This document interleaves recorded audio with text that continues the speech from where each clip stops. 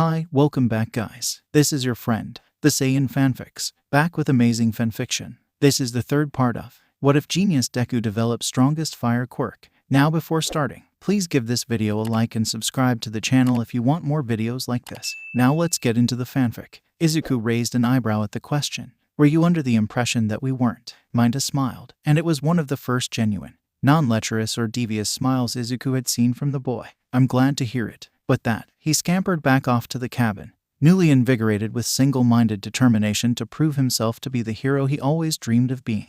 Izuku, meanwhile, exhaled and relaxed on the log until he heard the light rustle of foliage on the forest floor. You did a good job with that, came the gruff voice of his perpetually tired homeroom teacher as he stepped out from behind one of the trees. How long have you been listening? Izuku questioned, wondering exactly when the man had popped up and why he hadn't noticed his arrival when he did. I heard the whole thing, he dryly answered, and he smirked at Izuku's incredulous expression. You're good, but I'm still a pro. Guess we're 1-1 then, Izuku joked. I wonder who will get the tiebreaker. Don't get cocky, the teacher warned. You slipped by me once, it won't happen again. I will gladly accept the challenge. Good, get to the cabin and get to sleep. Training camp starts in earnest at the crack of dawn. Indeed, training camp did begin at the crack of dawn. One sluggishly trudged to a clearing in their PE uniforms only to immediately snap to attention when Aizawa addressed them. Today, we begin your training to improve your strength, he began. Our goal is to exponentially increase your skills so that you'll have no trouble receiving a provisional license when the time comes. This will allow you to face the ever-festering dangers lurking in the darkness without any legal issue.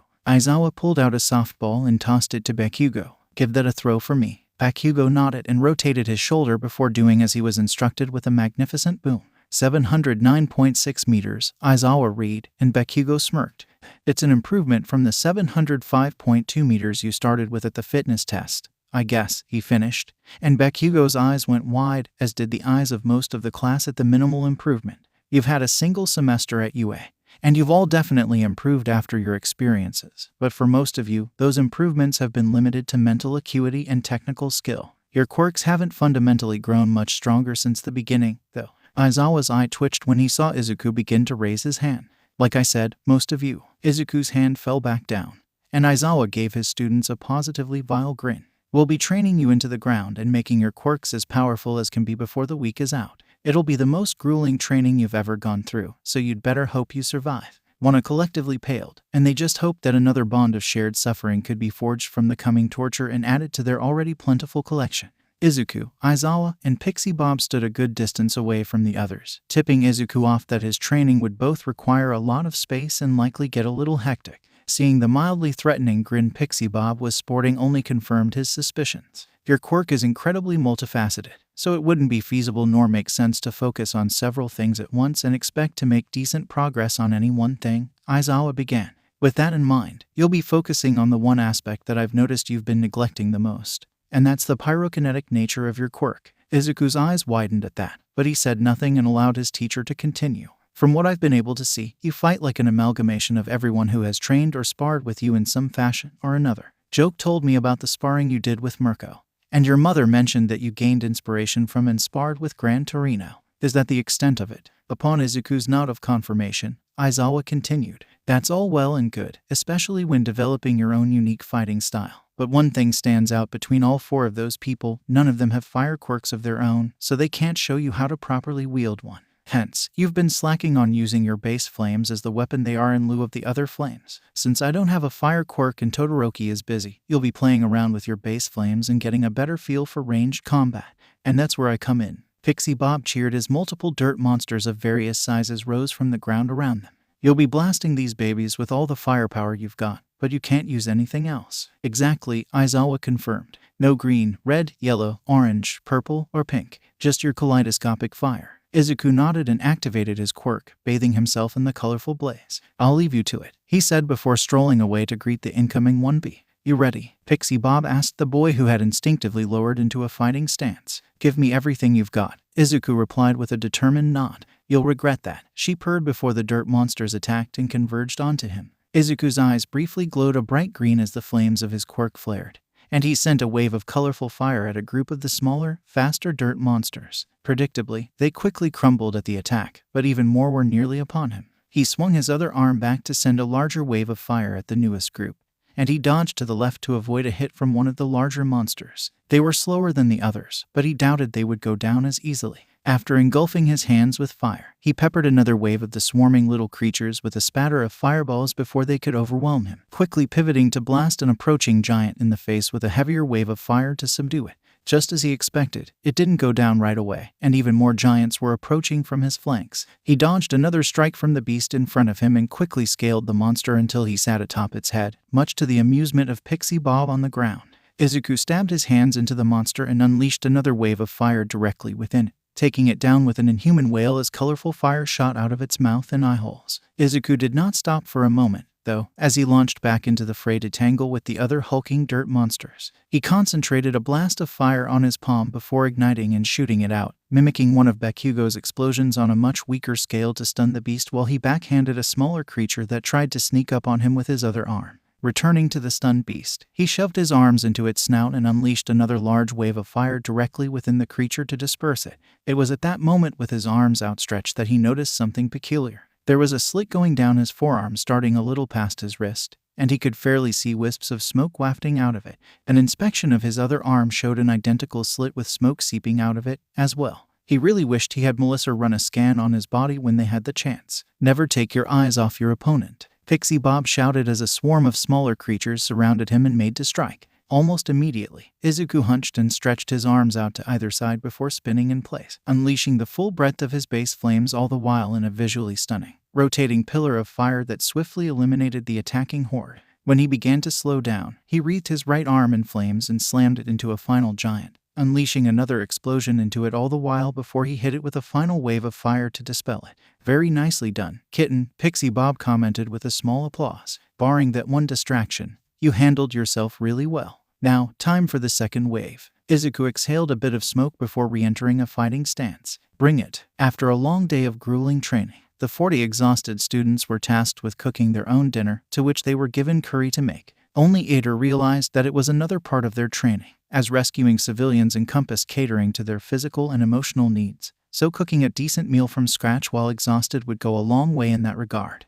Izuku didn't really get the logic, but he went along with it, nonetheless. When the food was cooked and most were scarfing it down like there was no tomorrow, Mandalay was calling out for Kota to come eat, but he was nowhere in sight. Taking notice, Izuku made a plate for him and told the pro that he'd follow the boy's footsteps and bring him the food, to which she was grateful for. It didn't take very long for Izuku to track him down, but he was curious as to why the boy came up to a cliff overlooking the forest. Hey, you ran off without eating, Izuku said, startling the boy. Mandalay was worried about you. Kota scowled at the intrusion of the hero student in his secret hideout. Not hungry. Get lost. As he said that, the boy's stomach growled in protest, nullifying his rebuke of the food and causing Izuku to chuckle. The stomach never lies, Izuku quipped, much to Kota's rising agitation. I brought you some curry. I don't want it. He refused again. How did you even find this place? Oh, I followed your footsteps, Izuku sheepishly admitted. Sorry if I'm intruding on a special place you used to retreat from everything. That took Kota off guard. His young brain thought having a special hideout was novel to him, and he didn't think others were familiar with the concept.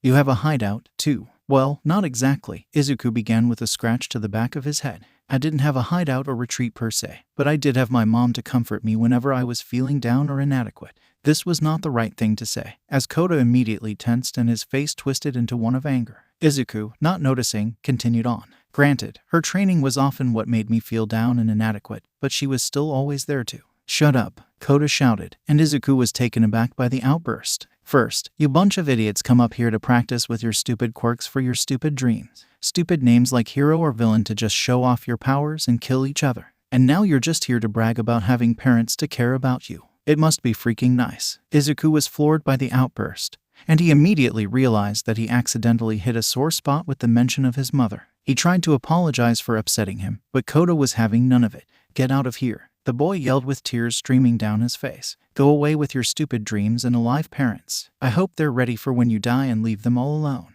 Izuku froze when the last sentence was uttered, and even Kota realized that he might have crossed a line, but he didn't back down and kept his furious, tearful glare on the teen. Izuku blankly looked down at the plate of curry, and he placed the plate down onto the ground in front of him. I'm sorry, he softly spoke before turning and vacating the area, leaving Kota alone with the plate of food. Ugh, I hate this. It's so not cute, Toga whined while fitting her mask on. It was engineered for the black market from what I hear. The somewhat robotic voice of Mustard came from his gas mask. You should be more concerned about whether they work, not if they look pretty. I've heard that Detonarat makes support equipment to sell on the black market for villains and vigilantes so that they can field test them. Spinner spoke up as he approached the convening group.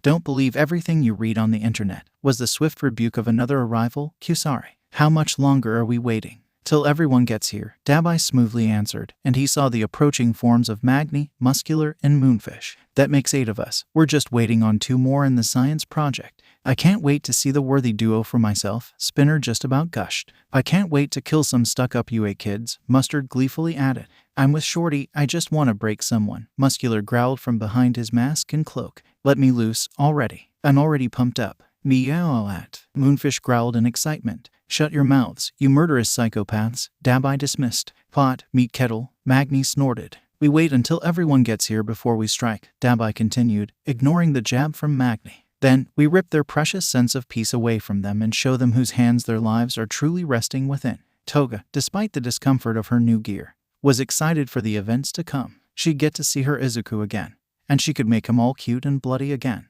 And then, he could help her, finally rescuing her from the excruciating pain of existence or killing her so that she couldn't hurt anyone else. Wait, what? She didn't want to die. Yes, she did. She wanted to live freely for once. She wanted to enjoy life without restrictions or judgment. She couldn't do that if she was dead. And that was for the best. No, she'll find Izuku and spread her love to him, and they'll live happily ever after. End her suffering. The boot camp that was their training continued on through the next day, and it was just as grueling as the day prior. Izuku was again faced with taking on an army of dirt creatures using only his base flames. But he was also tasked with blasting and evading projectiles that were lobbed at him by Ryuko Yanagi and her Quirk. On top of that, the projectiles would periodically balloon in size just as they were about to hit him or shrink in order to pepper him with hits and distract him from defending against another attack. He knew it was courtesy of Yui, as she sent him a thumbs up ever so often as encouragement to continue defending. The long day eventually came to an end. And after everyone ate, the Pussycats thrusted everyone into a wondrous test of courage between the classes. Well, everyone excluding those who failed their finals and required remedial lessons. The 5 from Wana and Monoma were spirited away to an empty classroom to have their lessons in lieu of participating in the game. When the rules were explained, Wana was divided into pairs, but the odd number of students left Izuku without a partner. He didn't particularly mind, as that meant that he could spend more time brainstorming on how he would manage to sneak up on Mr. Aizawa in order to win the tiebreaker. Just as well, now that he was sitting and not preoccupied with training, he could also think about his interaction with Kota the night prior. He hadn't seen the boy all day, so he assumed that he spent it alone at his hideout. He could gather from his outburst that Kota didn't have his parents anymore, and his clear disdain for heroes and them leaving the people that care about them didn't paint a pretty picture. He hoped the boy was okay. Suffering alone wasn't healthy and could become really self-destructive if left unchecked. His mother was very clear with him about that. He sat quietly against a tree while waiting for his turn to go, but in the distance, he noticed a plume of smoke lifting into the night sky. Pixie Bob sniffed the air and mentioned a foul smell coming from the direction of the smoke. Some of the students were speculating about the cause of it, but their musings were cut short when Pixie Bob emitted a pink glow and was yoinked into the tree line. Izuku's alarm grew when a figure stepped out of the trees with a large block firmly planted onto Pixie Bob's skull. Whatever one-liner the villain said went ignored by Izuku as he hopped to his feet, his mind only on one thing, Kota. The kid was alone somewhere in the forest, and he didn't wait for any orders or provocation to dart into the forest in search of him. Tiger and Mandalay could take on the villains, and his classmates were more than capable of handling themselves if worst came to worst. He trusted them with everything he had. Kota, on the other hand, would not be able to defend himself against a villain attack, and he was liable to do something stupid in his state of mind. Izuku would find him, he'd make damn sure of it. Meanwhile, Magni and Spinner theatrically stepped into the clearing to address the assembled hero students and one half of the Pussycats. How are you all this evening, UA High School? Spinner began his grandiose speech to his captive audience. We are the Vanguard action squad of the League of Villains. How long have you been prepping this speech? Magni joked. Too damn long. Spinner cackled. Then his eyes landed on Ida amongst the group of students. You there. I recognize you. You're the one self-righteous brat that attacked Stain and Hasu. Where's the worthy duo? I want to meet them. The practically frothing gecko man weirded out both the heroes present and Magni beside him. Enough of this. The enraged tiger shouted. You criminals are just followers of a dogmatic murderer like Stain.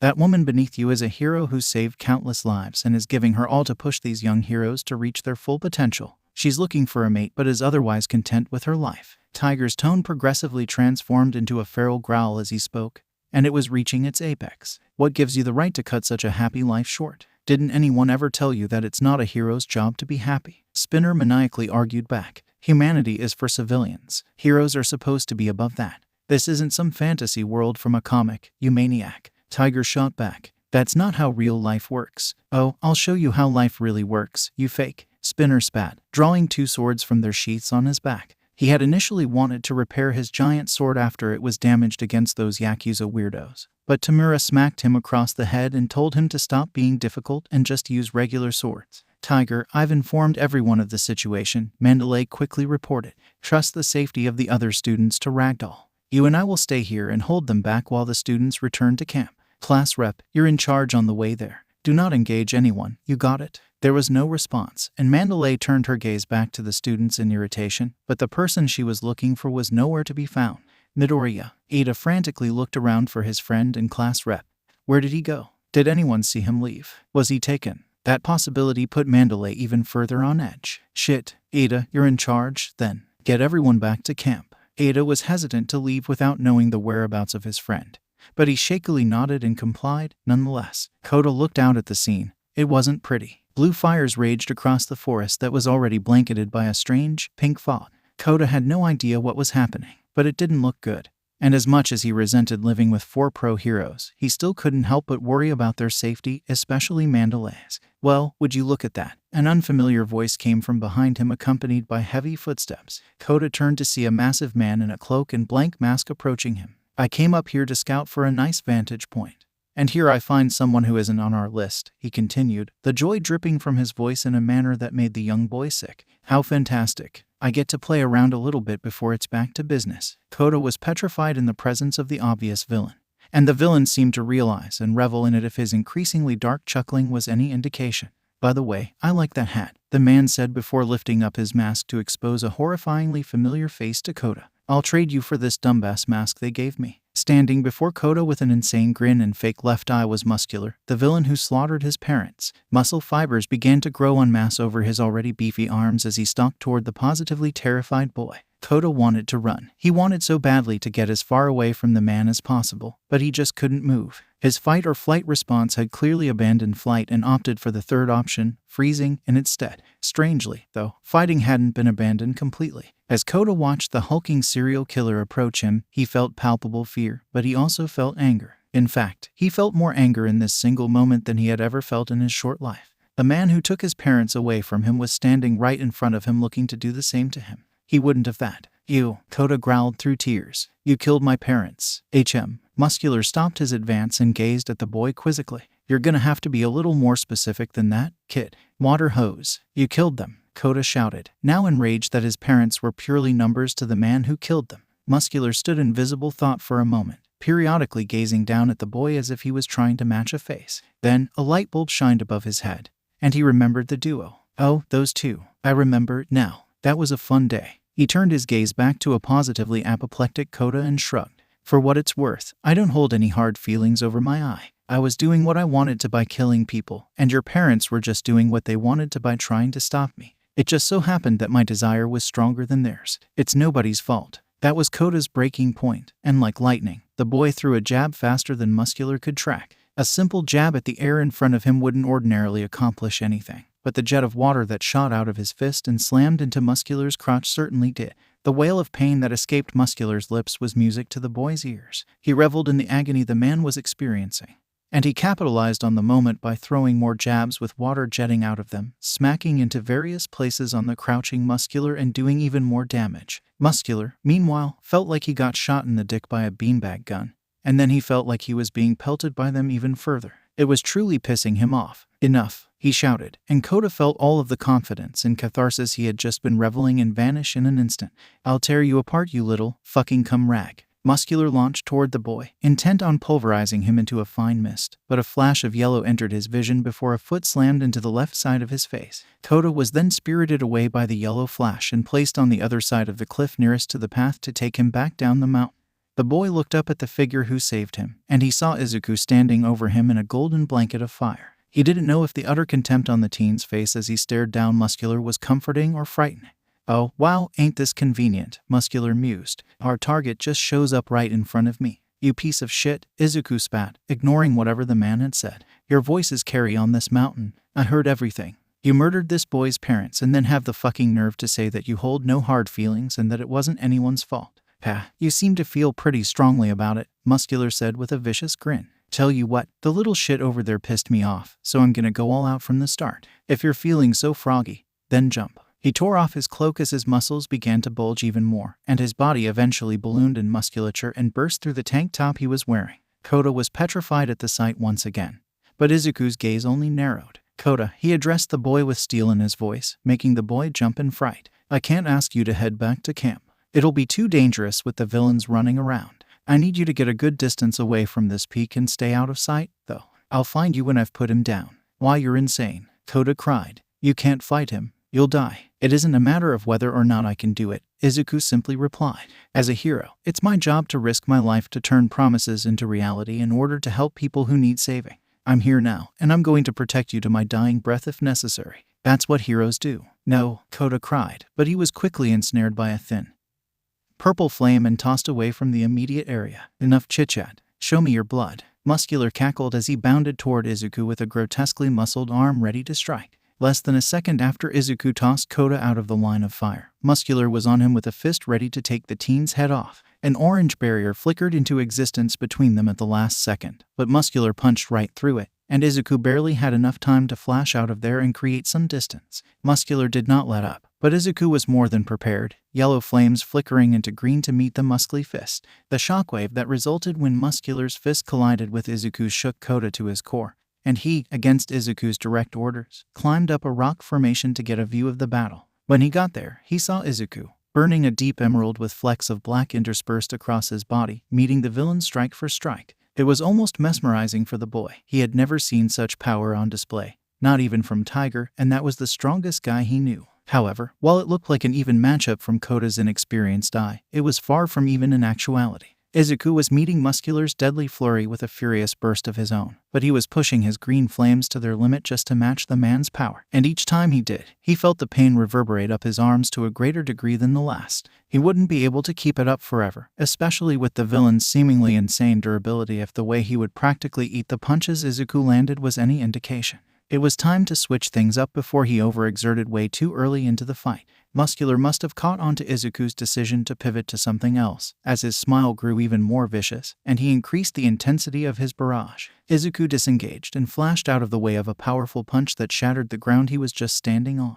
Once he was far enough away, his quirk returned to its base form, and he blasted a strong wave of his vibrant fire at the villain. Muscular grinned and stood still, electing to take the flames head-on. That put Izuku on edge, and for good reason, as Muscular stepped out of the blaze with burns that were vanishing. Upon close inspection, Izuku noticed that the muscle fibers that were burned were quickly being covered by more layers of muscle. "You think I haven't been training in case I ever get to fight Endeavor, kid?" Muscular cackled before cracking his neck and launching at Izuku once again. "That shitty light show is way too weak to do anything to me." Backpedaling once again to avoid the newest charge, Izuku let violet fire engulf him before he sent a swarm of tendrils at Muscular with the goal of restraining him long enough to knock him out with the greenest right hook he would be able to muster. However, barely a moment after the vine-like flames ensnared him, Muscular snapped out of his bindings with his raw strength and sent a mocking smile to the teen. "I hope that's not all you got, kid," he challenged before dashing for him once again. Izuku cursed and pulled green flames to his legs as an orange platform formed in front of him, and he used it as a springboard to launch himself into the air directly above Muscular as the villain smashed right through the horizontal platform.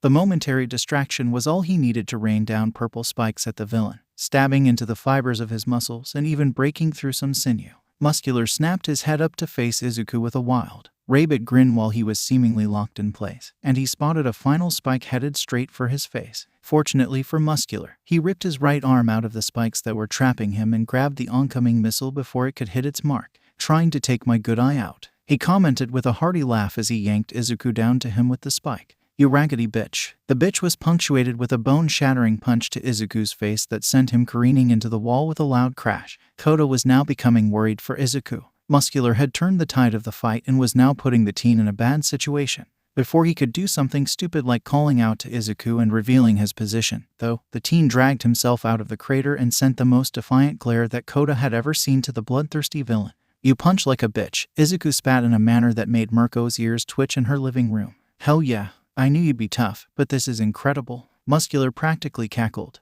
and he threw himself back at Izuku once more. Izuku, meanwhile, ignited a bright crimson when the fiend approached. It didn't slow the man's charge, but that was okay. If his base flames weren't enough, he'd just turn up the heat. The man would learn not to play with fire one way or another. Izuku narrowly dodged another devastating swing and responded by slamming his palm into the man's freakish chest while funneling as much of his red flames as he could into his palm, unleashing a hellish, red inferno onto the villain. He kept the red flames going to ensure he burned through the thick layers of muscle until there was nothing left to burn. But a thick, bloody arm snatched him by the skull and tossed him into the air to backhand him back into the wall. Like a demon walking right out of the fires of hell was a burned and bloody Muscular sporting the same unhinged grin. The sight was grotesque. Blood poured down the man's burned and blackened muscle fibers, many of which were hanging off of him and swaying in the breeze. Even so, he was still standing and had more than enough muscle left on him to fight as viciously as he liked. "So much blood. You really are something, kid. I have no idea what the boss wants with you, but we need to do this again if you're still alive afterward." More muscle fibers began to sprout to cover up the ones that were burned to a bloody mess or otherwise damaged, but the act was taxing and ultimately finite, and Muscular knew it. He stomped up to the battered teen that was trying to pry himself from the stone, and he yanked him out of the wall and dropped him to the ground like a discarded toy. "All right, kid, it's been fun, but I've still got a job to do. Go fuck yourself." Izuku spat at the villain, and he was rewarded with the man grabbing him by the throat and holding him off of the ground in a chokehold to alleviate the boy of the shackles of consciousness. "That's the spirit, defiant to the end," Muscular laughed. "I love it." His laughter was cut short when a jet of water slammed into the back of his head, and he turned an aggravated eye to who he knew the offender to be. Izuku, meanwhile, went completely pale. "You must be really fucking eager to die, brat," Muscular growled, but Kota stood his ground. "Let him go." Kota screamed through tears. "Why are you still here?" Izuku strangled out as best as he could. "I won't let my hero die." Kota nearly bawled. "He won't, but you will, and he'll get to watch." Muscular growled as he made to approach the boy with plans of beating him to death while forcing Izuku's eyes open to witness the entire thing. Time just about slowed down for Izuku as the weight of the situation set in. He was in no position to fight off Muscular and keep Kota alive at the same time, at least not as he was right now. Fortunately, he wasn't yet out of options. He had more left in the tank, but it would require him to funnel 100% of his quirk's power, and that would certainly break him in his weakened state, not dissimilar to the way it did at the sports festival. Still, there was no way in hell that he'd let this monster touch Kota. If he had to break his body into millions of pieces to take him down, that's exactly what he'd do. With that decided, he reached into his quirk and fished for every single color he could grab, including the blue and black flames for good measure. Melding them together the same way he did in his battle with Shoto, he attempted to combine the powers of his flames into one unified burst of strength. Then, it all snapped into place, and Izuku felt both the heat and the power rushing through his veins. His kaleidoscopic fire ignited around him in Muscular's grasp, but the flames were substantially more intense than normal. Muscular was taken by surprise by the sudden heat, but the fist that slammed into his face and launched him away was an even greater surprise. The punch was so hard, in fact, that it broke his nose, knocked a few teeth loose, and sent him sailing over a bewildered Kota and smashing into the wall. This was it. Second gear was in his grasp once again, and the power felt absolutely incredible, faster than lightning. A purple tendril snapped out and yanked Kota away from the battlefield and far behind him before the boy even knew what was happening. Muscular pulled himself out of the wall and stared at Izuku in shock, and that shock soon turned to excitement. "You're just full of surprises, huh? I gotta thank you, kid. This is the most fun fight I've ever had," Muscular exclaimed with glee. Izuku's only response was to flare his flames and unleash the full breadth of his power, igniting a massive pillar of mosaic inferno for the entire forest to see. The slits in his forearms that he had noticed the day prior were open and venting both smoke and even more fire. The threatening, green glow of his eyes was like a challenge to the villain, and he met it head-on with as much force as he could while Izuku did the same.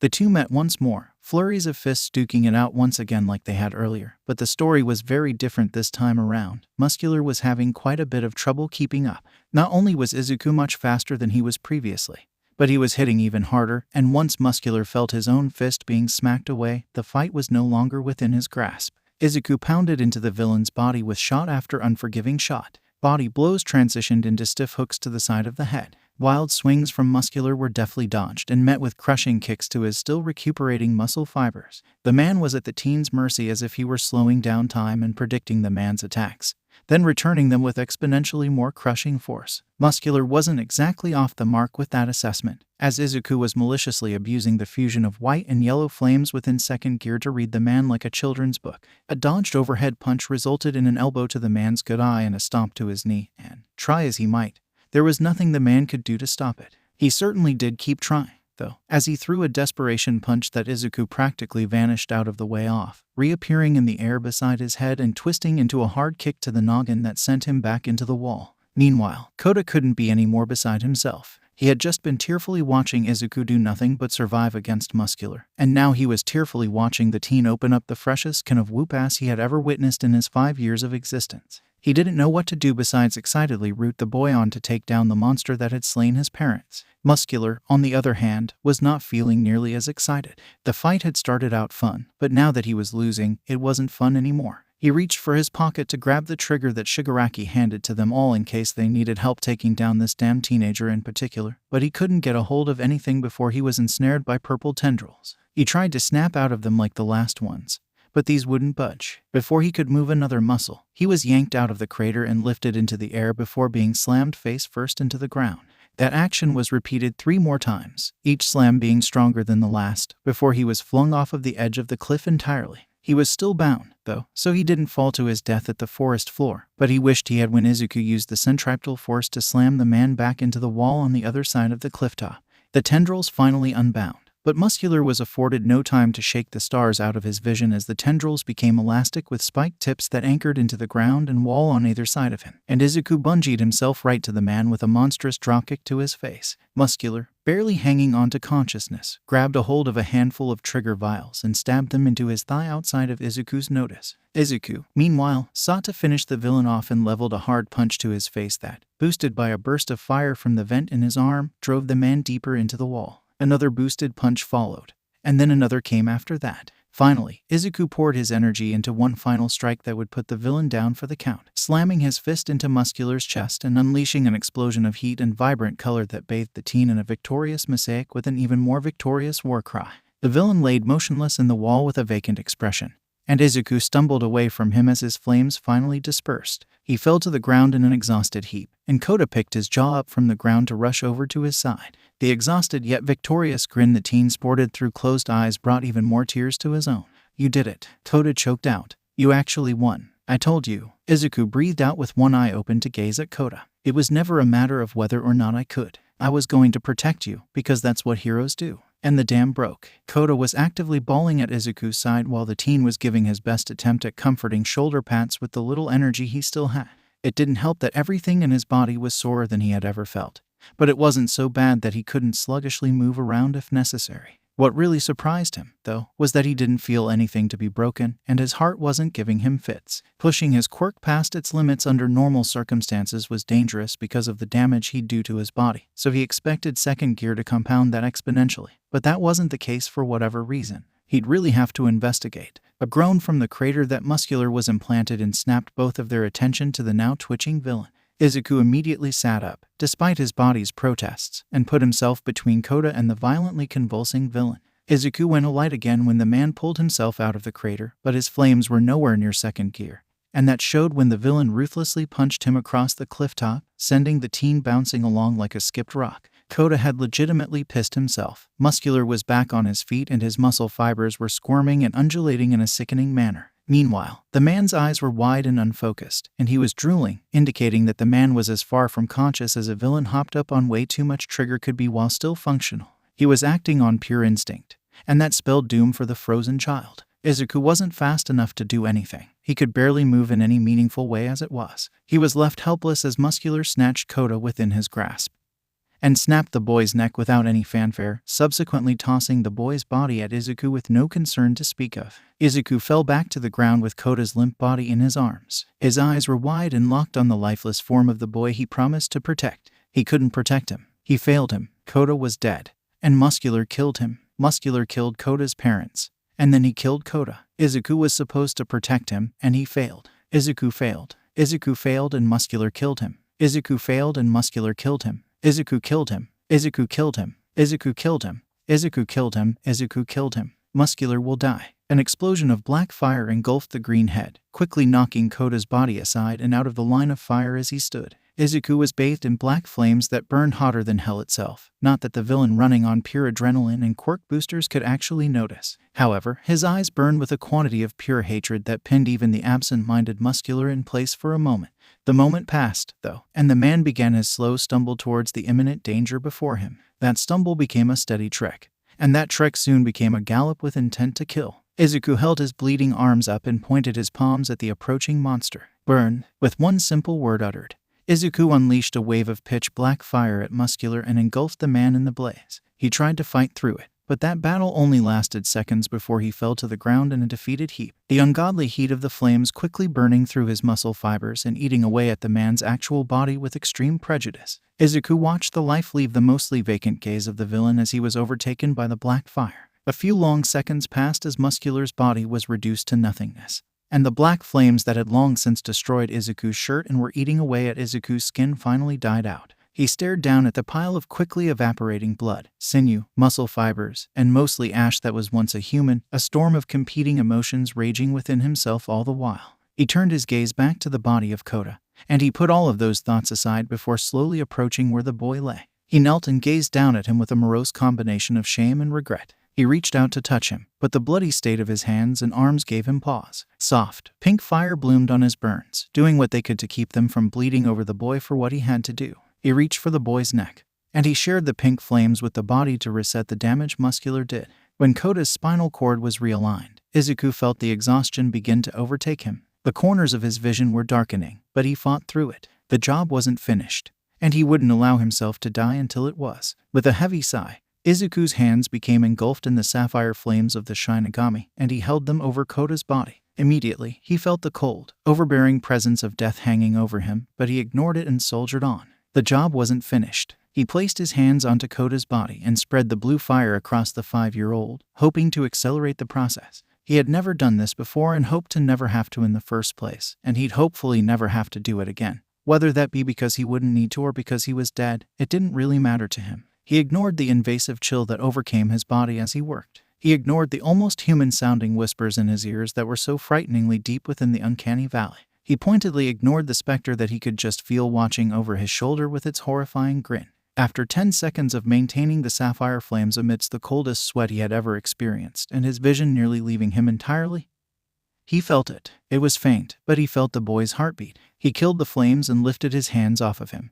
And as if on cue, Kota sat up with a deep gasp and frantically looked around. When his gaze settled on the awful-looking form of Izuku, his breath hitched. Izuku sent him a soft smile that he hoped looked less frightening than he imagined a smile from a horribly burned man would. Welcome back to the land of the living. Kota was all he could manage before darkness took him. Minta was afraid. Actually, afraid didn't even begin to cover the extent of the pure terror he felt deep in his bones. He and Ajiro were partnered up for the test of courage and going through the forest when the League of Villains struck. They were far enough away from the plume of knockout gas to not be affected, but that didn't mean they were safe. They could see the pink miasma in the distance as well as hear a ferocious roar reverberate through the trees from the opposite direction. The announcement from Mandalay only confirmed the short boy's fears that the super-secret location of their training camp had been compromised. Minta and Ajiro were prepared to follow instructions and make a beeline back to camp. But before the two could make it very far, Ajiro grabbed Minta by the arm and yanked him out of the way of a chain that pierced the ground the boy was just occupying. Good instincts. Tail, came the aloof, somewhat mocking praise of a man stepping into view. Minta was nearly shaking in fear when the tall, lanky form of a redhead wearing a red leather jacket presented itself to them. Either of you happen to know where Midoriya is? The man asked rather dully with an equally bored gaze to match, as if Minta couldn't feel any more petrified. Not only had villains attacked their camp, but they were hunting down his friend. His newly confirmed friend that inspired him to start being a better man. This was bad. I take it your silence means that you don't know, the man drawled just as unenthusiastically. We're not selling him out. Ajiro growled from beside him and entered a fighting stance, his tail ready to strike and defend against any attack the man would levy at them. Kusari sighed. It'd be a lot cooler if you did. Ajiro remained resolute, but Minta was having a crisis. His fear was warring with the newfound drive to improve that Midoriya helped him discover. He didn't want to engage with the villain at all, especially against direct orders from Mandalay to fall back. But he also knew that the villain wouldn't just let them go if they went to the trouble of attacking their isolated training camp. and he for damn sure wouldn't sell Midoriya out to them. Minda took a shaky breath, and a look of determination set in on his face as he reached for the balls on his head. Kusari only shook his head in a show of disappointment, though he was secretly amused at the display from the two students. "Ah, well, I suppose we can do this the hard way." Kusari shrugged just before Ajiro went on the offensive. But the teen had to change course on a dime to evade the lightning-fast chains that shot out of the man's body. Minda used that moment to throw a barrage of his sticky balls at him, but each one was stabbed out of the air by the redhead's chains with little to no fuss. Minda wouldn't be deterred, though, and he kept at it to hopefully overwhelm the man and eventually catch him slipping. Meanwhile, the tailed blonde attempted another rush attack from Kusari's blind spot, but he quickly realized that the man had no such thing when he was caught by a chain that struck at him faster than he could react. The chain wrapped around his tail and slammed him to the ground with a sickening thud. All the while another bevy of chains struck at the frantically dodging Minda, who was bouncing between the discarded balls to evade the pointed chain.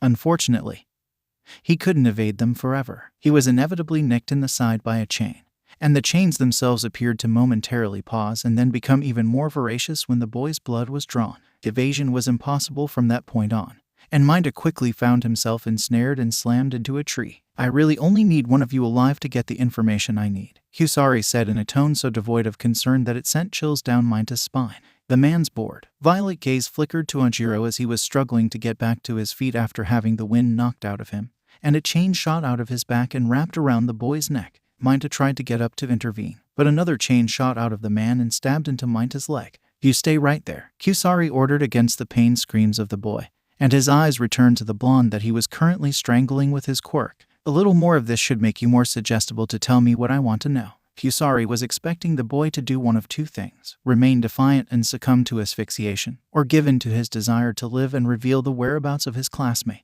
Either option was fine by him, as he'd just move on to the shorter boy if this one died. What he wasn't expecting was for the blonde to release his grip from the chain around his neck, to plant the tip of his thumb onto his forehead and stick his index finger in the air. Kusari's eyes went wide at the very familiar gesture, and he immediately dispersed the chain and dropped the boy to the ground. Ajiro hacked up a storm as the oxygen was finally returning to him. He gazed up at the man who was holding the same gesture to his own forehead, and the blonde nodded in confirmation. "Your MLA, too." Kusari nodded before narrowing his eyes. "I didn't think there were any spies within UA. I'm not official, but my parents are loyal to the cause," Ajiro hastily clarified upon the man's narrowed gaze before he returned to massaging his throat. "I was desperate, so I took a shot in the dark to see if you might have been a comrade."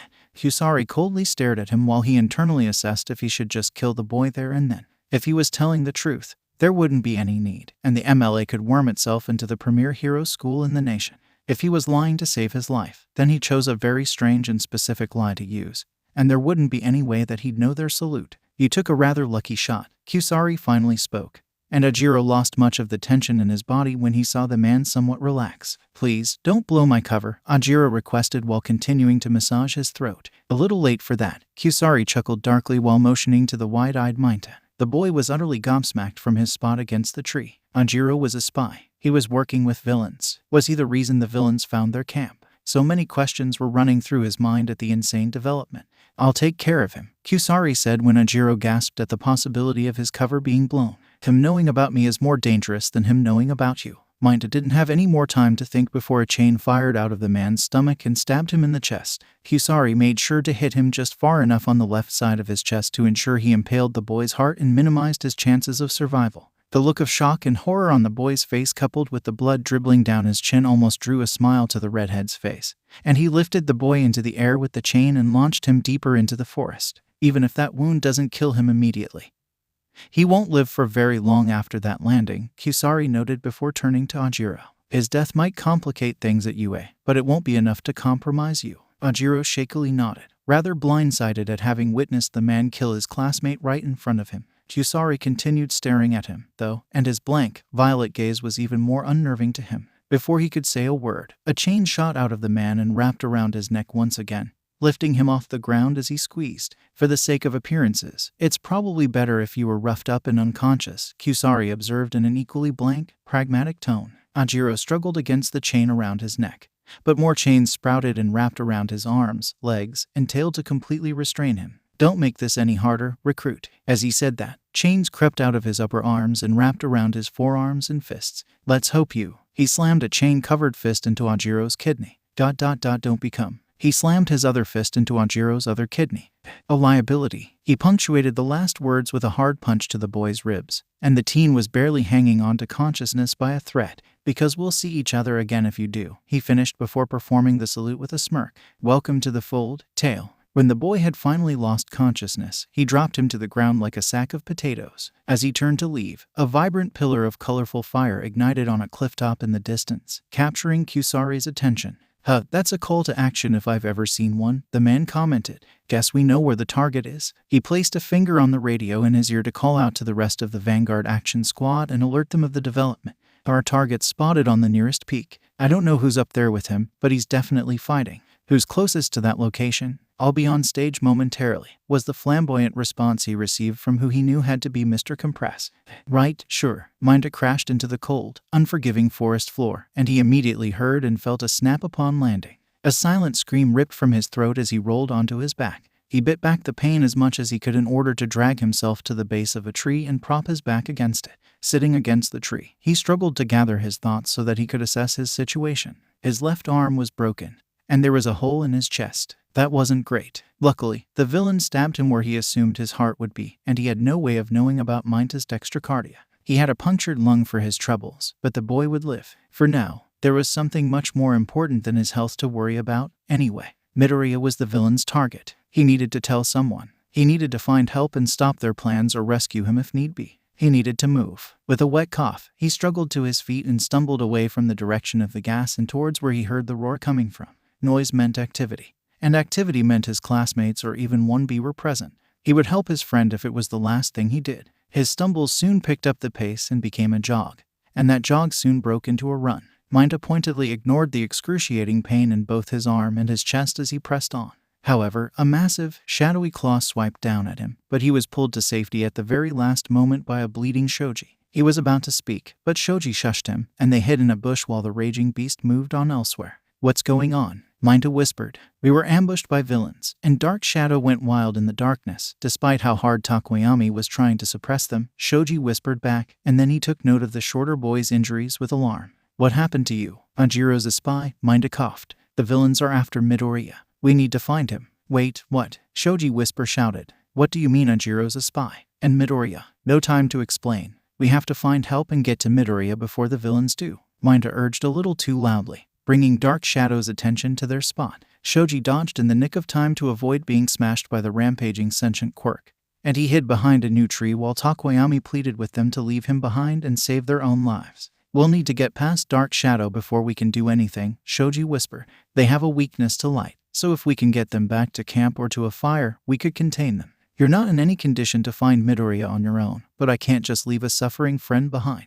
I'm willing to distract Dark Shadow for you to run. I'm not leaving you behind, Minta declared. We can do both. Shoji looked back at Minta for a moment, and then he nodded. All right, got a plan. Minta furiously brainstormed anything they could do to deal with Dark Shadow.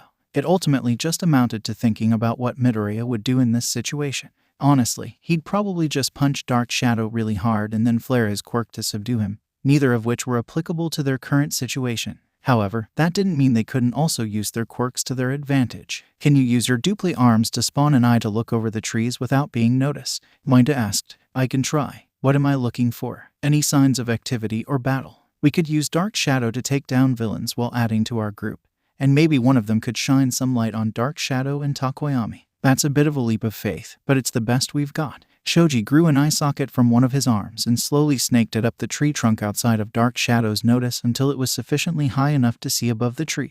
He looked around and quickly spotted the activity they were looking for. Do you see anything? Minta asked. Yeah, a ton of ice, Shoji answered. ... And is that teeth? Ice. That means Todoroki's over there. He has fire. Minta spoke but slammed his hand over his mouth when Dark Shadow swiped at them again. Fortunately, Shoji was faster. All right, we know where to go, so how do we get past Dark Shadow? Shoji questioned. Minta looked him right in the eyes with the utmost seriousness as he spoke. How far can you punt me? What? I need you to punt me as hard as you can. Why the hell do you want me to punch you? Because you're super strong, and I can use the momentum from the kick to bounce on my sticky balls and stay ahead of him much easier than you could by running. Now, we can keep whisper shouting about this, or we can save Takoyami and Midoriya. There was a brief yet very tense silence, and Shoji eventually spoke up. I'm not at all comfortable with this, but you have to promise me that you'll survive. I will bite your webbing until you punt me, Shoji, Mineta shouted, and Dark Shadow attacked once again. Shoji dodged by a hair, and his hand was now forced. He dropped the smaller teen and kicked him into the air as hard as he could before jumping out of the way to narrowly dodge Dark Shadow once again. Over here, Birdbrain, Mineta shouted to get the Quirk's attention, and the bestial roar told him that he succeeded. With little time, he used his one good arm to start pelting the ground with his sticky balls and bounced along the path with a rampaging monster trailing behind him and a frantic Shoji sprinting behind them. The chaotic chase was on, and the diminutive boy bobbed and weaved through trees and bushes with the grace of a squirrel on cocaine while the monster in pursuit of him smashed through anything and everything in their path. Mineta continued to ignore the pain that was shooting through the entire left side of his body at this point. His pain was irrelevant. People needed saving. The trio eventually plowed through the forest far enough to reach the battle, and Mineta bounced right off the path and out of the way of an errant tooth blade that would have skewered him. Dark Shadow, meanwhile, locked onto a new target and just about annihilated the straitjacket-clad villain post-haste. Todoroki. Fire, Mineta screamed. Once the pieces came together and he realized that Dark Shadow was out of control, Todoroki sprung into action with his left side ablaze. Bakugo, who had been paired with him for the test of courage and would not be outdone, jumped in alongside him, and the two fired their quirks on either side of the sentient quirk to create a flash of light bright enough to end their rampage. Once Dark Shadow was subdued and back inside Takoyami, the boy fell to his knees in tearful regret about losing control and nearly killing his friends. Mineta, on the other hand, fell to the ground in a heap. As the adrenaline was finally wearing off, Shoji hurried to pick him up and return him to his place on the taller boy's back. The hell happened to him? Bakugo questioned, pointing to the pale and bleeding Mineta. Shoji was about to answer, but Mineta spoke first. Doesn't matter. Midoriya is their target. Gotta save him. This information surprised the three other boys, and while the group began to speculate what exactly the villains wanted with him, something in Bakugo began to stir. The nerd can take care of himself, he muttered, drawing the attention of the others that became incredulity when his words sank in. Are you saying we should just leave him? Todoroki asked in an icy tone. That's not what I mean, Bakugo growled before his gaze fell to the ground. Out of everyone in the class, he's the strongest, the most capable. If anyone could take on a squad of villains by themselves, it's him. The group was silent at the uncommon moment of candor from the generally cantankerous blonde.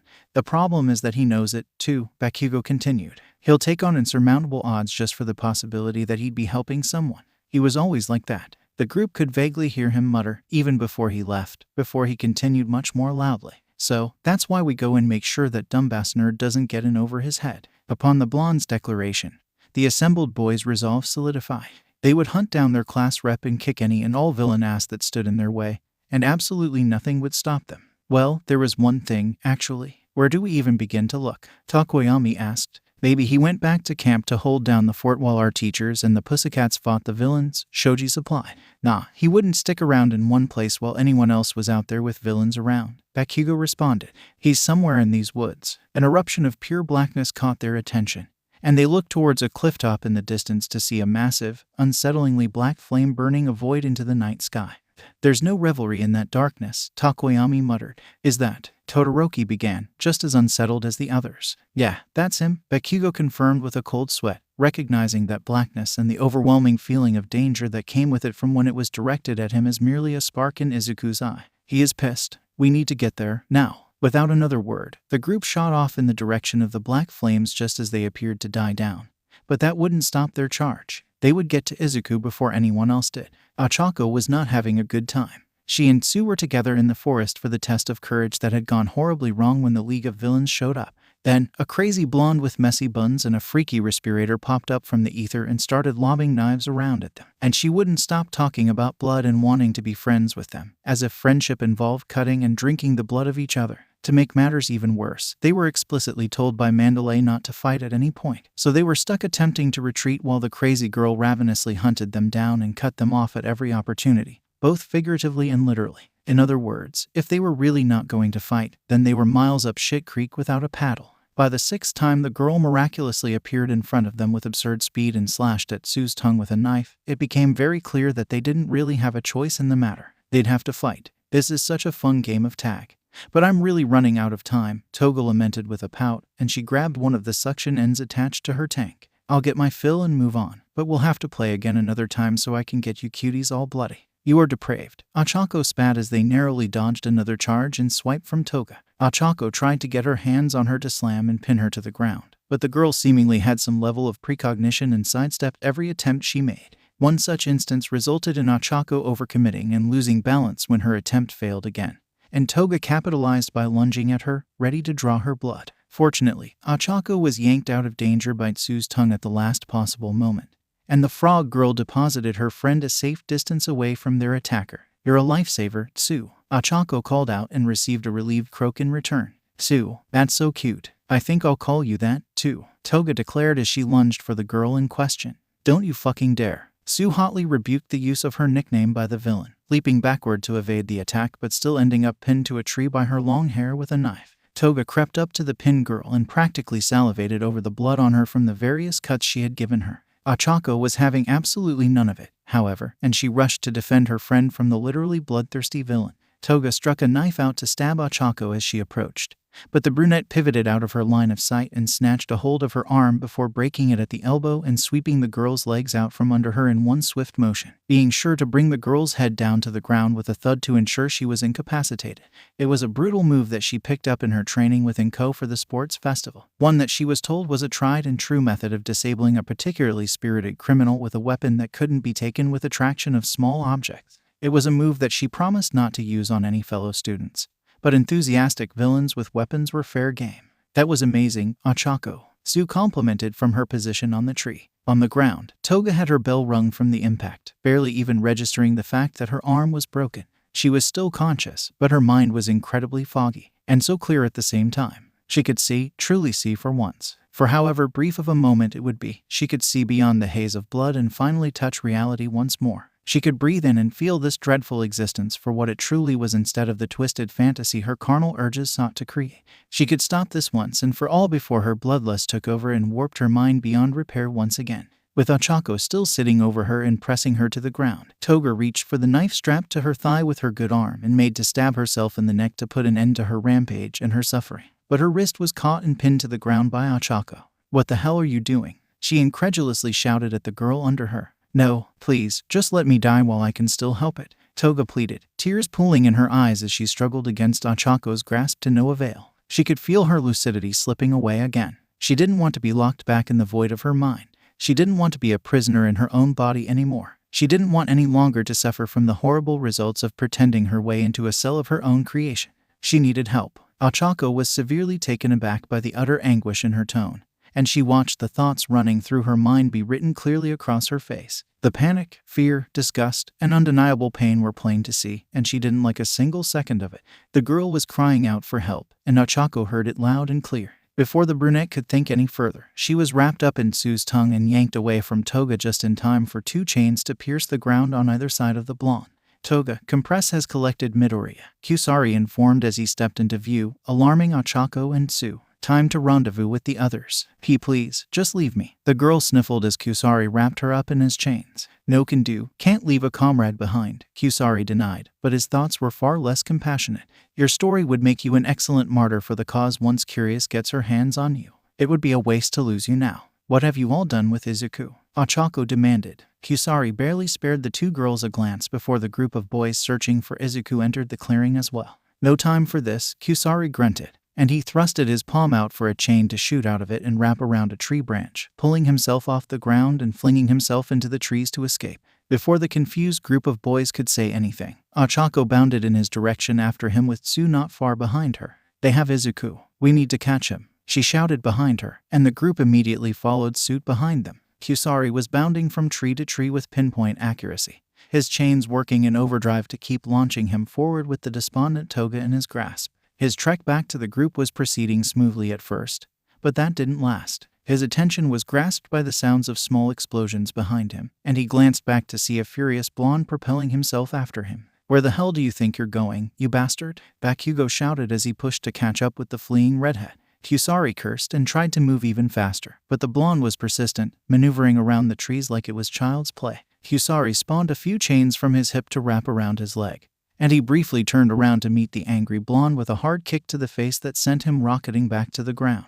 He vaguely noted a long tongue catching the boy before he saw the massive glacier plowing directly through his path, and he just barely sprouted a bevy of chains from his back to evade the attack. He was about to pivot and return to his mad dash, but a sentient, bird-like shadow tried to swipe at him. Gritting his teeth in annoyance, he wrapped his hands in chains and struck them against each other as hard and as fast as he could to create a small spark. It was successful, as Dark Shadow wavered in surprise for a moment, and that was all the time he needed to pierce the quirk with several more chains and send them retreating back to Takoyami. These kids are really annoying, Kusari growled before he resumed his trek at twice the speed, and the pursuing students redoubled their efforts to catch him. Shoji, a weak, gravelly voice called from the tall boy's back. He turned around to see the even paler Minta looking at him through half-lidded eyes. Minta, save your strength, Shoji began, but he was interrupted by the short boy. Throw me, he requested. What? Just do it, he urged. Hard as you can. Trust me. Shoji was once again hesitant to comply, especially in Minta's condition, but they were quickly running out of options and could use a Hail Mary. He swallowed his reservations and trusted the boy's plan once again, taking him into his grasp and launching him at the retreating redhead with as much strength as his 6 arms could muster. Dabai and twice approached the rendezvous point after the fire user recalled the Namu they had brought along with them.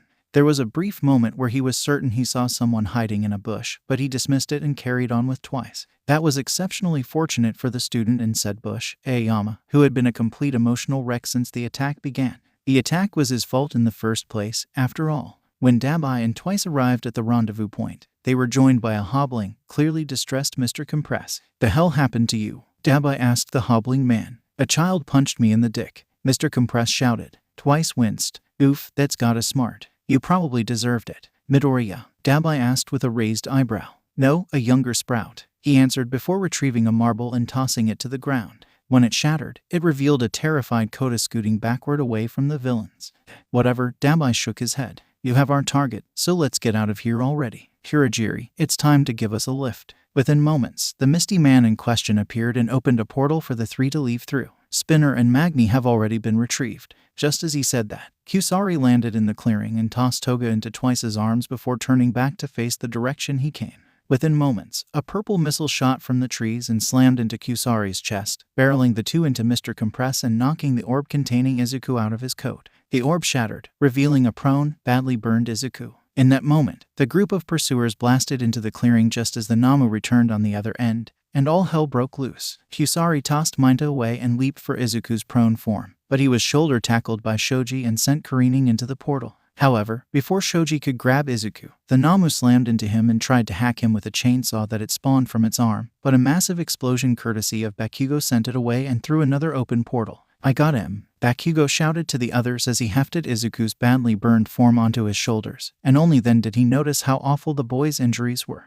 It shocked and infuriated him more than he could fathom. I don't think so, Dabai interrupted with a blast of his own blue flames, not particularly caring if their target was hurt even more than he already was. He turned to see the youngest Todoroki child trying his damnedest to capture Twice and Compress with the help of the bird and frog kids, and he smirked. It would be so easy to kill him right then, but it wouldn't mean as much if Endeavor wasn't there to witness it and die alongside him. Bakugo, meanwhile, was dusting himself off from the attack and frantically looking for Izuku, and he caught the sight of Dabai hoisting the teen on his shoulder and strolling towards the portal. He would not have that for a second, and neither would Ochako, who charged at the man at the same time, both teens dead set on rescuing Izuku from their clutches. Unfortunately, Kusari chose that moment to poke back through the portal and shoot chains in their directions to hinder their advance, successfully cutting into the two in places and slowing them down just enough for Dabai to make it through the portal with Izuku in his grasp. Bakugo and Ochako frantically continued their relentless pursuit, fully intent on entering the portal themselves and stepping right into the lion's den if need be, and a last-second explosion to propel Bakugo forward accomplished just that.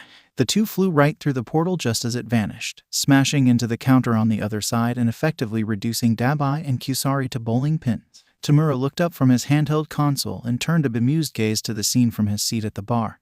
And it was only quick thinking from Kurogiri by opening a portal underneath them that saved their base from being compromised. Ochako caught a glimpse of a wall stocked with bottles of alcohol and the still unresponsive form of Izuku beside her before the darkness of the warp gate engulfed her, and the two pursuing teens were unceremoniously deposited back in the clearing with their classmates. When the two regained their bearings, the magnitude of what had just happened crashed onto them like a meteorite.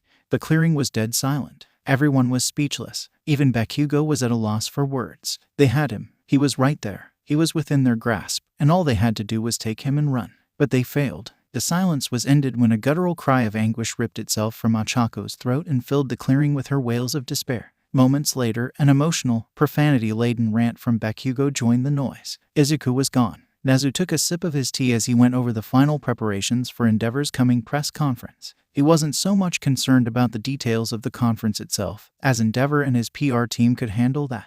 It was the aftermath and the many ripples that would result from it that had Nezu's attention. Endeavor coming clean was as much a calculated attack on the HPSC as it was a man confessing his sins to the public.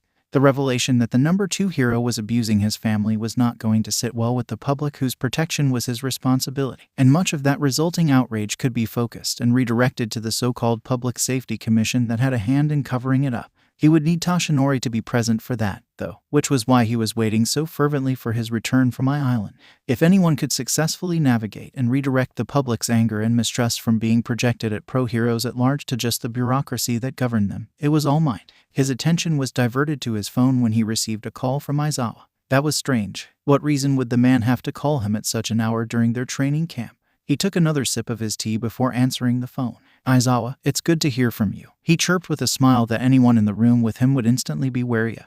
"I trust you have a reason to call at such an ungodly hour." Nezu sat and listened to Aizawa speak, and his smile slowly faded. Soon, the cup of tea fell out of his slackened paws and spilled all over his desk. By the time Aizawa finished speaking, Nezu was legitimately snarling. He didn't bother hanging up the phone before unleashing a vicious, animalistic screech that reverberated throughout the entire building.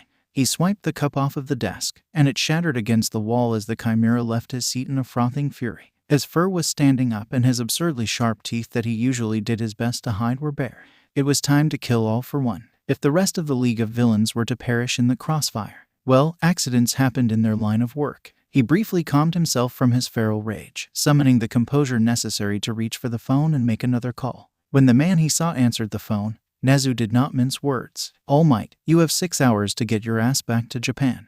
"But the flight is 8 hours, sir." "Then you'd better get moving." "IW, what's the emergency, sir?" "The League of Villains attacked our training camp. Young Izuku was captured." There was a brief, incredibly tense silence on the line, and then Nezu heard what sounded like a puff accompanying a furious growl. "Understood." Nezu hung up and slammed the phone to his desk. This was not good. It was not good at all. He took a deep breath and furiously ran through what he knew of the situation so he could determine how to proceed.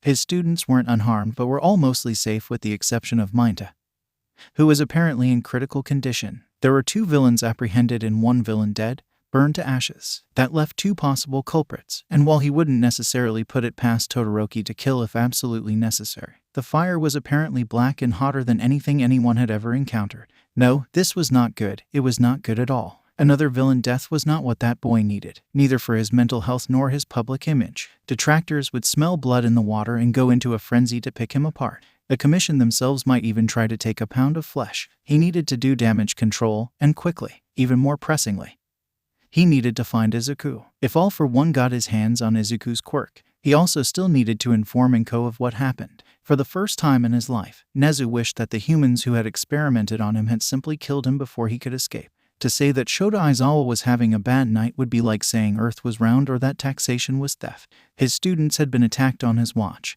and having several other pro-heroes on scene didn't help the outcome at all. It was a targeted, focused attack from the villains that was infinitely better planned than the USJ assault. These villains knew what they were doing, and they succeeded in their goal. Midoriya was taken, and so was Ragdoll. There was no guarantee that Ragdoll was even still alive given the amount of blood that was left at her last known location.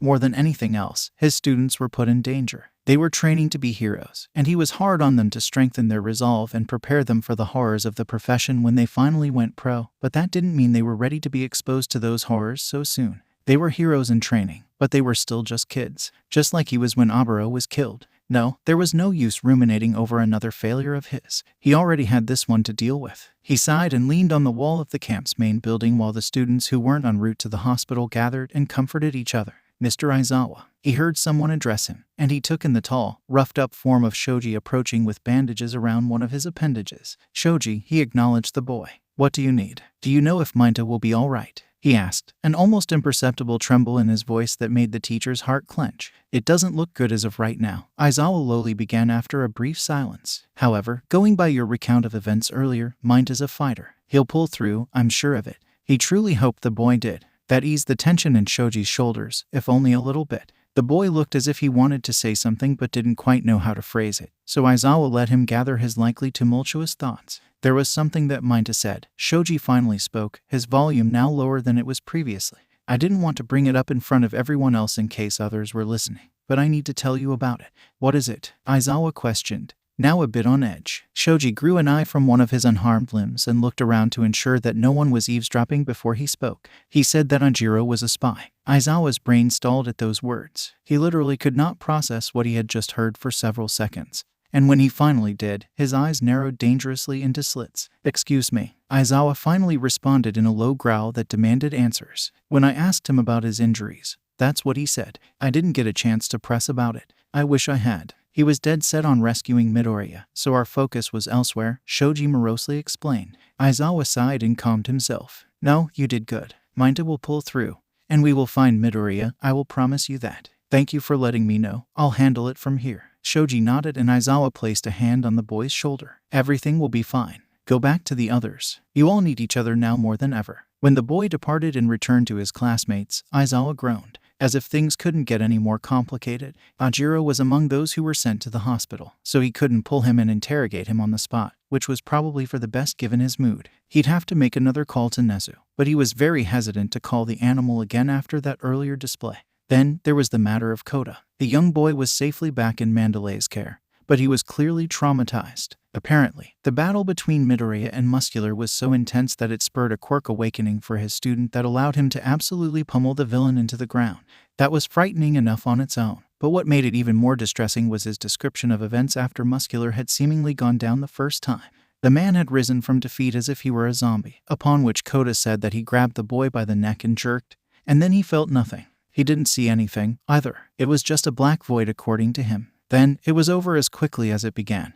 And he felt fine, but Midoriya was bleeding and badly burned. However, it was Midoriya's final words that stuck with Kota, welcome back to the land of the living. Kota didn't know what that meant and was still trying to make sense of everything that had happened, but he wasn't likely to any time soon. Those words, though, Aizawa did not want to think about the implications of that statement, nor would that statement ever see the light of day for Midoriya's sake if he had his way. It only made finding him an even higher priority than it already was. A few days had passed since the attack at the training camp, and many of the students who were sent to a nearby hospital were still admitted. One of those students was the unconscious, heavily bandaged Minta hooked up to machines to assist with his breathing. The boy needed emergency surgery to address his collapsed lung and broken arm as well as the blood loss. He was currently stable, fortunately, but he would likely remain in the hospital for some time.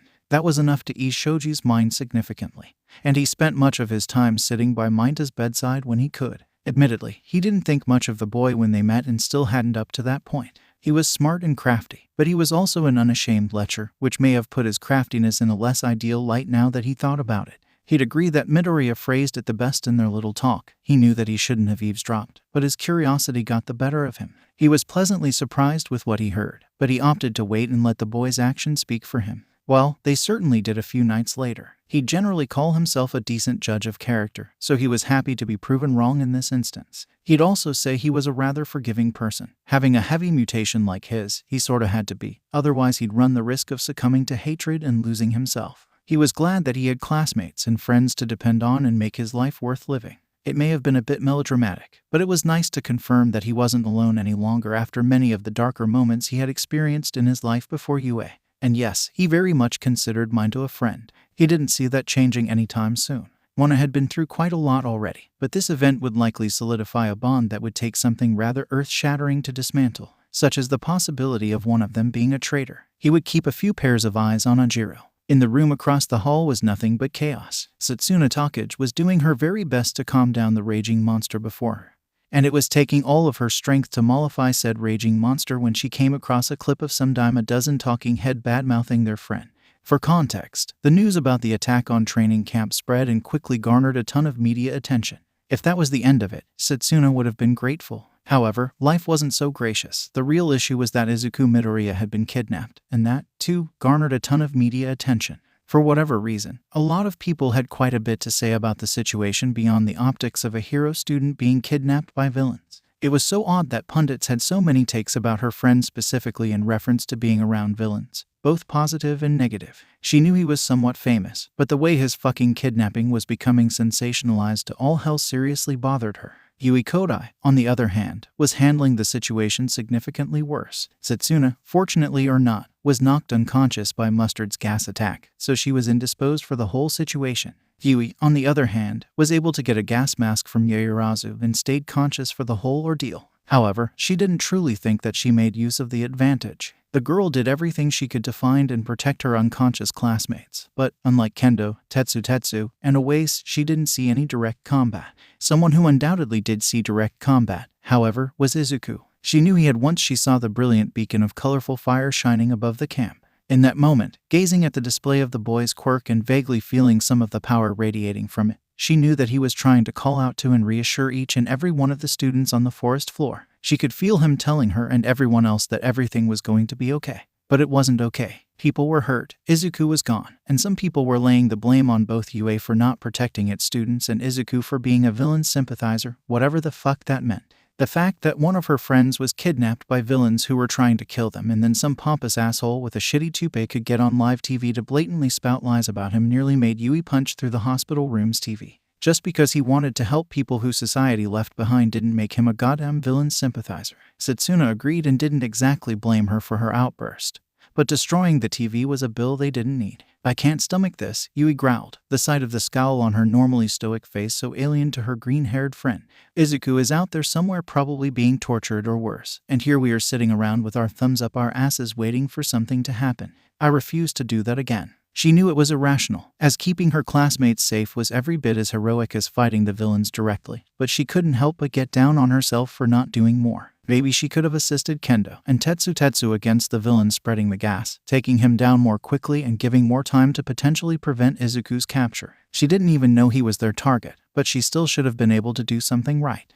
The way Yui began to shake was starting to alarm Setsuna. She quickly closed the distance and wrapped the girl in a hug. It was clear that the weight of the situation was hitting the normally unflappable girl hard, and it was drawing out an expressive side of her that she wouldn't normally display so openly. Adjacently, this might have been the most Setsuna had ever heard Yui speak in one sitting. It was almost unsettling. We have to do something, Yui spoke when she had begun to calm down. We have to find him. We have to rescue him. I'm going to rescue him. Setsuna pulled away and locked gazes with her friend. The resolve brimming in her cerulean eyes met the incredulity and worry in Setsuna's dark green pair. Yui, this is insane, Setsuna stressed. Have you actually thought about this? I'm going with or without you, Setsuna, Yui firmly declared. Izuku was her first friend at UA. Making friends was always difficult for her due to her generally reserved nature and rather stoic disposition. People were either intimidated, put off, or just stared at her for whatever reason. Izuku, meanwhile, readily accepted her with all of her eccentricities, and it didn't even take very many words from either party to forge a swift and strong bond.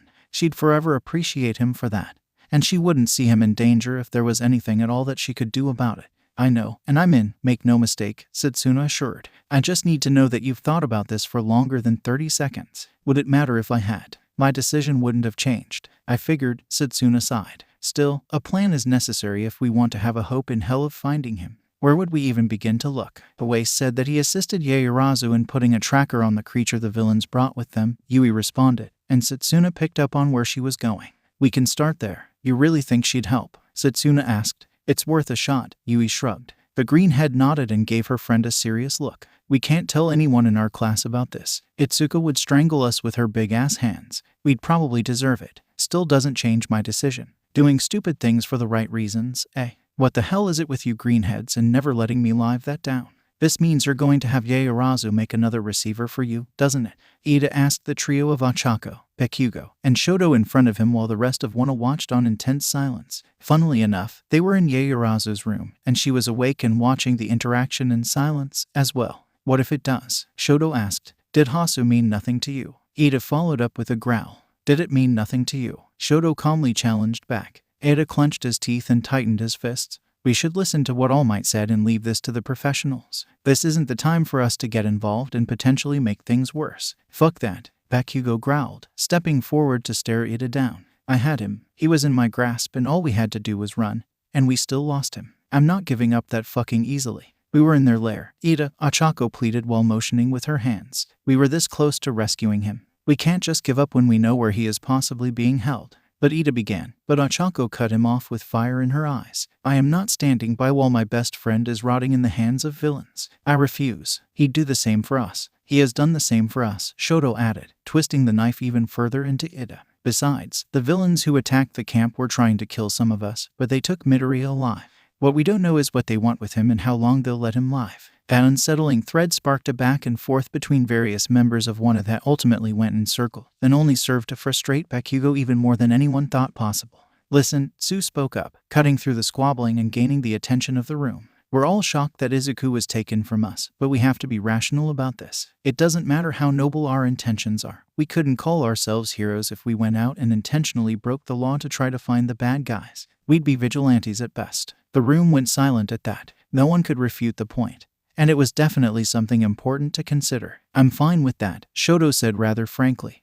Or maybe not. So am I, Kirishima added, getting surprised looks from several of his classmates, Mina and Bakugo especially. Look, all I know is that my friends were in danger at camp, and I stood by and did nothing. Our class rep would fall on his sword for each one of us in this room without a second thought. If I didn't do the same for him when it was in my power despite what the law says, how could I call myself a man? For whatever it's worth, Midoriya's mother was with All Might and the detective when I made the receiver for them. Yaoyorozu chose to speak up, gaining everyone's attention. How was she? Surprisingly, it was Bakugo that asked in a subdued tone that took most of the class aback. She's frightening, she answered with a shudder. She was very kind to me and was absurdly supportive when I tried to apologize to her for not having more than just a simple tracker to help the search. But she seemed ready to burn the world down to find her son. I see where he gets it from. Sensei is scary when she wants to be, Ochako muttered, and even Bakugo couldn't help but internally agree. My point is that I wouldn't put it past her to hunt Midoriya's kidnappers down and dismantle them herself to get her son back, she continued, and everyone was paying rapt attention. However, she shouldn't have to come out of retirement to do that. Aren't we the next generation of pro-heroes? Shouldn't it be our job to handle these situations and not rely on our predecessors? The room again went silent as her words sank in, and after a brief pause, Yaoyorozu continued. Even All Might has been slowing down recently. He tries to hide it, but it's obvious to anyone that pays attention. All Might isn't going to be around forever, and at some point, the next generation will have to pick up the slack in his absence. That's why, even if it's vigilantism, I'll make another receiver and join you in rescuing Midoriya. Bakugo's feral grin finally showed itself, and it was joined by a toothy grin from Kirishima and a grateful smile from Ochako. Besides, had it been anyone else in this room in his position, we wouldn't be having this discussion in the first place. Midoriya would have already left. Yaoyorozu finished as she created the newest receiver. Anyone else joining us? Shoto asked the room, and they all were surprised when the door to the hospital room slid open. We're in, said an entering Setsuna Takage with Yui Kodai following in step. Setsuna's head was floating and pressing up against the door before it returned to her neck, indicating that she was eavesdropping on the impromptu meeting. Naturally, many in Wano were very confused at the surprise guests as well as their declaration of wanting to join the search effort. Excuse me, but what business do you have with Midoriya?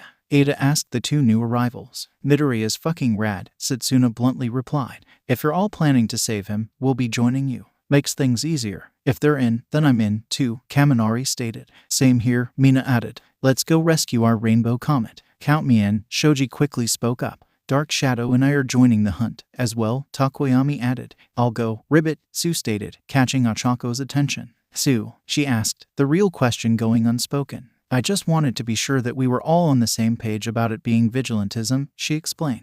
I was going to tag along regardless. Izuku's my friend, and I still owe him for the USJ. Ochako nodded with a smile. Then she turned to the remaining person in her group of close friends. Ida sighed with his head down before meeting Ochako's gaze. I will go, if only to ensure that everyone remains safe and unharmed as we rescue our friend. Just like that, the dominoes fell, and everyone in the room was in agreement to search for their captured classmate and friend. Even the usually silent and diffident Kota was on board with rescuing him, moved by the vice rep's impassioned plea to grow into the shoes All Might would eventually leave behind. The 16 students were in agreement. They would move that night. Izuku had been floating listlessly for the duration of his time in the void. He was aware, but he couldn't move much for whatever reason. He could merely gaze around at the blue fire below him, bringing the only color to the blank darkness of the realm he had been inhabiting. He could piece together where he was and why he was there, but it was different than the last time he entered Matatabi's domain when his blue flames manifested for the first time. Back then, he was on solid ground with the other vestiges and merely navigated around the blue flames. This time, the ground was blanketed with them. And if he wasn't already becoming used to the chill of death whenever the blue flames sprouted, he'd be shivering. Hello again. The unfortunately familiar voice of the feline Shinigami rang in his ears. Izuku couldn't physically see Matatabi anywhere around him despite hearing their voice. You won't see me this time, the Reaper answered as if it already knew what he was thinking. I do. I can hear your thoughts, remember? Oh, right. Izuku didn't have privacy anywhere. Exactly, Matatabi confirmed, and Izuku could just hear the Cheshire grin without even having to see it.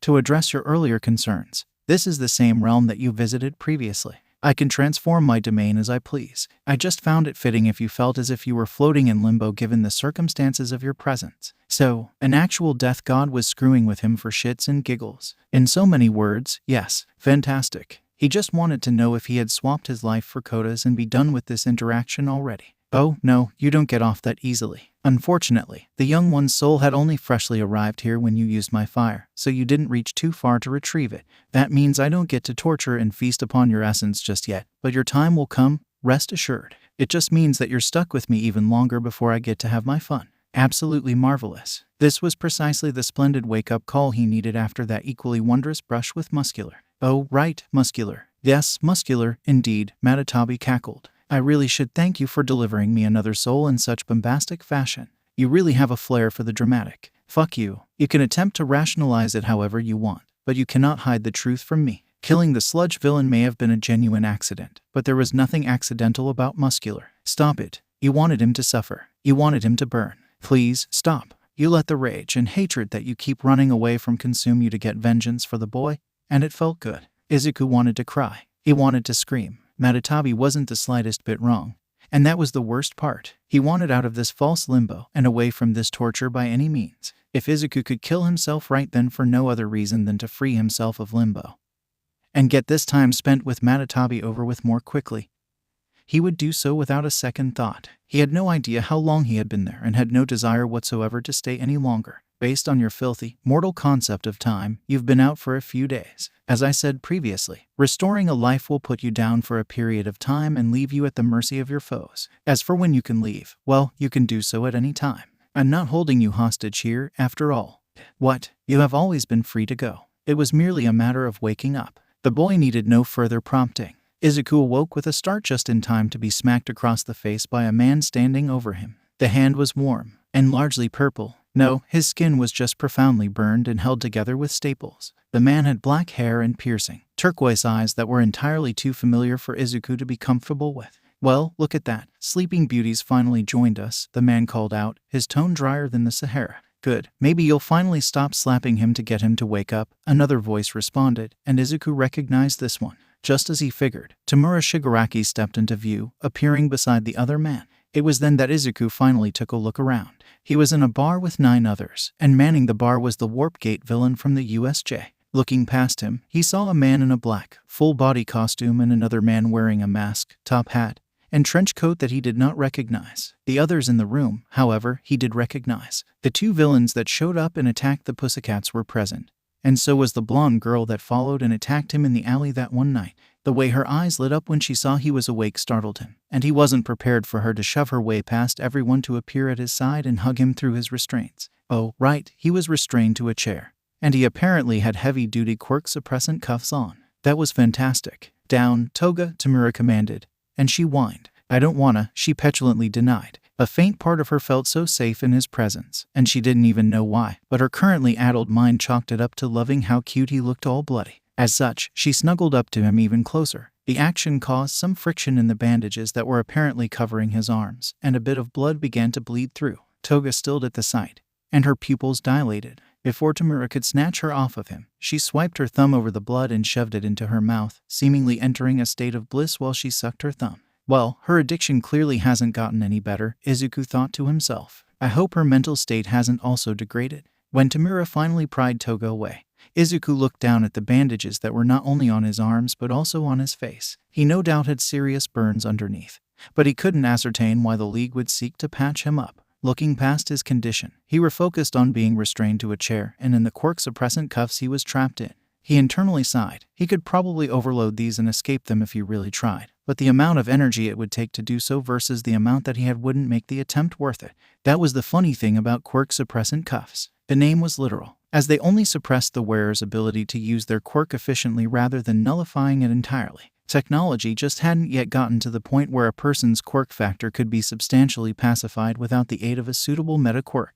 They, predictably, worked much better on emitters and transformation quirks than on mutations, as it was hard to dull innate strength without even more heavy restraints or tranquilizers. It's why they were typically only used during transport of criminals and why Tartarus forewent using them on prisoners entirely in favor of much more efficient methods of dissuading quirk use, though he didn't know exactly what those measures were. Nezu didn't have that information, unfortunately. He idly wondered where whoever sold it to them on the black market even scored them, and it also finally occurred to him that Nezu had a pair. Why the hell did he just casually have a pair of those to use for Izuku's initial training, schooling? He was slapped out of his musings by the burned man who was shooting him an annoyed glare. "Quit your fucking muttering," he growled. "It's annoying." Izuku met the man's turquoise glare with a tired glare of his own before spitting in the man's face, rousing a bout of scandalized laughter from a few in the bar. Izuku may have been sitting in the belly of the beast, but that certainly did not mean he would be food. Dabai, surprisingly, didn't retaliate. In fact, he just smirked. Should have expected that.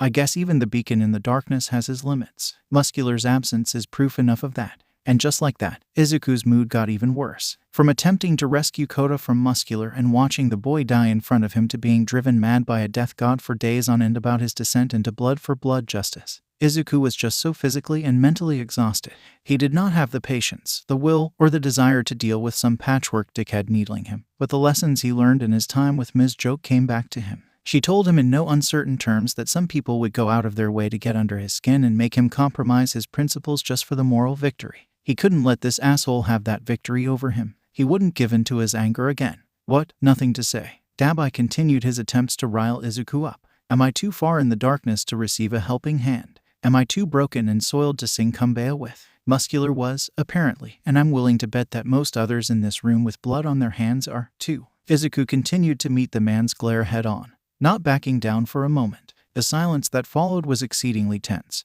enough for Tamura to nearly decide to step in. He didn't get the chance, though. Those eyes look very familiar. Izuku finally spoke, catching Dabai and the others off guard with the random deviation. But the way Dabai's eyes narrowed dangerously told Izuku that he successfully struck a nerve and snatched the upper hand of the interaction.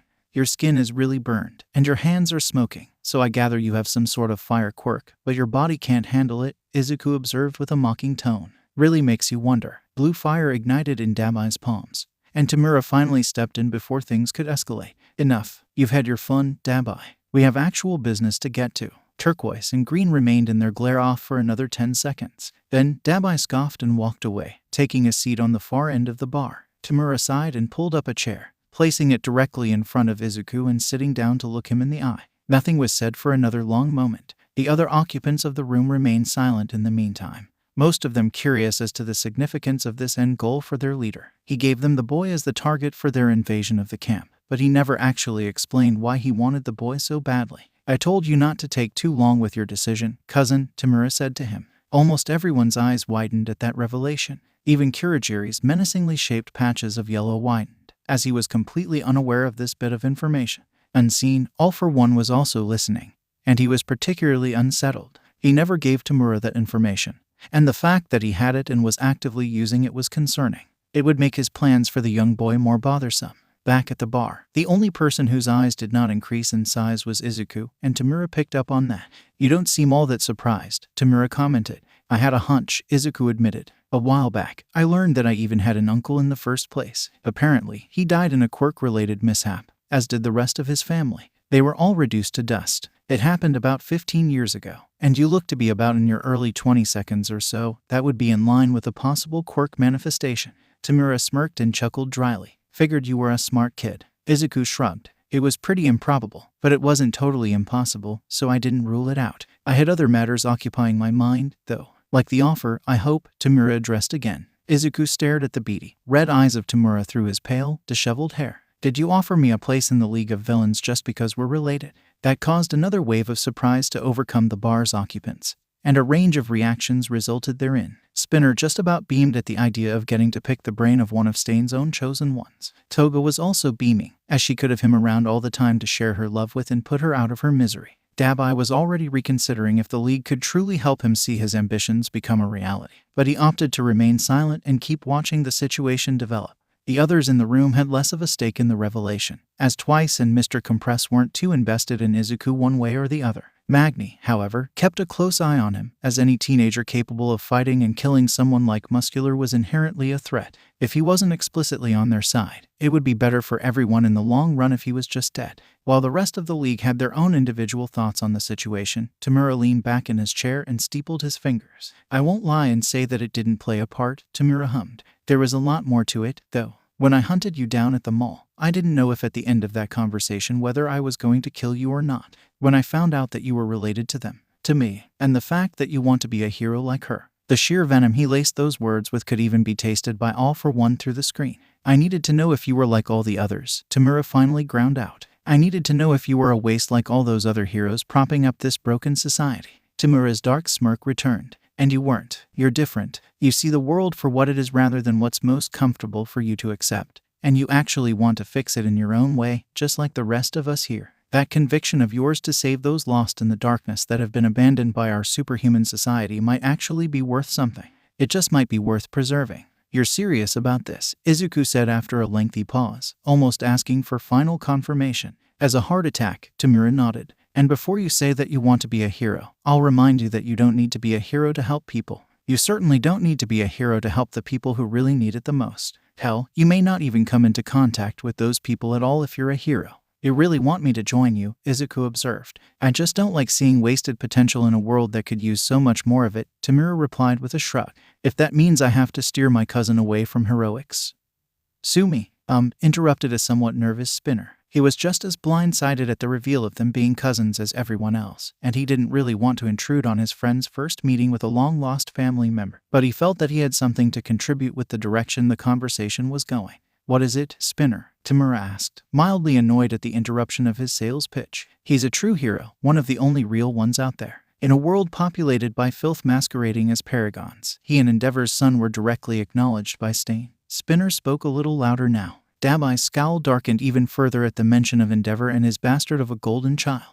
"What's your point?" Tamura asked. "Well, wouldn't it be better if he stayed in the hero system and drained the swamp from the inside? Wouldn't that make for a better system if people like him were leading the charge?" Spinner proposed. "What makes you think draining the swamp would even be feasible without massive systemic change or a complete societal upheaval?" "It's why we're all here in the first place," Tamura responded.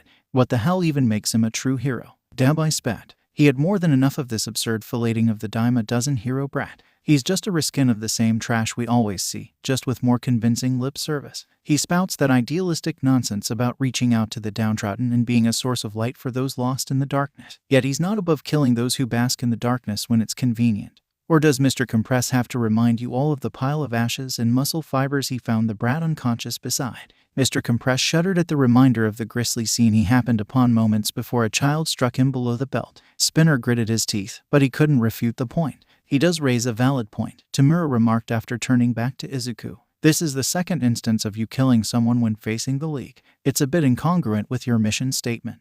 Of course, Izuku knew the elephant in the room would have to be addressed at some point, and it appeared Dabai would be the most insistent about it. The bastard was really working his last nerve. Whatever. If they wanted an honest answer, they'd get just that. He was just too tired to carefully mince words anymore. "If you're hemming and hawing around asking if I regret killing him, I don't." The frankness of the admission took them all aback. None of them were expecting him to just come right out and say it. "Not very heroic of you," Tamura remarked, though it was difficult to tell if he was even truly bothered by the loss of Muscular in the first place. Izuku chuckled, but it was sardonic at best and lacked any mirth. "Yeah, well, I'm not a paragon, Tamura, and I never claimed or wanted to be one. I'm not All Might. I'm not a symbol of peace or a harbinger of righteous justice. I just want to help people. A 5-year-old's life was in danger, and I did anything and everything to protect him." He didn't add that he had actually failed to protect Kota and had only reduced Muscular to ash after the fact. It didn't matter anymore. Understandable, Tamura mused. Still, you have to be aware that not everyone wants to be helped, and not everyone can be saved. Hell, if redemption even truly exists, there are many who are so far beyond it that they are practically in another galaxy. The least I can do is try to understand them. Then, Izuku shrugged. Cold comfort before killing them off. It shouldn't have to come to that. And yet, here we are. Izuku gritted his teeth, and a lengthy exhale escaped his nostrils. "Indeed, here we are," Tamura sighed. "Well, Stain was at least right about one thing. You're not a fake, even if the reality of our society is already beating you down. Your realism is why you're worth keeping around." Izuku only offered the man a noncommittal grunt in return. That's enough, Tamura, came a voice from the monitor in the room with them, and Tamura's entire body went rigid. Our time may be limited. Kurogiri, bring the boy to me. Izuku was confused at the new voice. He wasn't familiar with it, and it didn't sound like it came from any of the 8 people in the room. Wait, weren't there 9 others in the room with him? Why had he only been keeping track of 8 the whole time? It was then that he finally noticed the figure that had been silently sitting and observing in a rather inconspicuous booth. Green eyes landed on a curtain of red hair and met an assessing pair of violet. Izuku's blood ran cold, and the man sent him a small, eerie smile. The man from the mall was a member of the League the whole time. Not only that, but he was also presumably the one who killed Mr. Abraham and stole Professor Shield's invention. Did this mean that the League was in possession of the device? More importantly, he wasn't the one who spoke. If none of the 9 people in the room were the one who addressed Tamura, then that left only one possibility. While Izuku was internally navigating the storm surge of thoughts, Tamura went silent upon All for One's order, and Kurogiri looked towards the young man in genuine concern. He had tried his best to stay out of the man's clearly festering resentment for their sensei and benefactor, and it generally accomplished the job of not stirring the pot.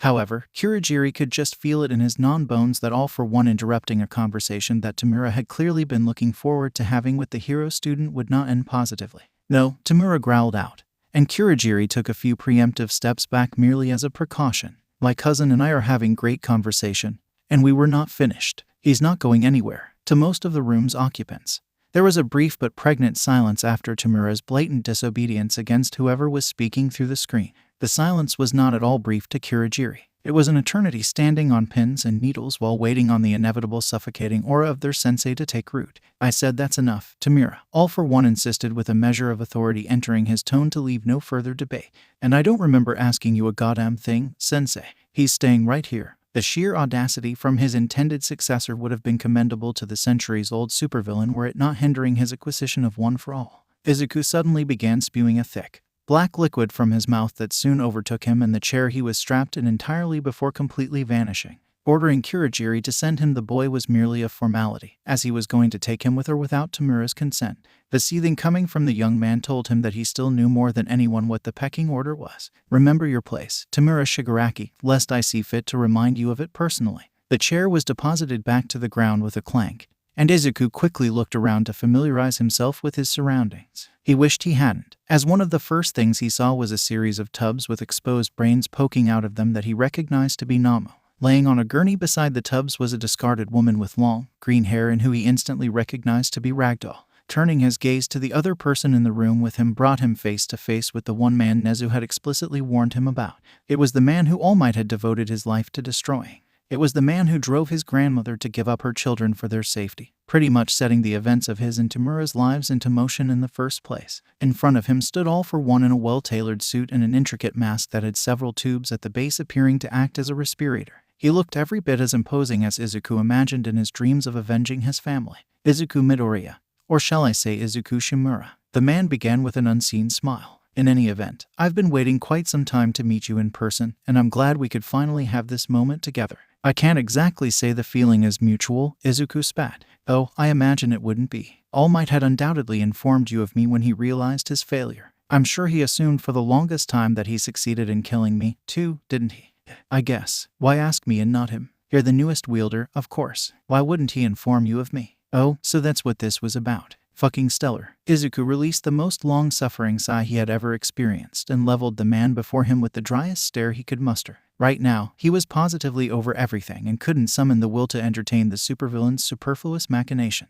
Unbeknownst to either of them, the audio from the room was still on, so the rest of the league back at the bar was hearing everything. You genuinely believe I possess One for All? Izuku asked in a tone reminiscent of dipping saltine crackers in gravel. Oh, there's no need to hide it from me, the man assured with a chuckle. I will admit that your attempts to lead people off your trail by publicly denying your desire to be the symbol of peace was rather inspired. I doubt the blonde oaf came up with something like that. It's so. Dude, please just hurry this along, Izuku interrupted, taking the man aback. I'm really not in the mood to listen to a long-winded monologue, and I know that's exactly where this is headed.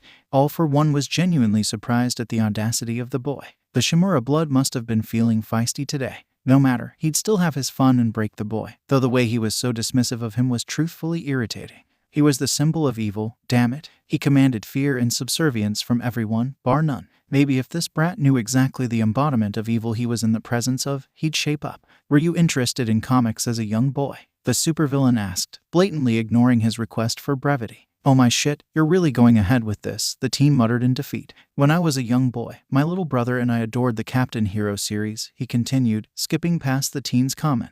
However, he loved reading about the heroic escapades of the titular character. Whereas I was a much more refined individual who found greater interest in his foil, the Demon King. He was a substantially more engaging character. If your plan this whole time was to fucking bore me to death, I swear to God. As I was saying, All for One heatedly silenced the interruption. The Demon King's appeal was much greater than that of the infallible Gary Stu that was Captain Hero. Unfortunately, I could only stomach reading up to Volume 3 before the utterly cliched resolutions between hero and villain were too contrived and binary to look past. It was clear that nuance wasn't the author's strong suit. Neither is brevity yours, Izuku muttered before he was stabbed in the leg by a black tendril with red, cracked lines cascading over it. He looked up to the man and saw him recall the tendril back to his finger, and he could feel the man glaring at him through the mask, despite the man not actually having any eyes to glare with. Izuku had to fight off a smirk at the thought that he was getting under the man's skin. After that point, All for One curtly continued when it became clear that the boy wouldn't interrupt him again for the moment. I made it my duty to become a true Demon King in my own right and bring about a proper world of pain and suffering for the masses. And wouldn't you know it, it was the dawn of quirks at the time, and I developed the perfect ability to accomplish that dream. All for One grinned under the mask as he recounted his rise to power, capitalizing on the chaos caused by the emergence of superpowers by stealing a wealth of powerful abilities, and then unifying thousands under his command via taking and gifting quirks to those who felt burdened by them and those who desperately wanted them, respectively. He gleefully spun the yarn of his destruction of hundreds of thousands of lives purely because he could without a hint of regret, and he even saw fit to emphasize how even with his vast empire's stranglehold over Japan, it just wasn't complete without the vaunted quirk of his own creation that rested with his foolishly misguided brother. All the while, Izuku was growing increasingly agitated, and every thought or dream he had of finally meeting All for One and destroying him for the pain he caused Grandma Nana and so many others. He imagined he'd be pouring with uncontrollable fury and using every ounce of his power to annihilate the scourge standing before him. Right now, though, with the very man literally in front of him, he just felt annoyed. All for One's presence did nothing but annoy him. Maybe it was the absurdly stupid origin story. Maybe it was how grandiose he was trying to make himself seem. Or maybe it was just the utterly fucking long-winded monologue Izuku specifically wanted to avoid. Whatever the case, Izuku was well past his breaking point with everything he had experienced in the last few days. Are you even paying attention? You disrespectful little shit. All for One actually shouted at him, drawing him out of his deeply frustrated musings. Not even kind of, Izuku readily admitted. And he was grabbed and ripped out of his bindings by the apoplectic supervillain. The man roughly tossed the teen across the large room, sending him crashing and skidding along the concrete before impacting the tubs containing the Namo. He bit back the pain and defiantly sat up, and his eyes landed on the form of Ragdoll. Quickly, he shuffled over and inspected the hero, and he was relieved to see movement in her chest, indicating that she was still breathing. You always were a mouthy miscreant, Yoichi, All for One darkly intoned as he stalked closer to Izuku. The time spent in isolation was for your benefit. It was supposed to fix you. Alas, I suppose your will is almost as strong as mine after all this time. What the hell is he waffling about now? Izuku thought in total confusion before his brain finally broke, and he slumped. No, I'm done with this. I'm well and truly over all of this. This is not worth anyone's time. Excuse me. All for One paused his advance and asked. He could have sworn he heard someone try to imply that the All for One wasn't worth someone's time. The glare he received from the teen was the picture of pure exhaustion given form. Your whole origin was that you read comics as a kid and empathized with the villain. The teen began in a tone bereft of any real energy. So, in essence, you're just one amongst a sea of people on message boards, I guess. We live in a society. I don't really know what you want me to say to that. Before All for One could even begin to retort, Izuku stood up and pressed on. In fact, the only real difference between you and a shitposter on 2channel is that you actually have the power to make your shitposts a reality. I mean, when they decide to listen to their intrusive thoughts, they just end up dipping their chicken nuggets in warm milk, so I guess you've got them beat in that regard. I am the goddamn symbol of evil, boy. I mean, sure, but what does that really mean in the grand scheme? Izuku swiftly interrupted. By your own admission, you had an entire empire of cronies in the underworld at your beck and call, and yet, you still spent nearly 2 centuries chasing after a quirk you could never have and killing those who did have it purely because they had it. It wouldn't have mattered to you if they actually opposed you or not. They simply had what you couldn't, and that just wouldn't stand. Izuku fixed the man with the most bored glare he had ever received since Yoichi, derisive green eyes and all. Congratulations, you're a generational hater, I guess. That's not particularly world-shattering or even that novel of a motive for a supposed supervillain. Hell, the entire premise of your villainy was literally already done in a comic, down to referring to yourself as a demon lord or whatever the hell it was. All for one felt hypertrophy begin to take form in his right arm in preparation to wring the boy's neck. He would not be talked down to by some upstart child, least of all a descendant of fucking Nana Shimura. What made it even more infuriating was that he could swear the image of Yoichi was being superimposed over the boy. Izuku, however, was not finished. From where I'm standing, you're an old man desperately clinging to times long past whose most heinous crime he's ever been guilty of is dick riding without a license. Back at the bar, several jaws were on the floor. The League had been listening the entire time, because All for One had apparently neglected to cut his end of the audio. Shock did not even begin to cover the collective reaction to Izuku's casual dismissal of and vicious dressing down of the greatest supervillain this side of the planet had ever seen. None were more astonished than Tamura and Kirigiri, who could not fathom the idea of their sensei behaving like a petulant child at points in the conversation and then being treated like one with complete prejudice. You know, Toga was the one to pick her jaw up from the floor first. I think Izuku let Dabai off easy. Very, twice agreed, and Dabai merely huffed and returned to the drink Kirigiri made him sometime after Izuku was warped away. How the hell does that kid find pants that fit with balls that big? Magni asked incredulously, voicing the thoughts of most others in the room. That origin story was so incredibly underwhelming, Spinner muttered, and Tamura silently agreed. Kusari, meanwhile, was eyeing Tamura curiously. It was looking as if there was already dissent between All for One and his chosen puppet for the League of Villains. He idly wondered if that dissent extended any further to the remnants of All for One's empire that hadn't already been toppled by All Might. Either way, a possible civil war just made getting All for One and his influence off the board before the MLA moved much simpler. Izuku and All for One stood in silence after the boy finished. All for One hadn't moved a muscle since the final comment, and it didn't even seem like he was mentally present with Izuku at that moment. He couldn't really tell with the man wearing the mask. What he could determine, though, was that the League had been listening to the entire interaction since he could hear the chatter coming from a large monitor in the corner of the large room. Most of it was positive, he determined. He didn't hear Tamura speak, but the man all but told All for One to fuck off before he was warped away, so he could gather that Tamura was probably sharing their sentiments. That was good. It meant that it was possible to turn Tamura against All for One entirely. He needed to get out of this situation alive before that could even happen, though. You know, I was going to take my time and torture you, All for One began in a blank tone. I was going to have a little fun with finally regaining my property and let you live in agony for a little while longer before I inevitably killed you. His next words came out with such venom that a golden lancehead snake would be proud. However, you have sucked all of the fun out of this, you insolent hobknocker. I'm going to break your mind, take my quirk, and kill you just to get you out of my sight. Izuku instinctively tried to activate his yellow flames to avoid the flying mountain of a man that smashed into him, but he could feel nothing but a light tug at his quirk due to the heavy-duty cuffs still being on him and his already piss-poor level of energy. All for One roughly snatched his head into his palm and grinned, and then the world went black for both of them. All for One found himself in a peculiar void. One very much unlike the void he had caught glimpses of when attempting to reclaim One for All from the previous users. That void was foggy but generally empty. The void he was in currently had no fog, only small, blue fire spattering the ground around him. The flames didn't burn him upon close investigation. In fact, he felt no warmth at all from them. They were very cold in a way that unsettled him, and he couldn't quite figure out why. How curious. What was even stranger was the lack of One for All in the void. He couldn't sense it at all on the outside. He chalked it up to the cuffs sufficiently suppressing it within the boy. But that constraint shouldn't apply when he was inside the quirk itself. What in blazes was going on? Nanashi Shigaraki, All for One stilled at the utterance of his given name. Absolutely no one was supposed to have that information. It was literally lost to time. He made quite sure of it. He slowly turned around to see where the smooth, threatening, almost ethereal voice was coming from, and the sight that met him made him feel small in a way that not even Gigantomachia could accomplish. Standing before him was a giant cat emanating an aura that could only be described as concentrated death. The cat's elegant, white robes and red prayer beads immediately clued All for One in on what he was facing. But the absolutely dreadful Cheshire grin beaming below the glowing green and yellow slitted eyes confirmed his hunch. Shinigami, All for One breathed out. Got it in one, they practically purred. I'd say you have no idea how long I've been waiting for this day, but you should know perfectly well given you've been dodging death for all that time. It seems your luck finally ran out. No, you will not erase me. All for One shakily shouted in protest while attempting to backpedal.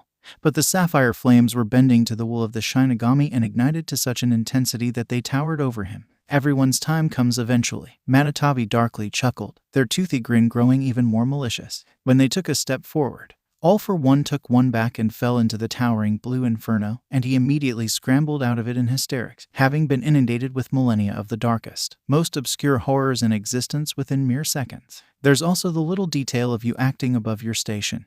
Matatabi spoke again, their slitted pupils narrowing even further as they hungrily gazed upon All for One. Quirks are intrinsically tied to one's soul, so stealing a quirk is tantamount to stealing a soul fragment. Matatabi could feel the man coming to the realization he was guided to. And if their grin could grow even more threatening, it did. One of their two flowing tails raised, revealing a massive tanto wrapped within. You've amassed quite the collection of quirks in your day, but no one collects souls except for me. All for One was frozen in place when the tail holding the tanto swung down and the blade cut right through him.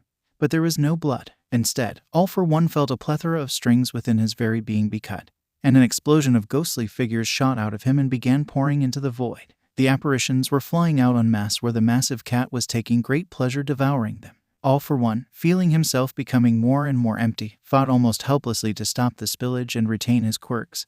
But it was a losing battle. He had to cut his losses and leave. However, that was proving to be very difficult. The blue flames were beginning to coil themselves around him to prevent him from leaving the Shinigami's clutches. But he fought even harder to sever the connection with the boy's quirk and rip himself away from him. Only after losing over 80% of his quirks did he finally manage to sever the connection and escape the void.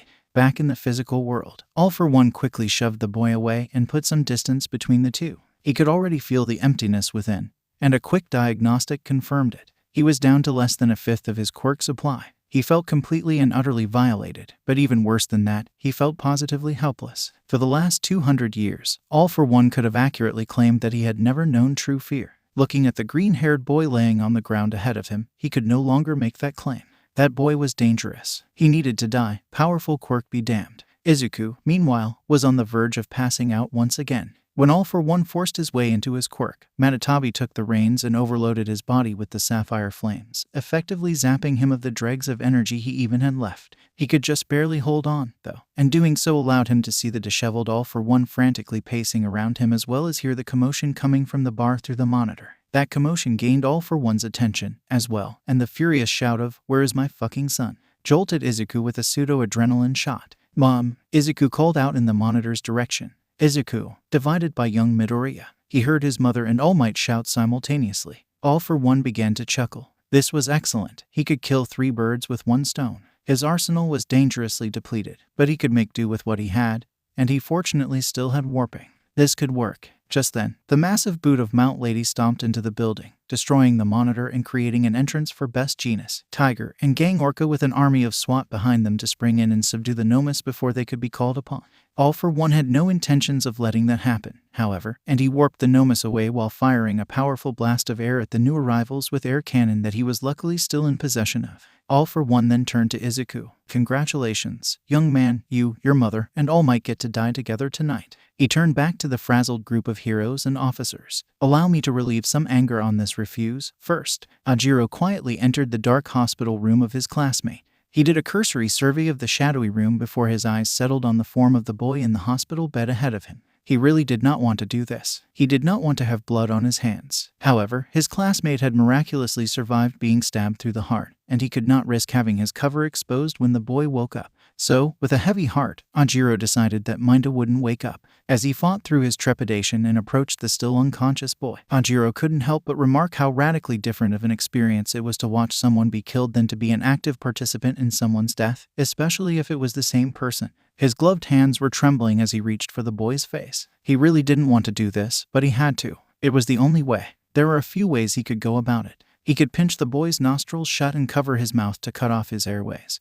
But he didn't want to have to look Minda in the face while he was doing it, as that may break his will to go through with it at all. He could just smother him with a pillow, as he wouldn't have to look anyone in the eye while it was happening. But it still felt too involved for the tailed boy's taste. He did also bring a syringe and a bottle of antifreeze to inject into the boy's IV drip, but something told him that just wasn't a great idea. Smothering it was, then. With a heavy sigh, Ajiro began reaching for the unconscious boy's pillow, but he was violently accosted by a white scarf wrapping around him and pinning his tail to his back. His heart dropped when out from the shadows of the room stepped his homeroom teacher, who was sending him the coldest glare he had ever received.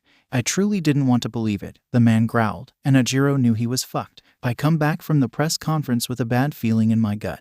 And here you are trying to finish your classmate off to protect your already compromised cover. I can explain. Ajiro hastily began to speak before he was cut off by Aizawa. Don't bother, you've been under surveillance since you got here, he growled, and several policemen entered the room. What the hell even was your plan? There are cameras all over this hospital.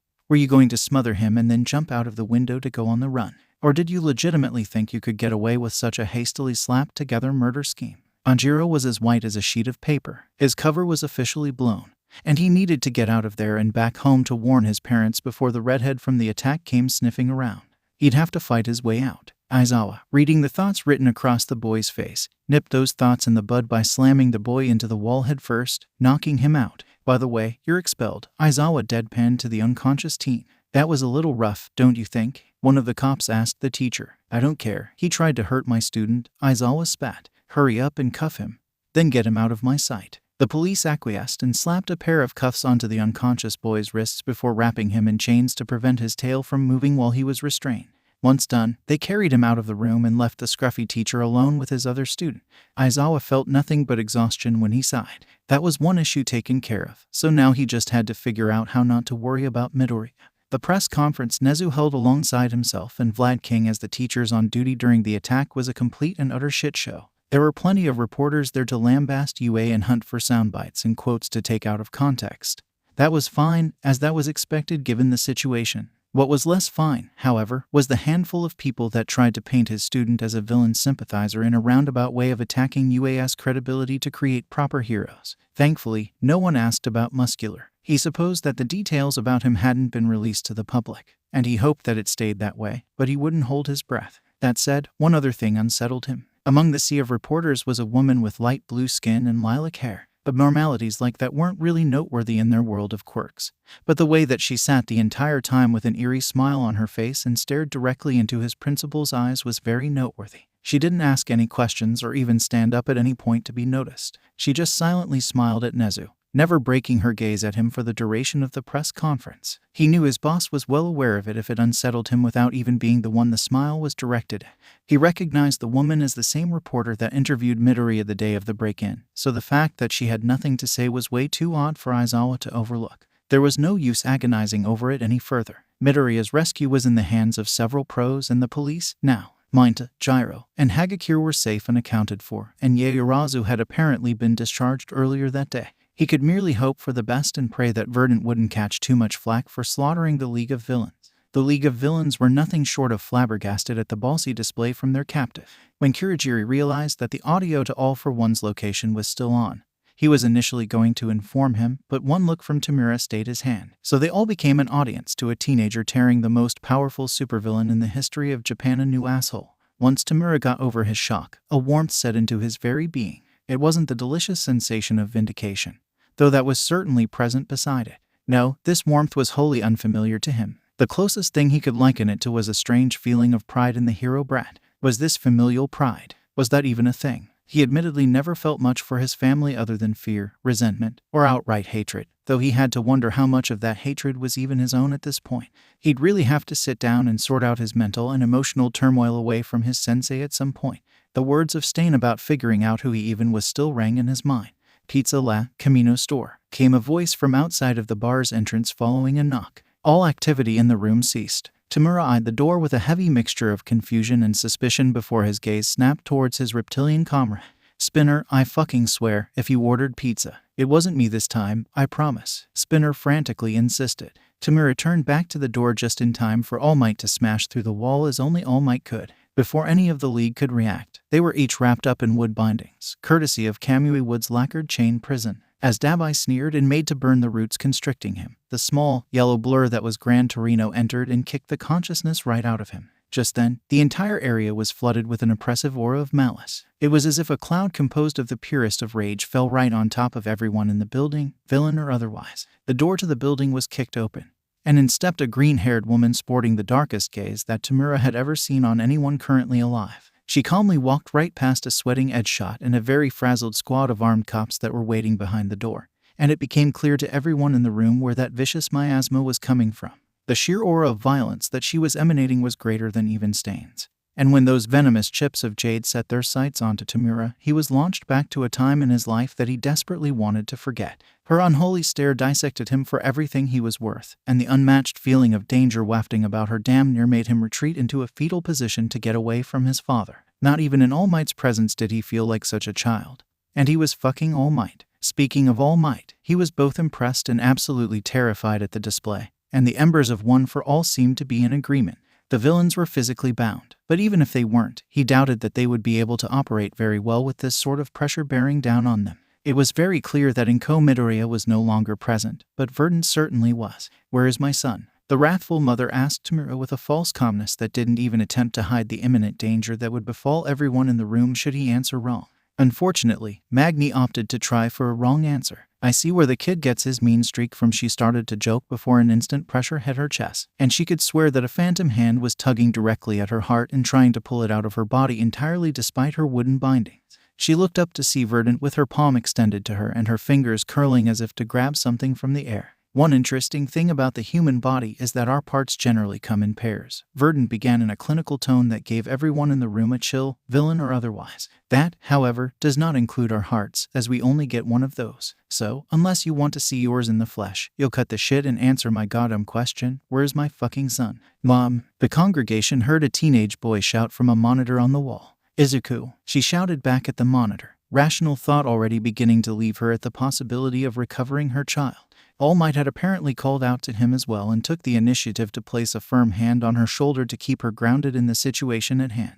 Then, a loud rumbling came from the monitor before the connection cut out completely. The duo's eyes widened, and very soon afterward, black sludge materialized in the air within the bar, sending an army of gnomes to their location. Within the chaos, the members of the League of Villains started regurgitating the same sludge and were quickly engulfed before disappearing right out of the rescue team's clutches. The situation was now frantic, as the assembled pros and police were left to deal with the army of gnomes that were attacking them in the surrounding area. All Might and Gran Torino were certain that All for One was finally showing himself with this gesture. The Nama were supposed to be neutralized by the other squad, but that clearly wasn't the case, so it was all too likely that the supervillain intervened. All Might needed to get there, and he needed to get there ASAP. Verdant, meanwhile, was nothing short of livid. She was under no illusions that her son wasn't in the clutches of the quirk thief if the League themselves weren't in possession of him. Since the Nama were supposed to be at the other base, it meant that All for One had dispatched of them and was likely holding her son hostage personally. She needed to get there and get her baby to safety. Before All Might could leave the scene, the woman hopped onto his back, already knowing where he was headed.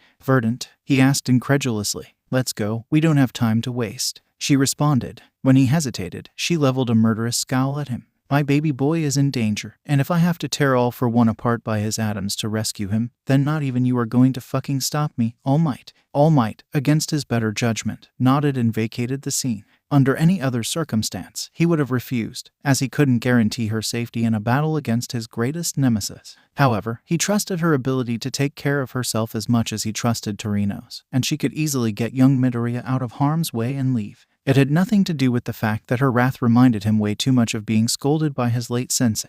That had absolutely nothing to do with it at all. And if anyone said otherwise, he'd deny it. All for One was nettled. The consequences of that infernal brat's quirk robbing him of a significant portion of his power were greater than he had initially anticipated. It shouldn't have taken more than a few seconds to dispose of the filth before him if he chose not to indulge in a monologue.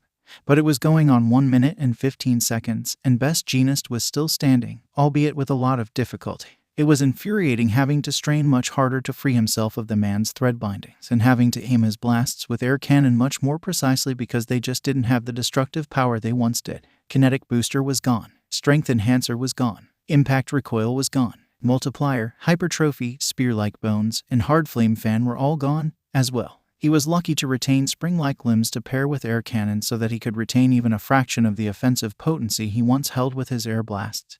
But this predicament was quickly becoming the bane of his existence. Izuku Midoriya wouldn't just die. All for One would strangle the life out of his mother while the boy was helpless to do anything but watch. And then he'd dismember the boy in front of All Might before beating the blonde buffoon to death with the boy's limbs. It was the least he could do for the little hellion stealing his property like a degenerate. When All for One finally managed to puncture a hole through the man's abdomen shortly after he rescued the other incapacitated heroes from harm's way, he noticed the object of his hatred scurrying out of the hole with Ragdoll in his grasp. A black tendril shot out of the man's finger and stabbed the fleeing teen in the back of the leg, cutting his adrenaline-fueled escape attempt short. Izuku quickly tossed Ragdoll away from the building as well as he could given his restraints toward the groaning tiger just ahead of him, and she landed on her teammate with a thud that knocked the wind out of him even further. "And just where in the hell do you think you're going, you downtrodden wretch?" The symbol of evil growled as he dragged the cuffed teen back to his side with rivet stab. "You don't get to escape your fate so easily. Your death will be no less horrific than your grandmother's, I shall guarantee it. What is your fixation with her, you fucking weirdo?" Izuku hissed, but he only received another stab in response, this time to his other leg. Immediately afterward, several globs of black sludge materialized in the air around them, and the League of Villains was deposited onto the ground with them. Tamura shook the cobwebs out of his head before glaring venomously at All for One. The glare, much like most things from Tamura, went ignored. "Tamura, you have failed again," All for One began, and Tamura felt himself begin to burn white-hot internally. "But that is okay, as you're still learning. Even through all of the hiccups and persistent teenage rebellion, you will still become the new symbol of evil that this world needs. Of that, I am sure." Tamura did not respond, only beginning to shake in his position on the ground. That, too, went ignored by his sensei, particularly in favor of something coming in hot on their location. "Ah, he's finally here," All for One mused with a gleeful smile. "Kurogiri, get Tamura and his friends away from here. I have a legacy to exterminate." Kurogiri hesitantly nodded and opened a warp gate, but Tamura did not move. Instead, the man looked to the green-haired teen gritting his teeth in pain near him. "No, leave him here, Tamura," All for One immediately chastised. "He dies with All Might tonight." Before Tamura could even think of rebutting, All Might appeared on scene and leveled a monstrous punch onto All for One. All for One caught the punch, or, more accurately, he attempted to catch the punch, but he could neither match nor negate the force of the attack and was sent smashing through several buildings. "It's time to end this, All for One," All Might mightily declared, once and for all. The swift response was an equally monstrous blast of air directed back at All Might that completely leveled the surrounding area. The blast knocked away not only the League of Villains, the downed heroes, and Izuku, but it crumbled the warehouse and exposed a frantic collection of teenagers before they were blanketed in rubble. That was admittedly an odd sight for the man, but he immediately brushed it off for more important matters. All for One was now very nettled. The loss of impact recoil was already being felt, as that punch practically tore through his left arm and reduced it to a fine mist. He thanked his lucky stars that the putrid feline wasn't able to steal super regeneration from him.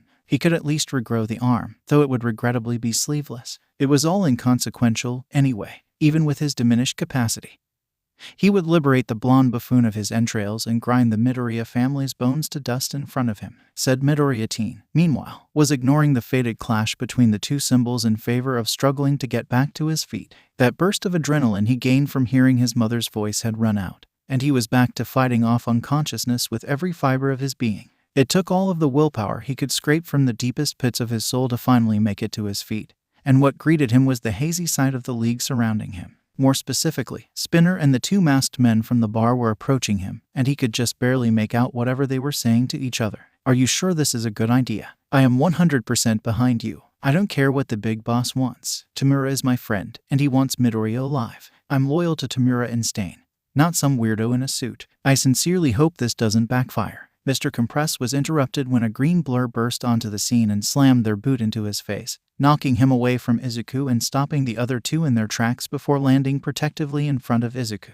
That green blur was none other than an incensed Verdant. "Take one step closer to my son, and I will end you," she hissed to the startled villains, projecting an even more violent aura than she had at the bar that got the attention of the remaining members of the league. Spinner and Twice were momentarily rooted in place before the snarling parent, but Magni was not, and she figured that it was as good a time as any to delete the hero brat before he became a real problem in the future. Taking the opportunity to blitz the teen while his mother's back was turned, she hoisted her giant magnet above her head to bash the teen in the skull and paint the concrete with his brain matter. One thing Verdant was not lacking in, however, was situational awareness. She heard the rough scuffle of Magna's approach and immediately spun around, pushing Izuku out of the way while she intercepted the attack with a stiff kick to Magna's head that dazed her long enough for a boot to her chest to plant her back to the ground.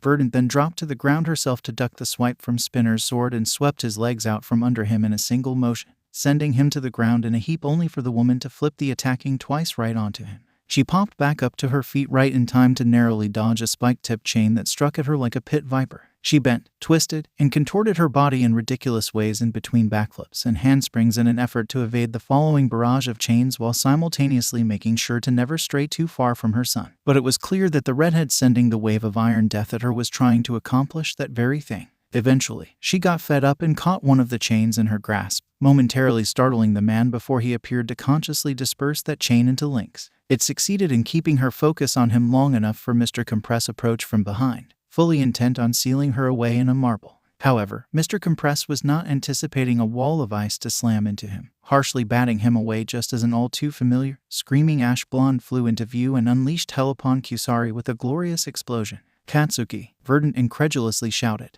"Don't worry about Izuku. We got him." Bakugo responded before he blasted out of the way of another barrage of chains that would have skewered him. "Kick these extras' asses, Auntie." She couldn't help the wicked grin that came over her as Bakugo sent another explosion at Kusari for good measure before leaving her to it. As if the earlier magnificent explosion was the signal, the cavalry arrived in full force. Izuku watched as a flock of birds flew in from who knows where to harass the recovering Mr. Compress. Meanwhile, he faintly noticed a powerful electric shock and meters of tape in his periphery where Spinner and Twice were situated. He was brought back to focus by 2 hands on his cheeks, and he found a pair of golden, cat-like eyes boring into his own. It took a few moments for his gassed brain to register her as the girl from the alley, and when he did so, he stared into her wide, focused eyes that were bereft of the twisted bloodlust he had seen earlier. "Run," was all she said before she transformed into him right before his eyes, and she took off from the scene while wearing his face. Izuku had no time to think about that before he felt 2 slender arms hook under his armpits and carry him away from the scene. When it registered that he was flying, he looked up to see another head of long, green hair above him attached to a flying upper body. "Talkage?" Izuku questioned as his vision finally began to fade. "You know it," she smirked, but even in his exhaustion, he could still hear the worry in her voice. "You're safe now." Back on the ground, Magni had just regained her bearings from her brief tussle with Verdant, and the first thing she saw was Midoriya bolting past her and somehow free of his cuffs. She hurried to her feet and rushed after him to prevent his escape, eventually tackling him to the ground and grabbing a firm hold of his hair. "You're not going anywhere, kid," she smugly denied before the hair in her hand began to dissolve into goop. Utterly bemused, she held up the boy's head to find that it was actually Toga in disguise. Before she could react, a barrage of enlarged grains of sand crashed into her and sent her tumbling away from the detransformed girl. She growled and got back up to wring the girl's neck for screwing around as well as the neck of whoever attacked her. Unfortunately for her, twin shouts of "release" echoed from a distance away, and Magni found herself slamming headfirst into an 18-wheeler that practically spawned from thin air and fell from the sky right in her path, allowing consciousness to forsake her. Ochako and Yui were both pleasantly surprised that their impromptu combo move worked out so well. Toga, meanwhile, seized the moment and ran away as fast as she could. Ochako looked to the retreating blonde and immediately thought back to the cry for help she saw in the girl's eyes in the forest. But when she called out for her to wait, Toga was already long gone. Before she could dwell on it any further, Tsu landed beside them with Talkage floating lower body in tow. "We got him, Ribbit. It's time to go," Tsu informed the duo as her tongue wrapped around Ochako's waist while Talkage's legs sat on Yui's shoulders, and the group quickly departed. They were followed by a massive dark shadow carrying Tokoyami and the injured pro-heroes on their back with Bakugo blasting off behind them to guard against any potential villain attacks. Tamura watched the entire fracas play out from his spot on the ground where All for One had left him, not moving an inch or saying a word all the while. The white-hot rage that was coursing through his veins was begging to be unleashed, and the horrible itching began to creep back up on him for the first time since he unlocked his memories. However, it wasn't directed at any of the hero brats that came for his cousin or even at the sister of the man he hated more than life itself. A loud crash brought his attention to the space behind him, and he watched as All for One was sent careening through another set of buildings by the symbol of peace. Only this time his suit was in much worse shape than it was when the League had arrived. His red eyes narrowed, and he turned to the misty villain beside him who still had a warp gate open. He eyed the man for a considerable amount of time as All for One got back up and shouted more taunts at All Might just to receive another Texas smash in the background. Kurogiri's bright, yellow eyes gazed back at him in their silent stare-off amidst the continued sounds of All for One getting smacked around by his archenemy. "Where do you stand, Kurogiri?" he finally asked his longtime companion. The silence between the two was heavier than any pressure Verdant could exert onto them. Both men ignored the arrival of Gran Torino to plant a bulbous boot into Kusari's face before he could successfully ensnare Verdant in a web of chains, just as they ignored the unconvincingly unbothered taunts of All for One following All Might's furious smashes. Kurogiri knew exactly what the man was asking him, and he quite literally did not know how to answer. He was created to serve All for One. but his given directive was explicitly to assist Tamura in his endeavors the best he could. It didn't help matters that he wasn't a mindless slave like the other Namu. He maintained conscious thought and personal agency in order to better serve and guide the young man as he developed. He was as much a guardian in a paternal sense as he was a guardian in a literal sense. He technically could not disobey either one, but it was Tamura's best interests at stake.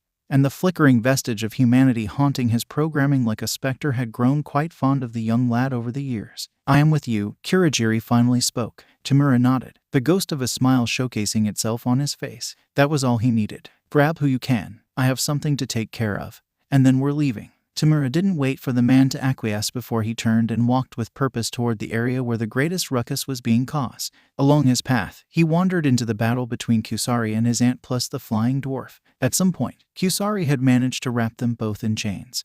But a flex of Verdant's hand brought the redhead down to the ground and clutching his kidney. He fought through the pain and shot a lone chain at her to pierce her skull. But the chain was intercepted and crumbled to dust by the newly arriving Tamura. Tamura set the red-hot pinpricks of his gaze onto the man. "Cut the shit and pick up Dabai.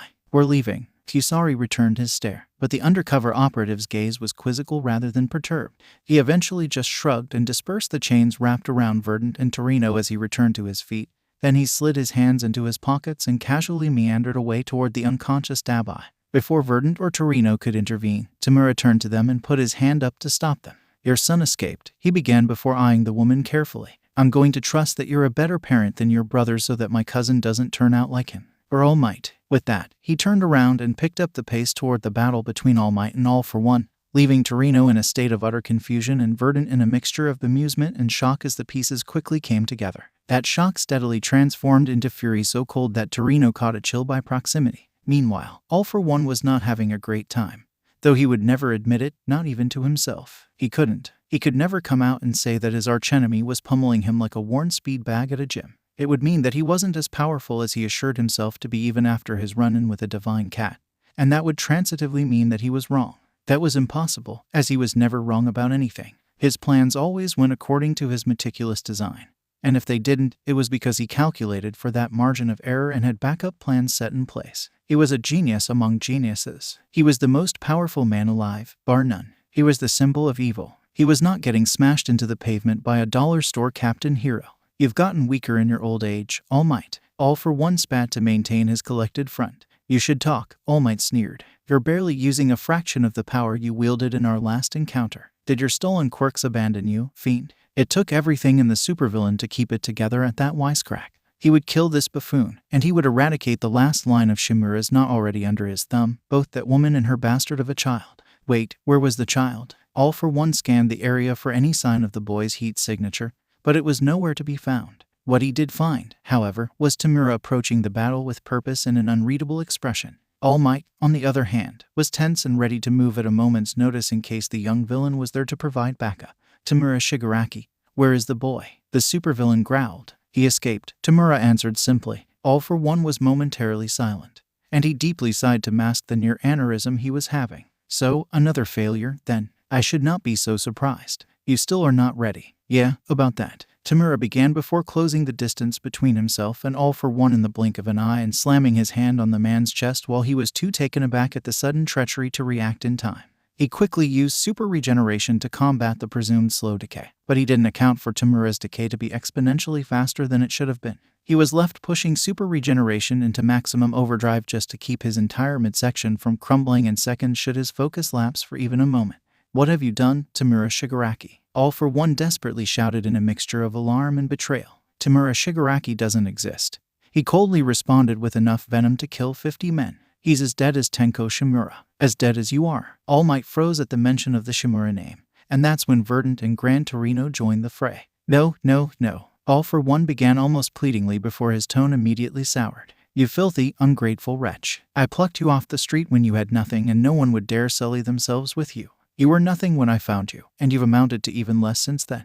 You were supposed to carry the legacy of evil. You just wanted to make me into another you," Tamura scoffed, and his dismissiveness set the supervillain off once more. "I'm nobody's damn vanity project. I am whoever the hell I want to be, and I'll do whatever the hell I want to do. You can do it in hell with your grandmother, your aunt, and your botched abortion of a cousin," the supervillain snarled before readying whatever quirks he could cobble together to kill his wayward vessel. However, Tamura merely turned around and leisurely strolled away from him as if he was a negligible threat of equally negligible importance. He walked away as if the all for one, was nothing to him anymore. Such impetuous disregard could only be met with impetuous retaliation. And the man roared in fury through his mask before moving to attack the treacherous well. However, a hard punch to what was left of his face sent him rocketing backward. The impact felt like a toned-down punch from All Might, but the fist wasn't nearly as meaty. He peered up to view the culprit, and before him stood Verdant, her fury wafting off of her and bearing down on the area like a thick smog. If he didn't know any better, he'd remark that Nana Shimura was back in front of him, eyes blazing and one for all poised to annihilate him.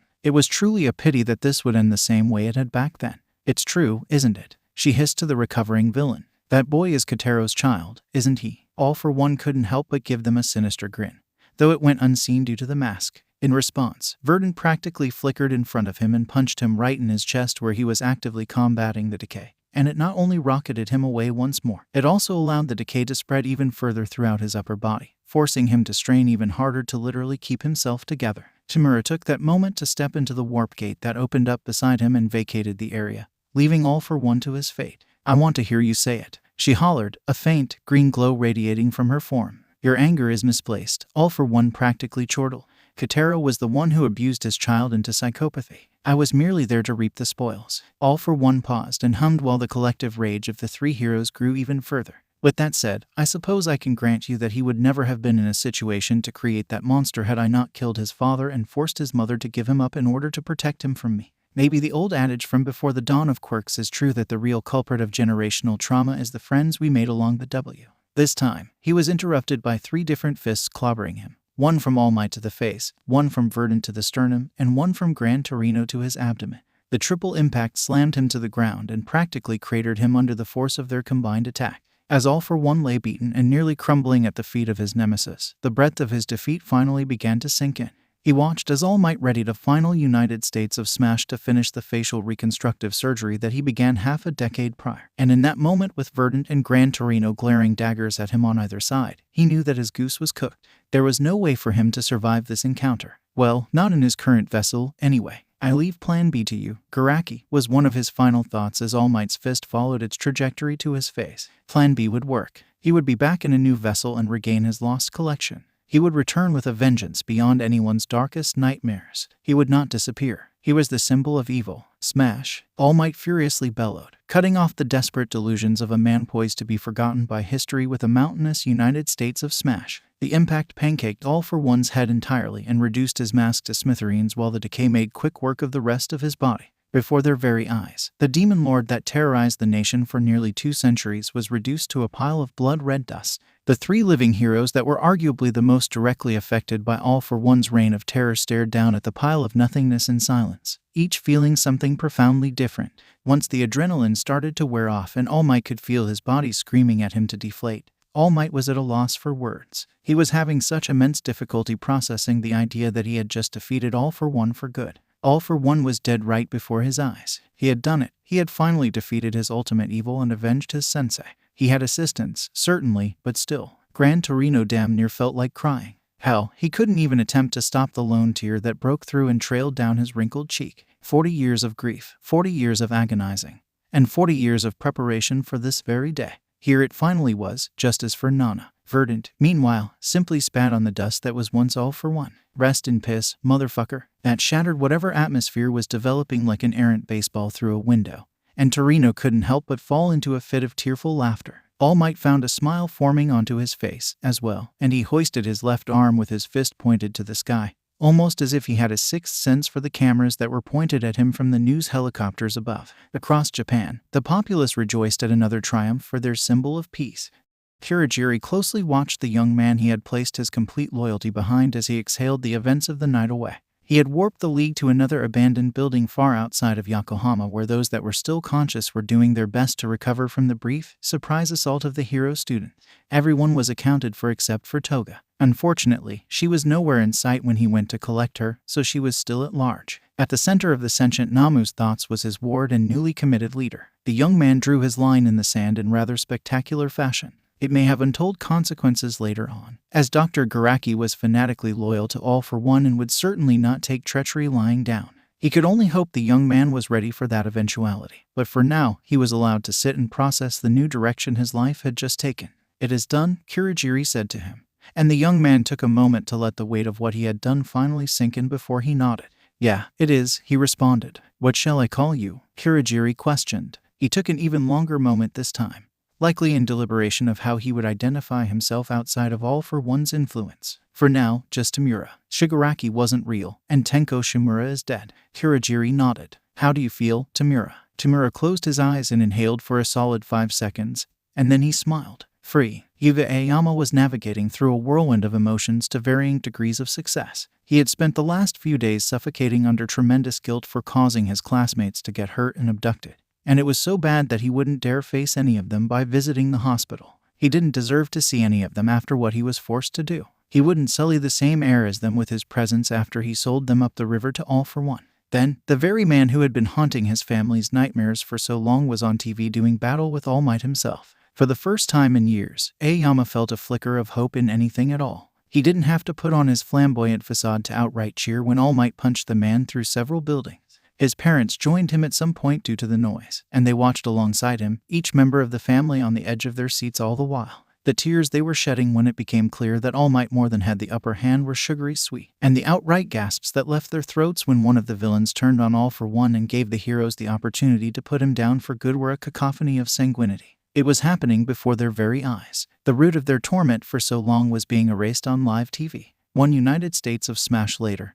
and their nightmare was finally over. Needless to say, the Aoyama household was inundated with sobbing and joyful embraces. For the first time in years, Yuga genuinely smiled. The man who was holding their lives in his twisted hands was gone. The man who preyed on his parents' desperation and held them at gunpoint forever after was no more. They were finally free. Until they weren't. It didn't take long after his mother left their living room to start on a celebratory feast and his father left to retrieve something from his study for 2 explosions to shake the large house's foundation.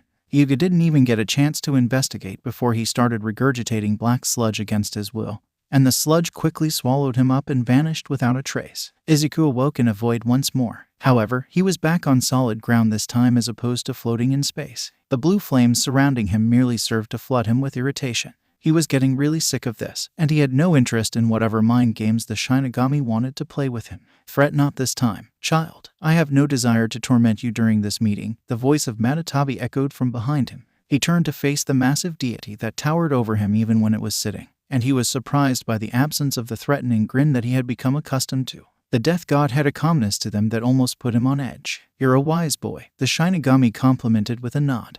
"Why did you bring me here?" Izuku finally asked aloud, remaining incredibly wary of the situation. "It is time to explain a few more things about your quirk in regards to our connection," Matatabi answered with a tilt of their head. Izuku wasn't expecting that. He had honestly forgotten that there was more to his blue flames that Matatabi wasn't telling him. He didn't see himself using those aspects much, anyway, as the real possibility of death should he make even the slightest screw-up was way too large. "Then consider yourself lucky that you met the threshold for situational application completely by accident thanks to the attempted intrusion by Shigaraki." Matatabi responded to his thoughts with the return of their sharp-toothed grin. "Right, that intrusion," Izuku began with a furrowed brow. "I remember All for One putting his hand on my head. And then there was a tug before everything faded to black. Then, I was back in the base with All for One freaking out in front of me. What happened during those lost minutes?" "Shigaraki forced himself into your quirk in order to steal the one he sought," the death god answered, their grin only widening. "However, he found no stockpiler quirk of the sort, only me."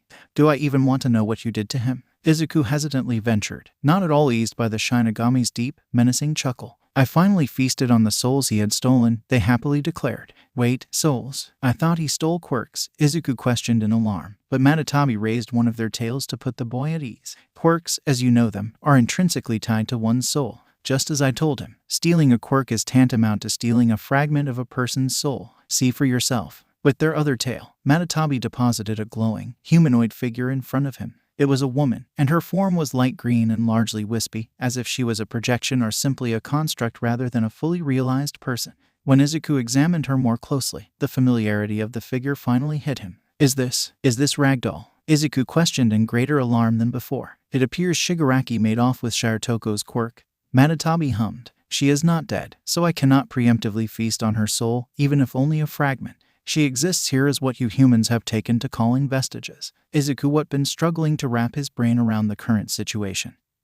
But the mention of Ragdoll as a vestige made things clearer. So, All for One stole her quirk, and now she's just here. She's like the vestiges within One for All. Matatabi hummed once more, their pristine robes billowing in a non-existent breeze. Not quite. For all intents and purposes, her quirk is here, among many others. Our connection gives you greater influence over life and death such that you can reunite a soul with its physical body. Therefore, should you desire it so, you could reunite a soul fragment with its living host, effectively returning their quirk to them. Izuku mused as everything began to come together. How many fragments are here? Quite a few, the Shinigami answered, and with a fan of one of its tails, nearly a dozen other vestiges rose from the sapphire flames around Izuku. He was surrounded by wispy figures of all different colors and sizes. Most were adults, but there were a few that looked to be very young children. The thought that All for One stole quirks from preschool children and likely did it with a smile made him queasy.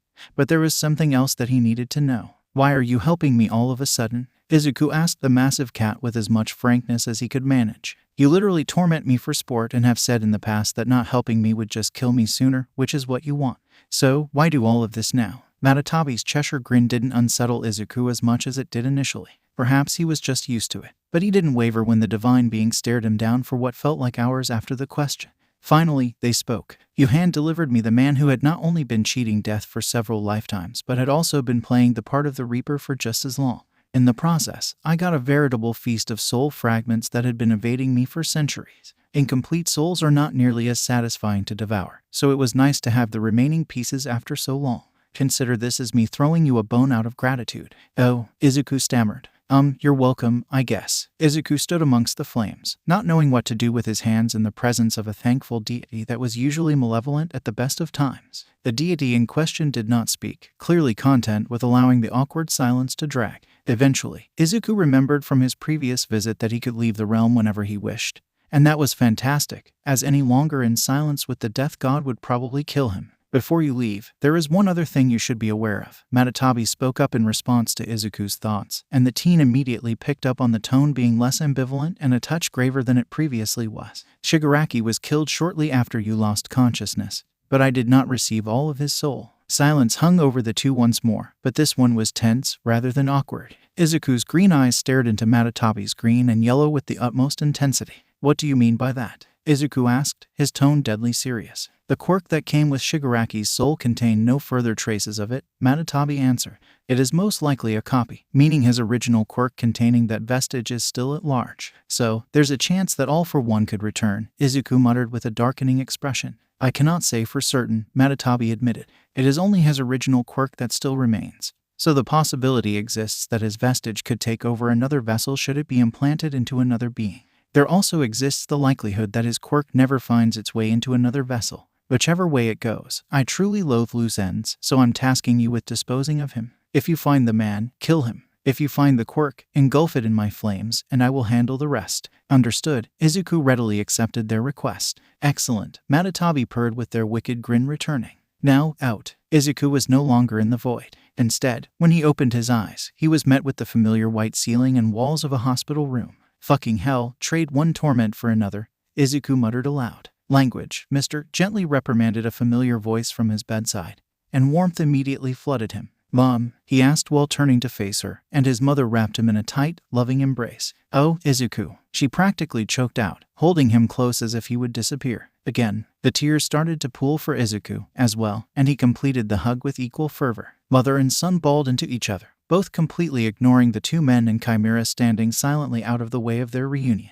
I'm so glad that you're safe, she whispered through her sobs, and her son could only nod through his own tears. Inko instinctively ran her hand through the wild, green curls atop her son's cranium, and he practically regressed into the crying 5-year-old from when it all began at her ministrations. This kept up for several more minutes until the two finally broke the embrace and turned to the others in the room with them, revealing Nezu, an out-of-costume Gran Torino, and a deflated Tashinori. It is good to see you safe once again, Izuku, Nezu remarked with a genuine smile, and the others nodded in agreement. You usually call me young Izuku, the teen joked with the animal, and Nezu sighed. I was informed of everything that transpired at training camp, Nezu responded, his tone more downcast. It would not be suitable to call you young Izuku anymore. You've been forced to grow far too soon. Izuku's face also fell at the reminder, and his mother drew him into another hug. It isn't your fault, sweetie, she gently assured him, and he merely sighed and nodded. With that said, Nezu continued, your actions both at camp and far beyond have been nothing short of the gold standard of heroism,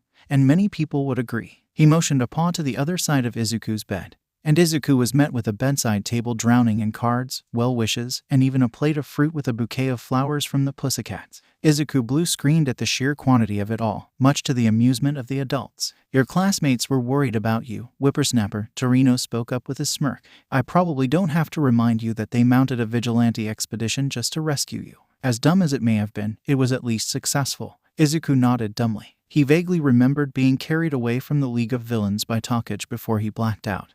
He'd have to sit down and analyze the event later once the fog in his brain had cleared. Still, though, Izuku began while gazing at the table, lingering in the flowers with the pussycats in mind. That's quite a lot. If you think that's enough, your mother had to pry young Uraraka away from your bedside and force her to eat, Toshinori chuckled. She couldn't force her to leave, though. She's still asleep out in the hallway. Izuku was already overwhelmed with the love he was receiving, and that bit of information merely piled on. He internally made a promise to himself to take the scarf she got him for his birthday everywhere he went. Right as the four adults had exited the room, Ochako bounded inside and attached herself to him for a solid 15 minutes. After assuring her that he was okay and didn't need another ankle monitor installed, the two dug into the plate of fruit he got and chatted about anything and everything as if nothing had happened.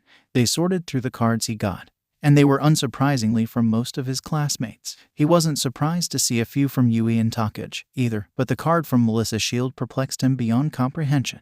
How the hell did she learn about the event and get a card to Japan from my island so quickly? Beyond even that, his gaze kept periodically flickering to the bouquet of flowers on the table from the pussycats. The idea of a vestige of ragdoll existing within his quirk made him feel icky. He couldn't use her quirk, but he still had it resting inside of him after it had been violently taken from her by a murderous kleptomaniac with main character syndrome. That bothered him. Eventually, he was able to convince her to go home after another hour, and he spent the following few hours napping to regain his stamina and allowing his pink flames to slowly treat the remaining damage his black fire did to him. His attention was captured by a knock at the door, however, and he was nothing short of surprised at the identity of his newest visitor. Mandalay, Izuku questioned. It was always strange seeing pro-heroes in casual clothes. Hello, Midoriya, she greeted him with a warm smile. They told me that you finally woke up. That stumped Izuku once again. You were waiting on me to wake up. Of course, I was, she happily confirmed. So was Kota, though he'd never admit it. How is he holding up? Izuku asked, the implication that Kota was safe and back with the pussycats bringing him a smile. He's doing wonderfully thanks to you. You've had a profound effect on him. That's part of why I'm here. Before Izuku could question any further, the woman dropped into a deep bow at his bedside. Izuku had just stopped thinking that his surprise could peak by this point.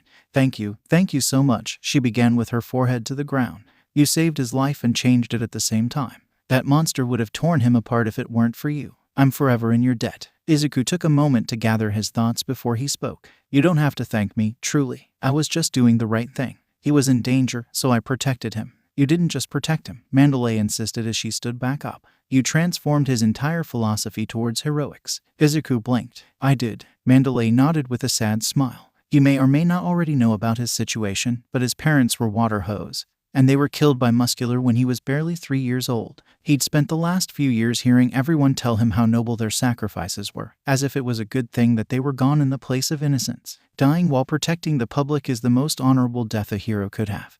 But how could anyone expect a child that young to grasp that when he loses his own parents? Mandalay sighed and took a seat beside the bed. Meanwhile, Izuku remained silent and allowed her to take a breather.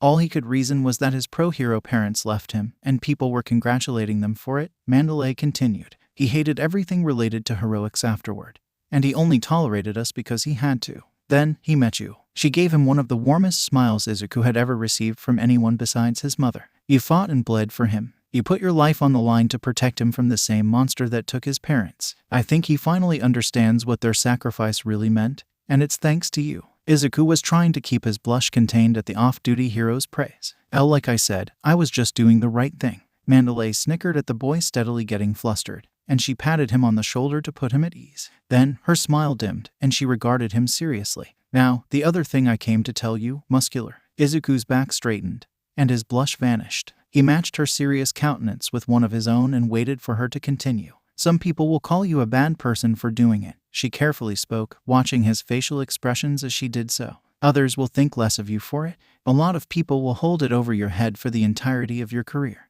Brown eyes were locked onto green, and she leaned in just a bit to emphasize what she was going to say. I am not one of those people. You did the right thing, and the world is better for it. If ever you need me for anything at all, no matter what it is, I will be there. Of all the things Izuku was expecting from her, be it sympathy, empathy, assurances that there wasn't any other way, or even a stern reprimand, unabashed understanding and gratitude were certainly not among them. Granted, Muscular killed her cousin, so maybe she just had less inclination to scold the boy who exacted roundabout vengeance. It really wasn't worth thinking about, if he was being honest. What was done was done. Her soft smile returned, and she patted his shoulder once again. I'm glad you're safe, Midoriya. You'll be a wonderful pro when you graduate because you're a wonderful hero already. Thank you, Mandalay. Izuku responded with a smile of his own before his eyes widened. Oh, is Ragdoll at this hospital by any chance? Yes, actually, she answered, though she wasn't sure why he'd be asking. I visited her before I came to you. Why? This is going to be very hard to believe, but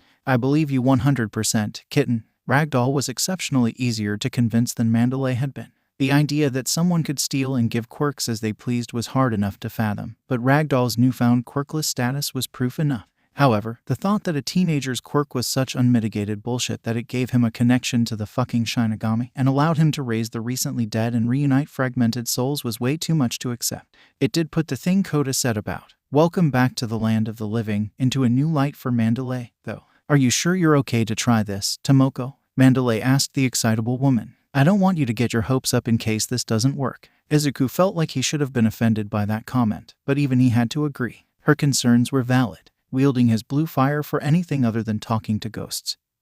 And occasionally scaring his classmates was still very unfamiliar territory for him. I'm positive, Shino, she answered with a determined expression. I believe in him, and I want to try it. The worst that can happen is that it doesn't work, and nothing changes.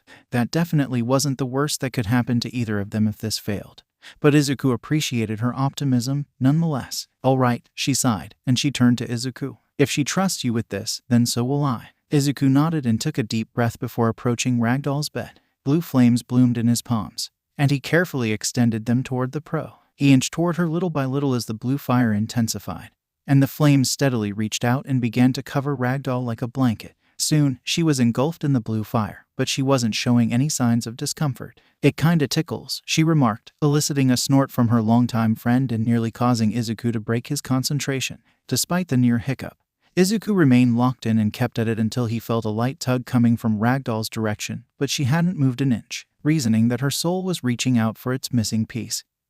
He decided to empower the sensation by intensifying the flames even further. Almost immediately, that tug became a violent yank, ripping an ethereal presence out of Izuku and shooting into the curious woman, snapping the teen's concentration entirely. Izuku just barely caught himself from falling over while Ragdoll gasped in shock. Tomoko, what happened? Mandalay hurried to her side in a panic. I feel whole again. Ragdoll breathed out with increasingly widening eyes. I can sense everyone again. Ryuko and Yawara are still in the food court. The nurse for this room is taking a smoke break near the ICU. And there's a man masturbating in the bathroom down the hall. Holy shit, Mandalay remarked after a brief moment of shock. It fucking worked. Why in the fuck would you know that? Izuku internally screamed at the last observation until he found himself being glomped by the newly requirked hero. Thank you, kitten. Ragdoll beamed in gratitude before her expression became determined on a dime. I swear on my 4 remaining lives that I will protect you from Pixie Bob.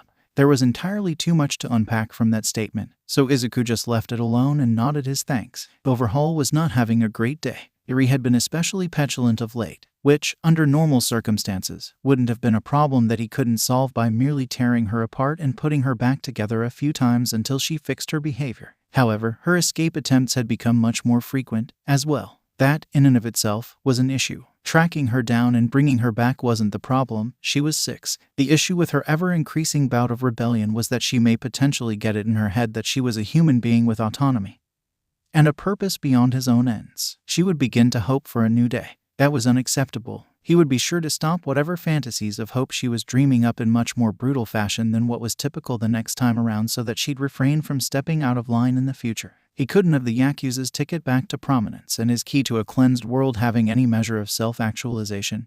That would completely defeat the purpose. Beyond that, there was still the issue of the attack on his trigger operations to consider. There wasn't a lot of information left at the scene to go on, which made investigation tedious, but it wasn't as if they were bereft of any leads. They'd sniff the culprits out in time, and when they did, there would be hell to pay for crossing the Shai Hasekai. When there was a knock at the door, Overhaul called them inside, and in walked Overhaul's right hand, Hari Kirono, known to all in the family as Chronostasis. Overhaul. "We got a hit on who attacked our operation," came the ice-cold intonation of the man. Overhaul paused everything he was doing and looked directly at his most trusted subordinate. "And there's a man who can turn anything he touches to dust, which would match up with the crumbled state of the warehouse that was attacked," he explained. "He does a lot of business with Jurin, so we know how to contact him. Another man who wields blue fire not dissimilar to what was found at the scene also operates with him in a group, the League of Villains." Overhaul's eyes narrowed. "The group that attacked UA, the one that just lost the criminal underworld's boogeyman."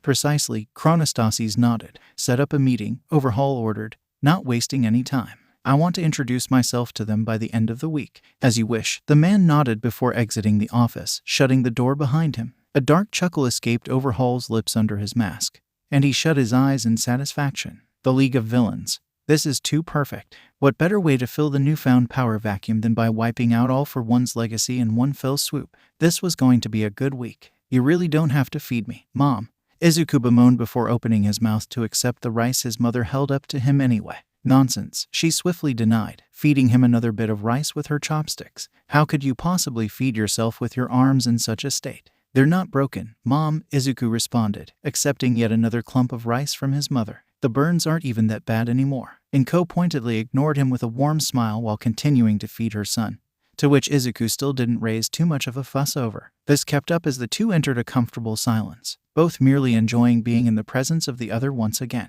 Izuku welcomed any sort of normalcy after his ordeal, and Inko was much the same. Izuku was mid-bite when a knock at the door garnered the mother-son duo's attention. When it opened, a doctor stepped in holding a clipboard with a thick stack of papers attached. "Ah, Izuku Midoriya, you're awake," he addressed with a smile before looking to Inko. "And Mrs. Midoriya, you're here, too. Excellent. You can just call me Inko," she kindly informed, and the doctor nodded. Izuku eyed his mother curiously when she said that, a thought coming to mind that had been floating around for a while, but he put a pin in it for the moment. "Well, at the rate you're healing, you should be good to go as soon as tomorrow afternoon," the doctor informed them. "That isn't the primary reason I'm here, though. While we were treating you, we encountered some peculiarities in your physiology, so we opted to run some scans and observe you." "Peculiarities?" Inko warily questioned. "Peculiarities may have too much of a negative connotation," the doctor mused. "How long have you had the slits on your forearms?" "Neither your medical records nor your quirk records contain anything about them. They're a pretty new development," Izuku confirmed.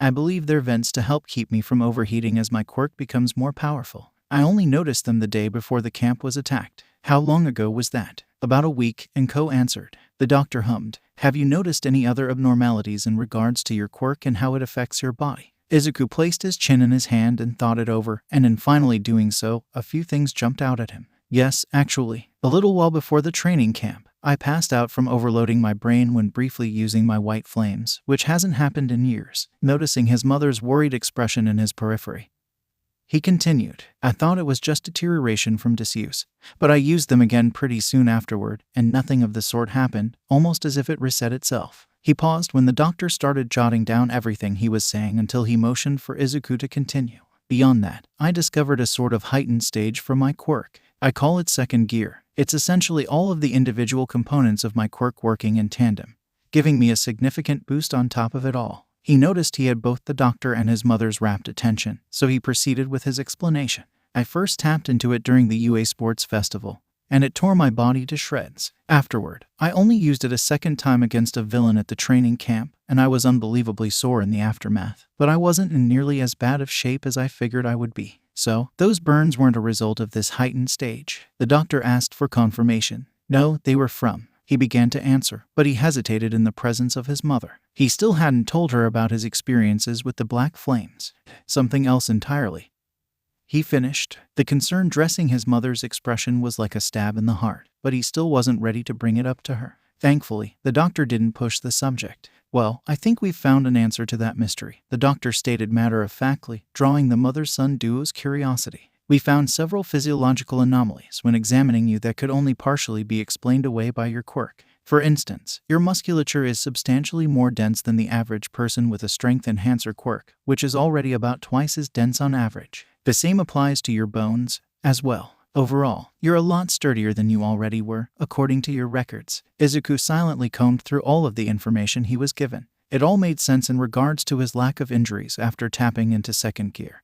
But it didn't quite connect to why he still felt any amount of strain when using his flames in isolation. Maybe the hypothesis he and Ms. Joke came up with was accurate, in that the flames he could access were somehow imperfect usages of his true quirk, and second gear was how his quirk was truly intended to be used. Maybe it just took time after initially manifesting to truly develop, and his body needed time, wear, and tear to catch up. There were so many new questions and possibilities to explore given this new information. Inko, meanwhile, was rather taken aback by the news, not sure how to feel about her son undergoing a pseudo-transformation. Did you come across anything else? The doctor nodded, a bit more excitement bleeding into his demeanor. We also discovered that alongside your musculoskeletal system, both your heart and brain have undergone some changes as well. That snapped Izuku out of his internal mutter storm completely and earned his undivided attention. In what regard? They grew, the doctor answered simply, and at the alarmed expressions of the mother and teen, he quickly amended his statement.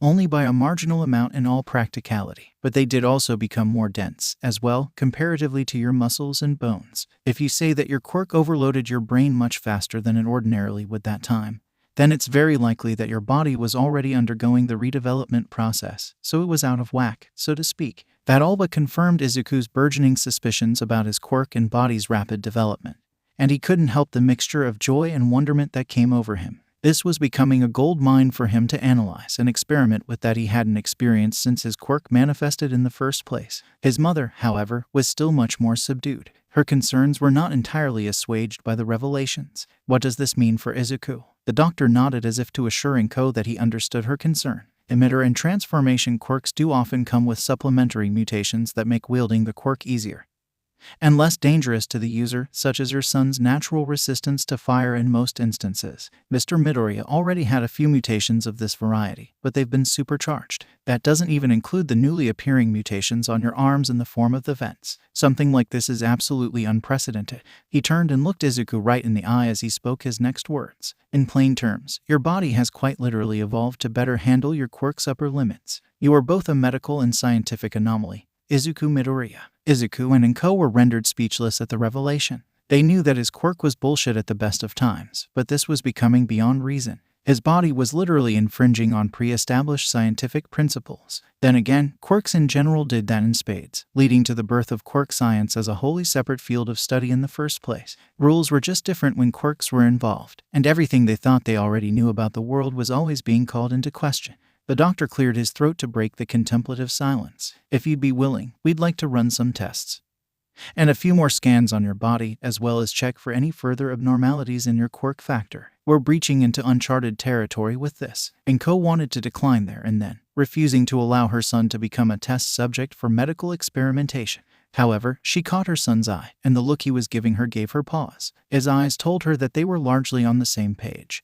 But his boundless curiosity wasn't going to allow him to completely deny the opportunity for scientific advancement.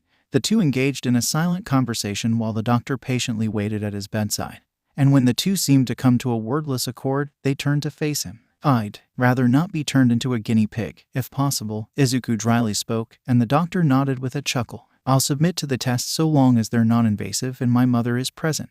The tests shouldn't be invasive beyond obtaining blood and DNA samples for observation, the doctor assured. We'll maintain strict confidentiality unless you otherwise request, as well, so you don't have to worry about that. Inko wasn't quite sure if she totally believed that, though that was likely due to her natural paranoia rather than through any fault of the doctor himself. Even still, there were certainly ways to make her son's records disappear if need be. It just took one conversation with Nezu, which was going to happen later that day. All right, we'll go along with this, Inko conceded with a sigh. Excellent, the doctor replied with a smile. We'll have you both sign a few documents, and then we can get started tomorrow morning. It shouldn't last long at all. You'll most likely be good to go before noon. The two nodded, and once finished with any other tasks, the doctor left the duo to their own devices. Inko sighed once again, and she gave her boy a tired smile before reaching for the bowl of rice to continue feeding him. Izuku grumbled in protest of being fed while putting up no actual fight against the feeding whatsoever. That was, at least, until a mental note he made when the doctor entered came back to him.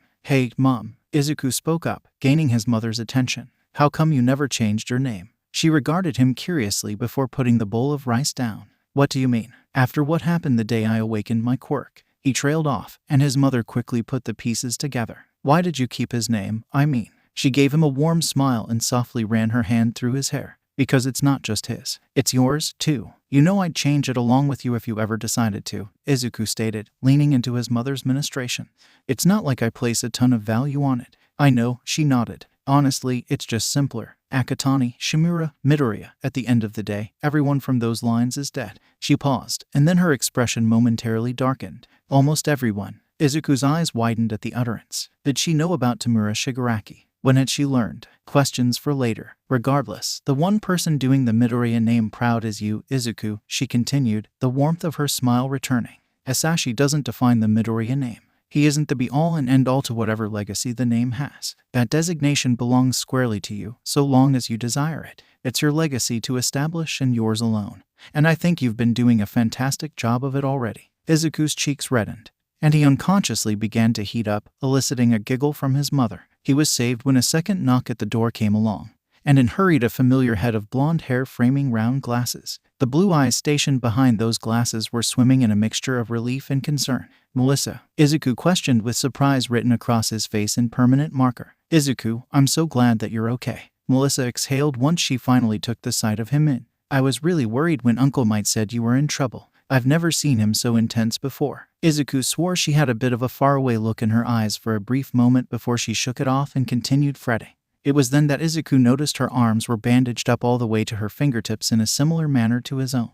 Anyway, you're safe now. And that's what matters, she finished before finally noticing the other person in the room. Inko was making no attempt to hide her smirk. And then she put her hands up in mock surrender. Oh, no, don't mind me, you two continue. Izuku cursed not being born with invisibility as his quirk, as he knew his mother was taking great joy in turning him into a beat. To his horror, however, Melissa was unfazed. Oh, don't worry about that. He's not my type, Melissa assured with a smile. He's a little short. Izuku squawked in indignation while Inko nearly cackled. Duly noted. Melissa and his mother were getting on way too well. He needed to put a stop to it before they ganged up on him and he accidentally set the bed ablaze. Putting aside the fact that you're only 3 centimeters taller, Izuku grumbled before turning to his mother. This is Melissa Shield. We met at the Eye Expo. Melissa, this is my mom. It's lovely to meet you, Shield, and Ko warmly greeted. Please, just call me Melissa, she insisted with a smile of her own. And likewise, whatever she was planning on saying died on her tongue when something finally clicked upon looking at Inko for long enough.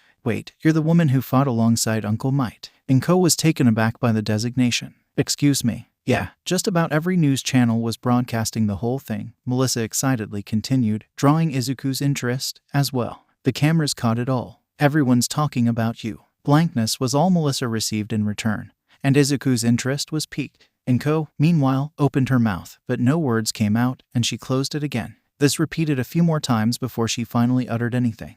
Come again. Here, it'll be easier to just show you, Melissa said before pulling out her phone and surfing the web for some articles to show the dumbstruck woman. Izuku opted to join her in the search with his own phone, and he was astounded to find that she was telling the truth. Staring him in the face was a picture of his mother looking down at All For One with absolute death in her gaze, the silhouettes of All Might and Gran Torino looming behind her. He had to admit that she looked pretty damn imposing with her hair billowing in the breeze among the desolation of the battlefield.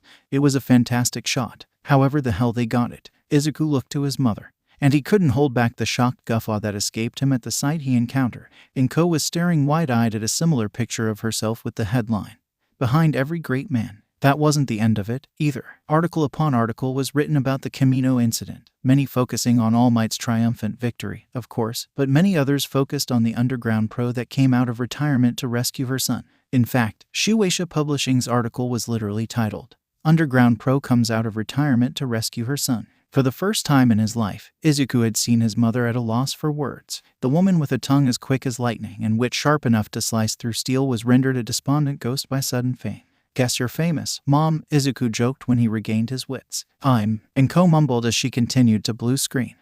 Is she okay? Melissa cautiously asked Izuku with a touch of concern in her voice. Izuku quickly nodded to assure her that everything was fine. Yeah, she's fine. She's just not used to having a whole lot of attention and she fainted. Okay, well, let's get her up on the bed. Izuku and Melissa scrambled over to the blissfully unconscious woman and hoisted her out of her chair and onto the hospital bed, Izuku not even trying to hide his snickering all the while. There was no way in hell that he was ever going to let her live this down. Once she was comfortably on the bed, Izuku turned to Melissa. "So, what are you doing all the way in Japan? Not that I'm not happy to see you or anything, it's just that I didn't think you could leave Island." Melissa's face fell, and Izuku knew immediately that he touched a sore subject, likely the sore subject. "You don't have to answer that if you don't." No, it's fine," Melissa assured. "It would have to come out eventually. The situation on Island is messy. There was a lot of unpleasant fallout from the incident. And alongside my dad's reputation being irreparably destroyed, a ton of suspicion and general mistrust was cast in all directions. Uncle Mike tried his best to shield me from it, but I could tell that everyone in the scientific community was going to be side-eyeing me for the foreseeable future, at least on the island. It was just better for everyone if I was out of the picture." A lengthy sigh escaped her lips, and her voice began to tremble. "After Mom died, Papa was all I had. He was everything to me. After all this, after what he did, and that bastard with the red hair." She started to choke up, and Izuku immediately moved to help comfort her, but he stopped in his tracks when she put her hand up and took a moment to compose herself. Pushing her thumb and index finger under her glasses to wipe away the tears that escaped her efforts, she took another deep breath and regained her composure. She looked back at Izuku, and the redness surrounding the blue of her irises made his heart clench. "So, yeah, I opted to leave, and since I didn't have any classified information to take with me, they allowed it," Melissa continued with a morose blankness. Then she hesitated, but after a lengthy moment of internal deliberation, she pressed on. I received an offer and I took it. I'm transferring to UA to finish out my last year." "An offer?" Izuku questioned with a furrowed brow. "One I couldn't refuse," she nodded with a stern expression. "So, I'm here now." "All might, you didn't." Izuku's darkening thoughts were halted when he was wrapped in a warm embrace by the taller girl. "Thank you again for being there for me, Izuku," Melissa said, her voice wavering once again. Izuku was taken off guard for a brief moment. Then he returned the hug. "Yeah, of course. I'm sure that May will be ecstatic to see you, too." That brought a smile back to her face. The hug continued until the two heard a groan come from the bed, and the two friends separated in time to see Inko come to. "You all right, Mom?" Izuku held back his laughter just long enough to ask. "Oh, Izuku, there you are," Inko managed while sitting up on the bed and gaining her bearings. "I had the strangest dream just now. The news captured the battle with all for one, and I had apparently come out of it with a deeply unsettling level of popularity." "Right, a dream," Izuku replied amidst escaping snorts, confusing his mother. Whatever she was going to say was halted when her phone started vibrating, and she checked the caller ID to find that it was Mitsuki calling her, so she answered. "Mits, Inkai, you're a fucking sensation." Mitsuki was loud enough to be heard by the other two occupants of the room, and, combined with the pale-faced horror dawning on his mother, Izuku completely lost it. The first thing Minda felt when he came to the next day was a soreness in his chest.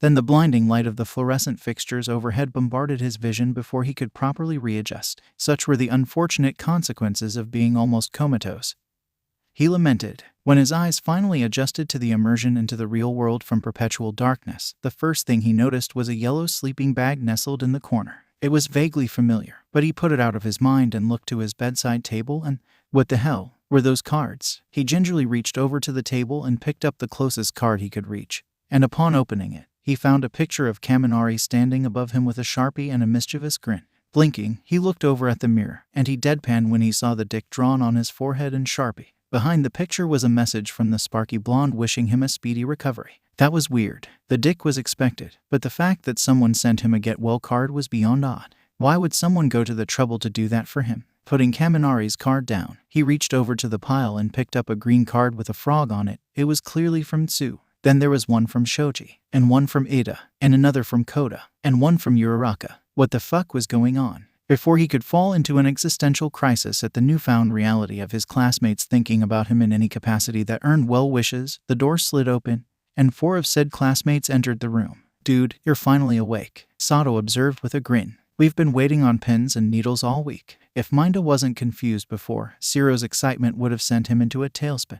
Following Sato into the room was Shoji, Shiro, and Takoyami. "Glad that you're awake, Minda," Shoji said, the sincerity in his voice hitting the short boy like a truck. "What are you guys doing here?" he questioned, managing to silence the maelstrom whirling in his brain for just long enough to get the words out. "We're here to check up on you, bro," Shiro answered with his trademark toothy grin. It's good to see you in good health, my friend, Takoyami remarked with a nod. And besides, we could all use the screen time, Zero added. It took a moment for Takoyami's final words to register in Minta's still mildly foggy brain. But when they did, he froze. The words, my friend, were deafening, and they ricocheted around his mind like a pinball at hypersonic speed. When the implications of the utterance finally set in, it took every ounce of strength in his veins to choke back the tears that were threatening to spill out of him. He couldn't cry in front of the boys. He'd never live it down. Anyway, how are you feeling? Shoji asked before Minta could question Zero's statement. Oh, I'm all right, I guess, he lamely answered with a scratch to the balls on his head. My chest is a little sore, and my arm's a bit stiff, but I'm good otherwise. That's awesome. Sato grinned with a pound of his fist into his palm. Shoji told us all about what you did camp. Didn't know you had it in you all this time. The mention of the forest snapped his brain back to something crucial. Did we rescue Midoriya? Yeah, he's fine, Shoji assured the boy out of his temporary panic. He's down the hole. We were headed there next. You should have been there, man, Zero began. Midoriya's mom took on the League of Villains by herself and was winning before we even stepped in to grab our class rep. It was so awesome. I've been trying to tell Takoyami that Mr. Aizawa wouldn't stand a chance. Sato spoke up with a laugh, elbowing his raven-headed classmate. None of the teenagers noticed the sleeping bag in the corner twitch. We should not underestimate our homeroom teacher, Takoyami sagely replied. Although, I will admit, she was rather frightening when weaponizing her maternal fury. I wonder if she could punt Minta as far as Shoji could, Zero joked, causing the others to laugh and a faint blush to develop on Minta's face at the reminder. Oh, he told you guys about that? Huh, Minta chuckled before he turned to the boy in question. I knew you were strong, but I hadn't imagined you could kick that hard. Shoji shrugged. I was always excluded from playing baseball growing up, or any sport involving arms. They always said I had an unfair advantage, so I took to sports using my legs instead. At that point, if they still had a problem, it was a skill issue. Another bout of laughter arose before the group fell into comfortable conversation. Minta couldn't fight the content smile that graced his tired face. This was nice. This was good. This was what he wanted. This was what he always wanted. This was friendship. Aizawa, meanwhile, stayed concealed in his sleeping bag, opting not to break up the moment of levity after such a traumatic situation. He could figure out how many of his students he was going to expel for their stunt another time. That night, Izuku was perusing through the deluge of articles written about both the Kamino incident and his mother, particularly her part in his rescue and the defeat of a supervillain just as powerful as All Might. He had no idea if the media had more information on the man than they should or if it was just sensationalist speculation that happened to possess a grain of truth. Whatever the case, the fact was that Verdant was now a celebrity. It was so surreal to imagine. He still hadn't really processed his own level of fame that he had somehow amassed over the months since his tenure at UA began. So being faced with his very private mother experiencing a measure of fame that absolutely trounced his own was both hilarious and frightening. The irony of her spending her career in the underground dodging attention as much as she could wasn't lost on him. And it certainly wasn't lost on his mother, either. Earlier that evening, she texted him to tell him that she was hounded for autographs the minute she left the hospital after the extra tests they ran on him, and it took a swift and surprising intervention from Hawks of all people to create cover for her to slip away. Izuku supposed that he just happened to be in the area and decided to help out, which was nice of him. It was honestly surprising that she garnered so much notoriety considering that All Might was also present. Izuku figured that, if anything, All Might would have absorbed most of that attention, which was the case for Gran Torino. He didn't see or hear anyone mention the old man's presence at all, so his mother's newfound celebrity status was rather strange. He'd have to think more on it later, though. Even he thought that the idea of his mother's popularity being signal-boosted by some other party was just a little too paranoid. In the meantime, he indulged in reading the general public's thoughts about the situation on social media. It should turn out to be pretty amusing. Endeavor is a bottom. If this is her post-retirement, I'm afraid to imagine what she was like in her prime. SB Kai, is this what having a heroine idol that isn't a sex symbol is like? Five-finger death touch. I mean, I guess she's kinda cool or whatever. Purple Insomniac. Eraserhead could take her. Future Vision 420, step on. Actually, maybe it wasn't such a great idea to scour through social media. Not everybody needed a platform. Just as Izuku quit his scrolling, he received a text. And he smiled when he saw that it was Vanta. He really enjoyed hearing from her and the others from the VRP. Dude, I thought we were friends. Well, that was strange. He didn't think he did or said anything to upset her recently, but maybe he had. How could you not tell me that your mom was a hot, retired pro? That's like essential information. Izuku groaned. This was going to get old very quickly.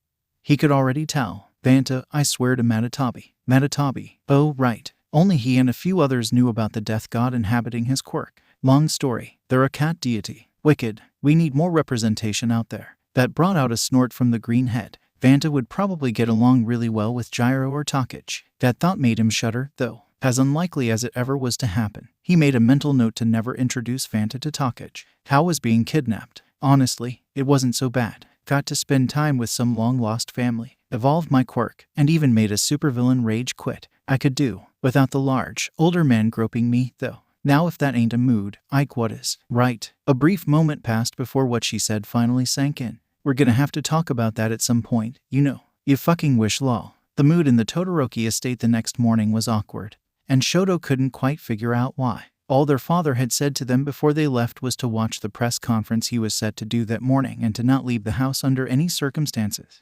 Fayumi, the warrior that she was, questioned him about the peculiar instructions, but he just assured them that he'd answer their questions when he returned home. Shoto could gather that something rather noteworthy was going to happen, but he had no idea what it could possibly have been, and no amount of time consulting his Quirk board of theories was helping to crack the case. It was one of the sporadic weekends that Natsuo was home to visit, so that likely contributed to the tension in the house. There was always tension whenever he and their father were in the same room, and being instructed to not leave the house didn't quite sit well with Natsuo, but he nonetheless complied. He wasn't silent about his complaints, though, not that Shoto could really blame him. Not knowing what else to do, the Todoroki family gathered in the living room with snacks as the time for the press conference neared.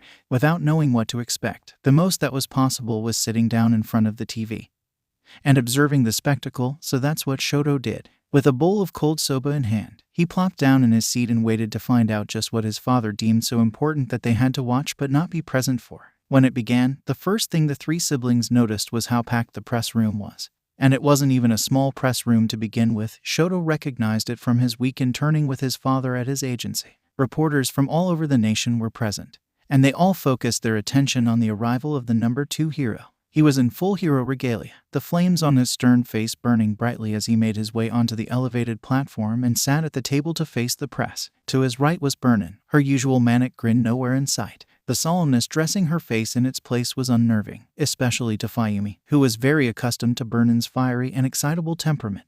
People of Japan, he began in a subdued baritone that was very much unlike him. I am the nation's number 2 pro hero, the flame hero, Endeavor. You all know that, however, there are things about me that none of you know. For decades, I have not been honest with all of you, the people I have been sworn to protect with my life. The room was paying him rapt attention, as were his children watching at home. He heaved a heavy sigh, and the flames that dressed his face like a mask and glorious facial hair that had become his trademark slowly petered out. When they were finally gone, all that remained was an admittedly pathetic mustache. It only completed the morose picture presented to the press and those watching at home. None of them had ever seen the triumphant hero look so defeated, the least of which being his own children. My name is Enji Todoroki, and I am an abuser. The deafening silence within the house that followed his statement was violently interrupted by the clang of Shoto's bowl of soba falling out of his limp grasp. Overhaul was beginning to think that he spent way too much time at his desk. Granted, a liberal application of his quirk could easily remedy his leg falling asleep, but it was the principle of the matter. Erie wasn't set for any harvesting that day, as he cleared his schedule in preparation for the coming meeting with the League of Villains. As such, he didn't have much to do beyond looking over paperwork and expenses from the Shai Hasekai's legitimate businesses. Trigger money wasn't going to launder itself. Overhaul, sir, came a shout from the other side of the door accompanied by a frantic knocking. Overhaul wouldn't admit out loud to being grateful for the distraction. Come in, he ordered to the nondescript grunt that looked both frazzled and winded. He likely ran across the compound for whatever news he had to share. What is it? Overhaul asked the man with a patient facade, but he wasn't particularly interested in waiting for the man to catch his breath in order to speak. You're not gonna fucking believe this. Rei Todoroki was frozen in place in her chair, the whisper of, oh my god, that left her lips barely audible over her husband's words. Her mind was in a frenzy, but her body was rooted to her seat in front of the TV in her room that was broadcasting her husband's public expose of the skeletons in their family's closet, his explanation of their marriage, his ambitions, and the emotional strife their family endured by his hands. He was admitting to everything. He was revealing every sordid detail about why he wanted to marry and have children with her in the first place. He explained in no uncertain terms how viciously he pushed his children to surpass All Might and then discarded them when they couldn't. He struggled through how much he tried for that one success and all but destroyed their family when he finally got it. He even opened up about the loss of Toya. Well, maybe he wasn't revealing everything, as that would include her own failings in the hellish story of the Todoroki family. She was just barely able to register 2 sets of hands clasping her own on either side, each pair belonging to her sisters in all but blood. She should have known something was amiss when both Inko and Mitsuki came together to visit her this morning. Getting a visit from one of them wasn't out of the ordinary, but both at once. Still, she was glad that they were all together again for however brief this moment would be. She tried to maintain a brave face and hold on to the numbness she had been feeling for so long, but the forearms that wrapped around her when she started shaking were confirmation that she needed them now more than ever. Tamura's eye twitched in his spot on the couch, or what was left of the couch. The hideout they had commandeered after their escape from Kamino was now in flames, the entire building burning a bright blue and coming down on all sides around them. They had been watching Endeavor's press conference out of morbid curiosity, and boy did they get more than they fucking bargained for. There were quirk marriages, selective breeding, spousal and child abuse, and they could even throw in government corruption to cover it all up on top of that. Couldn't have happened to a nicer guy, right? The shit that came to light straight from the horse's mouth was one thing, but Dabai fucking flipping his shit and literally exploding before storming out of the building was another thing entirely. Compress had to seal Spinner and Magni away just in time to save them from getting roasted by proximity in the chaos, and even he barely dodged the support beam that came crashing down soon after. Tamura would dust the patchy fuck the next time he saw him. This was a good hideout. Now they needed to find a new spot before the meeting with that shitty Yakuza group twice was babbling about. And it was all because Dabai decided to throw a goddamn tantrum for who fucking knows why. Kurogiri appeared beside Tamura's small, unharmed place on the couch. "Shall I find us new accommodations?" Tamura turned and gave the man a side-eyed glare. "What the hell do you think?" "Effective immediately. Vernon will step into the position of overseeing the Endeavor Agency. Both the agency and your safety will all be left in her capable hands." Hawk stared at the screen with his mouth agape. And that wasn't just because he was mid-bite on his raw drumstick. He knew Madam President would have his head if she found out that he was eating raw chicken again. But the cravings were insatiable, and it was his one allotted day off for the next 2 months. He didn't have to go on patrol. He didn't have to knock out some petty criminals. He didn't even have to go out and keep an eye on the Midoriya family. He could just sit back in his living room and relax for the day. That was the plan, anyway. He did not quite imagine going into it that he would be spending his day off watching Endeavor confess to domestic abuse and homemade eugenics in front of the entire nation. Excuse him if that wasn't on his pro-heroics bingo card. From Endeavor specifically, at least. If a pro-hero publicly admitting to scummy behavior behind closed doors while only alluding to actual crimes committed wasn't bad enough, that same pro throwing the entire governing body of the heroics industry under the bus alongside him was a whole other shitstorm entirely. A shitstorm that he would inevitably have to get involved in. He'd more than likely be doing even more morally questionable things that he didn't particularly enjoy doing. If he was being honest, there were a lot of things that he didn't enjoy doing that were for the safety of the public these days. The vibrations of his phone on his counter were like a death knell in his ears, and one glance at the caller ID told him what he already knew. He heaved a sigh not unlike the one Endeavor released before he began his spiel, and he stood up to get into costume. It was a nice day off while it lasted. Endeavor quickly left the press room amid the frenzy of reporters clamoring for answers to their sea of questions, pointedly ignoring them as he exited with Vernon and the rest of his PR team following closely behind him. The group walked in silence down the adjacent hallway until they reached an elevator. Endeavor pressed the button and waited, the silence among the group still carrying on. It remained that way for 10 agonizing seconds until his irritation reached a head. "You all are free to take the stairs," Endeavor finally spoke up, and the PR team gratefully scattered. Had they left any faster, there would have been a dust cloud in their place. Vernon, however, did not leave. The door eventually opened, and she boarded alongside him. Neither said a word while the elevator carried them to the top floor where his office sat. Whereas the silence before was merely awkward, the atmosphere in the cramped space was now tense. Soon, the door opened, and the two exited to approach Endeavor's office, both parties' lips still remaining shut until the door to the spacious office closed behind them. "I meant what I said in there," Endeavor finally spoke up, peering down at his uncharacteristically mute sidekick. A few more seconds of silence passed before Vernon turned to look up at him with a harsh gaze. Which part, exactly? Endeavor minutely flinched. He supposed he deserved that one.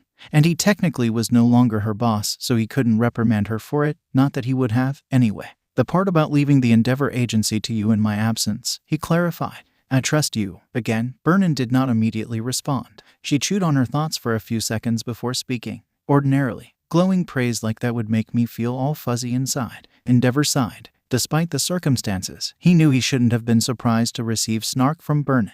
Perhaps that was a good sign. "Why did you decide to stay?" he finally asked her. "I wouldn't have begrudged you if you opted to leave the agency." And many had. Endeavor informed all of his sidekicks about the entire situation the night prior, and he gave them the option to leave the agency if they desired. Of his 33 sidekicks, only 12 remained, and the lion's share of them only did so conditionally. She turned to face him fully, the glare she was shooting him burning with indignation almost as brightly as her hair. What does you tarnishing your own legacy have to do with me helping people in need? Well, he supposed that was all the answer he needed. I made the right choice, then, Endeavor declared with a nod. Vernon snorted, and she looked away, staring out into the city through the office's absurdly large windows. A sigh escaped her, and she looked back at her former boss. How long are you gonna be?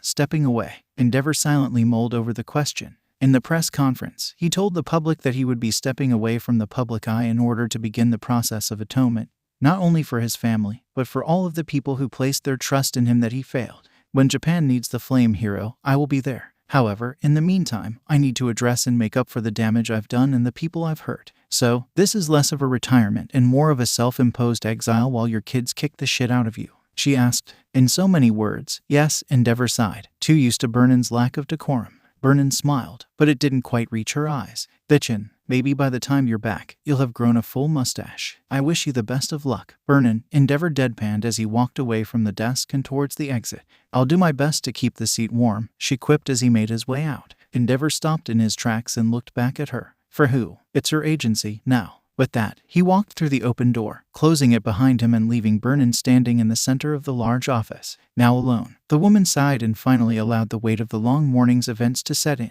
A sadistic anticipation snaked up Overhaul's spine as he, Mimic, and the remaining 5 bullets approached the meeting place. He had waited patiently for this day to come, and now it was here. He'd get to wipe the League of Villains off the map.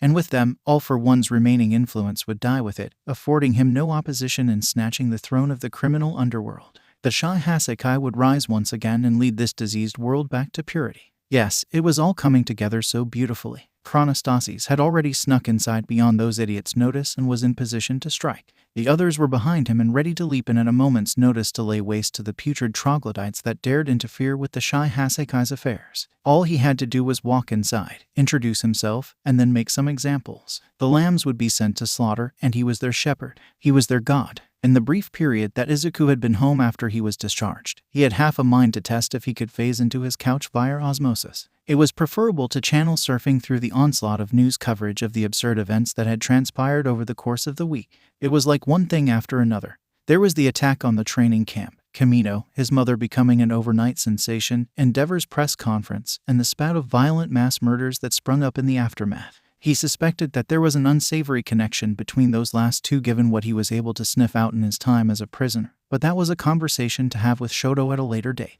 In other news, betting odds have Merco potentially hopping into the top 3 for the next pro hero rankings after Endeavor. Click. Surprise villain attack in which an eruption of blue flames incinerated a city block. Thus far, 67 people have been confirmed dead in the attack, but that number is likely to increase as the search and rescue efforts continue. Of the 22 that were wounded, 9 are in critical condition. The suspect remains at large. Click. Nation is still reeling from Endeavor's shocking press conference and subsequent self-exile from heroics. The number 1 hero himself, All Might, said in a recent statement condemning both Endeavor and the Hero Public Safety Commission that he will be making a public address of his own regarding both Endeavor's press conference and the Kamino incident. Speaking of Kamino, green wig sales are up by 300%. Before he could change the channel, his mother materialized beside him and snatched the remote, changing the channel herself. Izuku swore he heard her grumble "fucking fanatics" under her breath as she did so. She was about to say something else, but she paused, and her eyes lit up with an idea before turning to her son. You know what, let's go out to eat, she suggested with a smile. We'll celebrate you being back home. Overhaul stormed into the Shy Hasekai compound in an almost palpable rage. The meeting had gone off the rails, but it wasn't in the way that he planned for or expected. When he made his intentions to delete them all from existence clear, a confused man tried to attack him with his magnetism disease. Making quick work of him was a simple matter. What wasn't a simple matter, however, was their leader slamming a hand to the ground and rendering the entire building to rubble, as well as anyone in its path. He was able to use Overhaul to negate the decay and rebuild himself before it could spread too far, but everyone he came with wasn't so fortunate. As a result, he was forced to flee the scene with his life, which brought him to his current state of tearing through the compound like an incensed bull in a china shop. Everyone he came across wisely kept their distance or made themselves scarce entirely. That was, of course, until he made it to his office, and someone was already waiting for him. B-boss, the skinny man trepidatiously addressed, already knowing in the back of his mind how this interaction would inevitably end.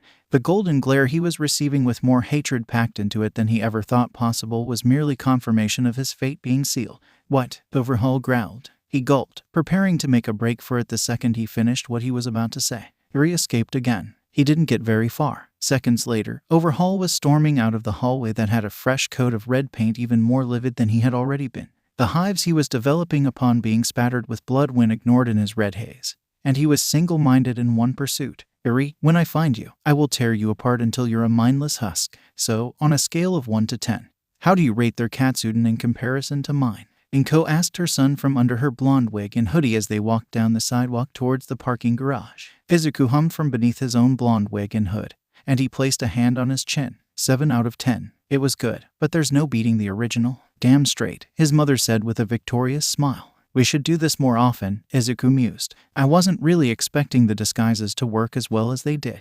We definitely could, but something ridiculous tends to happen whenever either of us leaves the apartment, Inko joked as the duo strolled past an alleyway. As if on cue, the two simultaneously stopped on a dime and peered into the darkness of the alley. Within moments, the soft, frantic pitter-patter of small footsteps made itself known to the two, and a small girl with long, unkempt mane of white hair bolted toward them from the abyss. The fear bubbling out of her crimson eyes with her tears immediately put both green heads in disguise on edge, and Izuku quickly turned to kneel down to the approaching girl's level. Her eyes widened even further, and she slammed into his arms and held on to him for dear life. Now that Izuku was able to get a better look at her, an uneasy fusion of concern and anger started to flood his system.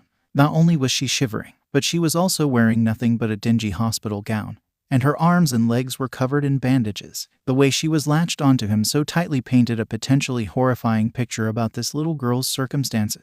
She couldn't have been older than 5 or 6, and he couldn't help but be reminded of Kota. Unfortunately, with the thought of Kota came the images forever burned into his brain of Kota's limp body laying lifelessly in his arms. Izuku's breath hitched, and he felt the girl start to shake even more violently in his grasp. Then Izuku spotted a horn on her forehead and his periphery began to emit a faint, yellow glow, and the little girl began to glow in his arms. Instinctively, he went up in an orange glow of his own, and the girl was quickly wrapped in a thin, orange blanket of flame before the unknown effects of the glow could reach him. No one was more surprised than the girl herself, apparently. She froze and peered down at the strange, orange layer holding her in a warm cocoon, and she absent-mindedly snuggled further into it. Her curse also didn't penetrate through the blanket, and that shocked her beyond belief. The only other person who could do something like that was the scary man who made the big, yellow bubbles. Izuku, meanwhile, observed the range of emotions flickering across her face while she inspected the malleable barrier. He didn't know why, but she seemed both fascinated and fearful of his quirk.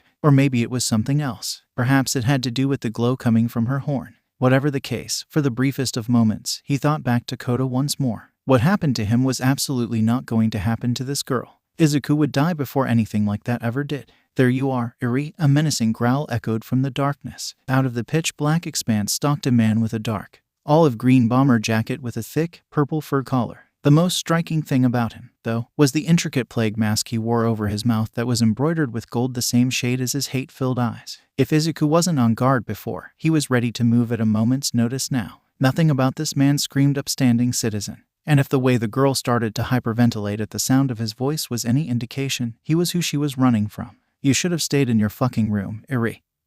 He snarled, stalking even closer. Now, even more innocent people are going to die because of you. Without warning, he lunged for Izuku and opened his palm, preparing to turn the unfortunate blonde kid and his mother to paste before collecting Erie. Izuku went up in a yellow blaze and was prepared to dodge the attack, refusing to take any chances with touch-based attacks after dealing with both Tamura and Ochako. Izuku's piercing, green gaze met Overhaul's wild, golden glare as a violent, destructive battle between two titans felt all but inevitable. In a mere instant, Overhaul disintegrated in the direction slightly adjacent to Izuku and disappeared into the wind. Izuku's eyes were bulging out of his skull, and his jaw had taken up residence on the concrete. Erie was no better, her own jaw resting beside his own. In unison, the two craned their heads to look at Inko, her arm outstretched with her palm glowing and her own eyes shining a deadly emerald upon the spot where the man had once existed. When she noticed their gazes, she turned a curious one toward her son. What? Izuku's brain damn near short-circuited at the casual inquiry. Don't what? Me. You just atomized a man. He was threatening you, she shrugged. Izuku legitimately sputtered before regaining himself and finding his words. Why didn't you do that to the League for kidnapping me? There were witnesses. Izuku and Ko chided as if the answer was obvious. I couldn't just summarily execute an entire group of villains while the Hero Commission is doing surveillance on us in our home. I don't want to give them even more ammo than they already have.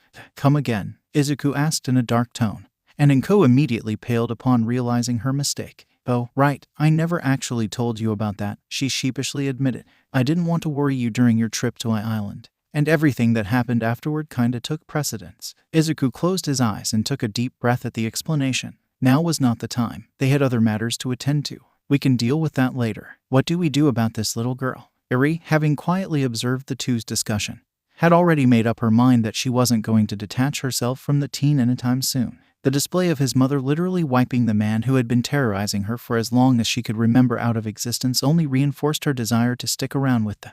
They were safe, safer than anything she had ever experienced since she made her dad disappear. The scary Birdman tried to kidnap me from my mommy and big brother, she spoke up, gaining the surprise and confusion of the two. What? Izuku asked, unsure what she was getting at. That's my story, and I'm sticking to it, she declared with a resolute expression. Her valiant attempt to appear headstrong and determined was one of the most adorable visuals Inko had ever witnessed, and she was immediately sold. She reached into her pocket and pulled out her phone before dialing the one person she could go to that could help them navigate the absurd predicament they found themselves in. Nezu, you're still at UA, right? Amik, Meta Liberation Army Group Chat. Gettin, Endeavor Press Conference. MP4. Gettin, based. Skeptic, Gettin, okay, but hear me out though, based, right? Trumpet, Gettin PLS. Curious, I think it's pretty based. Skeptic, do not encourage him. Gettin, see, curious always gets it. Sorry, I mean, it's not the way I'd personally go about it, but I can't knock selective breeding to create the most powerful meta. Seems pretty based to me. Redistro, I concur. When I was a young lad, my giant, pet cockroach, Hoarfrost, was created in a similar fashion. He was very based, as was the garlic ice cream we often enjoyed together. Gettin, it appears you're outnumbered. Endeavor is based by simple majority. Trumpet, sometimes I truly feel like I am the only neurotypical in this organization. Amik, Meta Liberation Army Group Chat ended. Overhaul felt nothing. He was drifting weightlessly in a void, and he could hardly recall what happened after he got back to the Shai Hasekai compound. His mind was in such a fog that even his own identity felt extremely fluid. It took an exorbitant amount of effort that he managed to dredge up from who knows where in order to get a grip on any concept of self and regain his senses to assess his current situation.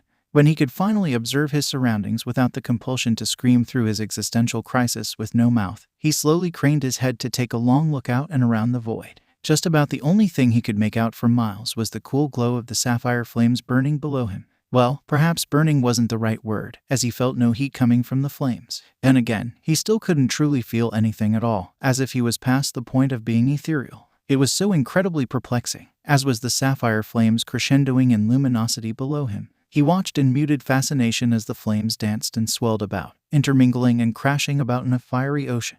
Then, the flames intensified, casting a much more vibrant glow on his form, and they opened up like an eldritch abomination peering into his very existence. To the transfixed Overhaul, it was almost as if the flames were alive and reacting to something. They were. Kai Chizaki. A smooth, deadly intonation filled every fiber of his ethereal being and rattled the bones he knew weren't present but could still feel. His eyes were as wide as dinner plates at the usage of his real name in such a strange environment, and his wide, golden gaze was met by the opening of two pools below him. Blue flames surrounded two bright, slitted eyes of different colors that held nothing but unspoken horrors, malice, and merciless terror deep within them. He was fixed in his spot in space as a hulking figure rose from the fire, the two eyes rising with it, and standing before Overhaul was a massive, two-tailed cat wearing pristine, white robes and red prayer beads around its neck. The wicked, Cheshire grin he was receiving from the creature gave him hundreds of jagged reasons to fear his predicament. Ordinarily, I would simply eat you, but you truly intrigue me, Kai Chisaki, the cat spoke, revealing itself to be the owner of the frightening voice and the knowledge of his true identity. You had the ability to manipulate matter at your will. With the slightest touch, you could obliterate, repair, or merely reconfigure whatever you please. It's such a fascinating power to wield, particularly how you used it. The cat's grin grew even sharper, filling Overhaul with the deepest of dread. What is more interesting is your philosophy towards the state of your human society. You abhorred the proliferation of quirks and maligned them as diseases, and yet, your own disease was such a fundamental aspect of your very existence. You were as diseased as the rest of humanity. Yet you saw fit to cure them all of their sicknesses and guide the New World Order to salvation. The Death God's grin took on an even more threatening edge, and their slitted pupils narrowed into blades primed to cut Overhaul down where he floated. Your quirk, one that allowed you to all but rewrite matter as you so desired with merely a touch, made you powerful. Your stolen empire of loyal subjects made you influential, and your greater ambitions for a restoration of the old made you a visionary. There was a momentary pause where Matatabi's piercing stare did not make bones about the utter disdain that was held for the man before them. You fancied yourself a god. Those 5 words hung around Overhaul's neck like a noose. It told him everything he needed to know about his situation. His fate wasn't just sealed, it was welded shut. Well, how about I show you what true godhood looks like? Matatabi purred dangerously as they loomed over the man, nearly salivating at the fear that was bursting out of his gaze. Overhaul was still rooted in his spot in space, not able to move a muscle as his imminent doom drew closer and closer with a perverse glee. Matatabi lowered their giant head to bring it a rough approximation of eye level with Overhaul, and only then did their grin finally drop. It was the most frightening thing Overhaul had ever witnessed. Welcome to my world, bitch. It had been a while since Nezu's smile made Izuku nervous. He almost missed it.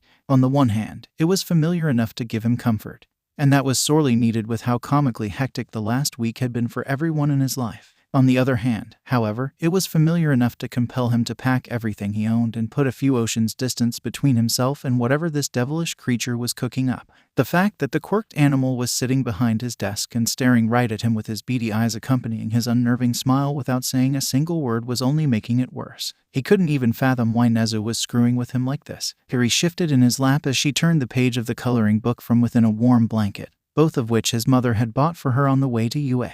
Okay, he could kind of fathom why Nezu was screwing with him. He and his mother had stumbled upon an abused child in an alley and murdered her abuser on the spot. Granted, it was self-defense, at least on Izuku's part. The point was that it was in addition to the growing list of cover-ups involving the Midoriya family. Not that Nezu had much of an issue with that in principle. On top of that, though, the details of Erie's confinement were troubling to say the least. Apparently, the man they had rescued Erie from was part of the Yakuza, and he was a rather notorious figure in the growing trigger trade of Tokyo. From Erie's description, Nezu was able to link him to the details he knew of Sir Night-Eye's investigation of the Shy Hasekai and the man in question from Mirio Tagata's descriptions of his work study with the former sidekick of All Might. The real troubling parts were what Overhaul had been doing to Erie. When asked about her bandages and her ratty hospital gown, she would retreat into herself and start to shake. It was only the tender touch of Izuku's hand softly running through her hair and across her scalp that began to ease her little by little, and she was able to open up about her experiences a bit more. She still didn't go into a lot of detail, however, immediately tipping the other 3 off that what the man was doing was exceptionally traumatic. Inko would not apologize for just casually erasing him. So, Izuku could maybe understand why Nezu was screwing with him, and his mother choosing not to break the silence and comfortably sipping her tea with her legs crossed wasn't helping matters whatsoever. Fortunately, he was rescued by the bundled-up girl and is poking his chest to get his attention, and she gave him an inquisitive, doe-eyed stare as she did her best to lean in. Is he an animal or a manimal? Erie asked in a failed attempt to be inconspicuous, pointing directly at the principal. Just like that, the nervous tension Nezu was trying to create was shattered like sugar glass on a movie set. Neither Izuku nor his mother dared fight the giggle fit they were thrust into, and that seemed to lighten Erie's mood even more after having to peel back the curtain into her life. I am an animal with a quirk, little one, Nezu kindly answered, genuinely amused by the girl's question. Now, am I a dog, a mouse, or a bear? Erie furrowed her brow in thought as she analyzed the creature before her. Her face was the picture of furious concentration in her attempt to figure him out, and Inko had to hold herself back from melting at the sight. This is a trick question, she finally answered with a frown. You're a weasel. Nezu's eyes widened, and he quickly cleared his throat. Moving on, so you need me to forge adoption papers? If you'd be so kind, Inko confirmed with a nod, completely ignoring her son's frantic attempts to try to draw attention to what had just happened. That can be squared away by the end of the week. Nezu nodded, also pointedly ignoring his protege. In the meantime, there is another matter that must be addressed while I have you both here. And that is, Inko questioned. Nezu's usual smile returned. To unveil my plan that has been in the works since I was informed of our Hero Commission's rather generous off-hours oversight. Again, we're gonna have to talk about that later, Mom, Izuku reminded with a frown. And we will, she sighed in defeat. What's your plan, Rat? We'll be fully instituting a dormitory system for our students using the existing on-campus housing, just greatly expanded to suit the new influx of residents. We can kill 2 birds with 1 stone by not only better ensuring the safety of our students, but also eliminating any HPSC home surveillance from the equation, Nezu explained. That makes sense, Inko nodded. I imagine that you're going to need to gain permission from parents to house their children. Indeed, Nezu confirmed. Because you, as well as Erie, will also be moving in, Izuku is already accounted for. However, I intend to get all Hero Course students moved by the start of the semester, so I'm having Aizawa and Ken go out and meet with the parents of the first years personally. Would you like to join them? Inko was initially confused about why he'd request that of her. He understood why the homeroom teachers of the 2 first-year classes would go, but she didn't quite understand why he'd asked the upper-class underground heroics teacher to do so. Inko's expression became as dry as the desert when it finally hit her. You're leveraging my fame to subconsciously muscle the parents into agreeing, aren't you? See, Izuku's intelligence had to come from somewhere. Nezu cackled with a newfound cup of tea in hand. Inko face-palmed and massaged her temple with her other hand. Why not just send Yagi to do that as All Might? Yagi will be preoccupied with his own public address this week, Nezu plainly stated, slightly shifting in his seat before taking a sip of his tea. Both mother and son stared at the quirked animal intently. While the statement itself wasn't ominous, Nezu's disposition was somewhat concerning. On a scale of 1 to Endeavor, what kind of address should we expect? Izuku cautiously asked. Nezu sighed and leaned back into his chair, placing his cup of tea down and lacing his paws together. That depends entirely on one's perspective, I suppose. I advised him against doing so, especially with everything going on currently, but he insisted that it was time. His reasoning was admittedly sound. Well, that certainly wasn't at all foreboding. Too many things were coming together to paint a potentially disastrous picture in Izuku's opinion. Melissa's presence in Japan in tandem with her bandaged arms and receiving an offer that she couldn't refuse. Izuku really didn't like what was potentially on the horizon. When he felt a light tug on his collar, he looked down at the little girl in his lap trying to get his attention. Her bright, red eyes were brimming with curiosity. Who's All Might? Hawk slumped in his seat at the long, black conference table. It couldn't have been a more uncomfortable morning. The atmosphere in the room was a lead suit jacket on every single person present, even those not wearing suits. Junji Mishima sat to his right, the man's usually combed, dark gray hair a frazzled mess to complement his apprehension. Yokimura looked even more sleep-deprived than usual at the edge of the table, and he didn't even bother with a tie for his baggy, ruffled suit. The heavily armored form of Yoroi Musher right across from Hawks tried his best to maintain an inflappable, stoic countenance, but Hawks could easily parse the minute twitches of the man's beard as signs of his discomfort. At the head of everything was Madam President herself. Gone was her trademark steely stoicism that never belied what she was truly thinking before she said anything. Granted, her current demeanor wasn't dangerously expressive on its own, but the air of cold fury emanating from her slightly narrowed, turquoise gaze and almost frown had frozen everyone to their seats. If Hawks knew nothing else, he knew right then that she was absolutely livid in that moment. I don't believe I have to tell you all that this is approaching a worst-case scenario, she intoned in a dangerous monotone. Hawks was more than a little bit perplexed at that. Sure, the nation's number 2 pro-hero outing himself as an abuser and exposing the HPSC's complicit and active hand in covering it up was really bad. The general public's heavy lambasting of the commission and rising loss of trust in heroics wasn't great, either. The mountain of pro-heroes and sidekicks coming out to decry the actions of Endeavor and the commission was a terrible look. Worst-case scenario, though, Hawks figured that designation would be left to All Might turning villain or a surprise MLA invasion. Hell, maybe even the Midoriya family and Nezu collaborating with an insurgent army of pro-heroes to depose the government would be closer to an actual worst case than what they have now. I see some of you aren't entirely convinced, she spoke up again, her cold tone silencing any thoughts that anyone may have been having. Hawks fidgeted despite himself. She didn't say it or even look in his direction, but he knew that she was directing that comment at him. She always had a sixth sense when it came to thoughts she found uncouth in any manner. Allow me to recontextualize the current situation, she continued, her icy gaze trapping the entirety of the room. In one fell swoop, the Hero Public Safety Commission lost its non-political leverage over the number 2 hero, his agency, and his influence, as well as public support tanking across the board as the days go on. The issue of public support would be a non-factor if this wasn't a calculated strike against the HPSC.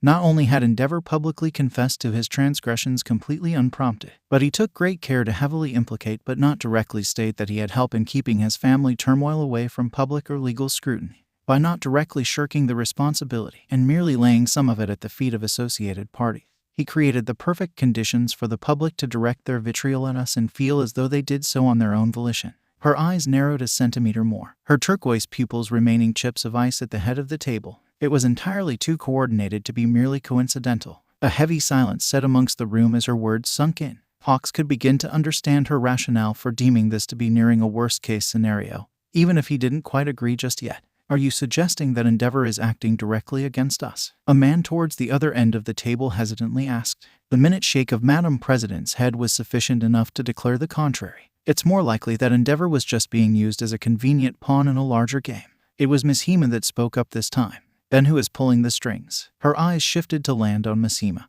and the man regretted speaking up. Is that not obvious? It's Nezu, the biggest thorn in our side that can't yet legally be declared a villain. All right, Hawks could concede that it was becoming a little bit more concerning. The Commission and Nezu had been waging a long-standing Cold War for a good amount of time. Nezu was completely opposed to the HPSC's existence in its current form, and the HPSC would rather Nezu and his unquestionable influence in shaping young heroes be off the board entirely. However, both sides were more beneficial to the other alive and functional than they were dead at the current moment, given the existence of common enemies such as the MLA and, more recently, the League of Villains and All for One. Just as well, Nezu rarely ever left UA, so silencing him was difficult at the best of times, and declaring open war on the HPSC would do nothing but launch the nation into a vicious civil war. So, yeah, Cold Wars and proxy wars were the way to go, as true cooperation was a pipe dream at best. I see that some of you are starting to get it, Madam President commented, and Hawks felt another shiver crawl up his spine. Nezu is manufacturing societal conditions to slowly chip away at the public's trust in the bureau that keeps heroics afloat. But would that not simply undermine heroics in totality? Yoroi Musha found the courage to ask. Musha and Hawks were two of a handful of pros in the conference room that were trusted enough by the top brass to be in the loop for code red situations, of which this apparently happened to be one. Some others in the room were X-Less, Airjet, and Mr. Brave, so not anyone too high up on the totem pole excluding himself and Musha, but all were heroes whose skills and natural abilities were effective at assassinations if necessary. Hawks really tried not to think about that. No, he takes great care not to harm the public's trust in heroics itself, Madam President sternly corrected. Rather, he'll shake the foundations of the status quo while pushing a more populist notion for people to latch onto, making himself and his allies appear more appealing all the while. You can see this with Endeavor, the consistent presence of Izuku Midoriya and the ideas he brings in the public consciousness. The newfound and pervasive presence of Izuku Midoriya in the public consciousness, hiring All Might as a teacher for the most prestigious hero academy in the nation, etc. What doing so accomplishes is diverting the public's trust away from our hand in heroics while preserving the institution enough to allow for himself and his allies to fill the remaining vacuum. If our public approval rating becomes dangerously low, then disruptors with a vested interest in our destruction will take the opportunity to galvanize other disruptors, influence the minds of the general public even further, and sway pro-heroes that aren't specifically aligned with us to coalesce against us. That possibility should never arise. However, radical ideologies pushed forth by anarchists, such as the Meta-Liberation Army, terrorists, such as Stain and the swell of villains he emboldened, and idealists with too much influence, such as Izuku Midoriya, make that event a greater possibility every day. The silence that followed was heavy once more. As much as he hated it, Hawks had to admit that the logic was sound. Scarily so. It always was. So, what's our next move, then? Mira sighed, not even pretending to hide his exhaustion. I have no doubt that Nezu will advocate for Izuku Midoriya to take the coming provisional license exam. Despite his status as a first-year hero student, Madam President clinically began with her fingers steepled. A situation where Izuku Midoriya was to fail to obtain a provisional license and be gravely injured all the while, assuming that information was to become public, would not only spotlight a failure in his own acumen, but also on the part of the institution that groomed and showcased him for a path that he simply was not cut out for. Then, something horrible happened, and the entirety of the room felt a bottomless pit open up in their stomachs. The unfathomable quantity of dread that filled their hearts at the sight that wickedly greeted them would remain fixed in their psyches for the rest of their unsightly, miserable lives. Madam President was smiling. If Nezu wishes to shake the public's trust in the Hero Public Safety Commission, then we will shake the public's trust in UA as an institution. Do keep in mind that Nezu's reputation is only as solid as UA's, and there is a directly proportional correlation between them. The soft sound of Hawk's feathers scraping against the back of his chair as they ruffled in apprehension wandered into his own ears. He didn't fear a lot of things in life, but there would never be a day where Madam President's smiling didn't make him feel like little more than a velociraptor watching a meteorite hurtle towards the planet. Knock knock. No, come on, Yuramshi, humor me. The tired corrections officer sitting at his desk sighed a portion of his soul away, as he knew that entertaining his red-headed co-workers' incessant jokes only encouraged him to continue them later. On the same token, allowing him to make his dumb jokes was the only way to get them out of his system so that he'd shut up. Who's there? He finally gave in. The other grinned like a predator that just caught its prey. Boo, boo, hoo. The fuck are you crying for? It's just a joke. The red-headed Ko cackled as Uriemshi's head plunked down onto the desk. You legitimately make my existence unbearable, came the muffled voice of Uriemshi. Don't be such a baby. The other Ko snickered as a third Ko wandered by the two, pushing a cart of dinner trays along his way. Hey, new guy, you wanna hear a joke? I promise you, I'd rather die. The third Ko responded without turning around or breaking his stride whatsoever. Smart man, Uriemshi muttered as the man continued on his way. The new guy in question had long, black hair partially tucked away in a cap that barely did anything to prevent a few loose bangs from hanging over his dull, brown eyes. He meandered down the hall towards the secure housing unit where unstable, high-profile, or otherwise vulnerable inmates were housed in isolation. Rolling the cart along, the unassuming Ko did his duty by sliding the dinner trays through the slots in the cell doors, checking off each inmate and cell number as he did so. 311, 312, 313. On and on it went until he was standing before cell 321. Once there, he stopped and stared intently at the number printed on the door. Seemingly confirming something to himself, he reached into a pocket on his uniform and retrieved a small vial. Unscrewing the small cap on the vial, he grabbed the next available tray and sprinkled a white, powdery substance into the small bowl of barley rice as well as mixing some of it into the small bowl of miso soup on the tray for good measure. Then, he pocketed the vial and slid the tray through the slot. Only when the tray was taken from the other side did he finally move on to the next cell. And Ko sighed as she put away her phone, texting her son to ensure that he'd be all right with Erie back at the apartment while she and Aizawa were out canvassing the parents of 1A.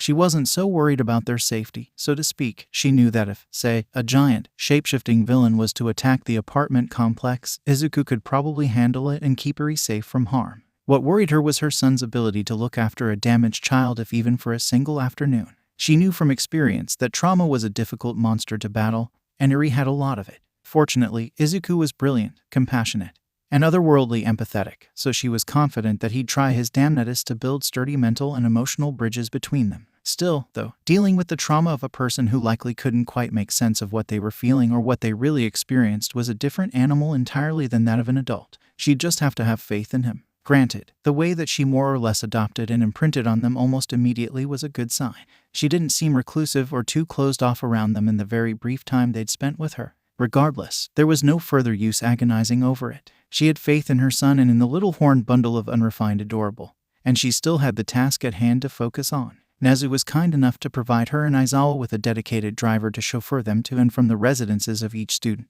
but there was still a considerable amount to travel to. Speaking of, how many of these do we have to do? Inko asked her temporary partner in crime. 19, Aizawa replied before pausing and looking toward Inko. Do you give your son permission to live on campus? Aizawa was impressed with the sheer magnitude of deadpan that the look he received from his idle coworker contained. If this was how Mike felt around him, he had to admit, it was sort of amusing. 18, then, he concluded with a small smirk. Get out of the fucking car. Heard we lost another inmate last night, a Ko said to another as the two walked and stepped down a hallway towards the break room. Yeah, that kid with the tail who was spying on UA for villains, the other confirmed. Poor bastard just keeled over in his cell mid-meal. They found his body earlier this morning. Shit, man, the first Ko winced. I'd hate to be the guy to have to bring that news to his parents. The second Ko shook his head. That's the thing, they already kicked the bucket. Apparently, they committed seppuku in their home. Couldn't deal with the shame of their kid being a villain. Well, fuck. Fuck is right. As the two turned the corner into the break room, they were blissfully unaware of the third set of feet trailing soundlessly behind them. The owner of those feet smiled, brushing the loose, black bangs away from his eyes. I warned you not to become a liability, tail. The man chuckled to himself as he turned around and strolled the opposite direction. Now, on to the next. Izuku sat cross-legged on the couch beside the newest addition to the Midoriya family. The first thing his mother did when they got back to the apartment was to get Erie out of the hospital gown and into proper clothes, which just meant that Izuku's old clothes were repurposed for the time being. Currently, Erie was sporting Izuku's old All Might onesie while sitting on the couch with her newly adopted brother. She was having a bit of difficulty really fathoming her new situation after everything had calmed down. Merely a day after escaping the worst captivity imaginable, she found herself in a warm, safe environment with the people who rescued her. The culture shock was a lot to handle, even if she was the one who inserted herself into the new environment. Not that she regretted it in the slightest. Still, though, it felt really weird. She found herself defaulting to sitting in silence to avoid being noticed even though she had nothing to fear, since that's just what she was used to doing. Then, she felt a large hand softly caress her head, and she set her big, doe eyes onto the teen beside her. She felt significantly better upon seeing the warm, bright smile he was sending her way. So, what do you like to do? Izuku asked, his reassuring smile masking the fact that he had absolutely no idea what he was doing. Erie was taken aback by the question. She never really had a lot to do when she was with Overhaul. The scary men who worked for him usually gave her toys to keep her occupied, but they never really made her all that comfortable. She liked to draw, but she wasn't really feeling it at that moment. Then, another thought occurred to her when she glanced at the TV in front of them. She never got to watch TV very often. Izuku noticed her gaze, and he nodded and cut on the TV with the remote. They were greeted by the boisterous laugh of All Might as an animated depiction of him rescued a group of civilians from a hulking fish man. It was a rerun of the long-running All Might animated series, of which Izuku had unashamedly seen every episode. Erie's attention was immediately fixed to the screen, mostly due to the bright colors, but the triumphant display of All Might protecting the innocent from evil and valiantly defeating Deep Sea King was nothing short of mesmerizing to the little girl who had wished for a hero her entire life.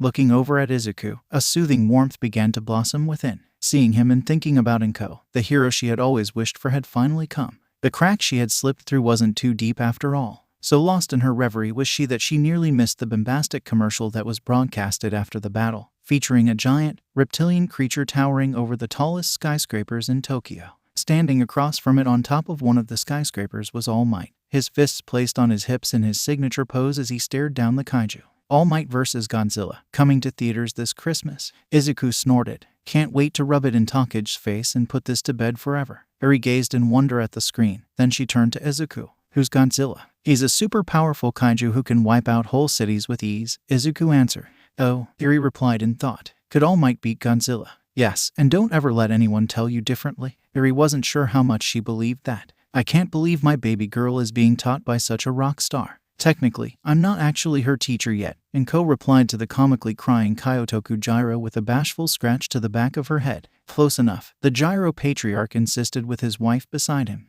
Then, something occurred to Inko as she gazed at the two. Have we met before? Technically, Mika Gyro answered with a smile. You saved the two of us from a mugger on our first date nearly 2 decades ago. I'm shocked that you remember. How could she forget yoinking a dude's gun and pistol whipping him until he cried? That shit was metal, Kyotoku spoke up with a laugh. Alright, you two, that's more than enough gushing for one morning, the youngest Gyro announced as she stepped into the room with a tray of drinks for the two teachers. We already discussed everything when the letter came, and they're both on board with the dorm idea. Damn it, Kyoka, I didn't even get a chance to put on my strict father act, her father complained. Inko only vaguely heard the retort of put a sock in it, old man, from the teenage girl while she was lost in thought. She remembered the mentioned incident very clearly. It was one of the key factors to realizing that she was losing herself and needed to step away. She never looked back on the moment too fondly, but her eyes rested on Kyoka Gyro annoyedly bickering with her dramatically crying father. Izuku's own classmate was likely the result of that moment. Granted, it was probably self-serving to give herself credit for a child's creation, but the possibility existed that the mugger could have killed or seriously harmed them had she not been there to stop him, regardless of how overboard she went. It colored the situation with a perspective that she had never truly considered. She had a lot to think about when she got home. Sir Night-Eye stared right into Nezu's beady black eyes with an impassive, unreadable expression. Night-Eye was a proud man, and he wasn't easy to unsettle. That fact was both a blessing and a curse. However, pride often lended itself to stubbornness, as seen in the fact that he hadn't spoken to his former friend and master, the #1 hero, in over half a decade, compounded by the fact that the immutable future he saw for the man with his quirk frightened him enough to double down in his thinking. And you get a very estranged relationship between All Might and his former sidekick. Sir Night-Eye wouldn't allow that to affect him, however. He had a duty as a pro-hero to put his personal issues aside to protect the public to the best of his ability, and he did so with gusto. He had faced down all sorts of villains in his day, many with substantially more dangerous abilities than he wielded, but they all went down when faced with his unmatched guile. That guile allowed him to match up with some of the most ruthless, calculating, and well-connected scum in the criminal underworld. He was nothing short of experienced. Yet, while it wasn't a vicious, bloodthirsty villain, nor was it a vision of All Might's gruesome, unspeakable death, Nezu's smile unnerved the shit out of Night-Eye nonetheless. At least he had Mirio's unflappable positivity by his side to ease some of the tension. But damn it, could he use a joint right at that minute. I will assume that whatever you had to discuss in person was imperative enough to warrant such a short-notice meeting. Sir Night-Eye dully intoned with a critical eye at the principal. Indeed, Nezu chirped. It involves your investigation into Shai Hasekai. Sir Night-Eye was internally taken aback. but he allowed nothing to break through his carefully maintained countenance. What about it? It has concluded, the Chimera happily answered. For a fraction of a second, that stern expression broke. A brief glimmer of shock shined through the cracks before it was ruthlessly shoved down. I don't understand. Yeah, what do you mean, Mr. Principal? The confused Mirio Tagata inquired from beside his mentor. Kai Chisaki, also known as Overhaul, died 2 nights ago, Nezu explained, maintaining his smile all the while. I figured you ought to be made aware of that before continuing a pursuit of a man who no longer walks this planet. Both humans were silent. Sir Night-Eye's stone-faced silence in contrast with his protégé's wide-eyed gape. How did it happen, if I may ask? Mirio spoke up. Apparently, there was a conflict among rival criminal organizations that resulted in the destruction of an abandoned warehouse. Nezu began with an insincere shake of his head. I heard about that incident, Night-Eye replied. It's suspected that the League of Villains was involved based on the manner in which the building was decayed to rubble. Well, Overhaul was among that decay, Nezu cheerfully announced. How do you know? The former sidekick questioned curtly. I had a trusted associate investigate the incident. I suspected that the League of Villains was involved, and I wanted to be sure of any potential movement of the group before we instituted the dorm system. Who is this associate that so quickly gathered this evidence? Night-Eye questioned further, his yellow eyes narrowing behind his rectangular lenses. You might be familiar with her, Nezu cryptically began. She used to go by Verdant. Night-Eye's eyes widened, his unreadable facade all but abandoned as a faint blush began to develop on his face. His third-year protégé, meanwhile, lit up in excitement. Oh wow, really? Verdant's so cool. She's wicked smart and a great fighter to boot. It's honestly kind of weird how someone that small can pack such a punch. Then again, she seems a lot taller than she actually is during a fight. Mirio paused in his excitement when he noticed his mentor's state. Sir, are you okay? Yes, I'm fine, Night-Eye quickly responded, forcefully regaining his composure. I see, then. Give Verdant my thanks and regards. I appreciate you for sharing this information with me. If you excuse me, I must return to my agency. Without another word, Night-Eye hastily stood, bowed, and left the office, Mirio confusedly hurrying along behind him after a quick wave goodbye to Nezu. Nezu's smile remained unchanged as he saw them off, but internally, the Chimera was cackling, using Future Vision 420's propensity to be horny on main against him so that he wouldn't ask any further questions was genius if he did say so himself. Inkai, I'm glad you're here, Mitsuki greeted with a smile as she opened the door for Inko and Aizawa. Katsuki's being a little shit again. And you were really great with putting the fear of God into him the last time. Bite me, hag. I don't need protection. Her son shouted from the living room. It's for your own good, ya brat, she shouted back before turning back to the 2 teachers to beckon them inside. I figured you'd come by at some point, so I already made tea. Once the 5 were situated in the living room with the offered tea, Aizawa started off with his only slightly rehearsed speech about UA prioritizing the safety of its students, especially those going down the dangerous path of heroics. However, it became clear fairly soon that their decision had already been made, regardless of his students' protests of being able to take care of himself. Take him, it'll be good for him, Mitsuki insisted with a smile. I should have sent him to live up there sooner, in all honesty. Why so? Inko asked. You know how teachers and other kids were during his early years, Mitsuki reminded, and Inko grimly nodded. A lot of things come easy to him, even outside of his quirk, so everybody being up his ass like he discovered diamonds up there helped him develop a big head. I was honestly afraid that his head would swell so big that people would start treating him like the plague for just being who he... Her son steamed at being talked about so frankly while he was present, but he wouldn't dare interrupt. I'm really glad you're around to keep this knucklehead in line, she continued. People only know how to praise him superficially, but you know him well enough to be able to reach him and keep him grounded. It helps that I had you to deal with at his age, Inko playfully sniped. A vein protruded on Mitsuki's forehead as her son laughed in the background. If memory serves, I wasn't the one who nearly got expelled the first day of high school for knocking a girl's tooth out at lunch. Inko huffed and crossed her arms. Stuck-up bitch had it coming for calling you Slimer. How exactly did you get away with that? Masaru asked while both his wife and his son were busy laughing. Crimson Riot was my homeroom teacher, and he threw me a bone. His exact words to the principal were, she's a little confused, but she's got the spirit. The ash-blonde teen's laughter was twofold. The first reason was, of course, it was fucking hilarious. The second reason, though, was to ignore how nervous the green-haired woman made him feel at times. He had already learned his lesson well years prior, and then he learned it again at the start of UA, but it bared repeating. Auntie Inko was fucking terrifying. Aizawa, meanwhile, was simply glad that Izuku turned out to be marginally less inclined to violence than his mother. Perhaps the greenhead would be a better influence on kids than he was, and the scraggly man could retire early by handing his job off to him after he graduated. That guy's name is Hans Gruber. Izuku pointed at the bearded man on screen before shoveling a handful of popcorn into his mouth. He's a bit of a weenie. Hans Gruber, Erie tentatively sounded out with a plate of apple slices in her lap. Izuku nodded. He's a bad man with a gang of cronies that just like to steal money and hurt innocent people. Real villain stuff. So, he's like Overhaul, then? Erie lowly spoke. Izuku didn't respond verbally to that, gazing worriedly down at the girl that had All Might's signature tufts of hair sticking out above her long mane of white. He was considering shutting the movie off and putting on something else in case she was flooded with bad memories. But he paused when he noticed her eyes narrowing at the screen. I want to see him disappear, the little girl declared in a vindictive tone that had traces of righteous determination. Izuku didn't know if he should have felt proud or concerned in that moment.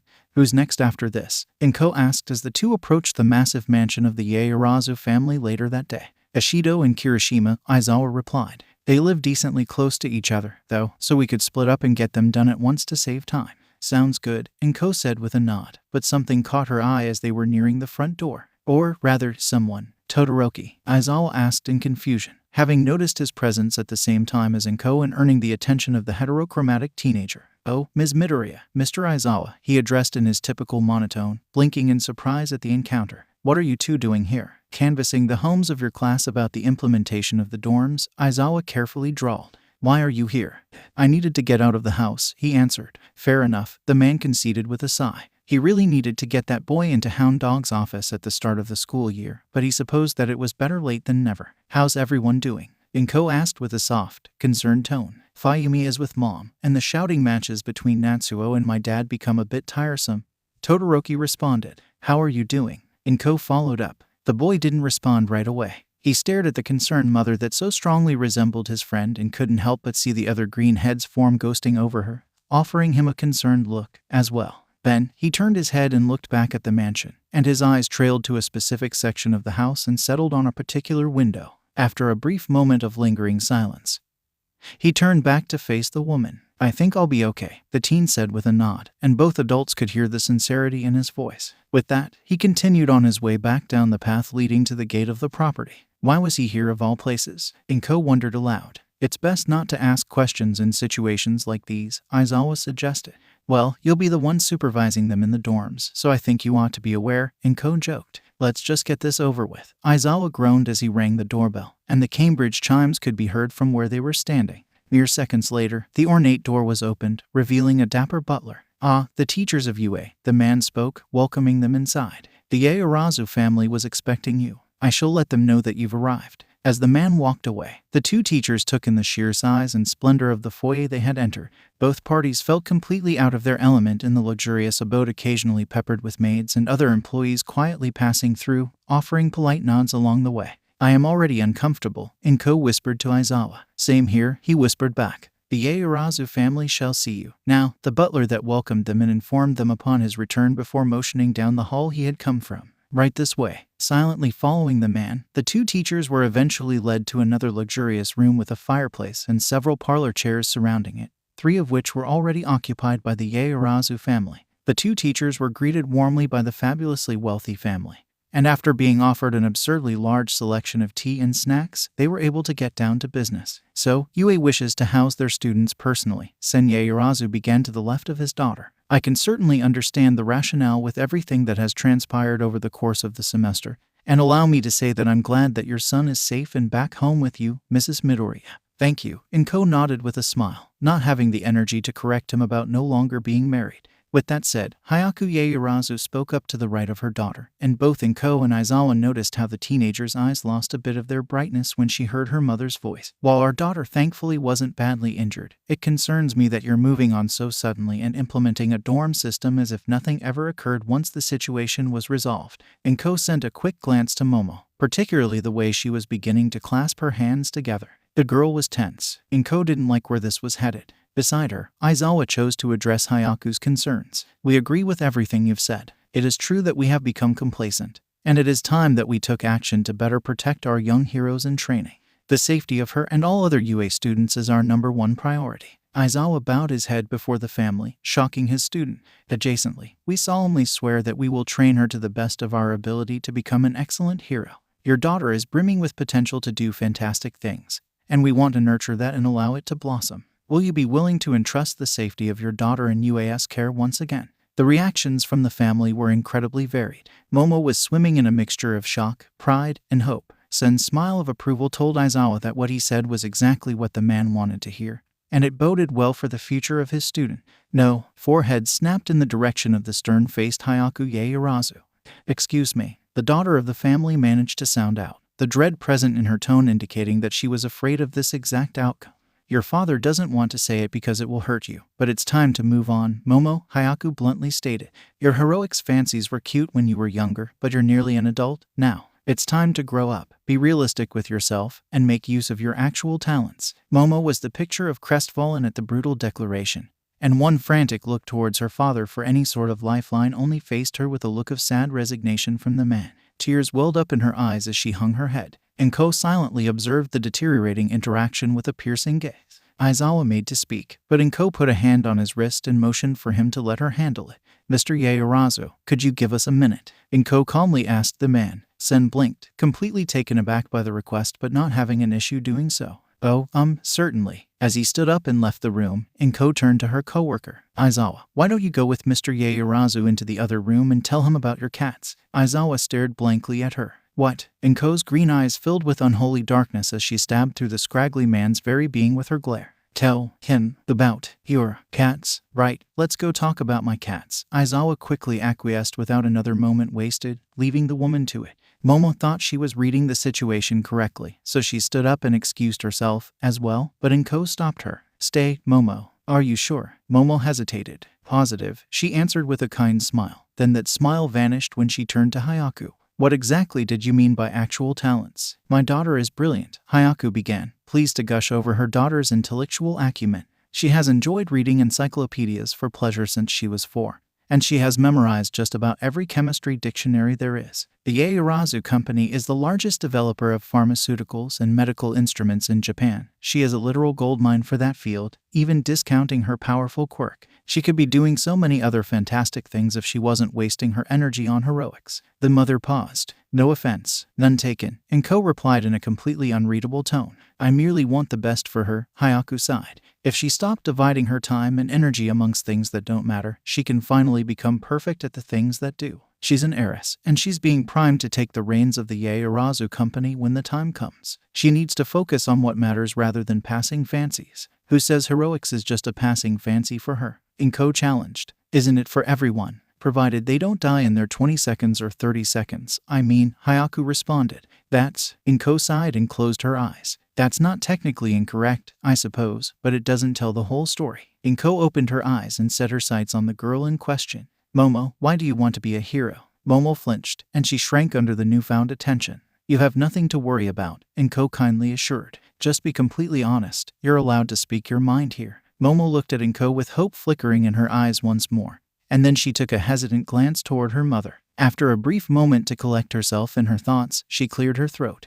I have everything, she began, mustering up the confidence to continue speaking. I've never wanted for anything. I know that isn't the case for everyone, and it can't ever feasibly be so. Even still, if I'm in a position to help someone in need, regardless of what it is, I want to do it, be it financially, emotionally, spiritually, or physically by protecting and defending them with my life. I have a lot of power, both figuratively and literally. What good would I be if I just let it go to waste when I could be out there making lives better with it? She turned to her mother. I know you've always wanted me to be perfect, and I know I've always been a disappointment to you in that regard. But I don't need to be perfect in order to help people. I just need to do everything in my power, and I'll always do that, no matter the situation. Even if it's not perfect, when lives are in danger, they'll never get less than my best. That's my promise to you, to Father, to Ms. Midoriya, to Mr. Aizawa, to the entirety of Japan, and to myself. Hyaku was speechless. She had no idea that her daughter's desire to be a hero went that deep, and it made her feel a bit of shame for never truly inquiring why she wanted to go that route in the first place. Alongside that, her daughter felt as though she thought she was a failure. Is that how you really feel? She quietly asked. Momo nodded, and she struggled to maintain eye contact with her mother. It didn't go unnoticed. You're not a disappointment, Momo, and I'm sorry if I ever made you feel that way, she apologized, her tone still muted. Inko was trying to figure that little quirk out to determine if the woman was actually being sincere, but she couldn't quite parse it. She supposed it didn't really matter either way. The goal was to get their permission from Momo to live in the dorms, and doing so would get the girl away from her mother regardless.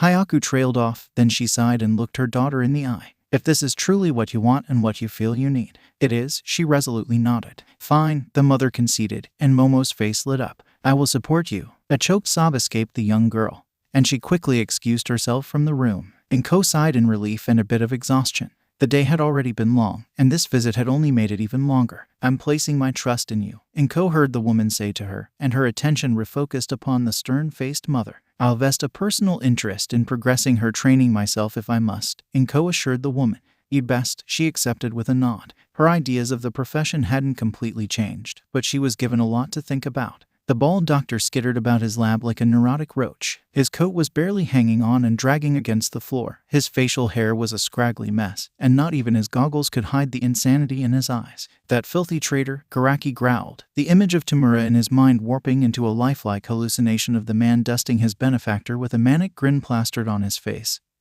staring right at the doctor with a wild gleam in his blood-red gaze. You're next. No, I am not. And all for one is not dead. He slammed his fist into the nearest table, sending empty trays and discarded equipment clattering to the floor. You are alive. Garaki placed a hand on a large tank that was situated away from tanks of high-end and near-high-end nomas. And I will bring you back to greatness. The man's insane gaze looked blissfully upon the tank. Floating in purple liquid with a respirator on his face and his body stuck with a forest of tubes was an almost brain-dead Yuve Yama. Plan B will prevail. This is the last one, right? Inko asked Aizawa as they approached their final destination. You don't have any illegitimate students floating around that we don't know about, right? God, I hope not, Aizawa replied. I have enough problem children to expel as it is. The two continued their approach to the large house situated a decent distance away from the nearest neighbors. Both Inko and Aizawa internally remarked that it was a great situation to live in given the amount of privacy it afforded. The French flag that flew on a small flagpole billowed in the evening breeze as the sun set over the long, tiring day, creating an explosion of orange and pink hues in the sky. The duo of teachers reached the front doorstep,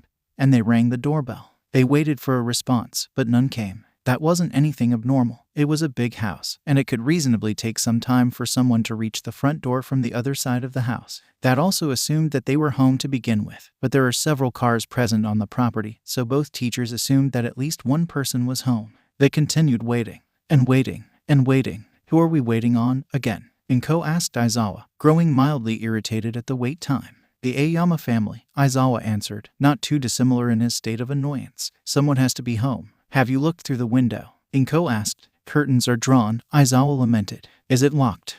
I'd rather you not break into my student's home. Party pooper, Inko joked with an exaggerated pout, and she absent-mindedly surveyed the rest of the property from her vantage point until she spotted an odd patch of grass on the side of the house. Walking over closer to get a better look, she noticed that there was broken glass in the spot. Hold on a sec, she said to Aizawa before stepping over to investigate. Reaching the glass, she bent down and surveyed it, and much of the glass was stained with dried blood. Looking out at the rest of the grass surrounding it, even more shards of glass were scattered about, some stained with blood and some not. Aizawa, she called over to the younger underground pro. What is it? He called back, coming over to investigate the issue. Inko looked up at the side of the house and spotted one of the windows was completely destroyed. Then, she looked back at the approaching man. We're breaking in. Now Amik started. Inko trudged up the stairs of her apartment complex and fished for her keys, canvassing every student in one and convincing their parents to trust in UA enough to let them house their children was a task in and of itself. Never mind the fact that some parents were doubly resistant after their child had foolishly gone vigilante to rescue her son and put themselves in harm's way. She truly loved her son more than anything in the world, but sometimes that boy was exhausting. Seriously, inspiring so much trust and camaraderie in his classmates to the point where they'd literally and unashamedly break the law to rescue him from trouble. What happened to the days of simply flying under the radar? She couldn't fight the snorts any further and lost her composure, laughing at the ridiculous thoughts of her son being at fault for being likable. If she was being honest, the world needed more people like her son and less people like herself. On that depressing thought, she reached her front door and unlocked it, opening it right as Izuku turned the corner in a strut with Erie sitting on his shoulders. Body once told me the world was gonna roll me. I ain't the sharpest tool in the she. Izuku trailed off when he saw his mother standing at the doorway and giving him an impossibly blank stare. The apartment was silent as the two stared at each other, Izuku's embarrassed blush growing by the second. Welcome home, Mom, Izuku awkwardly managed, only making the situation worse on his end by speaking. Meanwhile, on Izuku's shoulders with her tiny hands holding fistfuls of his wild, Curly hair, Erie had no such concepts of shame and awkward silences. Yippee-ki-yay, motherfu. Erie. Izuku hurriedly shushed the girl, but the damage was already done, and Izuku met his mother's hard glare. I can explain. Inko remained silent, allowing for Izuku to explain, as promised. No explanations came, however, and Izuku merely floundered under his mom's glare and Erie's playful tugs of his hair. When his mother's eyes narrowed, Izuku knew that she was going to let him have it for corrupting the precious youth mere days after finding her. I can't believe you two watched Die Hard without me, Inko indignantly accused. 5 seconds of silence passed before Inko burst into laughter once again, and Izuku, realizing his mother had been screwing with him, fell bonelessly to the floor in a frustrated huff with Erie safely planted on his back. Almake ended. A scruffy, black-haired man in his early 20s took a puff of his cigarette as he meandered down the dark alleyway. He hated taking the shortcut home, especially with that lunatic with the blue fire going on a rampage lately. But it shaved 20 minutes off his trip, and he had a knife and some trigger to defend himself if he really needed to. Kicking a few loose stones under a dumpster, he walked right past the large receptacle, failing to notice the pair of golden eyes observing him closely from within the darkness of the dumpster. As he strolled further into the void, messy, matted blonde hair in 2 buns rose from within. Himeko Toga's slitted pupils narrowed even more as she hungrily watched the man. Her fingers were wrapped so tightly around the edge of the dumpster that they dented and crumpled the metal within her grasp. But she wasn't concerned about that at all. Before her was a perfect opportunity to satiate her thirst and satisfy her carnal desires. She could kill him right now, it would be so easy. She wanted so desperately to jump him, slash his throat, and plunge her knife into him until she was bathing in his blood. Then she could drink as much as she wanted and feel so warm and safe and whole. No, she refused to give in. She wouldn't hurt anyone anymore. She was broken, and she needed to be fixed. If she couldn't be fixed, then she needed to be killed. There was no in between. But fighting herself just to come to that thought alone was strenuous enough. Every single day was a constant struggle to maintain control of her faculties and battle through the withdrawals. Every single second, her brain would demand blood, her heart would demand blood, her own body would demand that she spill such beautiful, precious blood. Every fiber of her being was screaming at her to unleash unholy slaughter and paint the city red. But she wouldn't. She couldn't. She made her choice in Camino. She wouldn't give in to the urges, regardless of how badly she hungered. She held out hope that he'd come back and save her, pulling her out of the cracks she had fallen so far into. He'd be her guiding light back to sanity, or he'd put her out of her misery. Either one was preferable to this existence. Slowly, she retreated into the dumpster, stirring some of the trash that lay underneath as she settled in for another unrestful night. Moments later, the head of a black cat emerged from the shadows beside the dumpster, and another set of slitted eyes scanned the area, this pair being a dull yellow. Those eyes landed on the back of the man nearing the end of the alleyway, completely oblivious to being observed by more than one person on his trek. The owner of the eyes inspected him intently, but when she determined that he wasn't the person she was looking for, she sighed. "Kiriniko, you all good over there?" came the voice of an older woman in her earpiece. "Yeah, just..." She hesitated. "I thought I spotted him. This area's clear, too. He must have slipped away again. Damn it. Well, let's rendezvous back on the main road." "Copy, Ms. Joke. I'm on my way over." Vanda did a final sweep of the alley before literally sinking back into the shadows. If it wasn't one thing, it was another. That had been the story of Nezu's life over the course of the academic year. If he wasn't engaging in a cold war with the HPSC and several proxy wars with the MLA, he was overseeing the education of hundreds of incredibly unique and interesting adolescent humans, each with their own individual backgrounds, hobbies, troubles, and connections with any and every given person. It wouldn't be out of the ordinary for a plentiful number of them to go through some sort of strife, some of which could even be horrendously complex and delicate situations. He'd expect that. Such was the nature of Sonder. So, naturally, it was only fitting that the bulk of the strife and craziness he had to deal with is principles centered around one particular group of students. Class 1 of the Hero course has had an absurdly memorable first semester. If Nezu didn't have explicit confirmation from his fantastic protege that deities did, in fact, exist, then he would scoff at the notion that some high power was leveling one with as much terrible fortune as cosmically possible. Given his protege's description of the deity that inhabits his quirk's general disposition, Nezu could not rule out the possibility that the same being was pulling strings beyond their mortal understanding. And wasn't that just a wonderfully terrifying thought? Terrifying or not, it would be a welcome distraction from dealing with the latest predicament regarding 1A. The Aoyama family had been attacked at some point between the training camp raid and Aizawa and Inko's visit to their home. The two adults were dead, and their son was missing without a trace. The state of their burned, mangled corpses suggested that they both died in an explosion, but given that they were in entirely different places of the house, they clearly perished in separate explosions. That did not tell him where their son was, however. He would continue scouring any camera feed he could acquire a backdoor into and investigate any possible leads that he came across as much as he could.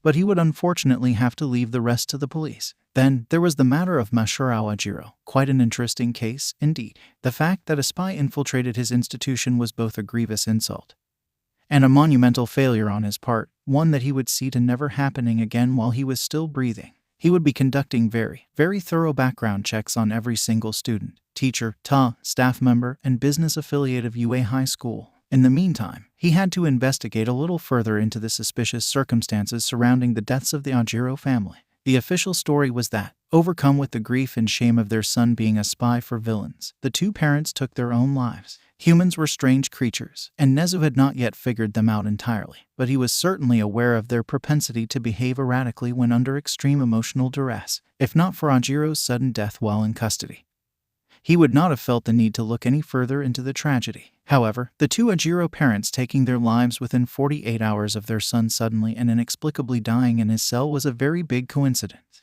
Nezu did not believe in coincidences. He suspected that Ajiro was a loose end that needed to be tied up, which would make the suddenness of his death in a place he could not possibly escape from make sense. Now, where did his parents come in? Were they potentially aware of more than they were letting on before their deaths? Had they become liabilities to whoever Ajiro was spying for? Who was Ajiro working for, specifically? There were many possible destinations at the end of this rabbit hole that all had their own potential offshoot tunnels, so cracking this case was going to be a challenge. It was a good thing that Nezu always loved a challenge. The entire press room waited with bated breath for the impending arrival of the nation's top hero. After the bombshell that was Endeavor's press conference, the idea of All Might having something to say in an address to the public made a lot of people understandably nervous. It was completely unfathomable that the symbol of peace would have skeletons in his closet. He was the embodiment of justice and virtue.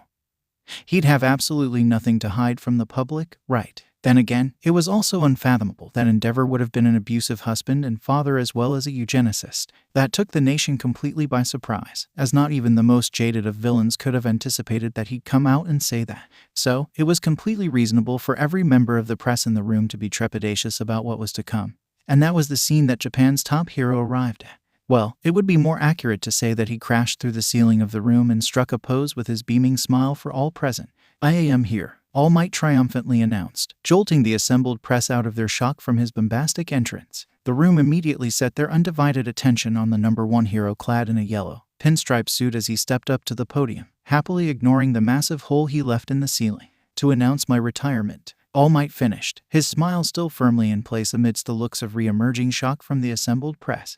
"Excuse me," one reporter found her voice enough to speak up. "What do you mean announce your retirement?" The most astute of reporters present noticed All Might's smile somewhat dim. "For the last several decades, I have defended the nation from all evil that lurks in the darkness with my life. I have toppled criminal organizations, leaped into action during disasters, and done my very best to ensure the health and safety of all who call this beautiful nation home. I have acted as our society's symbol of peace, and nothing has ever given me greater joy." The man sighed, and the room full of reporters were hanging on his every word. "However, even I must acknowledge that there is one foe that I cannot defeat, no matter how long and how valiantly I do battle with him, Father Time. Many of you have probably noticed that I have been much less visible in recent years. My time spent on patrol and actively defending the safety of the public has been slowly diminishing as the years go on. But I stubbornly tried to persevere and continue doing my duty." His ever-present smile continued to dim further and further until it was a ghost of the familiar, comfort-bringing grin that they were all accustomed to. Despite the sea of concerns, questions, and remarks flooding their minds, not one person dared interrupt him. "It was finally during the battle in Camino that it all caught up with me," All Might solemnly continued. "I pulled every ounce of strength from within me to end that horrible monster's reign of terror for good. It may have appeared that my close comrades, Gran Torino and Verdant, and I had the situation safely under our control, and that was largely true. However, in that battle, I could feel it. I was running purely on the willpower necessary to protect you all with my dying breath and not on any particular strength of body." All Might somehow stared the entirety of the room in the eye, meeting each individual person's gaze to speak to them directly. My worst fears have come to pass. I can no longer adequately defend the people of Japan to my own standards. My body will just not allow it anymore. Amidst the boxes littered around the soon-to-be former Midoriya household was Izuku and Erie planted on the couch in front of the TV. Izuku's eyes were bulging out of his skull, and his jaw had taken up residence on the floor beside his feet. And was similarly thunderstruck. Of all things that All Might could have decided to announce after defeating his nemesis, officially riding off into the sunset was not anywhere on the list. Erie, meanwhile, looked between the two in mild confusion. She didn't quite understand what was going on that had them so shaken, but she couldn't fight the giggle fit that escaped her at Izuku's cartoonish reaction. Mitsuki Bakugo was worried. She figured something big was going to come from All Might making an announcement so soon after Endeavor's own reveal, and news of an apparent retirement certainly fit the bill of being big news. That wasn't what had her worried, though. Her son was dead silent. Not a peep, growl, or even the most minute of crackling from his palms could be heard.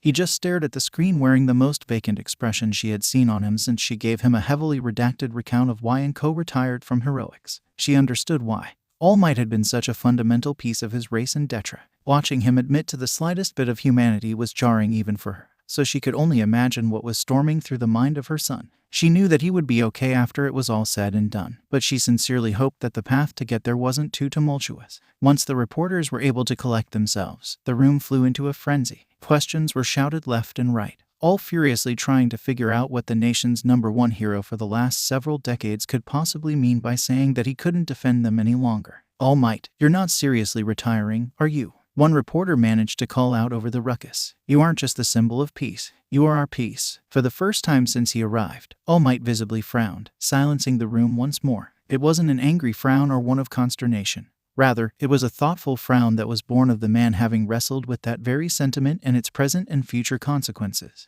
Perhaps retirement was too strong of a word. All Might mused, considering the question. If a great evil threatens the safety of Japan, her people, and her peace, then I will step in and defend our society in the only way I know how. He could see many faces in the sea of press that were eased by the statement at least somewhat, but many were still unsettled, so he continued. I promise that you all have absolutely nothing to fear. I am not leaving society behind empty-handed by any means. Over the past few months, I have become intimately aware of the fantastic capabilities of the current generation and boundless potential of the future generation of heroes. Believe me when I say that young heroes will rise and take this world by storm in only a matter of time. And they will protect and defend society far better than I ever possibly could. More and more reporters were cowed by his assurances, though many were expectedly skeptical. One woman stood out to him, however. A woman with blue skin and lilac hair with an almost unnerving smile on her face had been rather composed for the duration of the press conference. She looked familiar to him, but he couldn't place where he had seen her before. The woman in question ended up speaking up amidst the low muttering and garnering All Might's direct attention. By future generation, are you referring to Izuku Midoriya, perhaps? You mentioned at the UA Sports Festival that he would be a fantastic symbol one day, even if he doesn't explicitly want to succeed you. Even still, are you grooming him to take up the mantle of society's protector? No, was All Might's succinct response, and that caught most of the room off guard. It only made sense that a powerful hero to be that received glowing endorsements from both the symbol of peace and the hero killer would be forced into being All Might's protege regardless of his specific desires for his hero career. Young Midoriya is a bright, young hero with an even brighter future, All Might continued, recapturing the rapt attention of the room. I have nothing but the purest of faith that he will be a beacon all his own and guide society into a bright future with or without my guidance. He is an unstoppable force for justice and a bringer of hope for all in society, regardless of your status, background, or history. Oh my god, he's making me sound like a cult leader. Izuku frantically whined while Erie continued giggling at him, occasionally patting him on the back to help assuage his dismay. Considering what you can inspire people to do, you're already well on your way. And spoke up, having joined Erie in reveling in her son's comical downward spiral. Before you know it, you'll have the entire nation wearing replicas of that lovely scarf Ochako got you. It is a fabulous scarf, Izuku lowly conceded with a sigh. He took a few more moments of sulking at the added attention this would inevitably bring him until he felt a small hand tug at his sleeve. When he looked over, he saw Erie looking up at him with big eyes brimming with curiosity. Who's Ochako? She asked him, and he couldn't help but smile. You'll meet her when we move into UA tomorrow, he answered and lightly ruffled her hair, eliciting even further giggling from her.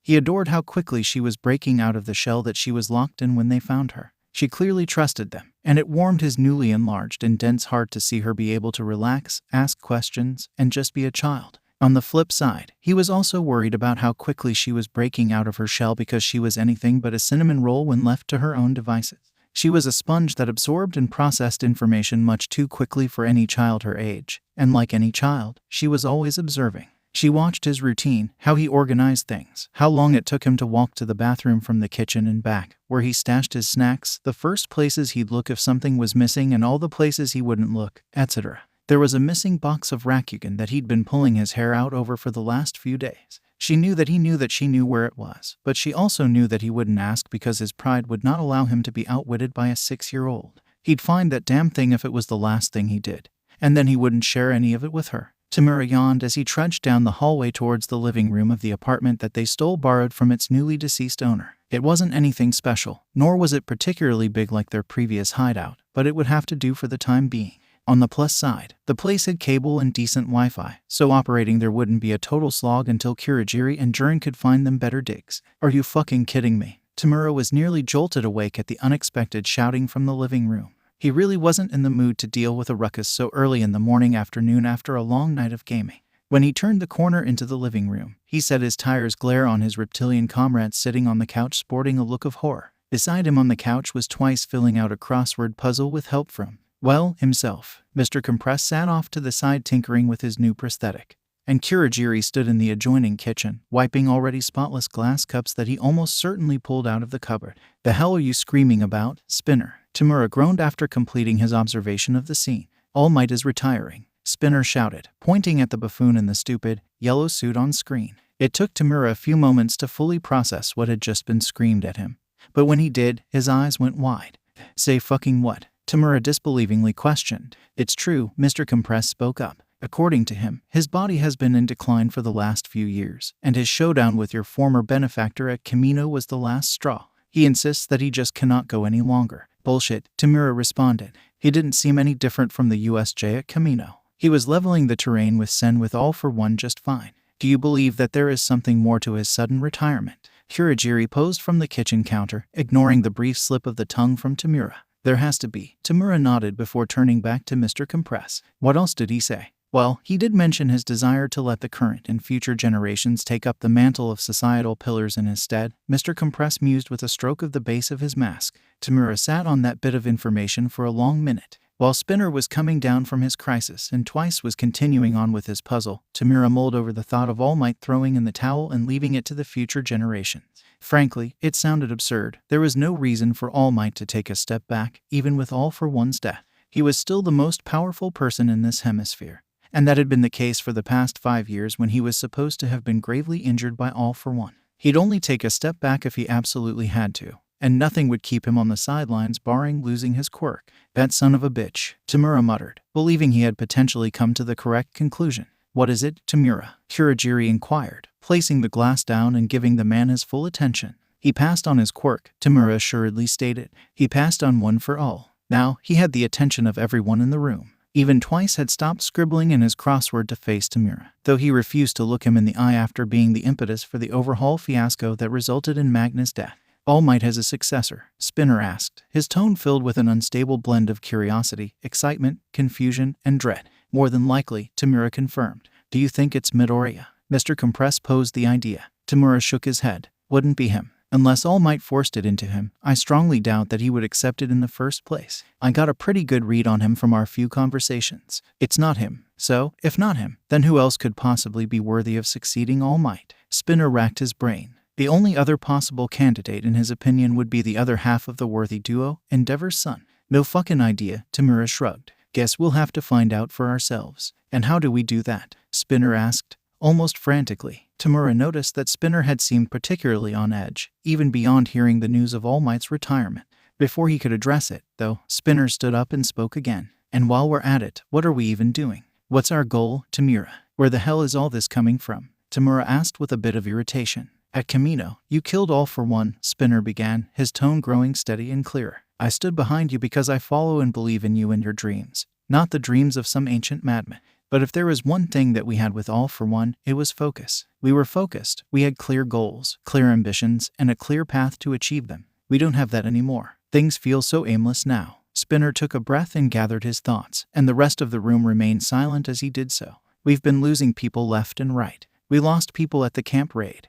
We lost Toga at Kamino. Dabai blew his top and no one has seen him since. We just lost Magni to those Yakuza bastards, and Kusari is off doing who knows what and who knows where. Kusari said that he had something important to take care of and that he'd have to lay low for a while. Twice supplied. I don't trust him as far as I can throw him. He seems like a pretty upfront guy. My point is that we feel lost right now, Spinner continued. It's like we're just waiting for something to happen. What is it that you want to accomplish, Tamura? The pale-haired young adult silently considered everything Spinner had said to him. The idea of what he himself wanted to accomplish threw him right back to the initial meeting with Stain, where he was confronted with figuring out who he was and what he wanted to represent.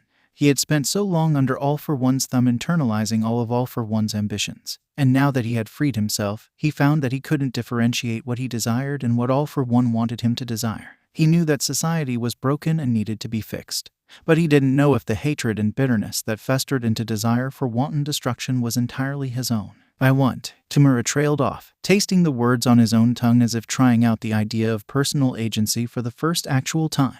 I want change. The other men stared at Tamura quizzically and with mild incredulity. Is that it? Spinner asked. Change. Our society is broken, Tamura continued, and he motioned to everyone in the room. We all exist because society is fundamentally broken in so many ways. Compress. You want to expose corruption in the government and hero society. Spinner. You want to purge the world of all the false heroes that help to maintain the status quo that abuses people like you. Twice. You want to be able to exist without judgment among those who will see you as an actual person, since hero society was never there for you, especially when you needed it. He took a long look around the room, meeting everyone's eyes with his increasingly focused gaze. Society has made each of us and so many others into the irredeemable monsters we are. With that said, burning it down and building a new one won't automatically fix those issues. It'll just kick the can down the road or create newer issues to take their places. So, what do we do about them, then? Spinner spoke up once more. What's left to do if not a revolution? A manic grin found purchase on Tamura's face. We may not be able to go the route of revolution just yet, but we can go the route of brutal reform. We expose the corruption in the government and in heroics. We hold heroes accountable for the damage they often carelessly do. We take people and their bigoted, prejudiced ideas to task head-on. We eliminate the bad actors that make our society what it is, and then we reinforce the remaining structure into the society we all deserve, one we can all feel free to simply exist in without any worries. The others in the room were struck silent. None of them had ever really known Tamura to be capable of this level of insight, nor did they expect him to be able to formulate and articulate his new mission statement on the fly and do so clearly. We don't have to burn society down wholesale in order to break down the parts that caused all of our suffering, Tamura continued on, his grin becoming menacing as his thoughts fell into place like a 1,000-piece jigsaw puzzle. We just have to expose and destroy what taints it, then we'll be on the path to utopia. Then, we seize the means of production and... Tamura, Kurogiri halted the young man with a wispy hand. That is beyond the scope. No, you're right, Tamura conceded after taking a deep breath. I got a little carried away. We start small, then we work our way up. Hold on, so we're fighting corruption, quirkism, and the falsehoods of heroics? Mr. Compress asked for clarification. Among other things, but yeah, pretty much, Tamura confirmed. I have to say, that's quite a pivot from the criminal enterprise I initially thought we'd work towards, Mr. Compress noted with a thoughtful tone. I do find the new direction fascinating. I'm in, too, Spinner excitedly declared. We'd be like chaotic neutral mercenaries. That sounds badass. Tamura nodded, and he looked to the third, awfully silent man. Twice pensively clutched his hands, still unable to meet Tamura's gaze. I'm in, if you'll have me. No way. Why wouldn't we? Tamura asked with a raised eyebrow. Because I'm a screw-up. He finally let out. I'm the one who brought Overhaul into the fold to begin with. If it weren't for me, Big Sis Mag would still be here, and Compress would still have his arm. How can I be good for anything if all I do is put the people I care about in danger? Tamura stared blankly at the raving man. He didn't know the first fucking thing about consoling people. His default thought was to dust him and go back to bed, but that wouldn't be terribly productive. He needed to think. How the hell was he going to get twice his head on straight when he knew fuck all about emotional intelligence? Looking to Kurogiri, the man's glowing, yellow eyes momentarily met his before darting away, and he internally cursed. Obviously, Kurogiri wasn't going to be any fucking help, so he had to try a different tact. Who or what could he possibly draw from in this situation? Then, it finally hit him, his cousin. He'd definitely know what to do in this situation, the thoughtful little shit. So, the one question he needed to answer was what would Midoriya do? Back at the Midoriya household, Izuku sneezed while packing away his analysis notebooks, spraying the top of the stack with a small quantity of spittle. Thought on it, Izuku grumbled, forgetting that Erie was drawing in the corner of his room but still keeping her ears open. It appeared that she learned a new word. It's not your fault, Tamura finally said, earning Twice's attention. What do you mean? Twice asked in confusion. How wasn't it his fault? It could have been any of us in that position. It just happened to be you. That asshole was gonna try to kill us anyway. And it sucks that we lost Magni, but she'd want us to get the fuck back up and keep going. We won't let her death be in vain. We'll fix this fucked up society together. He stepped toward Twice and put his hand out, tucking his pinky on instinct to avoid disintegrating him. So, are you in? Twice stared at the offered hand. And then he finally brought his eyes up to meet Tamura's before nodding and enthusiastically shaking the hand. I'm in, bitchin', Tamura grinned. We need a new name, then, Spinner excitedly declared. How about the League of Anti-Villains? We'll workshop it. The day to return to UA was upon them before everyone knew it. One was standing outside of their new living situation for the foreseeable future in awe and excitement, as their homeroom teacher briefed them on their new digs, responsibilities, and expectations. They were all just glad to have been past their harrowing ordeal safe, sound, and all together. Well, mostly together. Mr. Aizawa. Mina raised her hand after the man had finished his spiel. Where are Jiro and Aoyama? Did they not get permission to move in with the rest of us? The man sighed, dreading this question but expecting it, nonetheless. I'll explain later tonight after you are all settled in. For right now, though, his voice developed a darker edge, placing everyone on their guard. Jiro, Hagakure, Minta, and Midoriya, you four are dismissed. The rest of you, stay behind. The four confusedly looked around and amongst each other while the rest of the class went pale at the realization of what was happening. Izuku quickly picked up on what their teacher was planning, and he shot the other three named students quick but meaningful glances. No, I don't think I will, Izuku said to his teacher, taking both him and the others aback. I have a feeling I know exactly what this is about, so I think I'm gonna stick around. The blunt declaration from their class rep emboldened the others to follow suit. Minta scooted closer to Izuku's left side in solidarity while Toru did the same on his right, and Jiro got even closer to the rest of her class to drive the point home. Aizawa sighed and rubbed his eyes with his thumb and index finger before activating his quirk and glaring at the 18 students. Give me one good reason I shouldn't expel the 14 of you right now, he asked in a dark, angry tone. He was met with a very loud silence from his class. They all knew that this was coming. Aizawa wasn't just going to not address his entire class illegally storming a battlefield to rescue a captured classmate. Regardless of their intentions or the results, what they did was blatant vigilantism, and they all knew and accepted that. It did nothing to make their teacher's glare any less imposing, though. No one was speaking up, and Izuku could feel the nervous tension taking root amongst them. He was preparing to open his mouth and address his teacher, but, surprisingly, Tsu beat him to it. She decided to take the heat and answer the question in the only way Tsu knew how. Because you went to the trouble of going to all of our homes and asking our parents for permission for us to move in. Unfettered bluntness with a sarcastic tinge, an art that Tsu had more than perfected. Her face was as dry and non-emotive as it typically was, though Aizawa could tell that she was actively trying to keep her face as blank as possible. Still, Aizawa was silent at the answer, and that silence carried on for another half-minute. The class of nervously sweating students were left to either wilt or do their best to weather their teacher's heated, glowing glare for the duration of the silence.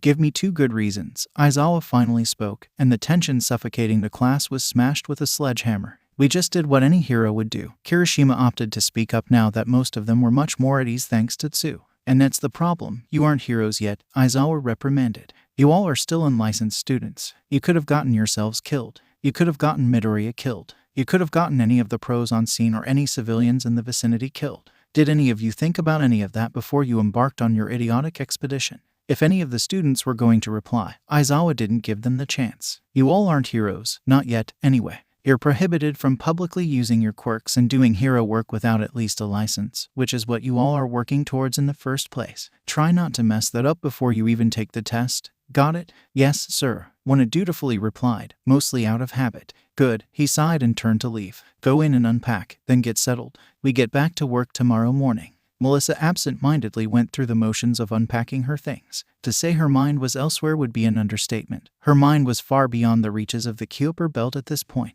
It was the occasional stinging pain shooting up her bandaged hands that brought her back from the cosmos to her completely topsy-turvy reality. And they acted as an ever-present reminder of possibly the biggest change in her life thus far. Reaching for one of the remaining boxes and opening it up, she froze when she was met with the sight of her smashed picture frame that was sloppily pieced back together with duct tape and superglue. Within the patchwork frame was a photo of herself and her dad. It was the one she brought with her from her lab. She stared blankly at the picture as it stared back at her. Her father's smiling face bore a hole through her gut and pumped her with lead, slowly dragging her down to her knees as she warred with herself to choke the bubbling emotions back down. The more she stared at the photo and the more her father's smile laughed right in her face, the harder it was to maintain her composure. Her bandaged hands were clamping down on either side of the box like a vice, and she felt the unmistakable sensation of power coursing through her. She was shaking. She needed to calm down. She needed to calm down. She needed to calm down. In an instant, the power surged and exploded out of her, causing her to crush the edges of the box in her hand as a brief flicker of staticky, black tendrils manifested around her. The mini explosion sent her unfinished room into disarray, knocking down the few things she had put up and even pushing some of the furniture askew. Just as quickly as it began, though, it was over, and she was left heaving on the floor as the pain started to seep back in. God damn it, she gritted out, and the tears were not far behind. You're such an idiot. She couldn't fight the sobs any longer, and she broke down. The well of turmoil churning within her gut was finally spilling out, and she didn't even attempt to choke back her sobbing. She simply grabbed the shoddily repaired frame and hugged it tightly to her bosom. I miss you, Papa. As her tears began to run dry, she felt like she had aged a few decades in only a few minutes. Sitting up against the side of her bed, she sighed and silently lamented what her life had become at the hands of that fucking red-headed bastard. She cut her train of thought off right there, refusing to allow herself to grant him any further power over her than he had already. She wouldn't allow that. She couldn't allow that. She would persevere. You aren't alone, Ninth. Her head snapped up at the soft, almost ghostly feminine voice traveling through her ears. She looked around her room, but no one was in the room with her. Is someone there? She called out, wondering if someone might have heard the noise or her crying and called out from behind the door.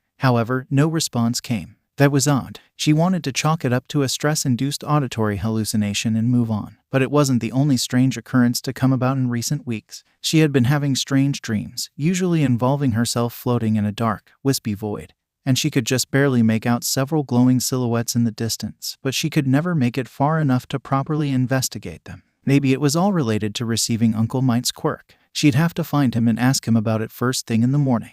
Until then, though, she really needed to clean up and finish unpacking. Erie clutched Izuku's hand tightly as the two made their way down the stairs. After her big brother had unpacked all of his things, he and her new mom helped her settle into her very own room. It was the first time she had ever had something like it that wasn't just a cold, beige chamber for her to sit and wait for Overhaul to come in and snatch her away. At the apartment, she slept in Izuku's room because she didn't want to be alone, and he could soothe her with his warm, orange blankets when her curse started to act up. Oh, that was another thing. Her big brother didn't like it when she called her power a curse. He didn't believe that it was a curse at all, and he said that all abilities had their advantages and disadvantages. She wasn't so sure, but he said that he'd help her train her power to be able to control it and never have to worry about it again. And that made her really happy. After all of that, though, Izuku wanted to introduce her to his class. She wasn't so certain about meeting so many new people at once, but he was really excited about it, so she nervously went along with the idea, clutching onto his hand and leaning into his leg. They descended the final flight of stairs and slowly approached the entrance to the common area. You ready, Erie? Izuku asked with a kind smile. She did her best to put on a brave face and nodded, and Izuku gently ruffled her hair, putting her slightly at ease. Following behind him as he entered the open room, she tried not to fade into invisibility behind Izuku's legs once his friends noticed him and their eyes inevitably landed on her. Oh my god, who is this adorable little thing? Toru gushed over the small girl as she quickly approached. However, a gentle sign from Izuku indicated to her that Erie was still wary around people and to not crowd her. This is Erie, Izuku introduced, gently nudging her to poke her head around his legs. She adopted us, so she'll be living up here, too. Don't you mean that you adopted her? Kaminari confusedly questioned his choice of words. Nope, Izuku said with a smile and did not elaborate further. Erie, of course, soon became the center of attention. But everyone had the wherewithal to give her a comfortable amount of space. She liked most of them, though she was really wary of Takoyami given his bird head was too reminiscent of Overhaul and his men. However, it was surprisingly dark shadow that was able to smooth things over and endear the two of them to the girl. She honestly didn't know how she ended up separated from the group and watching anime with the pink girl, Mina, on the couch. She was really bubbly, though, and she said that they were horn buddies now, which sounded cool, so she'd stick around with Mina whenever possible. There was one thing that stuck out to her about the teenage girl, though. Her appearance was odd, even for their world's standards. It wasn't like Erie had seen a lot of people in her life, but she did at least know that many were strange-looking by nature. Still, there was something so different about Mina that Erie couldn't quite place. So, after a few minutes of curiously and blatantly staring at her while Mina did her best to ignore it without bursting into a laughing fit, Erie finally voiced her question. Are you an alien? Mina's eyes briefly widened, and her head snapped down to look at the little girl. Then, she looked around to see if anyone was paying attention. Can you keep a secret? When Erie excitedly nodded, Mina took one last look around to ensure they wouldn't be heard before giving Erie a serious look. I'm not from this part of the galaxy. I'm a refugee that escaped from an evil space emperor that conquered and sold my home planet into slavery. And I came to Earth because it's one of the few places that isn't on the Empire's radar. Erie looked on in shock and awe. She was in the presence of an actual alien. But what's more was that she was in trouble and hiding from a mean space emperor. Emporium. She was hiding from a space jerk. I'll protect you, Erie declared, and she meant it. She'd protect her from the space jerk like her new mom protected her from Overhaul, and her big brother was protecting her from her curse and the jerks in suits that they talked about when they thought she wasn't listening. One day, they would learn that she was always listening. Just then, Izuku floated above the two on couch with Achako, who was also floating, throttling him as Ida tried desperately to calm the girl down. How could you not tell me that you added this little munchkin to the family? That is a huge development. Achako scolded while clamping down on his neck and shaking him. If it weren't for the fact that she could barely make a dent in his ridiculously sturdy exterior, he might have actually been concerned for his health. It never came up, Izuku struggled to answer. He'd been having this same conversation a lot lately given his mother's newfound celebrity status. Never came up. Achako fumed before pausing and taking a deep breath. How did you come across her? It was Erie who spoke up this time, knowing exactly how to answer that question. The scary Birdman tried to kidnap me from my mommy and big brother. A beat of confusion rested amongst the present students, and Izuku sighed. Erie, that cover story doesn't work with people who already know that we aren't actually related. Erie huffed and pouted upon realizing that she used her story incorrectly. Got him, Nit. Most of the surrounding students who heard that fell into aghast laughter, with the exception of Ida, who was just aghast. Midoriya, are you teaching this little girl foul language? Ida reprimanded. Yes, Izuku, are you? An older, feminine voice addressed from the elevator, making the greenhead's blood run cold. Izuku turned his attention to the elevator to see his mother with her eyes narrowed at him beside a positively exhausted-looking Aizawa. Hi, Mom, Izuku warily greeted, turning his head to look in her direction while Achako let go of him to do the same. Hi, Sensei. Achako happily greeted with a wave. Your son's being a doofus. He makes a habit of it, and co-sighed with an understanding nod, smirking at the affronted squawk from her son. Come on, Erie, let's get something to eat. Immediately popping up at the promise of food, the little one waved goodbye to everyone before bounding over to Inko and following her back into the elevator. Beside the elevator, Aizawa sighed his life away, not looking forward to the discussion he was about to have with his class. He corralled the 18 students into a single area to break the news. Earlier today, you asked where Ajiro and Aoyama were, he began, and everyone grew a bit apprehensive at the forlorn disposition he sported. He idly noticed both Shoji and Minta in particular stiffen at the mention of Ajiro. Well, one of those is easier to answer than the other, Aizawa continued. Ajiro was revealed at training camp to be a spy for the villains. What? The class shouted in disbelief, which Aizawa expected. He activated his quirk and glared at them before they could get going, silencing them so that he could continue. It was difficult to wrap my head around, too. That is until we caught him in the act shortly after the attack, and he was arrested. One was stunned silent. Reactions ranged from disbelief to overt dismay to crackling rage, and all were marinating in a budding inkling of distrust amongst the class. If one of them was a spy all along and fed the villains who knows how many secrets about them, who's to say that no one else in the class was a spy, too? Aizawa had to nip this in the bud right now. Do not let this tear you all apart after everything you've endured together, Aizawa commanded in a tone that smashed through any sparking unease amongst them. With everything going on in the country and in your direct future, this is not the time for infighting. All Might said in his speech that he had faith in the future generations to take up his mantle in his absence. And that means you all. It's time for you all to step up and become the true heroes you're training to be. Seeing that he was reaching them, he went ahead with a final assurance. Ajiro was and is still the only one to our knowledge, and we can thank Minta for exposing him. And Aoyama? Izuku questioned. Aizawa sighed. That's difficult. We currently don't know where he is. Wait, he's missing. Kirishima sputtered. Yes, the man solemnly confirmed. He and his family were attacked in their home sometime during or shortly after the Camino incident, and we haven't been able to find any trace of him since. A dreary atmosphere settled in amongst the class. One of their classmates and friends was a spy and the other had gone missing after an attack. There was so much to process in such a minuscule amount of time, and they were still expected to persevere and carry on like normal. How possible was that going to be? Aizawa broke them from their thoughts with his final words. The search will continue, and we will find him. Until then, you will all work your asses off to become the best heroes you can in his honor. Then, if necessary, you can all join the search effort to finally recover him. Understood? Yes, sir. The class answered with a growing resolve. Good. You're dismissed. Try not to burn the dorm down, or you're expelled. Madam President of the Hero Public Safety Commission's frigid gaze was locked onto the screen in front of her that was broadcasting another replay of All Might's shocking press conference. So soon after Endeavor shocked the nation with his expose, All Might stunned the world by announcing his semi-retirement from heroics in lieu of allowing the next generation to build themselves up. She should have been rattled by this development given its thunderous ramifications, but she wasn't. In fact, she was pleased. All Might himself was difficult to control. His absurd power made it all but impossible to threaten him, and his lack of familial ties afforded them no one to leverage over him. It was only his nature of being heroic to a fault that prevented him from becoming their most dangerous adversary. At the very least, he reasoned with in his pursuit of ensuring the safety of the public.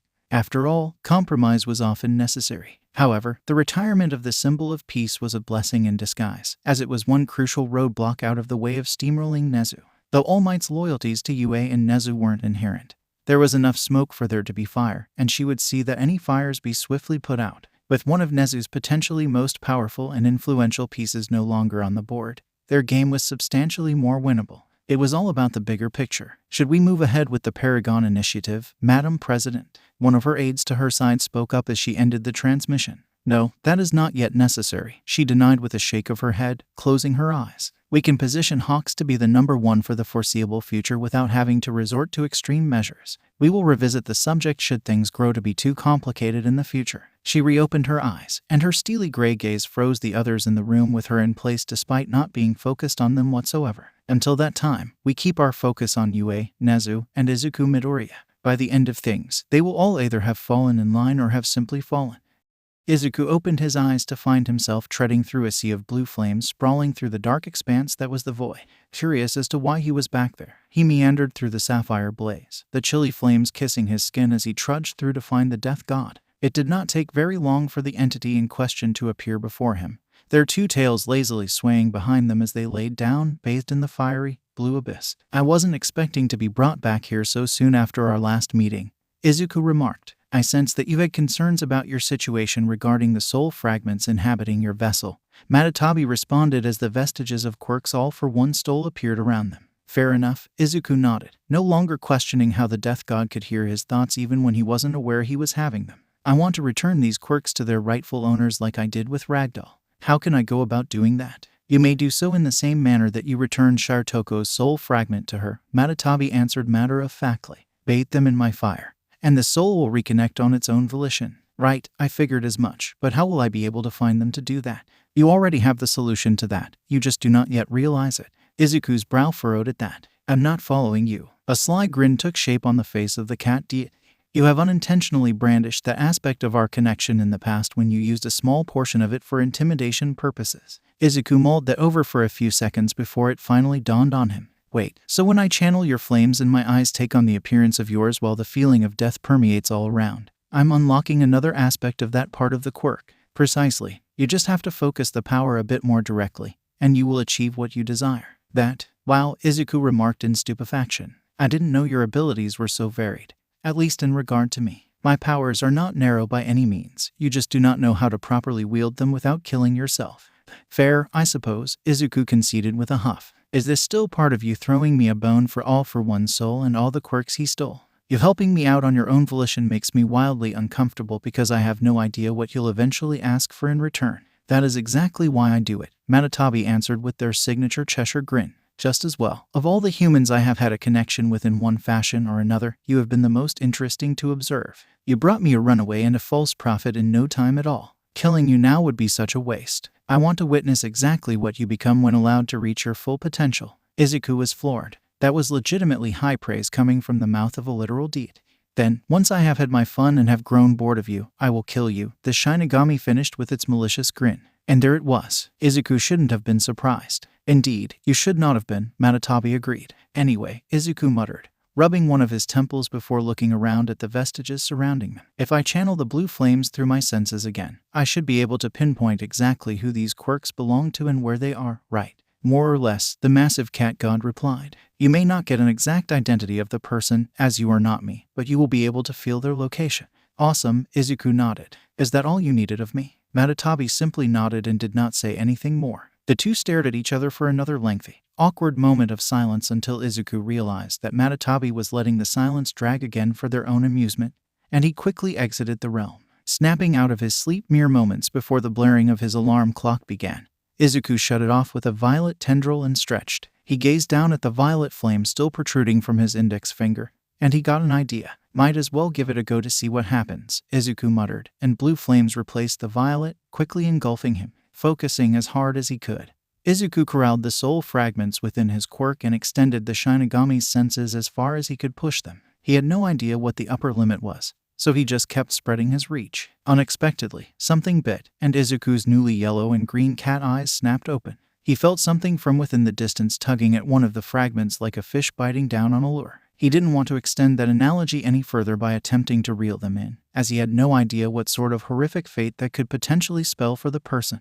Thinking back to how interacting with Ragdoll's soul felt, he'd rather not violently rip someone's soul out of them if he could help it. He killed the flames, reverting his eyes to their usual human variety, and a deep sigh escaped him. While he was attempting to extend the reach of the Shinigami as far as he could, UA was a massive campus, and he was certain that he hadn't moved past the bounds of the school. The magnitude of what he had just felt was quickly dawning on him. There's a quirkless student at UA, Izuku muttered, and all for one nabbed their quirk from them, likely when they were really young. Fuck, man. At the same time that Izuku was entering the realm of the Shinigami, Melissa found herself standing in a void of her own. Well, standing may not have been the correct word, as she didn't have any feet. In fact, most of her body was engulfed in black fog, and only the top half of her head was visible. She wanted to write this off as a very peculiar dream, but she didn't really feel like she was dreaming. Even without a corporeal form, the sensations she was feeling were much too real to merely be her imagination at work. Frantically darting her eyes around, she saw that the rest of the void she was floating in was just as dark and just as foggy, save for one particular area just ahead. Squinting, she could just barely make out several bright flames of all colors in the distance. Her curiosity got the better of her, so she instinctively started floating towards where the activity seemed to be. If she was going to get any answers about where she was or what was even happening, this was the best place to start. As she approached, she began to make out several voices firing off at each other. The heated nature of the speech told her that she wasn't stumbling into a friendly dispute, bestowing this power to a weak, untrained, and emotional child. This is ludicrous, Melissa heard a man heatedly spit. She's no more emotional than anyone would be in her situation. Melissa then heard a woman fire back. She lost her father for fuck's sake. He's not dead, he's just an idiot. The first voice replied, and Melissa wasn't sure how much she liked this one. We've all watched this girl grow through the eyes of 8. She's a scientist, not a combatant. She can't even properly wield the power within One for All without mangling herself. Then we'll train her, damn it. The woman remained firm. None of us were ready for the power of One for All when we first received it, but we all worked ourselves ragged until we were. We can do the same for 9th. Putting together what the argument was about wasn't a difficult task. Melissa was glad that at least one of the previous holders of One for All was staunchly in her corner. You don't get it, he growled. We all had a reason to get stronger. We didn't have a choice. But All for One is dead now. Passing on this much power to someone who can't even manage 1% of it is the height of irresponsibility. And you're only defending this ridiculous move because it was your dumbass successor that did it. Watch your fucking tone, Scarface, she replied dangerously. What did I do? Another man spoke up now, drawing Melissa's attention to another glowing figure. She was close enough now to make sense of the humanoid flames that weren't really flames at all. The two arguing parties were a man with spiky, salmon hair and a large scar running diagonally across the bridge of his nose, and a muscular woman with black hair whose face looked incredibly familiar to her. Not you, Scarface, she yelled at the owner of the third voice before turning back to the man she was originally glaring daggers at. I'm talking to this tomato-headed dipshit. Sheesh, Nana's on a roll again. Another voice spoke up, this one coming from a tall, bald man with goggles on his forehead who was standing beside a much shorter man with a high collar. How did you manage to deal with that before you croaked? Keep quiet and keep out of the way. He sighed before looking to Melissa, catching her off guard. This happens every so often. You just have to let them get it out of their system before we resume civil discussion. Would you like some tea? Melissa only offered the man a blank stare in response, and the man grew a bit anxious. You know, because you don't have a mouth, so it would be impossible to drink any tea. The silence dragged on as the argument continued in the background, and the man eventually sighed in defeat. No one ever laughs at my jokes. Being funny is a prerequisite for that, and the taller man chuckled. Somehow, Nana honed her comedic chops in spite of you. Melissa was officially at a loss for words irrespective of the fact that she had no mouth. This was at least an explanation for the chaotic energy she perpetually felt coursing through her veins. Guys, the tired voice of a thin man with white hair echoed through the void. She's here. The arguing ceased, and the two vestiges' attention snapped towards the cloud of black fog that was Melissa. Almost immediately afterward, the scarred man that was arguing before and another man with a high ponytail turned and walked towards the back wall where they would remain for the duration of the meeting. Meanwhile, 5 pairs of eyes were locked onto her, and her incorporeal form started to sweat. The woman, sensing the tension, decided to smash it by walking back to an area where 7 ornate chairs stood alongside a small folding chair holding a bright, golden flame in the shape of a man that strongly resembled Uncle Mike. Hoisting the golden man up to his feet, she grabbed the folding chair and returned to where the other vestiges surrounded Melissa, offering her a warm, genuine smile all the while. She placed the folding chair onto the ground with the seat facing away from Melissa, and she sat down with her arms folded and resting on the headrest. So, you got a quirk. Going through his morning routine in the new environment was an adjustment for Izuku. In fact, it was an adjustment for everyone. It was strange to be literally living with their classmates. But after a very brief phase of awkwardness, one fell into comfortable camaraderie as if they had all grown up together. Bonding through trauma will often do that. Heights Alliance was only a 5-minute walk to UAS main building, which was where Izuku, Shoto, Ochako, Tsu, and Ida found themselves as they strolled to class. The group was indulging in casual conversation primarily centered around their excitement for the new trimester after they completed the last of their summer training. Shoto, however, was silent, more silent than usual, that is. He cast tentative glances in Izuku's direction every 10 seconds or so, seeming as if he wanted to say something. He'd particularly focus on Ochako's beaming smile at Izuku wearing the scarf she got for him despite the sweltering heat. Shoto could empathize with that, also being fireproof. Izuku, meanwhile, had noticed his friend's odd behavior, but he let it go on for a few minutes to allow him to work up the courage himself to ask whatever was on his mind. When it became clear that it was not going to happen if he didn't intervene, he decided to spare his friend the difficult. "You all right, Shoto?" Izuku asked him. Shoto's eyes minutely widened at being made, but that surprise quickly faded when he considered who he was talking to.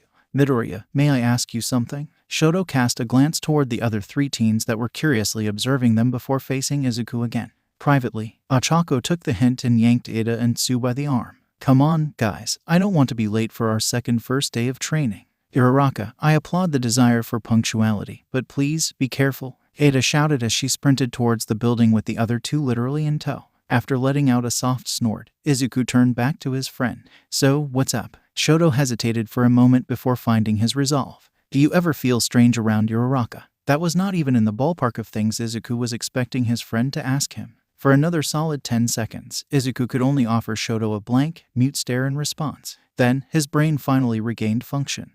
What? Have you ever felt a strange combination of warmth, a boost of energy, and the inclination to be around her when she's in your presence?" Shoto expanded. When even more silence was all he received in return, Shoto placed his right hand on his chin and thought, "Am I misinterpreting the nature of your relationship with her?" "Possibly," Izuku noncommittally answered. "What brought this on?" Shoto took a minute to properly make sense of and gather his thoughts so that he could articulate the unfamiliar emotion.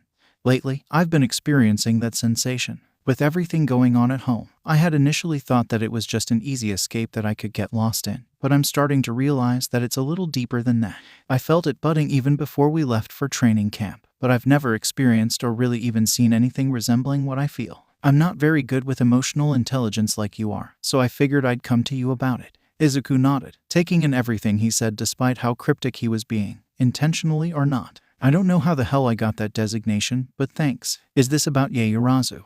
"Yes," Izuku hummed while he figured out how to go about this discussion, and he snapped his fingers when he settled on something. "How does she make you feel? I mean in terms that you could possibly relate to, like in comparison to family or Soba." It was a shallow thread to pull, but knowing Shoto's home situation growing up, Soba was probably the only constant in his life that didn't leave a scar of some kind. "She makes me feel like when Fayumi used to comfort me after a particularly hard day of training with my dad," Shoto lowly responded. "She'd ice my burns and make me soba while assuring me that everything was going to be okay, despite how much I didn't believe it after Mom went to the hospital." "You feel safe and secure around her," Izuku mused, helping Shoto make sense of his thoughts. Shoto nodded. "She says the same. Her mom is a perfectionist, and she was really hard on her about living up to the potential that she saw for her rather than what Yaoyorozu actually desired. Shoto lowered his head a bit as a small smile found purchase on his face. We're really similar in that way. You sound really fond of her, Izuku commented with a smile. Shoto nodded, and then he took a moment to determine exactly how he wanted to phrase his next question. Where exactly do I go from here? As I said before, I'm really ignorant to matters regarding interpersonal skills. I'm not even sure if I'm emotionally developed enough to pursue anything like this to begin with. That was certainly a great point, one that Izuku likely wasn't qualified to properly weigh in on.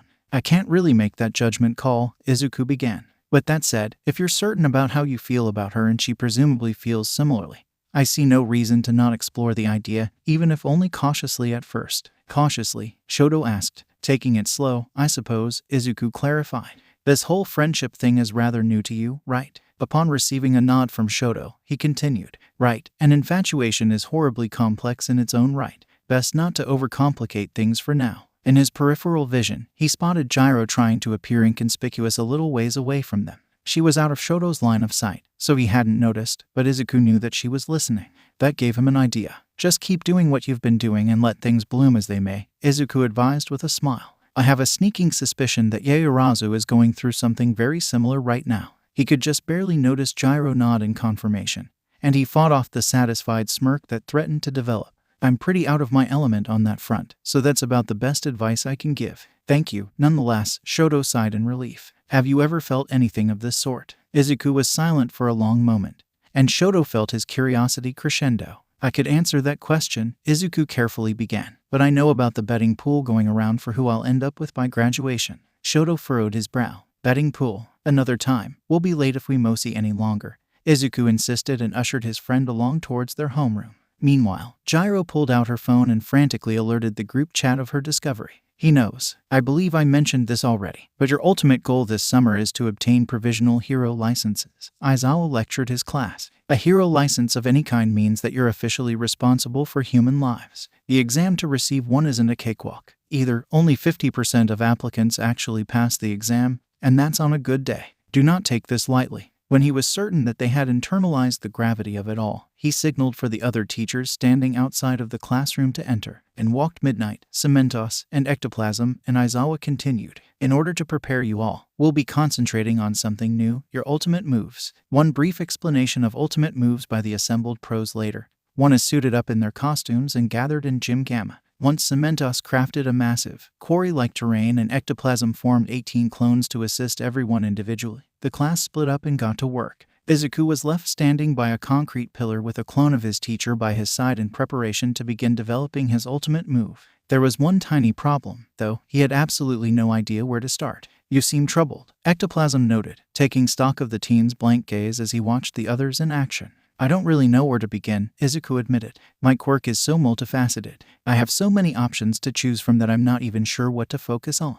Ectoplasm hummed in consideration. That is a conundrum. To my understanding, your quirk allows you enhanced strength, speed, and cognition, as well as superheating, creating barriers, and forming offensive tendrils. Is that the short of it? I'm pretty much an everyman, Izuku confirmed with a nod. Is there any particular aspect of your power that is more potent than the rest? Ectoplasm asked. Izuku was about to answer, but the words died on his tongue, and he fell into deep thought. Well, there is one new development, actually. My quirk kind of evolved at training camp, as these new vents on my arm are proof of. I can access a higher level of power that would have completely torn me apart before, but I think I'll be able to manage it now, at least incrementally. Show me. Izuku nodded, and he took a deep breath, igniting in a fiery mosaic. Izuku felt the familiar sensation of his kaleidoscopic fire glide over him. This was the easy part. Now, for the taxing part. Izuku focused, reaching inward and snatching each flame into a tight grasp before bringing everything forth in a bombastic display. The wild, intense flames of second gear blasted off of him like a towering inferno,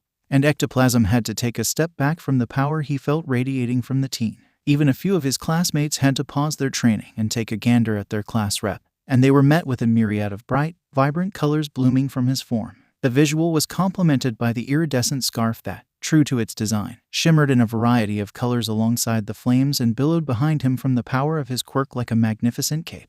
It was a fantastically brilliant display that pretty much embodied his entire ethos as a hero. Hey, Aizawa barked, snapping everyone's attention away from Izuku. "The hell are you all standing around for? Get back to work." As the class dutifully returned to their ultimate move creations, Bakugo's eyes remained fixed on Izuku. They scanned over the fiery rainbow that was his classmate, the powerless weakling he used to stand head and shoulders above when they were children. Izuku had long since surpassed him and left him in the dust. He didn't know how to feel about that. "This is quite impressive," Ectoplasm marveled. "What can you do in this state?" "Everything," was all Izuku said in response. Suddenly, the doors burst open, and a loud, boisterous laugh filled the large gym. Aizawa groaned while Midnight and Cementos chuckled at Aizawa's aggravation. "I am here," All Might announced to the surprised class. This was the first anyone had seen of him since announcing his retirement, and he still looked no worse for wear than he did before Kamino. "To assist your training," All Might finished with a grin. "All Might," Izuku muttered with an unnervingly blank expression, at least in Ectoplasm's opinion.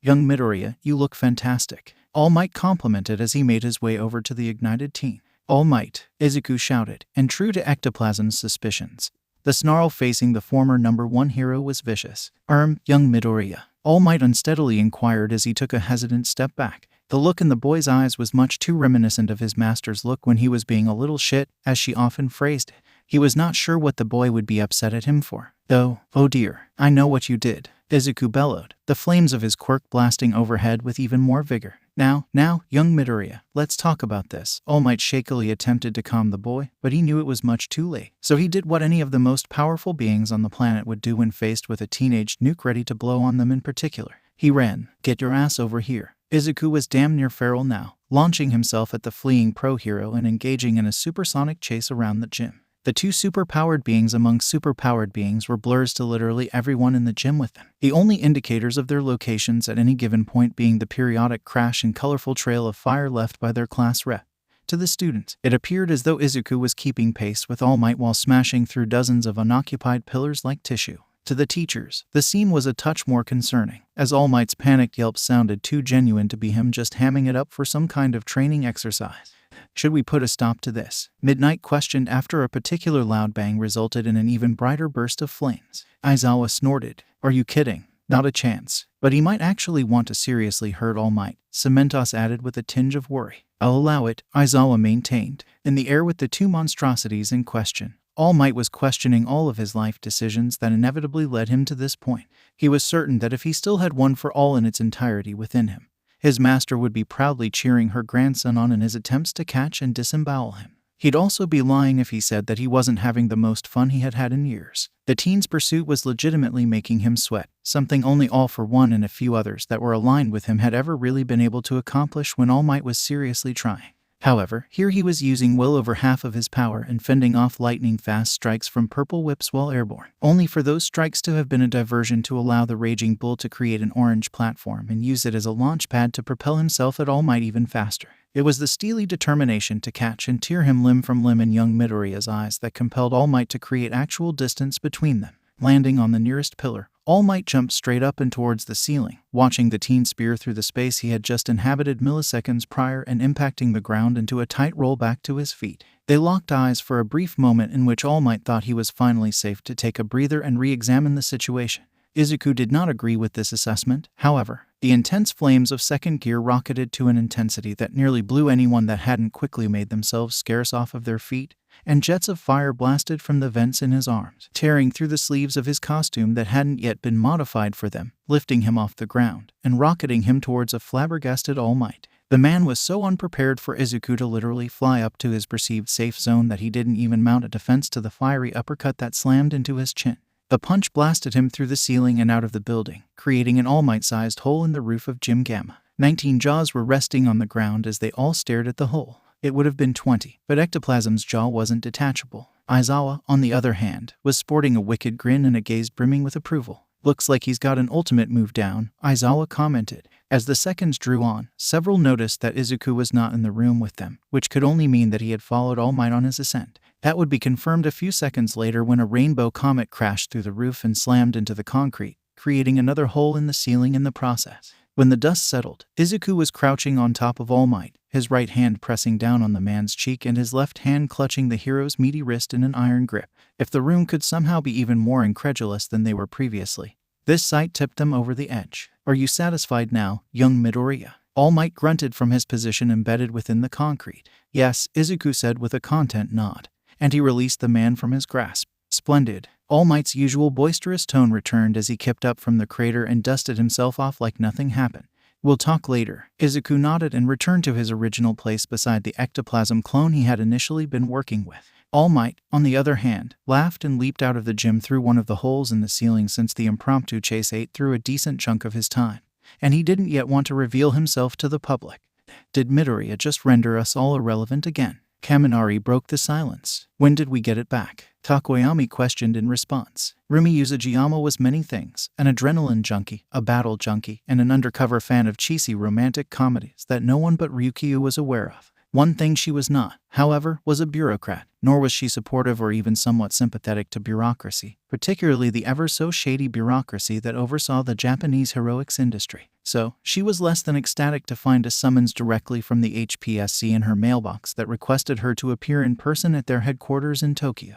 She was even less jazzed to be sitting in a cold meeting room at a table with Madam President of the Hero Public Safety Commission herself. She didn't know what she could possibly be needed in person for that couldn't be articulated in a letter, phone call, email, or even one of the many fucking messengers the commission loved to send for intimidation purposes. Not that she'd ever be intimidated by some kumquat in a suit. This woman, though, unnerved the shit out of Rumi. She always had. It was likely part of the job, but she had such a frosty, disquieting aura about her that helped her pin you down and flay your defenses with but a gaze until you felt totally exposed and at her mercy. Many suspected that it was possibly her quirk, but no one really knew what the woman's quirk even was. No one really wanted to find out, either. I'm surprised you showed up, Ms. Uzujiyama, Madam President began after a sufficiently tense few minutes of silence. Not like I had a choice in the matter, Rumi sardonically remarked. You're learning, she replied with a satisfied nod, facing the rabbit hero's developing glare with the same cool facade she always wore. I have a job for you. I'm not Hawks, Rumi spat, momentarily losing her cool at the audacity of this bitch.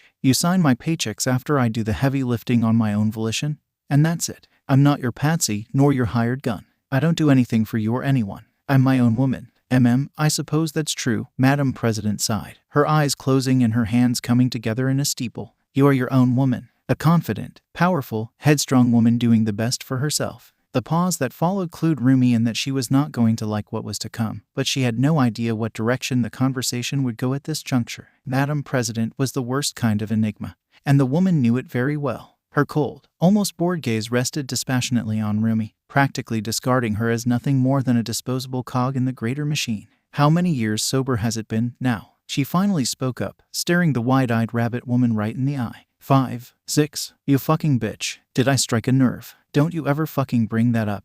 Rumi growled, struggling mightily to remain in her seat at the table. But it is a part of your story, no. Madam President countered, as is the expulsion from a prestigious hero school on your record for participating in illegal, underground fights. Rumi forced herself to take a deep breath. They were alone in the room. No one would be able to reach them in time to stop her from flipping the table and popping the woman's head like a grape. They both knew that, but they both also knew that Rumi almost certainly wouldn't survive the immediate aftermath. She needed to calm down. Why am I here? Rumi finally asked through gritted teeth. You will be administering part of the upcoming provisional license exam alongside Gang Orca, Madam President answered succinctly. And why would I bother mixing it up with a bunch of brats? Rumi asked, then her red eyes narrowed. What's your actual game? You're smarter than you present yourself to be, the older woman noted, and Rumi forced herself to ignore that. Izuku Midoriya will almost certainly be taking part, and I have no doubt that he'll make it past the first hurdle to the second half of the exam. Rumi did her level best to keep her face as neutral as possible upon hearing the boy's name come out of the woman's mouth. It was like a hex, and the mere fact that the little shit she had grown a little fond of was in the commission's sights at all worried her to no end. Of course, displaying that would hand the commission leverage on a silver platter, and there was no way that was ever going to happen. Why is he important? Rumi asked, innocuously probing for more information. No reason in particular, Madam President dismissed, but Rumi didn't believe that for a second. I just want you and Gang Orca to put the applicants through the ringer. Don't hold back. You want me to go all out against a bunch of hero hopefuls. I want you to separate those who are ready from those who are not. This seems excessive. Maybe so, Madam President hummed, momentarily removing her gaze from Rumi and bringing it up to the ceiling in consideration. However, Japan has lost its top 2 heroes within the span of a week. The 2 strongest pillars of functional society were gone in an instant, one of them leaving in shame. Her steely gaze returned to the rabbit hero. We do not have time for those who are not cut out for this line of work. Japan requires the best of the best to maintain order at the present moment, and that should be reflected in the up-and-coming generation of heroes. And if I refuse? Rumi challenged. I don't recall suggesting that you had a choice in the matter, she calmly answered. Rumi scoffed and reached into her pocket, pulled out her hero license, and slammed it on the table. You're only my boss so long as I have this. Who's to say I don't walk out of this building without it and choose not to play your game entirely? Madam President's gaze did not waver for a moment, but Rumi was not deterred. What are you gonna do? You gonna expose my old nose candy habit? My troubled past? You gonna run a smear campaign against me like you would have done for Endeavor had he not beaten you to the punch? Madam President did not immediately respond, instead closing her eyes as a lengthy exhale escaped her nostrils. When she reopened her eyes, she returned her cold, impassive stare to Rumi. I'm sorry you feel that way, Ms. Yuzujiyama. It would be a tragedy for Japan to lose such a fantastic hero. But if this is truly what you desire, then I can't stand in your way. Just be careful out there. It's a dangerous world for mutants, especially for those without a license that would allow them to legally defend themselves. The murder rates for those with mutation quirks are quite alarming, and most of those tend to go unsolved. Rumi was frozen in her seat. Madam President wasn't even trying to be subtle with that threat, but what really unnerved her was the utterly unbothered manner she said it. A callous death threat dripping in quirkism spoken so casually. It was right up the Commission's alley. In any event, the message was conveyed loud and clear. If Rumi walked out of this room right now, she wouldn't last a week before she was either killed or imprisoned for unlicensed quirk use. She would be silenced regardless, and Midoriya would still be a target for the Commission.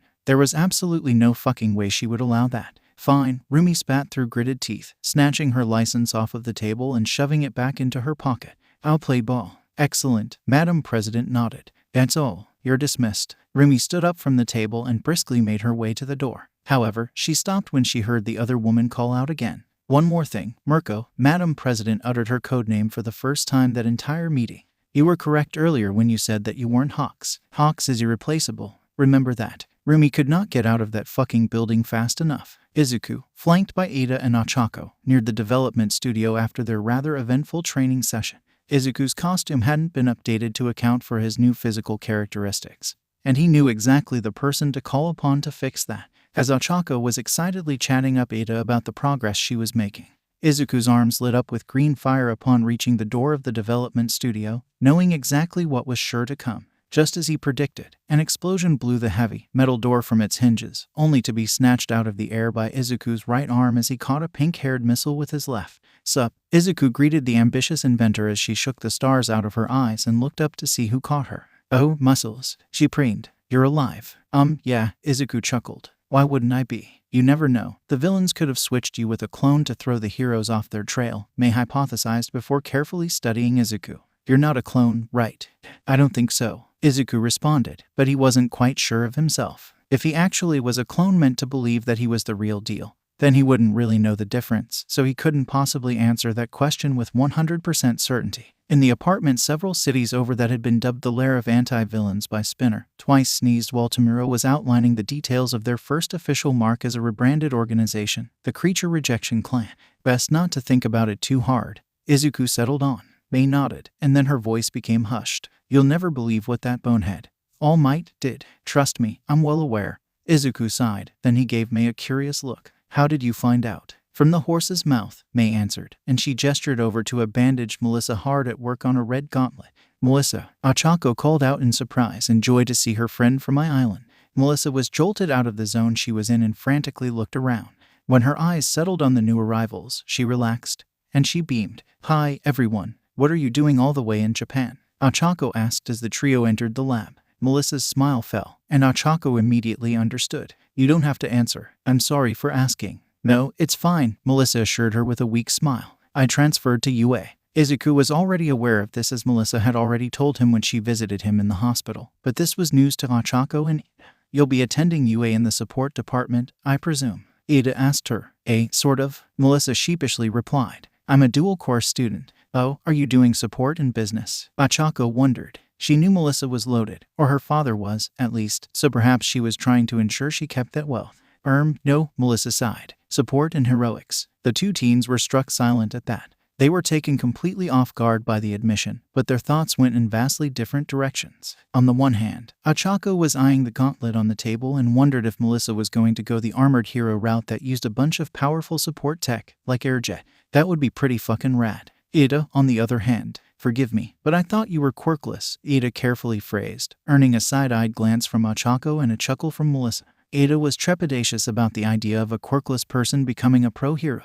Thinking back to what someone as capable and as his brother experienced at the hands of Stain and what someone as absurdly powerful as Midoriya went through with the League of Villains, it just felt like much too dangerous of a prospect to endeavor in. Hell, he wouldn't even advise people with powerful quirks to jump into heroics willy-nilly. Anyone's life can end very abruptly. Yeah, I thought so, too, Melissa muttered before her index finger emitted a dull, red glow, and she pressed a deep indentation into the heavy-duty steel work table, shocking Ochako and Ada. You're a late bloomer, like Midoriya, Ada noted with awe. I suppose it makes sense that exceptionally powerful or unstable quirks would take a much longer time to manifest than what's typical. Yeah, let's go with that, Melissa agreed. Unbeknownst to her, Izuku was having similar thoughts about his own late bloomer status. Where's Power Loader? Izuku asked, moving the subject away from Melissa's new quirk status, and she sent him a thankful look. Oh, he's sleeping the alcohol off, May answered without a second thought. The 3 WANA students were struck silent. No one could have possibly expected that response.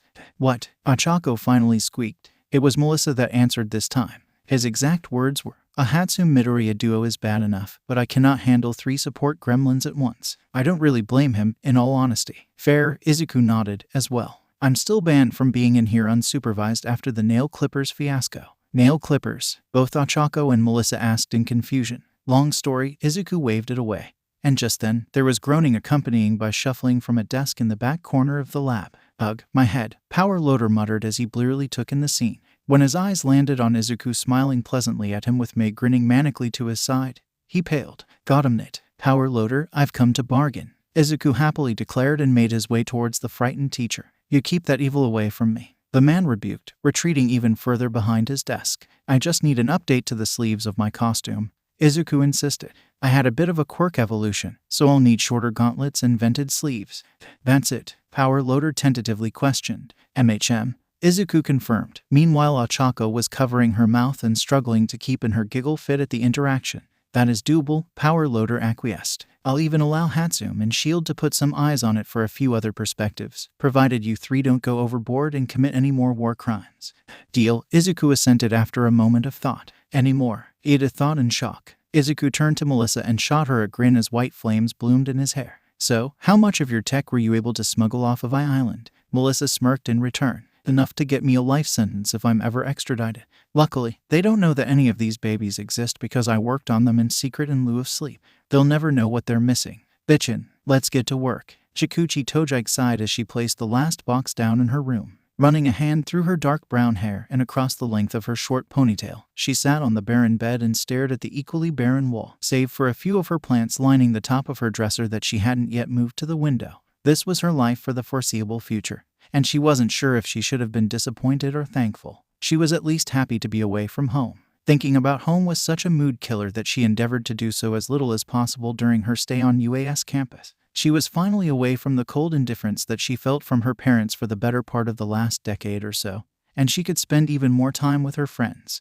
That was always a blessing. Friends. Her friends were wonderful. Not everyone in her class was particularly receptive to her at the start, and she couldn't say she was terribly surprised. None of them were outright dickheads to her barring a few, but she did feel the pitying glances she'd receive and hated the awkward half-stepping people did when talking about things regarding quirks around her. It wasn't anything she hadn't experienced for most of her life, but it was still annoying as all hell. Luckily, she had people who were not only tolerant, but treated her like any other person without having their arm twisted. She felt her phone vibrating in her pocket, and upon retrieving her phone, she saw that she received a text from one of them in their group chat, Hitoshi Shinso, Purple Insomniac. At Plant Mom, you finished moving in yet? Plant Mom, yeah, just finished. Purple Insomniac, why did you sleep here last night when you weren't even finished moving? Plant Mom, didn't really want to be at home. I doubt my parents would have kept their desire to finally be rid of me to themselves. Didn't want to deal with all of that. Purple Insomniac.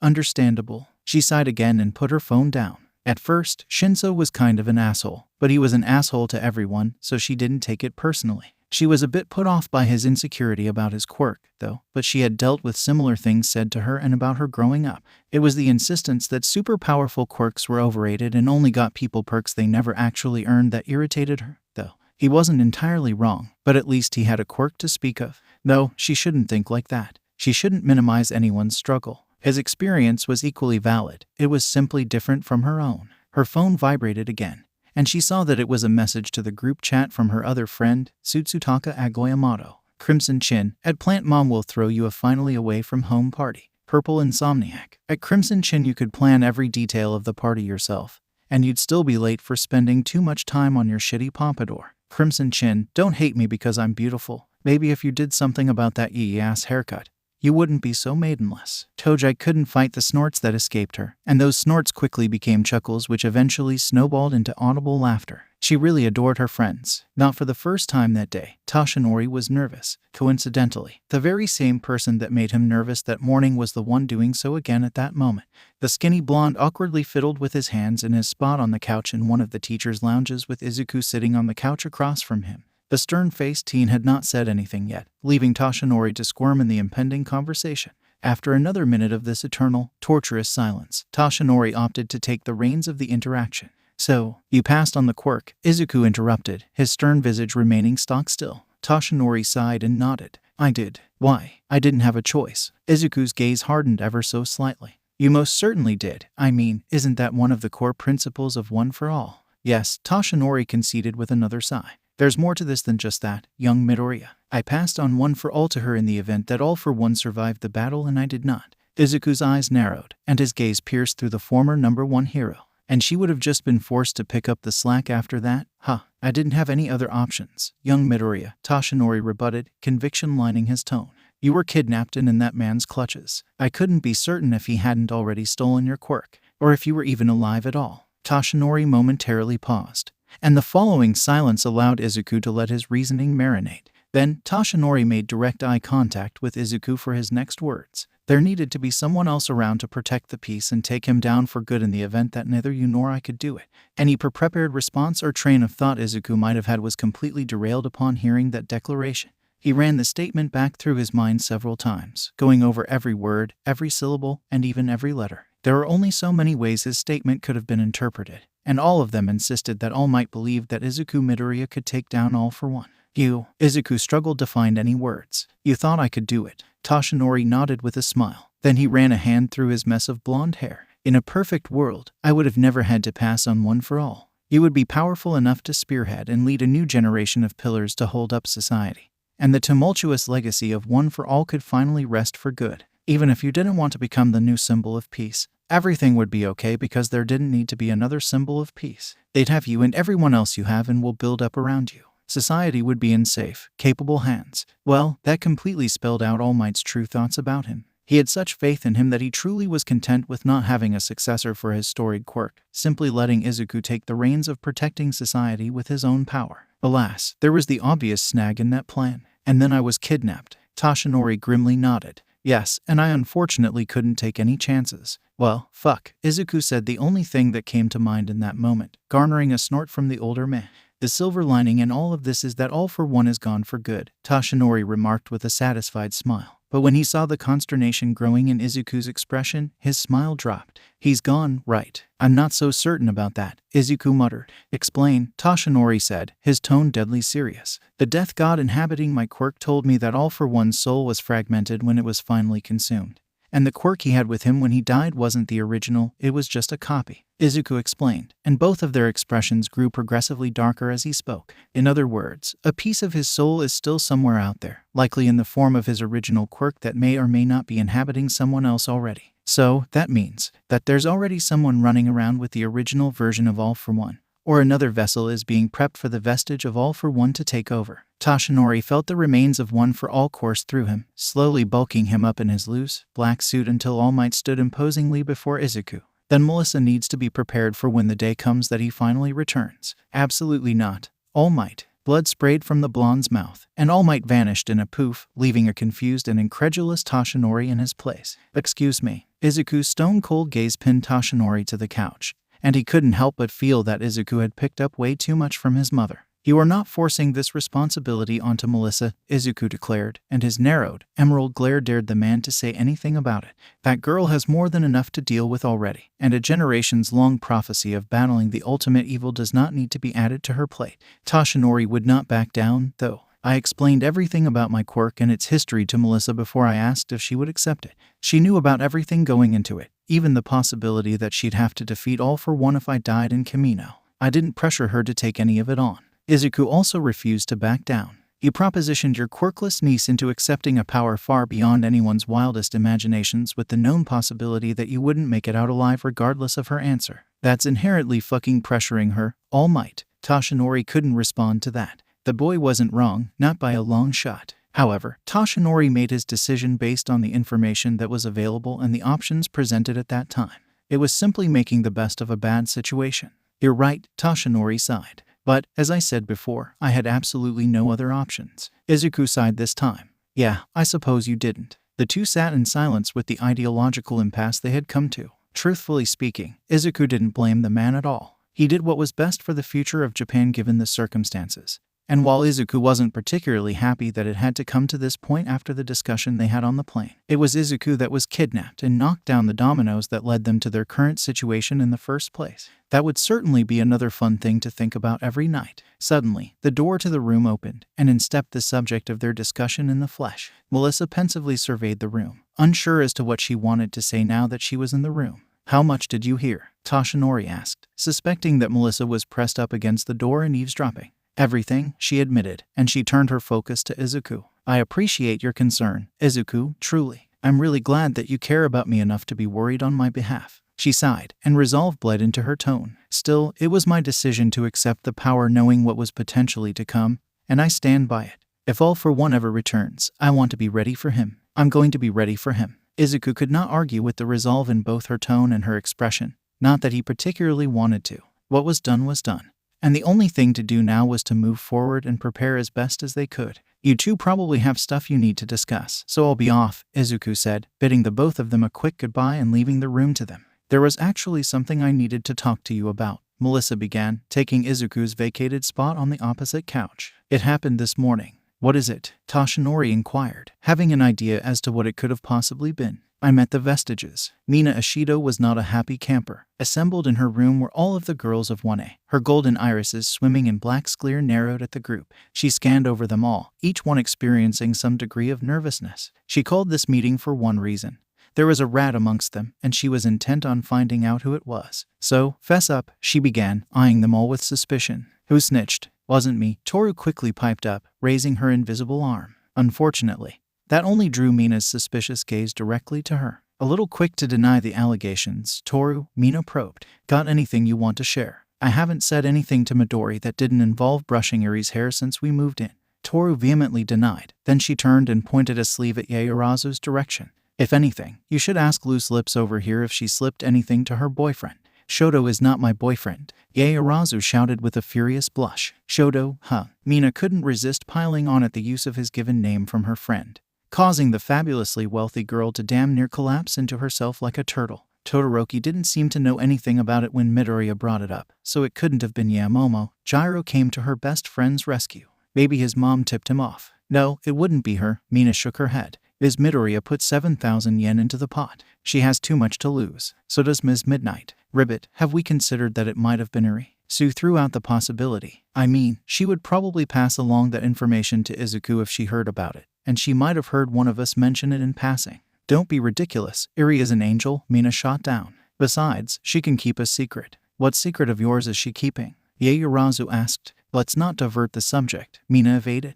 Girls, hold on a minute. Toru got their attention. Ochako hasn't said a word yet. Just like that, the room's collective attention turned to the sweating gravity girl. Truth be told, she hadn't mentioned anything about the betting pool to Izuku, especially considering what she put her money down on and how confident she was in winning. What made her nervous was the fact that she was doing something tantamount to insider trading, and she was on the cusp of being made. She needed to distract them, and quickly. We haven't considered Hatsume, she blurted out, catching them by surprise. She's in the pool, too, and she's not even here. She's a bit of a motormyth. Maybe she mentioned it accidentally without even realizing. That wasn't even true. Hatsume wasn't a motormyth from what Ochako had seen. But the chaotic energy radiating from the girl 24/7 led her to excitedly chatter about babies and inventing whenever she was in the lab or Izuku was around, which gave her claim some credence.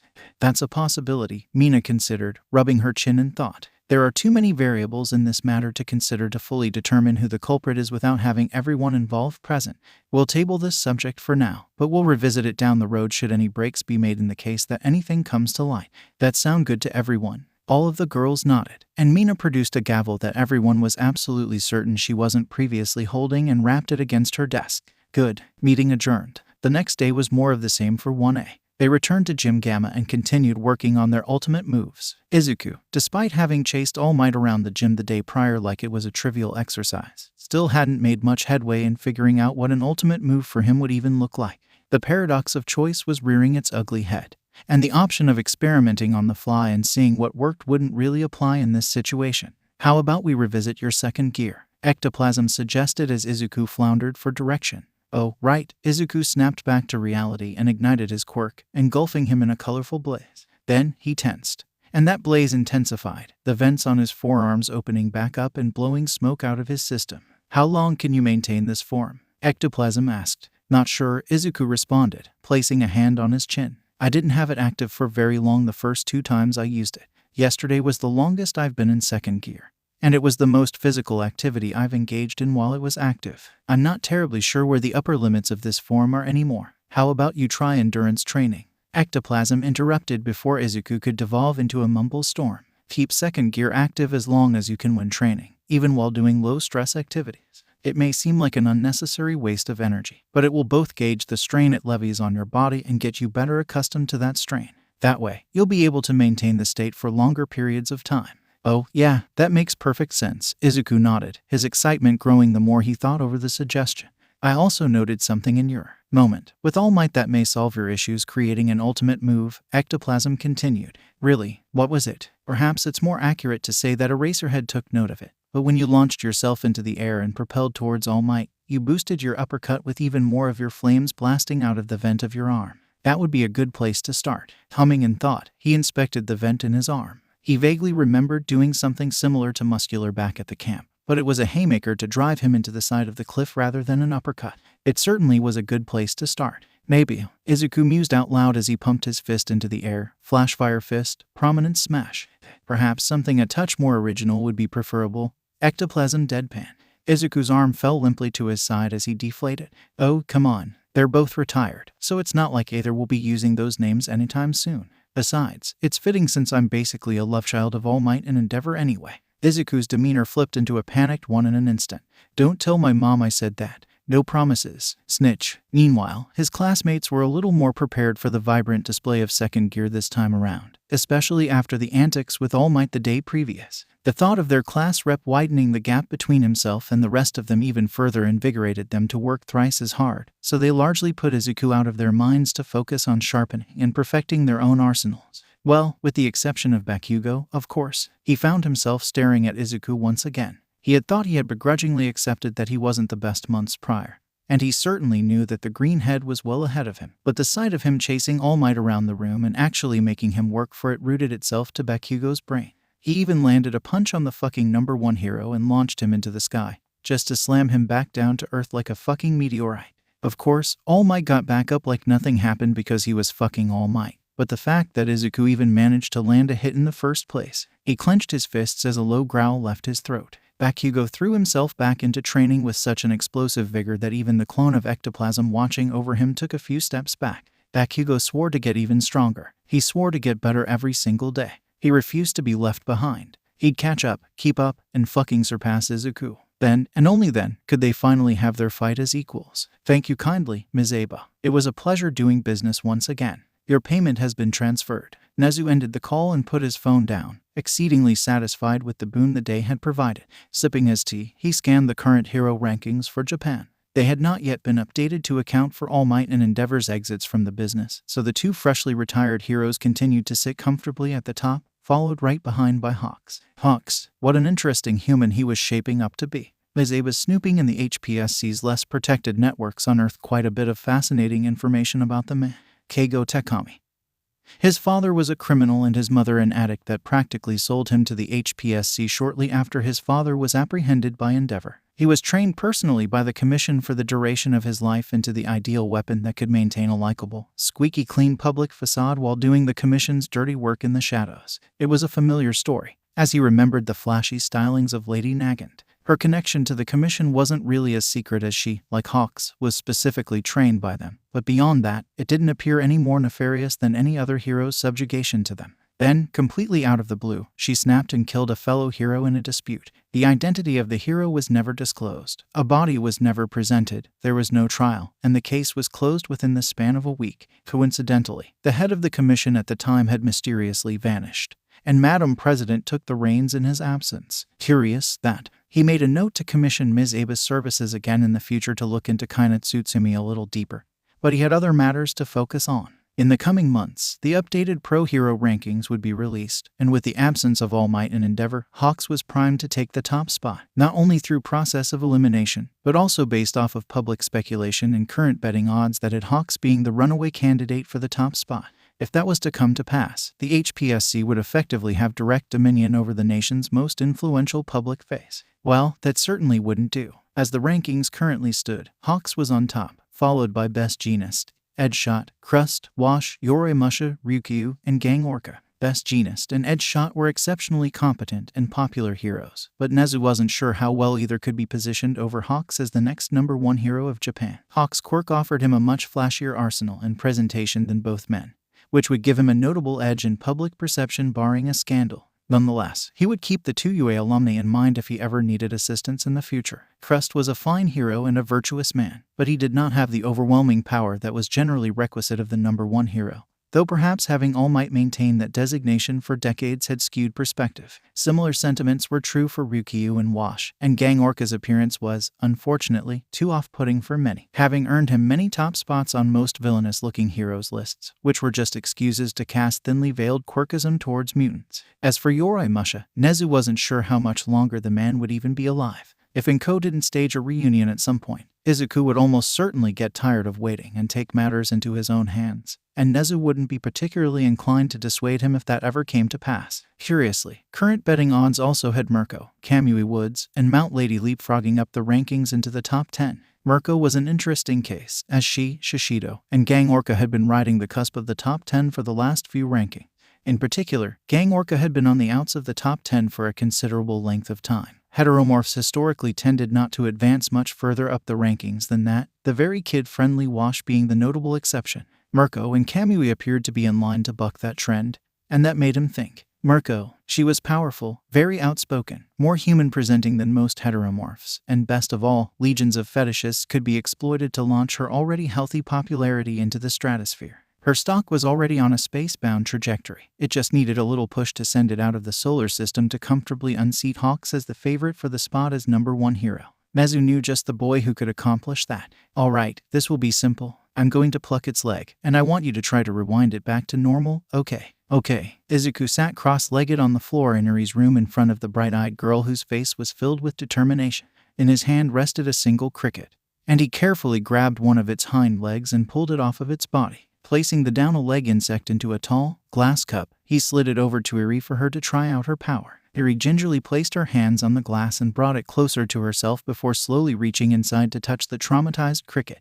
Her face scrunched in concentration, and her horn emitted a soft glow as her finger made contact with the cricket, and slowly but surely, the severed hind leg appeared to regrow. Startled that it was working, she grew excited when the cricket was fully restored to its state before Izuku pulled its leg off. In fact, she was so excited that her control slipped, and her quirk kept active, de-aging the cricket through several molt phases into a small nymph until it eventually vanished altogether. The way her expression flipped from gleeful excitement to utterly crestfallen stabbed Izuku in the heart, and before she could fall into self-deprecation, Izuku reached over and placed a warm hand on her head. Hey, it's okay, Izuku assured the disappointed girl, ruffling her hair. You're new to this. We don't always get it on the first few tries. You'll become a natural at this with more practice, bet on it. Hearing that marginally made her feel better, but she still couldn't help her frown. I made another innocent thing disappear with my curse. Trust me, that cricket wasn't innocent, Izuku corrected. He kidnapped a boy and caused his dad to go out to sea and search for him,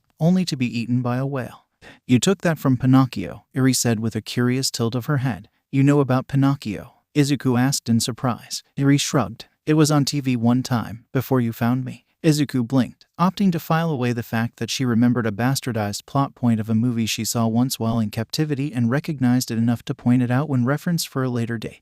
Anyway, don't dwell on this. Your power isn't a curse, Erie. Powers are never a curse, no matter how dark they may be. It's all about how you use them. Your powers don't define you, only you define you. In fact, Izuku stood up, having come to a decision. Put your shoes on. We're going on an adventure. And I'll show you exactly how I know that powers aren't curses, even dark ones. Okay, Erie complied, grabbing the brown boots Co had bought for her on their most recent shopping venture with budding excitement in her system overtaking the earlier dismay. When she was ready to go, Izuku crouched down for her to climb up onto his back and sit on his shoulders, gleefully taking firm fistfuls of his green mess of hair before they set off down the stairs to the common area. Once there, they were met with the lobby being abuzz with activity, as most of Wano was present and socializing in various groups after the day of training. The group that they happened to encounter first was Yaoyorozu standing in front of a table seating Shoto, Takoyami, and Shoji with a monopoly board between them. Midoriya, Erie. Yaoyorozu excitedly greeted the two after noticing their arrival. I'm teaching some of our classmates the wonderful game of Monopoly. Would you like to join us? The girl was practically vibrating, so Izuku felt a little bad about having to decline. I can't right now. I was actually on my way out to take care of something important, and Erie's along for the ride. I'll catch the next game, though. They usually take a while anyway. Of course, I don't want to hold you, Yaoyorozu accepted with a smile. I'll save you a spot for when you return. Thanks, he called out as they departed, exiting through the large, ornate double doors and bounding down the long flight of stairs to the ground. Izuku hadn't really noticed just how much Principal Nezu went overboard with the decor until now. Reaching the bottom, he activated his quirk in his palm and allowed the sapphire flames to bloom once again. He connected with the fires of the Reaper and spread his senses across the campus, feeling around for that familiar bite from the prior morning. Since he had found it once already, it was much easier to pinpoint again, and he got a solid location. Setting off in the direction of the soul calling out to him, he almost missed his pink classmate standing behind a few trees on the side of their dorm building, hunched over her phone and muttering strangely into it. Almost curious, he wandered over to the girl and noticed that what he thought was her phone wasn't actually a phone, at least not any kind that he recognized. Just as well, the closer he approached, the better he heard what she was muttering. Ashido, Izuku questioned, violently snapping her out of her muttering and spinning around in a panic. Midori, she shouted, quickly hiding whatever she was speaking into behind her back and nervously staring at him. What's up? What you doing? Izuku inquired in the gentlest manner he could in light of her frazzled state. She floundered in her search for a sufficient response. Frack. A long, blaring silence followed that response, with Izuku trying to process what she had just said to him, while Mina died a slow, horrible death of mortification. Erie, not knowing what crack was but knowing that she had to keep Mina's secret, tugged at Izuku's hair like joysticks on an arcade machine to get his attention. Jolting him back to what he was on his way to do, he decided to give the girl a break and make his exit. Well, I'll leave you to it, then, Izuku stammered, turning around to head back off. See ya. Yeah, Mina trailed off, catching the adorable attempt at a sly wink that the little girl riding Izuku's shoulders sent her, and she instantly felt an ocean of relief wash over her. She owed that girl a whole basket of apples for helping her out of that hole she dug herself. The duo strolled down the path leading away from 1A's dorm and deeper into the Heights Alliance complex. As they passed the 1B dorm, Izuku and Erie noticed a trash bag being carried to a dumpster by a floating hand. Instantly recognizing it, a violet flame ignited out of Izuku's index finger, and a vine shot out, snagging the hand on its journey back to its owner and bringing it to hover beside them. Soon, a confused, floating head flew from around the corner as expected, and her green eyes lit up when she saw the person that yoinked her hand. Well, if it isn't my favorite, filthy heathen, Toga's floating head said with a sharp grin, and her grin grew at the sight of Erie on his shoulders. So, this is the hatchling I've heard so much about. Erie, this is Setsuna Toga, Izuku introduced the fascinated girl to the floating head. She can split her body into pieces at will, as you can see. She also thinks that Godzilla could beat All Might, because he could, and don't let this doofus poison your mind into thinking otherwise, Toga countered, motioning to the teen underneath her with a quick nod and earning a conspiratorial nod from Erie outside of Izuku's notice. Just then, another person approached carrying 2 more trash bags, and Izuku smiled at the reveal of Yui joining them. Erie, this is Yui Kodai. She's the quiet one I told you about. Oh, the coutier, Erie gasped in recognition. He said you can make small things into big things and big things into small things. Yui nodded with a small smile, and she reached into her pocket and pulled out a toy 18-wheeler that fit snugly in her hand. Then she handed it to Erie, gazing at the offered gift curiously. Erie's eyes brightened when it dawned on her what she was now holding. Izuku, though, was a little confused at why she was so excited at a toy truck. When he opened his hand to inspect it, she placed the truck into his palm, and Izuku wasn't prepared for the absurd density he felt plunging his hand toward the ground. Oh, wow, this feels unnaturally real. Oh, this is real, isn't it? Izuku's surprised disposition grew into a deadpan stare. She confirmed. It's from the rescue mission. I kept it as a trophy. Why do I get the feeling that you took several of the zero-pointers from the sports festival just to have an army of giant robots at your disposal? Izuku deadpanned again. Erie giggled at the exhaustion in his voice. See, at least she thinks I'm funny. Statistically, at least one person on the planet has to, Yui replied. Just like that, the wind was violently taken out of his sails, and he deflated. You are cold-blooded, Yui. She smiled amidst Erie's increased giggles. So, why are you guys on trash duty? Izuku asked, recovering from his brief bout of depression. Vlad King put us under house arrest for our stunt at Kamino. Takage answered with an easy smile. We're on cleaning duty in our dorm till summer break is over. Plus, Kendo strangled us with her big-ass hands like I said she would. Worth it, Yui supplied. Damn right, she agreed. Then her floating head turned back to Izuku and Erie. Where are you two headed? We're on an adventure, Erie cheered, and Izuku chuckled, seconding her declaration with a point. Well, we won't keep you, Takage said with a nod. Vlad King's probably wondering what's taking us so long anyway, and I'm almost certain that my limp, headless body is freaking our class out by now. Izuku nodded and bid the two goodbye, Erie doing the same as they went on their way. Izuku could feel the pull of the incomplete soul incrementally getting stronger as he traveled deeper into the Heights Alliance complex. He could feel the butterflies fluttering about in his stomach with every step. How the hell was he going to explain to a random person that he could restore them their quirk that they may not have even realized that they had lost? With the death of All For One, a bit of information was released about him, usually trudging up the stories of the quirk thief that had generally been passed off as urban legends on old forums. So perhaps the concept of bestowing a quirk wasn't explicitly foreign to them. It was a long shot, and he knew it, but damn it, he was going to return to them what was rightfully theirs. The closer he got to his target and the further he traversed, the more he saw students wandering about with luggage in hand. He supposed that the other departments were moving in during the last of summer break, whereas the hero courses had training to complete, so they needed to be moved in post-haste. He idly noted the curious glances he received from the students, most of them likely resulting from the 6-year-old piloting him like a match and then from the fact that he was a mildly famous hero course student. He didn't pay them any mind, instead focusing on the growing tug guiding him towards the 1 degrees Celsius dorm. If he remembered correctly, 1 degrees Celsius was part of the General Studies department. Well, this was bound to go over well. Giving Erie's legs a quick squeeze, he made his way up the stairs and to the front door of the dorm. With a deep breath and an encouraging pat on the head from Erie, he tentatively knocked on the door. A long, awkward moment passed that was thankfully interrupted when the door opened, revealing an exhausted boy with a head of purple hair just as messy as his own. Izuku recognized the boy after a brief moment. Shinso, Izuku asked, surprised to be encountering the boy for the first time since the sports festival. Midoriya, Shinso asked, confusion bleeding into irritation. Why are you here?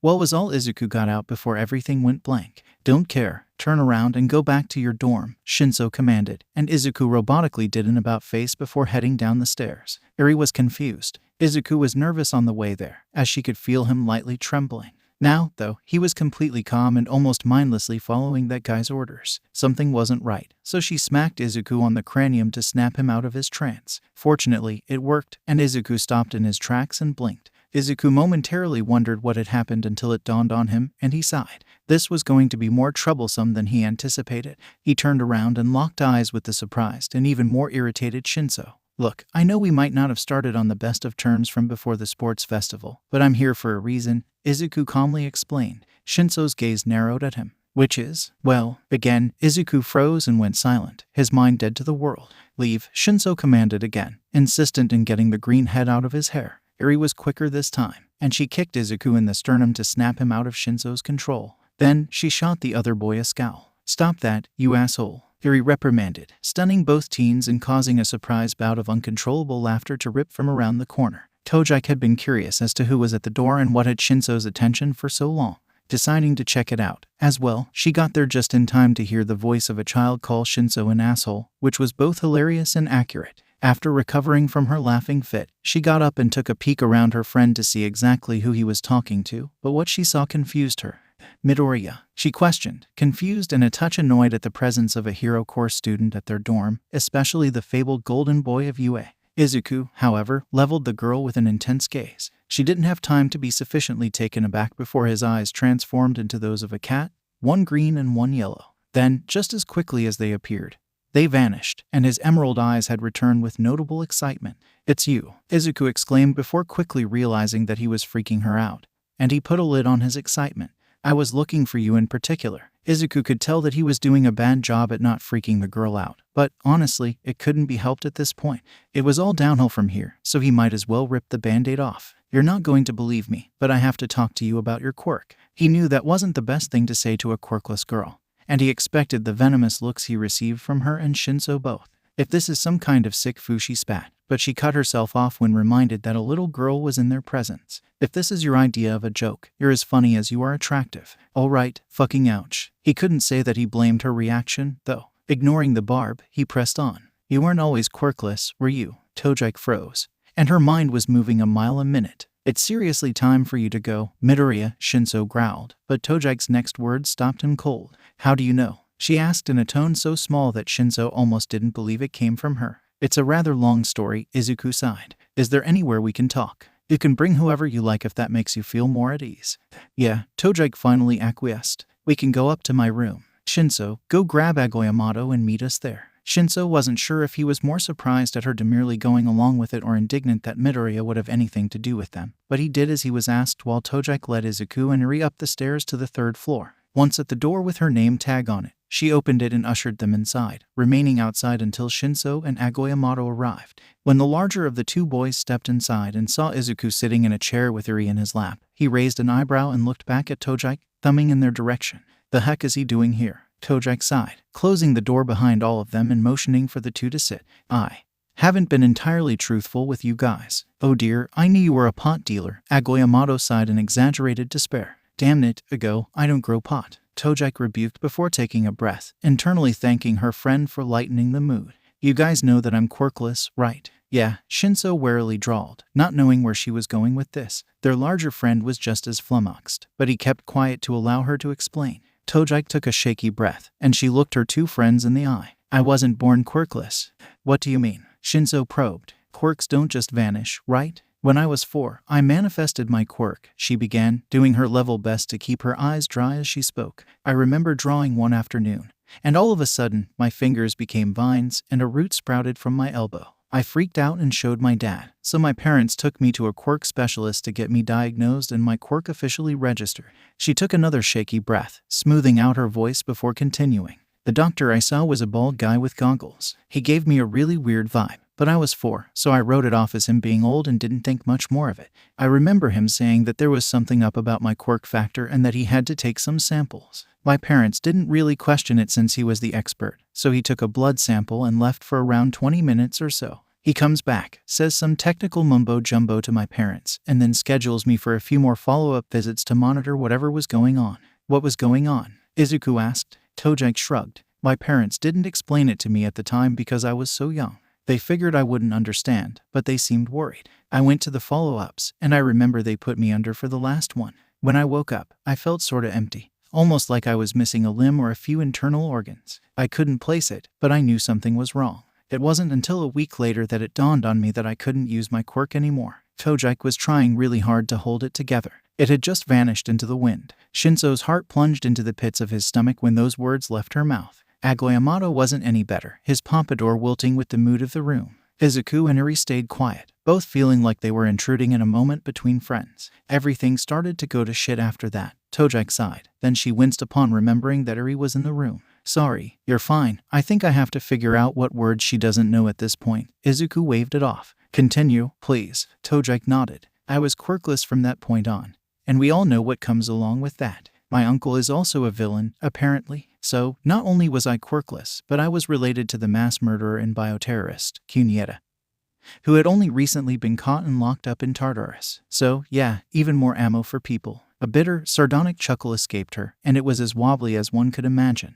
"I had my parents for a time, at least until they stopped trying to pretend that they were okay with the stigma of having a quirkless child. Worse still, one whose quirk all but vanished one day." Agoyamato reached over and placed his large hand on her shoulder, and the cool facade that she was working overtime to maintain shattered on contact. She fell into her friend's embrace and sobbed out the mountain of grief, pain, and resentment she had been bottling for over a decade. Shinso came around the other side and rubbed her back to comfort her as she wept, and he sent a side-eyed glare to Izuku, who was doing his best to make himself invisible. In that moment, the two had a silent argument. "Do you mind? Still here for a reason, dude?" Shinso silently scoffed and returned to his friend, who had managed to get a hold of herself. She smiled weakly at the two, but it didn't reach her eyes. Still, they were all there for a reason, so after she had sufficiently gathered herself, she turned back to Izuku and Erie. "So, how exactly did you know about that?" Toga questioned. Her eyes didn't hold any suspicion, only weariness. The same couldn't be said for Shinso or Agoyamato, however. Now came the difficult part, trying to convince her about the intricacies of his bullshit quirk and the centuries-old supervillain at the center of her quirk's disappearance. "Well, you know how I was kidnapped. Okay, let me get this straight," Shinso began while rubbing his temples. "The guy who kidnapped you was the quirk thief, who everyone was certain was just an urban legend, but was actually a really powerful supervillain and All Might's arch-nemesis." Izuku nodded. "The same guy that All Might and Verdant took down?" Agoyamato asked. Izuku nodded. "And he tried to steal your quirk, but part of your absurdly bullshit quirk connects you to the Shinigami, who is a cat?" Shinso asked. Izuku nodded. "The Shinigami stopped him and took back the quirks that he stole, leaving a few inside of you." Izuku nodded. "And one of those is mine." Toga finished. "Yeah," Izuku sighed. "I know it's hard to believe." Understatement of the century, Shinso cut in. But Izuku continued, glaring at Shinso. "I've done this before. All for one took the quirk of the pro hero, Ragdoll, and I ended up restoring hers." He turned back to the girl. "If you want, I can do the same for you." Shinso's gaze was still narrowed at him. Meanwhile, Agoyamato turned to Toga. "Do you trust this?" he asked her, seeing she was beyond shell-shocked. "Aye." She trailed off, trying to clear her tumultuous mind. "Prove it." Shinso finally spoke up, earning the attention of the other two. Izuku tilted his head. "What, in particular?" "Prove that you really have a connection with the Shinigami," Shinso insisted with his arms folded. Izuku blinked and stared at Shinso for a long moment. He looked down at Erie, who was looking back up at him with curiosity. Izuku could take the petty route and introduce him to Matatabi personally. However, that might have been a touch overboard, so he decided to use another example. "Remember back at the sports festival when everyone targeted me after I was given the 10 million points for winning the obstacle race?" Izuku asked, and he internally smirked when Shinso involuntarily shivered. "That doesn't prove anything," Shinso muttered. "Give us something tangible." Izuku sighed, and his right hand lit up in a sapphire blaze before he held it out for Shinso to grasp. "Your funeral." Shinso did not like that choice of words one bit, but he was already committed to making the hero student prove his outlandish claims. Another shiver ran up his spine. He remembered the stunt from the sports festival very well, and it almost dissuaded him from targeting the green head to make his point. Almost. He took a deep breath and set his face into a determined scowl. Then he took the offered hand. To Toga and Agoyamato, he froze for a scant few seconds before yanking his hand away in a cold sweat. All right, I believe you," Shinso shakily exhaled. "What did you see?" Agoyamato tentatively asked, casting a wary gaze onto Izuku. Shinso took a few deep breaths before turning to his stocky friend. "I don't think I like cats anymore." "Sheesh," Agoyamato muttered, flabbergasted that anything could make the biggest cat lover he knew flip so quickly. "That bad?" "Worse," Shinso responded. Toga, meanwhile, was at war with herself. She was being given a once-in-a-lifetime offer, a literally life-altering change that would right the wrong done to her so many years ago. She'd have a quirk again. She'd be whole again. She'd be valid again. No, she was already valid. She wasn't an invalid. That's just what those quirkus dickheads from her middle school with the stupid salute said to put her down.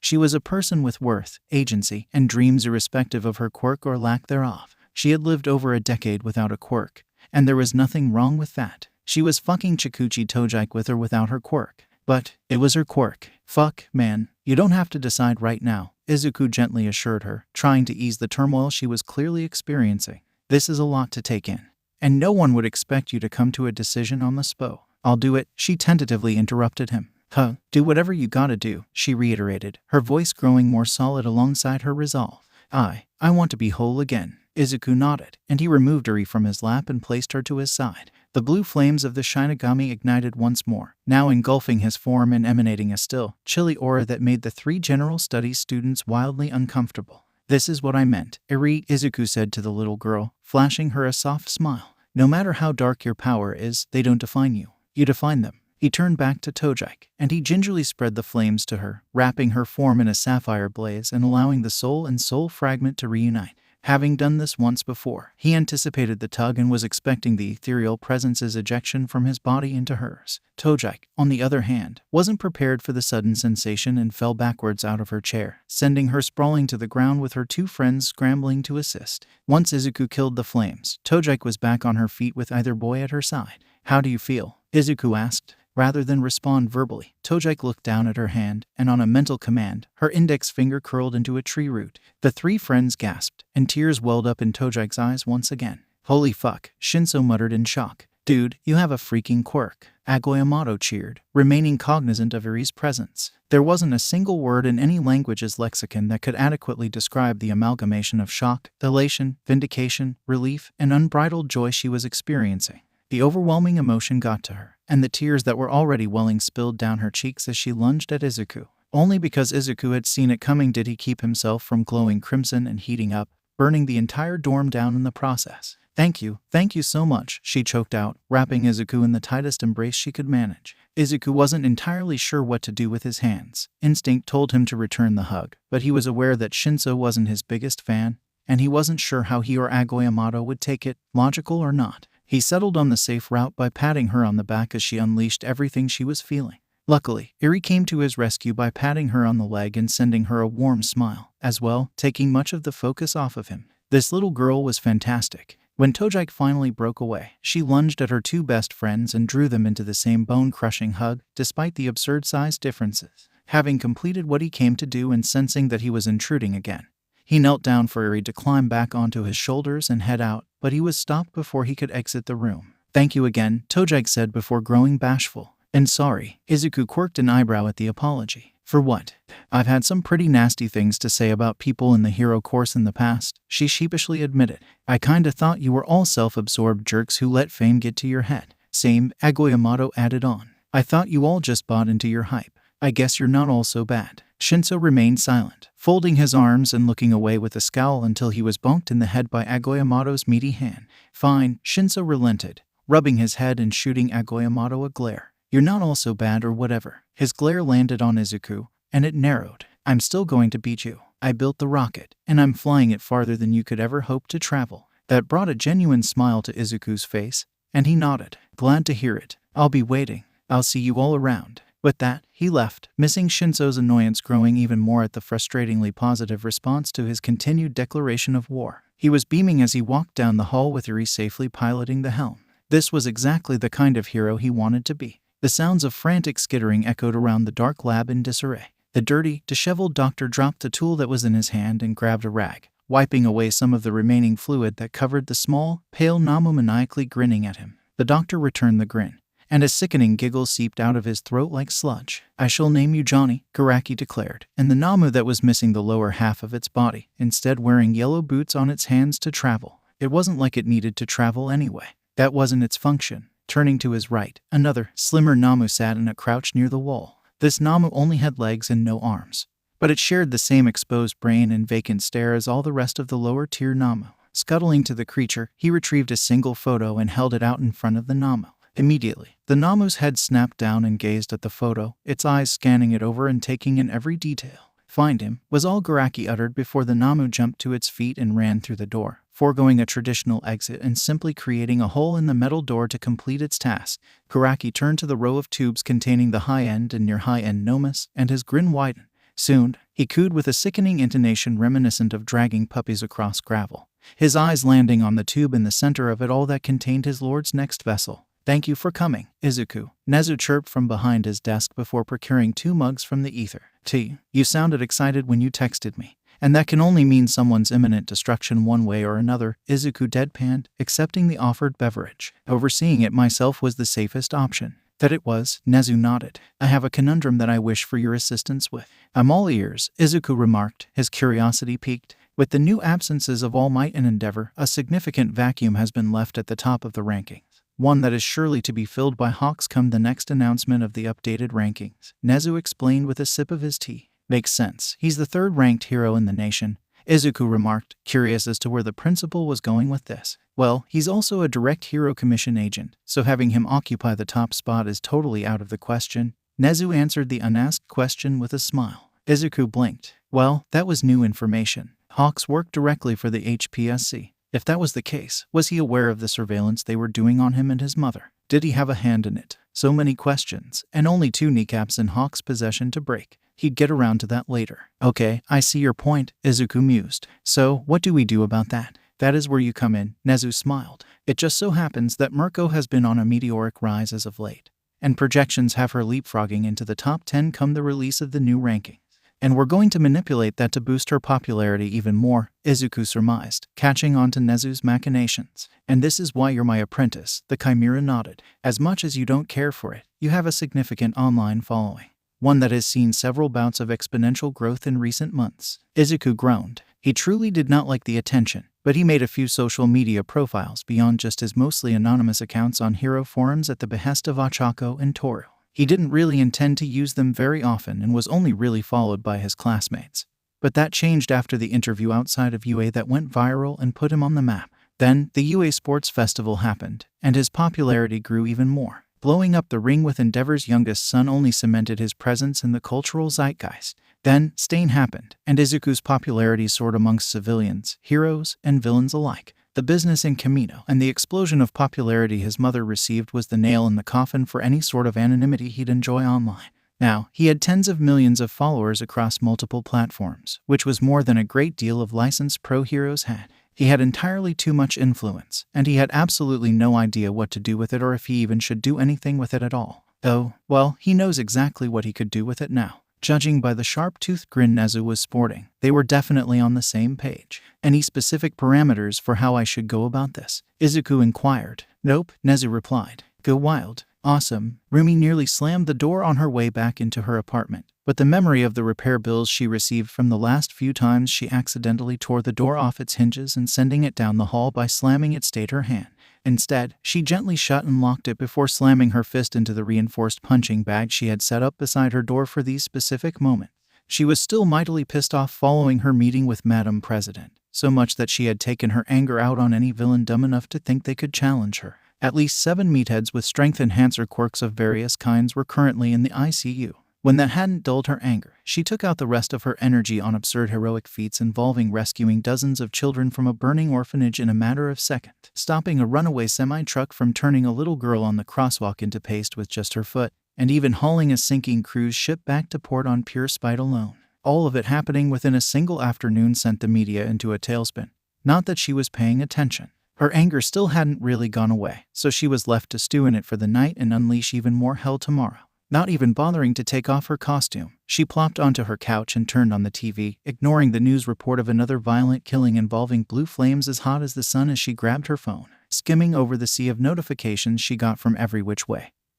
Her attention landed on one particular post. It was a post from Midoriya, which somewhat brightened her mood, as it meant that the little shit was still alive. She knew it was an irrational thought, but it generally wasn't something that could be said for those that remained in the Commission's crosshairs for too long, so excuse the fuck out of her for finding some comfort in. Wait, what the fuck was he wearing? The post in question had 2 pictures, one showing Midoriya decked out in her hero costume and flexing his muscles for the world to see, and the other was also one of him in her costume doing her signature pose with his hand pointed up beside a replica bunny ear. The post already had 200 Kelvin likes despite only going live 25 minutes prior, and the caption read, "Felt cute. Might delete later." Rumi blinked and sat in silence for a long moment. Then a feral grin took shape. Little Green, you better be ready for a fight. Now, we've all heard the rumblings in the ether about who could potentially be the next #1 hero in Japan, spoke the Grand Priest of the Creature Rejection Clan on his ornate pulpit as he addressed the masses of hooded followers to their righteous cause. Odds have either that filthy, avian scum, Hawks, or that bunny bitch, Merco. This is what our proud nation has come to, being represented by a couple of fucking muties. It's repulsive. They will not replace us, the assembly chanted, raising their lit candlesticks in solidarity. No, they shall not. The Grand Priest continued. We've been carefully planning our strike for many moons, and the day of our great, human nation's salvation is drawing near. The coming hero Billboard chart JP will play host to a number of disgusting creatures and the race traitors that continue to allow them to exist. The Grand Priest's furious gaze narrowed through the holes in the mask of his red cowl signifying his status, different from the white cowls worn by the rest of the CRC. One of these race traitors was such a promising boy, but he proved to be nothing more than a lost wretch, Izuku Midoriya.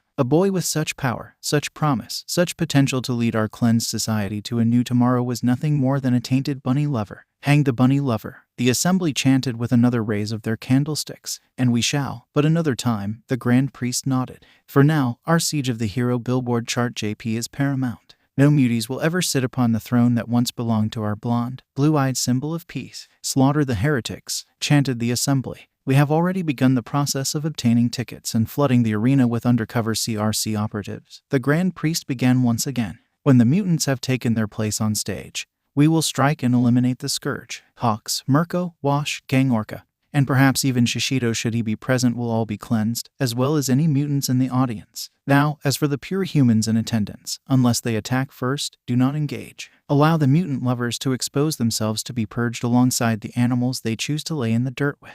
If you can smuggle firearms into the building, do not shoot our targets unless they shoot first. That's much too good for those animals. We're going to beat those mutant lovers to death, and I'm going to personally clip and strip that crimson cockatoo myself. The assembly chanted in agreement once more, but one man in the front of the group was having trouble with the hood of his cowl. Readjusting the mask so that he could see better to no avail, he huffed in aggravation. Damn, I can't see fucking shit out of this thing. Little did he know, he was not the only one having issues with his mask. We ready or what? Another man asked, wishing to continue with the Grand Priest's sermon. Hold on, I'm fucking with my eye hole, he started to respond until a tear could be heard throughout the room. Aw shit, I just made it worse. Who made these fucking masks, anyway? Another disgruntled follower bemoaned, snatching his uncomfortable mask off his cowl. Kenjaku's wife, the first man answered. Well, make your own goddamn masks. Kenjaku fired back defensively. Look, nobody's saying they don't appreciate what Kaori did. The Grand Priest sighed, having his own issues with the masks that he opted to keep to himself to avoid this very discussion. Well, if all I had to do was cut a hole in a sack, I could have cut it better than this. The second man retorted. What about you, Denji, can you see? Another follower asked the teen beside him. Not too good, Denji answered. I mean, if I don't move my head, I can see you pretty good, more or less. But when I start moving, the mask is moving all over, and I'm pretty blind. Near the exasperated Grand Priest was a man with spiky, white hair that removed his mask to widen the eye holes, but his mask tore as well. Shit, did anyone bring any extra bags by chance? No, Tabarama, nobody brought an extra bag. An irritated clansman shouted. I'm simply asking, Tabarama replied. So, we have to wear them when we attack? Another clansman asked. Of course, we do. The Grand Priest scolded. If we don't wear them when we attack, that just defeats the purpose of having them. But, we're not wearing them when we enter the stadium, the man countered. Because we'll be undercover, monkey. The Grand Priest lost his patience. There's no need for name-calling, the clansman responded. Well, I can't see in this fucking thing. The second clansman shouted, tearing the mask off. I can't breathe in this fucking thing. And I can't fight in this fucking thing. Well, fuck you all, I'm going home. Kenjaku huffed as he stood up and stormed to the door. I watched my wife get 30 bags together for you ungrateful sons of bitches, and all I hear is criticize, criticize, criticize. From now on, don't ask me or mine for shit. The door was kicked open before Kenjaku could grab the knob, sending him tumbling back to the rest of the assembly and putting them all on guard. In walked Tamura staring dispassionately at the assembled bigots, followed closely behind by Spinner glaring venomously at them with Twice and Mr. Compress flanking him on either side. Rounding out the group was Kurogiri at the rear, his glowing, yellow gaze making the entire room uncomfortable as he is wont to do. However, the Grand Priest snarled and slammed his hands to the podium in front of him. Who are you, and how dare you soil these sacred grounds with the presence of subhuman aberrations? Tamura didn't respond, simply looking back at his reptilian comrade. Spin, you want the first crack at this one. Spinner's glare narrowed through the updated mask over his eyes, switching out the white mask worn by Stain with a blue one to establish his own identity. Stepping forward, he unsheathed the two katanas from his back, each one sporting a blue wrap around the handle the same shade as his mask. Creature Rejection Clan. You have no place among civilized society, Spinner declared, readying his blades for battle. You will be purged for the betterment of mankind. The Grand Priest stared at the Gecko Man in disgust, and then turned to the assembly. Do you all hear this inane, fanatical bullshit? Lynch this lizard and his band of race traitors. You will not replace us. The assembly chanted and charged for the group, Spinner unleashing his own battle cry and meeting the charge head-on. The massive structure that was National Dagaba Arena loomed over the one like a hungry titan.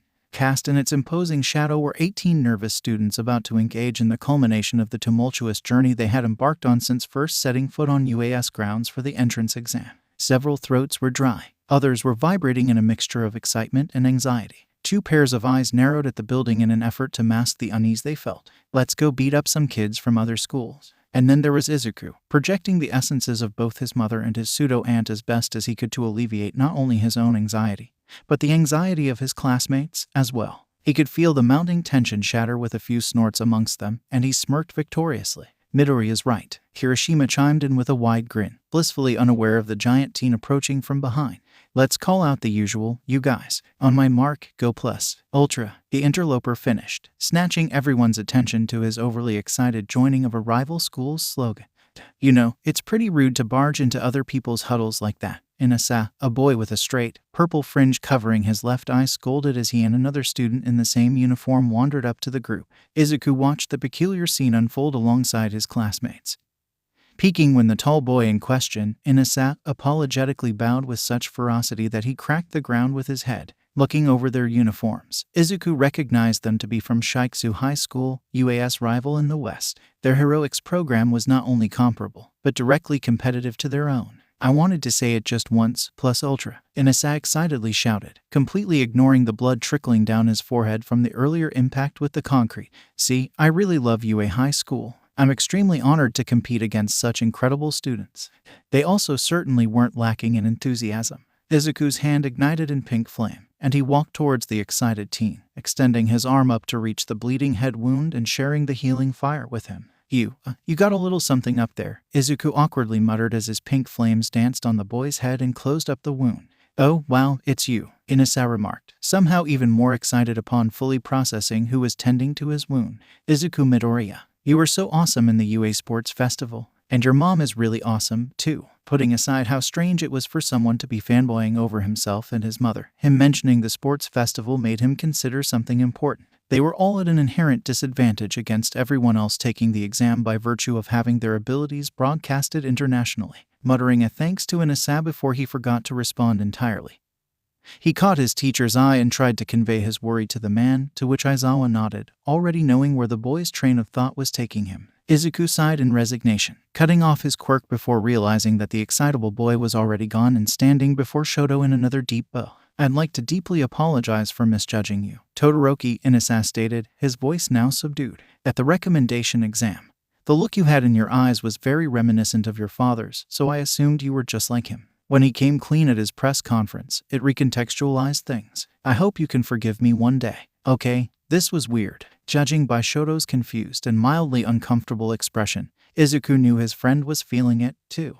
What? Shoto finally responded. He recognized the boy from the recommendation exam, but he didn't have the slightest clue what he was on about. Inasa, let's go. The purple-haired student from earlier called as he and the others from Shiksu made their way towards the arena. Inasa sprang to his feet, bid Wana adieu, and followed after his schoolmates into the exam, leaving an utterly bewildered Wana in his wake.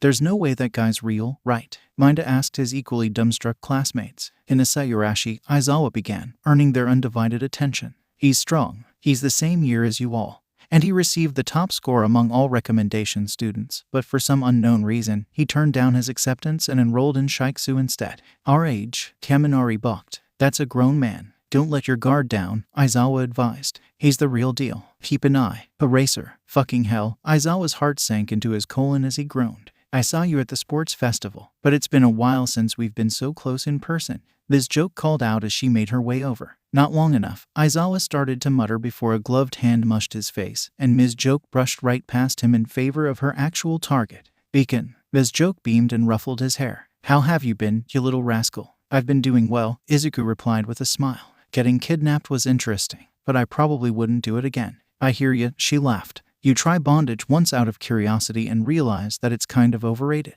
Alright, that wasn't where Izuku was going with that, but whatever. Can you not harass my student, Joke? Aizawa sighed in resigned irritation. Nope, she declined with a grin. And he was my intern, so that basically makes him our child. It almost certainly doesn't. So there is a chance, then? That means you're open to getting married after all. You are impossible. He unleashed a long-suffering sigh as Ms. Joke guffawed beside him. So, if you're here, then your students must be, as well. That's right, she confirmed and waved the approaching Ketsubutsu students over. This is class 2. There are a few others, but they opted to come in separately. At the lead of the approaching group was a tall second year with shaggy, dark brown hair, and his gaze immediately zeroed in on Izuku. Quickening his stride, he closed the distance between them and took Izuku's hands in a friendly, enthusiastic greeting. "Hey, I'm Shindo." The older teen introduced himself with a friendly smile. "Seems like you has run into a lot of trouble this year. It must have been tough for you." Izuku quirked an eyebrow at the boy. Who the hell does he think he's fooling? Next, Shindo latched onto Kaminari to continue his overly friendly greeting and well wishes. Then he did the same to Gyro beside him. Izuku turned and caught Bakugo's gaze, and the two had a silent conversation while Shindo was selling his bullshit. "Is this asshole for real? Let's just hope he's a better hero than he is an actor." Shindo appeared back in front of Izuku, his smile still firmly in place. "Midoriya, I'm really excited to see you in action. It must have been hard for you with the kidnapping incident. Your fortitude is truly admirable." He offered his hand for Izuku to shake. "Today, I'll do my very best to learn from you." Izuku blinked, then he shrugged and accepted the handshake. "Your smile needs work. I've seen more convincing geniality from a literal villain." "Thanks, though." "Dude, don't be rude," Hiroshima reprimanded, but he was silenced by a grunt from Bakugo. "The nerd isn't wrong," he said. His face doesn't match the look in his eyes. "Don't worry about it." Shindo waved Kirishima's concerns away with his smile. "It just proves how tough his heart is after everything he's endured." "Hey, get your costumes and head to orientation," Aizawa called out, jolting his class into action. "There's no time to waste." With every step Dabai took, a fiery imprint was left in the grass underfoot. He calmly wandered through the trees up the mountain he had spent so much time on as a young boy. It was the place where he spilled so much blood, sweat, and tears, training himself into the ground just to make his bastard of a father proud. It was always to make his bastard of a father proud. Then, that night happened, and it was all for nothing. Now, he was a burned mess that wanted nothing more than to expose that man for the fake, lying piece of dogshit he was before he finally killed him and his little golden boy. So, naturally, he didn't expect the proudest man to ever exist to outright tarnish his legacy by exposing the skeletons in his closet himself, completely undercutting Dabai's machinations at the knees and plunging his entire motivation into the depths of redundancy. Dabai's already vicious scowl deepened even further. That fucking bastard wasn't supposed to fess up on his own. Dabai was supposed to expose his crimes and the horrible legacy he was responsible for to the world before he burned the bitch to a crisp with the man's own ultimate move. Dabai was supposed to show him that he couldn't run from the past forever and that he reaped exactly what he sowed. Dabai was supposed to destroy faith in heroics and undermine their broken superhuman society. But now, that was all impossible, and it was all because of fucking Endeavor. Endeavor wasn't supposed to acknowledge his fucking past. He wasn't supposed to stop hiding from his failures. He wasn't supposed to pretend that he wanted to right his wrongs and atone. He was supposed to fucking die. With a furious yell, Dabai unleashed a plume of blue flame around him, setting the surrounding trees ablaze and quickly igniting a blue forest fire. The sweltering heat stung his scarred, sewed-up skin, but he didn't care. Everything he had been planning for so long had come undone in a matter of a single morning. He supposed he could still reveal himself to be Toya Todoroki, but what was even the point? What would that really accomplish? What further damage could he possibly do to that bastard's image that he hadn't already done himself? What would coming out as Endeavor's long-thought dead son really do to hero society? As he stewed in his hatred, he idly thought back on the past few weeks since the undoing of his plans. He didn't even know how many people he had killed in all that time. It didn't really matter anyway, nothing mattered. The loud snap of a fallen branch amidst the crackling of the flames captured his attention, and he turned to gaze at whoever had enough of a death wish to intrude on his brooding. However, the sight he was met with confused him. Standing a few meters away was a grotesque, gray creature with no arms and an exposed brain that he recognized to be a Namu. Why was a fucking Namu here? Was the League trying to contact him or something? He really didn't want to be part of their little gang after the revelation that Shigaraki was cousins with the Midoriya brat and actively wanted him on their side. He questioned the ashy fuckhead's desire for destruction, particularly after Dabai learned that he killed All for One. Their goals didn't really align, so there was no point in continuing their partnership. He was strongly considering just torching the creature on the spot, but black sludge suddenly poured out of his mouth, and he fell to his knees as the black gunk enveloped his entire body. He was briefly submerged in jet black nothingness until it faded away, and he was dropped onto a cold, concrete floor. Shaking the cobwebs out of his head, he looked up to see a short, bald man with goggles and a stupid mustache grinning down at him. "Do I need an adult?" Dabai asked, idly noting the Namu that found him in the forest appearing in its own sludge portal. "I am an adult," Garaki answered with a perverse glee. Before Dabai could rise to his feet and burn the man to ash, Garaki spoke again. "Toya Todoroki, it has been much too long." Dabai froze, and his scowl took shape. He was more than prepared to waste the man if he didn't like the answer he would receive to his next question.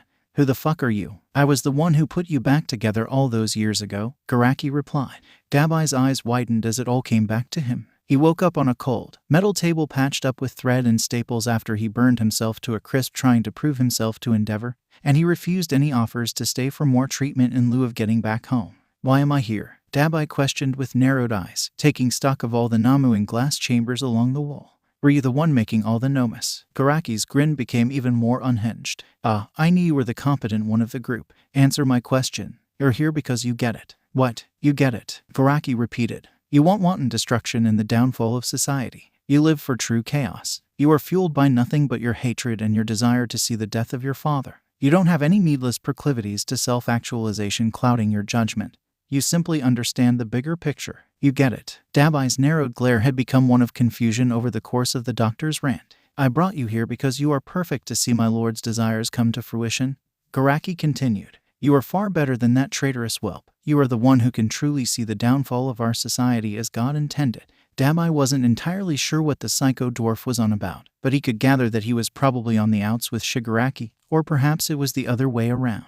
It didn't really matter either way. The guy had resources, an army of murderous creatures, and a goal that was close enough to his own. Or, at least, what his goals once were. What's in it for me? Dabai questioned, opting to bleed the man for as much info and leverage as possible before doing anything else. I can fix you, Garaki purred. Of all the things Dabai was expecting to possibly come out of the man's mouth, that was not one of them. Explain, he demanded with a steely glare. Garaki grinned like a cat that finally caught the canary. I can negate the one thing keeping you from truly unleashing hell on this world and wiping your father from existence. I can strengthen your body beyond your wildest dreams and allow you to unleash the full breadth of your quirk's power whenever you wish without consequence. I can make you what you were meant to be, even greater than your father. I'm listening. The massive collection of hero hopefuls had gotten into their costumes and congregated in the room designated for orientation. It was a room that was probably a bit too small to hold over 15 people, but they made it work, nonetheless. All right then, let's do this exam thing. An exhausted voice reverberated through the room, bringing everyone's attention to the disheveled man in the unkempt suit standing at a podium at the front of the room. I'm from the Hero Public Safety Commission. The name's Mira. Emerald eyes hardened at the reveal of the man's employment with the HPSC. Beside him were a few other men in much more crisp suits that were likely from the commission as well. Izuku took a few calming breaths. It wouldn't do to slip and set a man on fire right before the exam that would grant him a provisional license. He could do that afterward. He was snapped out of his musings by a soft hand lightly running down his back, and he turned to see his best friend gazing at him with nothing but concern. Are you okay, Izuku? Achako asked, worry bleeding out of her brown eyes. You're really tense. Oh, I'm fine, Izuku clumsily reassured her with a grateful smile. Thank you for worrying, but I just need to get my head in the game. Achako was somewhat mollified by the response, but she resolved to keep an eye on him nonetheless. So, about the content of this license thing, Mira continued to the gathered examinees. Basically, 1,538 examinees compete in a free-for-all exercise or whatever we're calling it this year. See, we've got a lot of pros around, and since Stain was arrested, many people have had doubts about the status of heroes in society. That doubt was only compounded by Endeavor's confessions afterward, and the public's faith in what a true hero really is has been shaken. The mood amongst the crowd had become solemn and forlorn. Endeavor, despite his incredibly rough exterior, was still a phenomenal hero, and many of the assembled students looked up to him for both his indomitable power and legendary efficiency. The reveal of his activities behind closed doors had not only shaken the public, but it had shaken many aspiring heroes to their cores as well. But when you really think about it, getting paid makes sense, Mira continued, regaining the room's rapt attention. If you're going to save someone, why shouldn't you receive a reward? That's just the way the world works. Whether they're in it for compensation or out of a sense of duty, we've got way too many heroes walking the streets together. Honestly, the time between when an incident begins and when it's resolved is shorter than most of your pro careers will realistically be should you pass this exam in the first place. Well, that's encouraging, Izuku sarcastically thought, and his thoughts were echoed among most of the room. This joke had clued him in on a similar reality during his internship. But to have it so blatantly confirmed like that, you're all here trying to receive your provisional licenses, so you'll be swept up in this tiresome rigmarole yourselves pretty soon, Mira sighed. Those of you who don't have the speed, power, and competence to take care of villains and criminals quickly and efficiently frankly won't cut it, so that's what you'll be tested on first. The first 100 students to fulfill the requirements will advance to the next test. That sent the entire room into a tailspin. The implications of the puny fraction of aspiring pros that would even make it to the next round were crashing down on them like a rogue asteroid. Mira stood up from his seat and leaned forward to level the students with his exhausted yet serious countenance. All Might has officially retired. Without the symbol of peace, a pretty massive hole has been left in our hero society, and that hole needs to be filled. As a result, the bar for what will be accepted has been raised exponentially. You need to be 10 times as good in order to make the cut. As such, only 10% of you will even be considered for promotion. Izuku frowned. He couldn't say that he was expecting this from the commission, but it made sense. The loss of the symbol of peace and the shameful exile of the number 2 would necessitate a drastic raise in standards for anyone seeking to fill that void, and the void needed to be filled. Pragmatically, bottlenecking the licensing process to weed out those who aren't the most capable was a good idea. However, he was suspicious about what they would do once they had their ideal batch of heroes in their clutches. Anyway, here are the basic rules, Mira continued, pulling out a ball and a small target. Examinees will be given 3 of these targets. You can put them anywhere on your body as long as they're on an exposed area. Everyone will also have 6 of these balls. The targets will light up whenever they've been struck by a ball. Once all 3 targets are struck, you're done. The person who lights up your 3rd target will get credit for your defeat. Knock out 2 people, and you advance. The walls of the room came down, revealing them to be standing in the center of the arena fashioned to be a gargantuan collection of different terrains and environments for them to compete in. There was a rocky, almost mountainous terrain, a small city zone, an industrial park, and even a desert oasis. The HPSC had really gone overboard with this. As the examinees all grouped together by school and ran into the arena to prepare for the incoming fracas, Bakugo, in Bakugo fashion, split up from the group and struck it on his own. And Kirishima was quick to follow right behind him to ensure that he didn't do something stupid and get in way over his head. Izuku expected that, so he hadn't said anything about sticking together beforehand. But he noticed that Shoto was splitting off as well. "You're leaving, too, Shoto?" Izuku asked in surprise. "I can't use my quirk as effectively with allies in close proximity," he explained. "I suggest you do the same. Your power can be even more destructive than mine." That was actually a decent point. Izuku knew that he wouldn't be able to use second gear for risk of seriously maiming the other examinees at best. But he'd also have to be a little careful about how he went about his offense in general. He'd gotten much more comfortable with wielding his base flames offensively since training camp so that he didn't have to rely on close quarters combat all of the time. So easing up on the heat a bit was an option, and he still had a ton of weapons at his disposal. The exam will now begin. Izuku immediately pushed his mumble storm aside and readied for battle. As expected, a significant portion of the other participants congregated in the same zone as 1A, having already seen their quirks, fighting styles, and weaknesses in action during the sports festival. They were targets right out of the gate, and many students were gleefully taking advantage of the situation. Izuku for damn sure wouldn't be food, and neither would his classmates if he had a damn thing to say about it. As the impending hailstorm of balls came rushing down at them, several of his classmates readied themselves to defend, but the bright showcase of Izuku igniting grabbed their attention, as did the determined scowl he sported. In a flash, his top half burned violet while his legs burned orange, and each of them found themselves with a violet tendril wrapped around their waist as Izuku stomped, sending a ring of orange fire out around them that quickly shaped itself into a protective dome. The balls bounced harmlessly off of the barrier, and a wave of relief and gratitude washed over the class, but it was short-lived, as a combination attack from 2 Ketsubutsu students resulted in several hardened balls being torpedoed through the ground and sent on a direct course for 1A. Undeterred and with his scowl still in place, a click of his heel created a flat barrier on the ground to completely encase them in the dome. Then he slammed his own violet hands to the ground and shot 2 long, thick spikes through the barrier and into the earth to be firmly anchored, right as the heat-seeking missiles reached their location.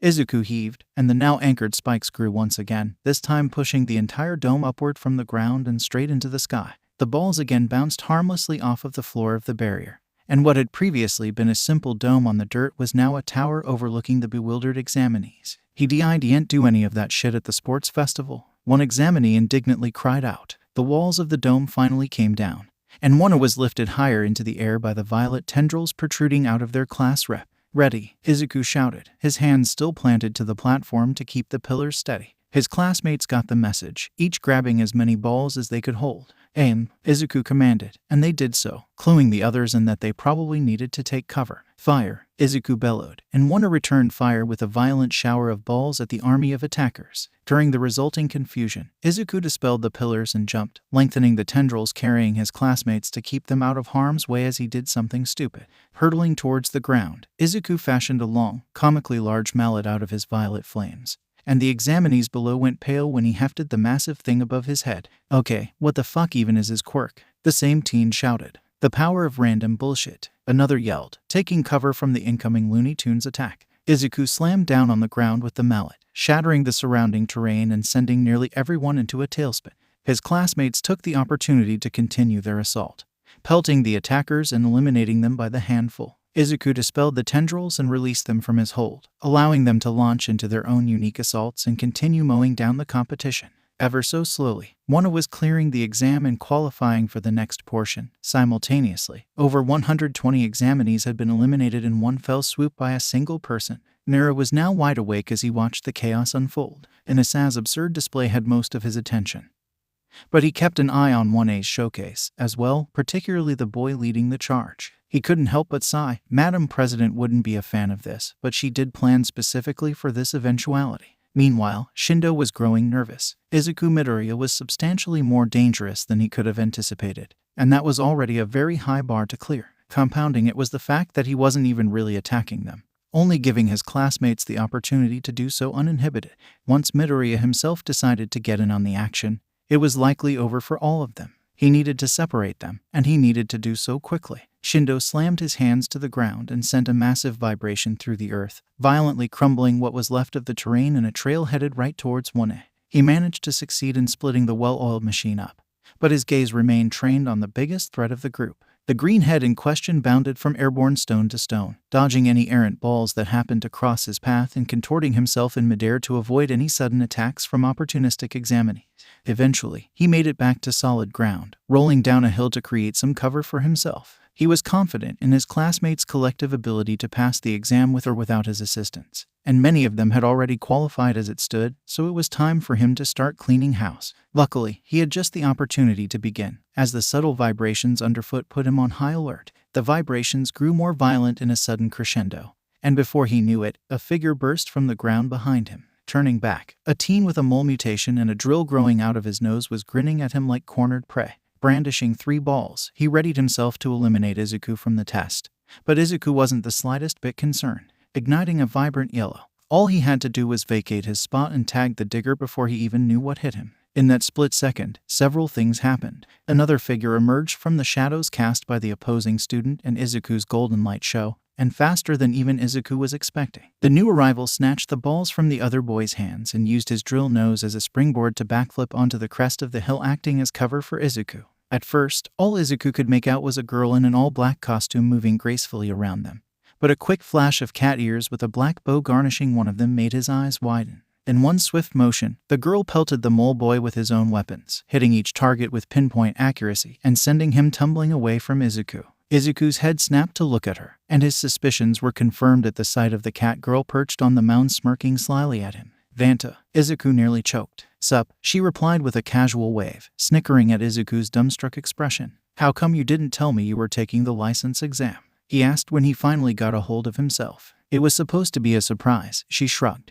You look pretty surprised. Izuku snorted. Yeah, well, I wasn't exactly expecting to see you here of all places. Yeah, they tend not to let former villains become heroes. Huh. She mused with an exaggerated stroke of her chin. Luckily for me, since I'm a former vigilante rather than a villain, I get a bit of leeway.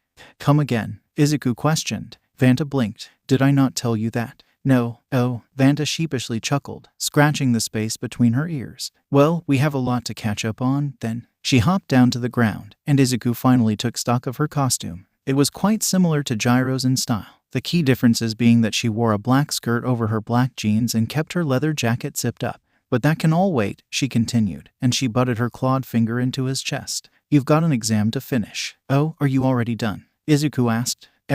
She confirmed with a nod. That last guy was just a chance to show off a little and keep you on your toes. I know where some of your classmates are, so I can plop you over to them and let you work your magic. As she said that, she grabbed his wrist and led him towards the shadow of the hill, and she sank into it, taking Izuku along for the ride into a black void with various open portals showcasing the outside world from odd angles. Izuku was so fascinated with what he was seeing that he tried to produce his notebook, forgetting that he didn't carry it with him into the exam. Vanta snorted in amusement at his giddiness over learning about a new quirk. Yeah, it's called Shadow Dance. I can travel through the shadows of anyone and anything into this sort of hub world. And I can exit from anywhere, so long as it's in close proximity or I'm familiar with whatever or whoever is casting the shadow. This is so fucking awesome, Izuku marveled. You can pop in from literally anywhere at any time.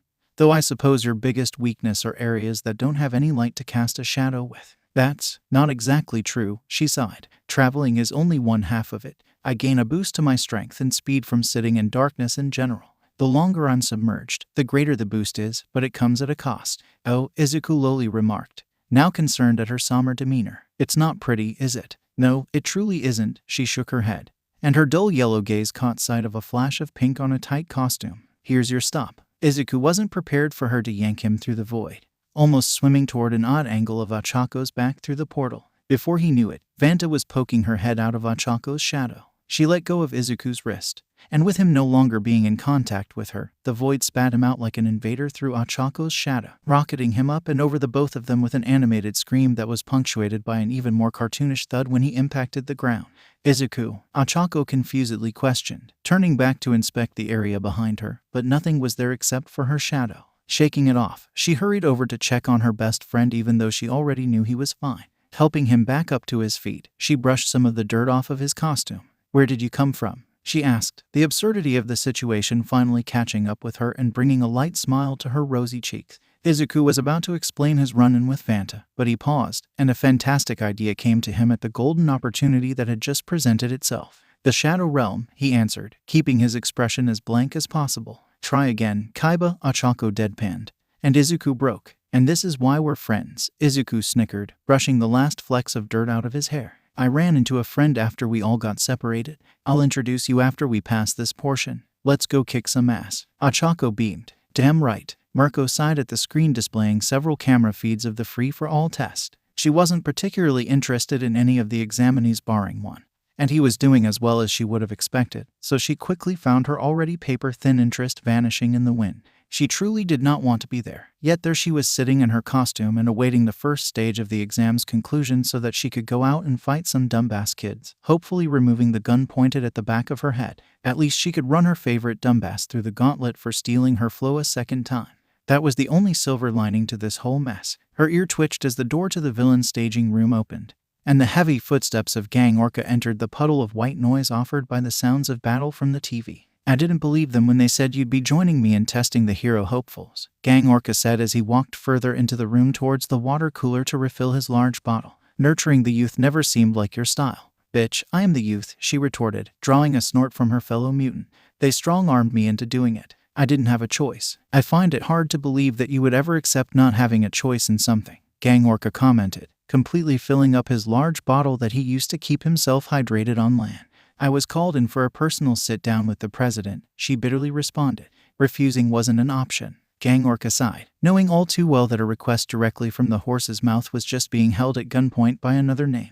Well, I suppose if anyone could strong-arm the rabbit hero of all people, it would be her. Between you and me, that woman is more insidious than any villain I've ever gone up against. All for one included. You talk about her like she's fucking Voldemort. She might as well be. Hey, I'll take Voldemort over her any day. Gang Orca chuckled. Careful, she probably has the room bugged to catch all of our conversations. Merco scoffed. She already knows how every hero feels about her. If she cared, a lot more of us would be dead. Us as in heroes, or us as in heteromorphs? Yes, valid, Gang Orca nodded. Well, let's continue to buck that trend. The first exam appears to be coming to a close. So it's almost showtime. Merco grunted. Her red eyes were fixed on the green-haired hero hopeful she had grown fond of as he made his way toward the winner's circle for the first 100 examinees to complete the first stage. She knew she had to do something. The commission had him in their crosshairs, and she for damn sure wasn't going to let him fall victim to that ice-cold bitch's schemes. Izuku Midoriya was going to be a great hero, and she'd bet her fucking life on it if need be. Mira really hated his job. They were somehow always short-staffed in his department, creating even more work for him and depriving him of his much-needed sleep. He could deal with that, though. If perpetual exhaustion was merely the end of it, that would be manageable. Unfortunately, as he gazed tiredly at the screen showcasing the 100 examinees that had passed the first portion of the exam, he was reminded that life was never so simple. The object of his gaze was Izuku Midoriya. He was watching him and one of his classmates interact with the 3 examinees that came from Ketsubutsu's villain rehabilitation program, particularly Vanta Kirawara. Her story was a genuinely tragic one. She fell into violent vigilantism from the grief of her friend's blatant homicide being ruled as a suicide by local authorities. Said friend had a heavy cockroach mutation, so it didn't take a genius to put together what actually happened there. Midoriya seemingly being familiar and interacting with her would certainly only make things more troublesome, not for the commission, but for himself. He watched the boys' performance in the free-for-all rather closely, and the teen certainly impressed as expected. Mira had honestly hoped he wouldn't. He wished for nothing more than the boy to whiff the first portion and flame out of the exam entirely. He truly didn't deserve what was awaiting him in the second portion. Worse still if he managed to make it out of that with his provisional license. Madam President was looking to make an example out of him, and the only bright side was that she had only taken to doing so indirectly thus far. God have mercy on his soul if she ever saw fit to take a more active approach. He sighed. There was no use thinking about it now. It was time for the second portion of the licensing exam to begin. Turning on the microphone, he cleared his throat and readied the big, red button that would detonate the various terrains in the arena. All right, for the 100 of you who passed the first test, please direct your attention to the screen. Pressing the buttons, the cityscape detonated, sending the urban area into disarray and collapsing most of the area. Villains have performed a large-scale terrorist attack spanning all over insert city name here. Since most buildings collapsed, there are many injured. Due to heavily damaged roads, the first responders have unfortunately been delayed for the time being. Until emergency services arrive, the heroes in the area will lead the rescue efforts. Your task is to save as many people as you can and help the injured. And with that, begin. Merco stood up and cracked her neck. It was go time. Exiting the room and meeting up with Gang Orca, the two walked down a dark tunnel followed by an army of Gang Orca's sidekicks on their way to cause mayhem amidst the examinees' rescue efforts. For Gang Orca, it was time to test how well these young heroes could multitask, how well they could prioritize, and how effectively they could deal with a real villain scenario. For Merco, it was time to get it back in blood once again. After getting the signal from Mira, Gang Orca blasted a hole through the wall of the arena, and his army of villains spilled out into the open. The students were all taken off guard, not expecting to have to deal with villains as they performed search and rescue. The imposing sight of Gang Orca, the number 9 pro hero in the nation, alongside his own personal army, was several kinds of intimidating, and his booming, foreboding voice as he announced his presence did not help matters one bit. Izuku, having just deposited a hurt civilian to the impromptu medical tent, quickly surveyed the deteriorating situation. The army of villains was slowly making its way into the chaos of examinees and civilians. Meanwhile, Gang Orca remained near the hole he created and garnered the most attention from the surrounding students. This had to have been another test. Igniting yellow, Izuku flashed to a collection of rubble where he could hear a group of civilians crying out for help, slamming a boot into the chest of one of the approaching villains. Not wasting any time, the other villains attacked, but Izuku simply bounced from one man to another in succession like a pinball until they were all down. However, many other examinees were present could only watch in awe at the lightning-fast display. "Oh, no, you don't," manically shouted a voice from above, and Izuku instantly paled. In a flash, Izuku's upper body burned violet and vines snapped out to wrap around everyone in the vicinity, civilian or otherwise, before Izuku's emerald legs carried them all as far away from the impact zone as possible with a single bound.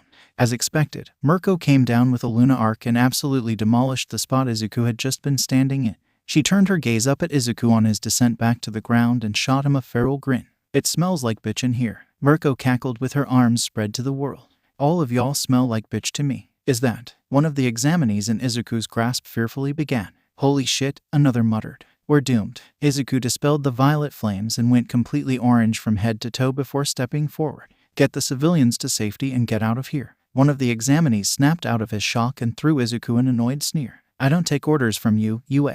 "That wasn't a request," Izuku barked, not turning away from Merco for a single moment. "She is the most dangerous thing here to everyone, hero and civilian alike. I'll lead her as far away from the populace as I can to limit collateral damage. Get the wounded to the medical tent as safely as possible and keep the fuck out of the way." If the other examinees had any complaints, they didn't get a chance to voice them before the orange coat covering Izuku detached and formed a massive barrier separating him from the others, leaving himself alone with Merco's full attention.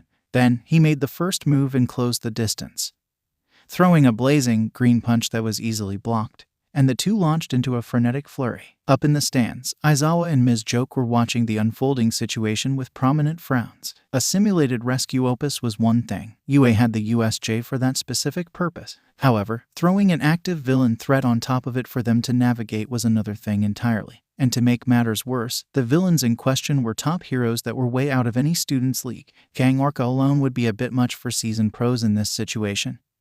But Merco, too. Ms. Joke questioned in abject confusion. Maybe I'm overreacting, but I don't feel so great about this. No, this is definitely overboard, Aizawa agreed with a narrowed gaze. It's almost like they're not designed to pass this test at this rate. Or maybe someone in particular, Ms. Joke solemnly added, pointing at the face-off between the rabbit hero and her intern. Look, Aizawa grunted in agitation. You might be onto something. She went for him first, and she didn't make a move while the others around collected the wounded, effectively letting them go and leaving her alone with Midori.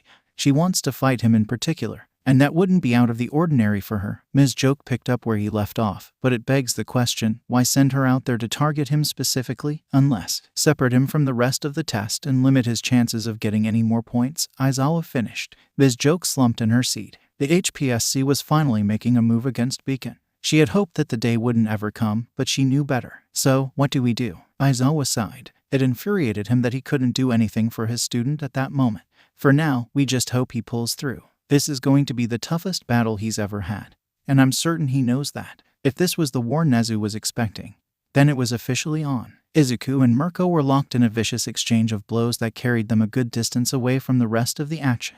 This was by design to not only give themselves the space to have a proper scrap, but to also keep away from prying ears. Regardless of the distance, though, the impacts of their violent clashing could be felt throughout the entire arena, so just about everyone would be inclined to stay away from the battle regardless. From the perspective of an outside observer, the two appeared to be in a tremendous deadlock that threatened to swallow up and tear apart anyone who dared get too close. In actuality, however, the two were going at half speed, choosing not to go full throttle in favor of sorting a few things out first. So, what brings you here? Izuku asked as his haymaker was deftly evaded, and he brought his other arm up to block the thunderous kick that followed. Oh, just wanted to pound a bunny wannabe into the ground, Merco answered as Izuku grabbed her leg and tried to toss her away, but she twisted and locked him into an armbar. You could have done that at any time. You didn't have to come to the licensing exam just for a fight, gritted Izuku as he hefted the woman up in a deadlift and slammed her to the ground. What can I say? I just couldn't pass up the opportunity, she gritted in return, doing her damnedest to maintain her grip through Izuku's repeated slamming, but to no avail. Izuku's leg burned a bright emerald, and Merco just narrowly avoided his earth-shattering stomp. Couldn't, or weren't allowed to. I'm that transparent. Huh, she sighed after rolling to her feet. Izuku shrugged, and the two dashed again, locking into a brutal test of strength. Hey, they say that two great fighters can communicate on a different level in battle, even without words. That just sounds like some shonen bullshit, Merco snorted, incrementally overpowering Izuku. Exactly what about this whole encounter isn't totally shonen? Izuku gritted, pushing back as hard as he could and managing to bring them back to equilibrium. Merco considered the question, then she shrugged her concession. Point taken. So, who has a gun to your head? Izuku inquired before rolling onto his back and kicking upward at Merco as hard as he could to send her airborne. But she held firm and came back down onto Izuku's chest with a vicious stomp. The commission. They strong-armed me into this, and when Madam President wants something from you, you do it, or you cease to be in one way or another. What could they possibly have on you? Izuku grunted, straining to get her weight off of his chest and managing to flip her away from him. She rolled into a crouch and spun to face Izuku once again. Let's just say that I didn't have the most squeaky clean record before I became a hero. And a little bit afterward. Izuku kipped back up to his feet and rolled the kinks out of his muscles. Well, I kind of figured that much. Fuck off, she chuckled, unable to fight the smile. We're far enough away from the rest of the exam to be candid, Izuku stated, motioning to the largely vacant, rocky terrain they had commandeered for their absurd brawl. What's on your mind? She sighed. I'm a lot to handle. I know that. I was even worse when I was younger, though. I got expelled from a hero school in Hiroshima for participating in underground fights. I somehow got into another hero school, but that didn't mean I stopped doing the fights. I just got better about keeping it under wraps. So, you were an adrenaline junkie that liked a good fight? Izuku shrugged. Doesn't sound like effective blackmail material. Feels pretty on brand in all honesty. I also did a ton of cocaine. Oh, well, I suppose that's a little more effective blackmail. Izuku nodded with a hand on his chin. And you'd rather that not get out, I take it? I don't really care one way or the other, Merco scoffed. My past is my past, and I've made peace with it. The problem is that it wouldn't end with me. I could say no, and they'd just kill me and get what they wanted anyway. At least this way, I can influence the outcome. And what exactly do they want? Izuku questioned with a quirked eyebrow. You, she answered with no joviality to speak of. Your name was mentioned when I asked why she wanted me to test a bunch of brats, but she didn't give me any explanation. I don't think she's aware that we're familiar with each other. Izuku's expression hardened. And you're here to warn me. Partially, Merco confirmed. Being in the crosshairs of the commission is never a good thing for anyone, and you don't deserve to have to go through that alone. Watch your back from now on. And I'll be looking out for you, too. The tension left Merco's shoulders, and her feral grin returned. The other thing is that you rock my look pretty well. And they say imitation is the highest form of flattery. But I can't just let that little deed go unpunished, now can I? Izuku smirked. Figured you wouldn't. I'm actually glad we had this reunion. I've picked up a thing or two since our last spar, and I'm dying to show you. Izuku relaxed and ignited his quirk, the multicolored blaze blanketing him in the familiar cloak. Then he tensed, and the flames ignited once again, becoming far more intense. Merco's foot started thumping with increasing vigor as she felt the immense power radiating off of the green head. This was a whole other level than she had ever seen from him, and it excited her beyond description. I call this second gear, Izuku informed, the battle lust he had developed during his previous spars with Merco coming back with a vengeance as he entered a fighting stance. This is the closest I can get to full throttle without tearing my body to shreds. Don't you dare hold back, Merco. Merco could barely contain herself. Her muscles were flexing, her instincts were blaring,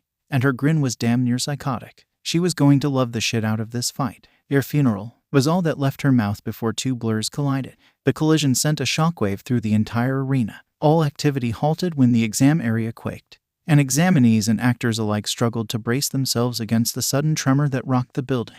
Even those watching in the stands were not spared, much to Aizawa's annoyance. Well, no one can ever say he didn't give it his all, the man grumbled, his grip on his seat loosening when the tremor died down. You know you're beaming on the inside, Ms. Joke snickered from her seat. You can stop pretending to be a hard ass. Shut it. Meanwhile, Mira's exhaustion had completely abandoned him. Never in his life had he witnessed a child have such unimaginable power at his disposal. Maybe this was what a teenage All Might was like. Was Izuku Midoriya really another All Might in the making? Either way, it was a mesmerizing sight, as well as a frightening one. With the examinees, most were in some variety of disarray. Those manning the medical area were fortunately able to keep things in order, but the same couldn't be said for nearly everyone else. As many got their wits about them and continued carrying the civilians to safety, many others were left standing around in complete befuddlement at what could have possibly been causing such a ruckus. 1A, however, were intimately familiar with the power on display, so they knew that their class rep was handling business. Bakugo briefly turned his attention to the area the booms were coming from, and his typical scowl was unreadable to those that could decipher what his various states of discontent actually meant. One of those in the know was Kirishima, who was beside Bakugo during the tremor, along with Kaminari. You all right, Baku bro? Kirishima asked, placing a hand on the blonde's shoulder. Yeah, you're kinda in your own world right now, Kaminari pointed out. Bakugo didn't verbally respond, instead shrugging off Kirishima's hand and sliding down a hill in the rocky terrain and hoisting two surprised civilians onto his shoulders before walking back towards the city. Kaminari and Kirishima only watched him leave in shock until Bakugo turned around, shooting them an annoyed glare. The hell are you two fuckheads standing around for? Get a move on. That snapped the two out of their shock and got them moving in the other blonde's direction. Bakugo, meanwhile, simply scoffed and kept walking. There was no way in hell that Izuku would outdo him in this exam. He'd get his goddamn license, too. The colorful blur zoomed under a devastating kick from Merco that slammed into a spire, absolutely shattering it and sending hundreds of chunks of stone every which way. Izuku dodged each one with minimal effort on his way back around to attack Merco from behind. But she was expecting the trick and spun to face him, catching his punch and holding him in place. Her feral grin matched his smirk, and the two simultaneously drew their free fists back and slammed them into the other's face, knocking both of them back a good distance before both flew into somersaults and landed on their feet. With two broken noses, the real fight was on. They dashed for each other again and unleashed furry and fiery fury upon each other. What began as a renewed test of strength developed into slamming unforgiving blow after blow on each other, most being blocked but some finding their way through. One in particular was a flame-boosted left haymaker to Merco's ribs, which Izuku appeared to be following up with another flame-boosted punch to her head with his right arm. This was a feint, though, as Izuku was really planning on unleashing hell on her ribs with his left arm again when she committed to blocking his right punch. He might have momentarily forgotten just who he was fighting, however. Merco saw through the feint and latched onto his left arm before he even got the chance to initiate the misdirection, and she slammed him over her shoulder and onto his back, severely cracking the ground underneath. She followed it up with a vicious stomp to his abdomen, freeing whatever wind hadn't already been knocked out of him and practically cratering him into the ground.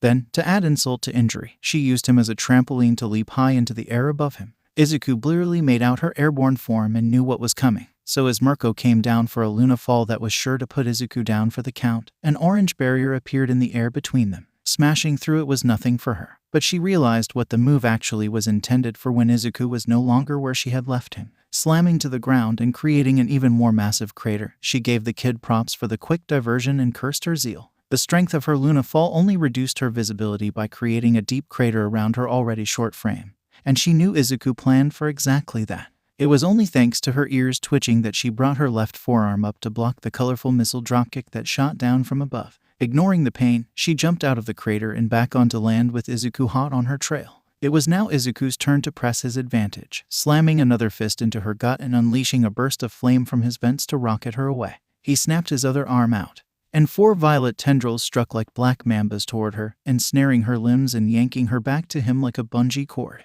Izuku cocked his free fist back once more and slammed it into Merco's cheek when she was within range, launching her away once again and sending her violently tumbling across the ground and planting into another stone spire. With her head down and her body almost limp, Izuku knew this was his one opportunity to finish it, so after taking a brief moment to catch his breath, he burned a brighter yellow than he ever had before and practically flashed to the spire with a devastating kick locked and loaded, mirroring his opponent's earlier attempt. However, that brief moment to catch his breath was all the time Merco needed. Her instincts were screaming at her to move the second she slammed into the rock, and her instincts had never failed her. So despite being somewhat out of it after that last punch, the muscles in her legs flexed beyond belief and planted into the ground before she sprang nearly a kilometer into the air just as Izuku impacted and obliterated the spire. "Holy fucking shit," was said simultaneously by 3 adults in attendance. 2 of them were Aizawa and Ms. Joke, both completely awestruck by the battle they were witnessing. "Hell yeah," Ms. Joke cheered with utter glee. "That's my intern. I knew you'd figure it out." Aizawa was brought out of his stupor by the comment,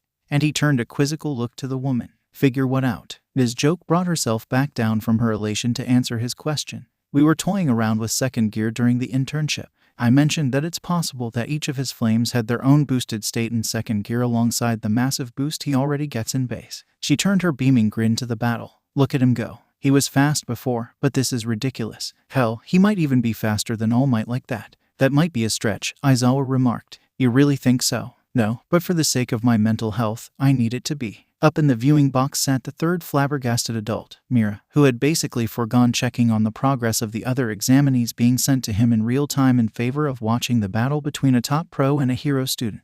That statement in and of itself was difficult to fathom. But here he was with his eyes glued to Izuku Midoriya fighting on even terms with the fucking rabbit hero. Pound for pound the physically strongest active pro in the nation and one of the most competent fighters in East Asia. Hell, the kid was even beating her at the present moment. And Madam President wanted to make an enemy out of this. The kid was fucking All Might without a driver's license. There was absolutely no way that he wouldn't be given his provisional license simply because not doing so would be the most grievous waste of potential since Lady Nagant's defection or Skycrawler escaping to America. That woman was off her fucking rocker if she thought he was going to deny Midoriya a promotion regardless of his score. To hell with the consequences. Even she wasn't dumb enough to see this display and stick to her guns. Mira shivered. Somehow, someway, he knew that she heard that thought. She always did. Merco took a breath while she was high up in the air. Only now had she noticed the mangled state of her left arm after blocking that dropkick in the crater, and she couldn't help but grin. Little Green was packing a fucking wallop, and she loved every second of it. Maybe after this fight, she might acknowledge the fact he was actually taller than her and stop calling him Little Green. Nah, he hasn't won yet. She'll revisit that possibility later. For now, it was time to bring out the big guns. On the ground, Izuku had cleared himself of the debris of the unfortunately murdered spire and looked up. What he saw made him somewhat pale. Merco was performing a series of flips on her descent, gaining more and more momentum as she prepared her most recognizable ultimate move. Well, if it was a battle of ultimate moves she wanted, then who was he to deny her? Unleashing the full breadth of second gear, Izuku's flames blasted the ground and carried him into the air. Izuku propelled himself like a rocket to meet the descending rabbit hero. As Merco noticed his advance and extended her leg to slam the axe kick onto him, Izuku blanketed his right arm in his flames and drew his fist back. "Flashfire fist," Izuku muttered, his form glowing even brighter as second gear intensified. Merco's grin was wicked as she poured all of her strength into this attack, knowing the collision would be magnificent.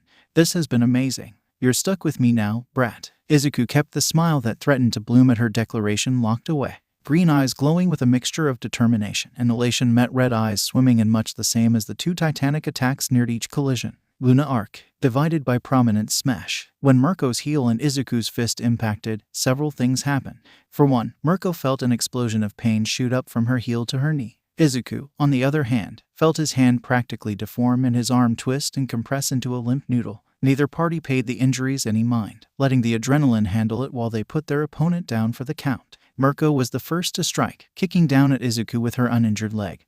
But Izuku caught the foot with his left arm and threw it away, rotating Merco's face toward him as gravity stopped slacking off and got back to work. Merco, down an arm and a leg, tried to counter with a vicious right hook, but Izuku had the benefit of more uninjured limbs at his disposal, catching her fist and blocking the desperate kick she threw with his shin before locking her leg between his. She was trapped within his grasp, and without wasting another moment, Izuku threw his head back and slammed his forehead into her own. Both combatants were momentarily dazed, and blood trickled down both of their foreheads after the impact. However, the emergence of pink flames brought Izuku back to reality milliseconds faster than Merco, and he dived through the small window by biting down on the furry collar of her leotard and throwing his left arm behind him. Thanks for the inspiration, Bakugo, he thought before unleashing a crimson plume of fire out of his open palm, jettisoning them back down to the ground at an insane speed. Izuku released Merco from his jaws and unhooked her leg. Then he planted his feet into her abdomen to avoid slamming headfirst into the ground.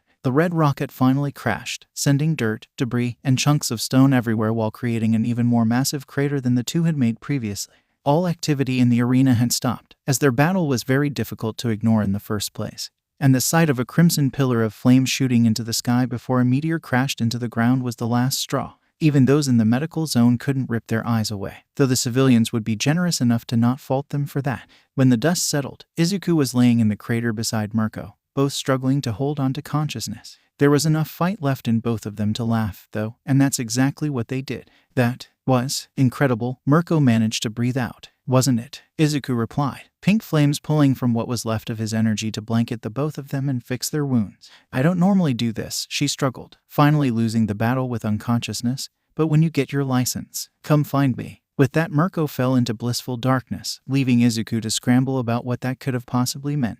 Was she asking to fight again more legitimately? Was she extending him an internship invitation? It couldn't be that. She never took interns or sidekicks. She exclusively worked alone. Then again, she did say I don't normally do this, so maybe it was. There were so many questions and he had so few brain cells left at that moment.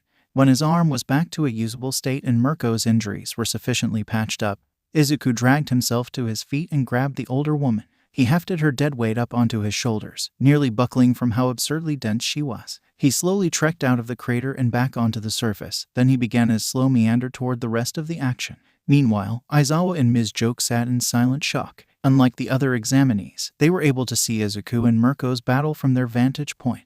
I don't fucking believe it, Aizawa muttered. He did it. The fucking insane kid actually did it. I knew you were beaming on the inside, Ms. Joke teased with a victorious smirk. Shut it, Aizawa replied, not even attempting to hide his satisfied smile. Down in the arena, Gang Orca was a little nervous. If one of the children was bold enough to take her on alone, he'd extend his help to the child's family by offering to pay for their funeral. However, when the shockwaves, explosions, and pillars of multicolored fire made it clear that the battle between them was at worst even, his thoughts began to change. There was a child that was strong enough to go toe-to-toe with Merco, and they were fighting Merco, so that meant that they were not going to be fighting him. That would make his testing of the other examinees much less of a hassle, as he wouldn't have to devote the bulk of his attention onto one individual. Then, a colorful rocket blasted into the air and collided with Merco. And following that, a crimson missile shot into the ground, creating yet another tremor in the arena. By this point, everyone had stopped what they were doing to look in the direction of the battle, and Gang Orca would be a liar if he said that he didn't join them in doing so. Soon, the sound of footsteps made their way towards the destroyed city, and everyone turned their attention to a collapsed building that was leaning on a pile of rubble.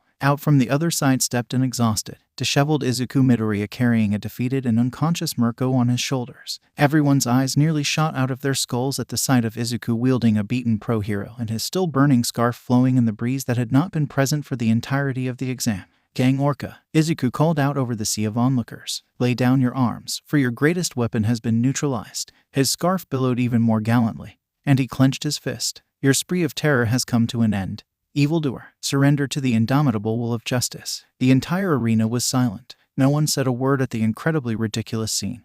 Not even any of the examinees. Gang Orca's sidekicks turned to their boss and waited for his direction. The silence was finally broken when Gang Orca blasted Izuku off of the building with his hypersonic waves, sending him and Merco tumbling back down to the other side. I wasn't expecting him to call my bluff, Izuku groaned, rubbing his head from his spot on the ground. Swing and a miss. Izuku heard the muffled mutter from his defeated opponent, who he swore was just unconscious. Just then, an alarm sounded throughout the testing zone. Yeah, so at this time, all of the civilians have been rescued from the disaster zone. It may seem anticlimactic, but with this, the provisional license exam has officially been completed. After we tally the scores, we'll announce the results here in the arena. Those who are injured should go to the infirmary, while everyone else can change clothes and wait wherever you'd like. Izuku sighed and chuckled. He had no idea how this was going to end up for him, given the commission was apparently taking a vested interest in him for whatever reason.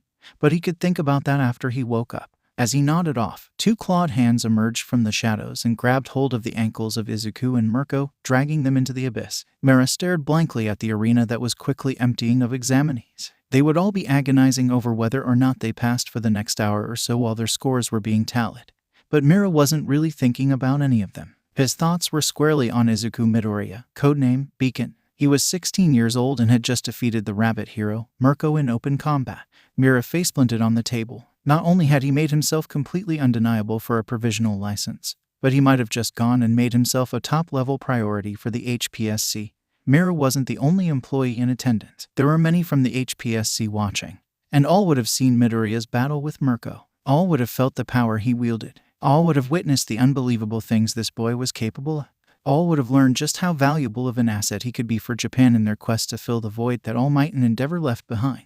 All would have seen just how unfathomably dangerous he could be should he and the HPSC find themselves on opposite sides. He feared for the boy's well-being now more than ever. When Izuku came to, being met with the annoyingly familiar white walls and buzzing equipment drew a loud groan out of him. He was always waking up in the fucking infirmary or a hospital. It was beginning to get really old. Sighing, he sat up and looked around the room, instantly noticing the girl in the room with him wearing a Ketsubutsu student uniform. He recognized the black cat head that nodded off in the chair against the wall immediately. "Vanta," Izuku called out, and the girl snapped awake mid-snore and nearly fell out of her chair. I'm up," she assured someone before noticing Izuku snickering in his bed. "Oh, hey, rise and shine. How long was I out?" Izuku questioned. "About an hour," Vanta shrugged. He didn't really miss much. They haven't announced the results yet. "Awesome," Izuku sighed, plopping his head back down onto his pillow. "Is it just you down here?" "Your friend was here, too, but she had to go to the bathroom," Vanta answered, placing a clawed finger on her chin in thought.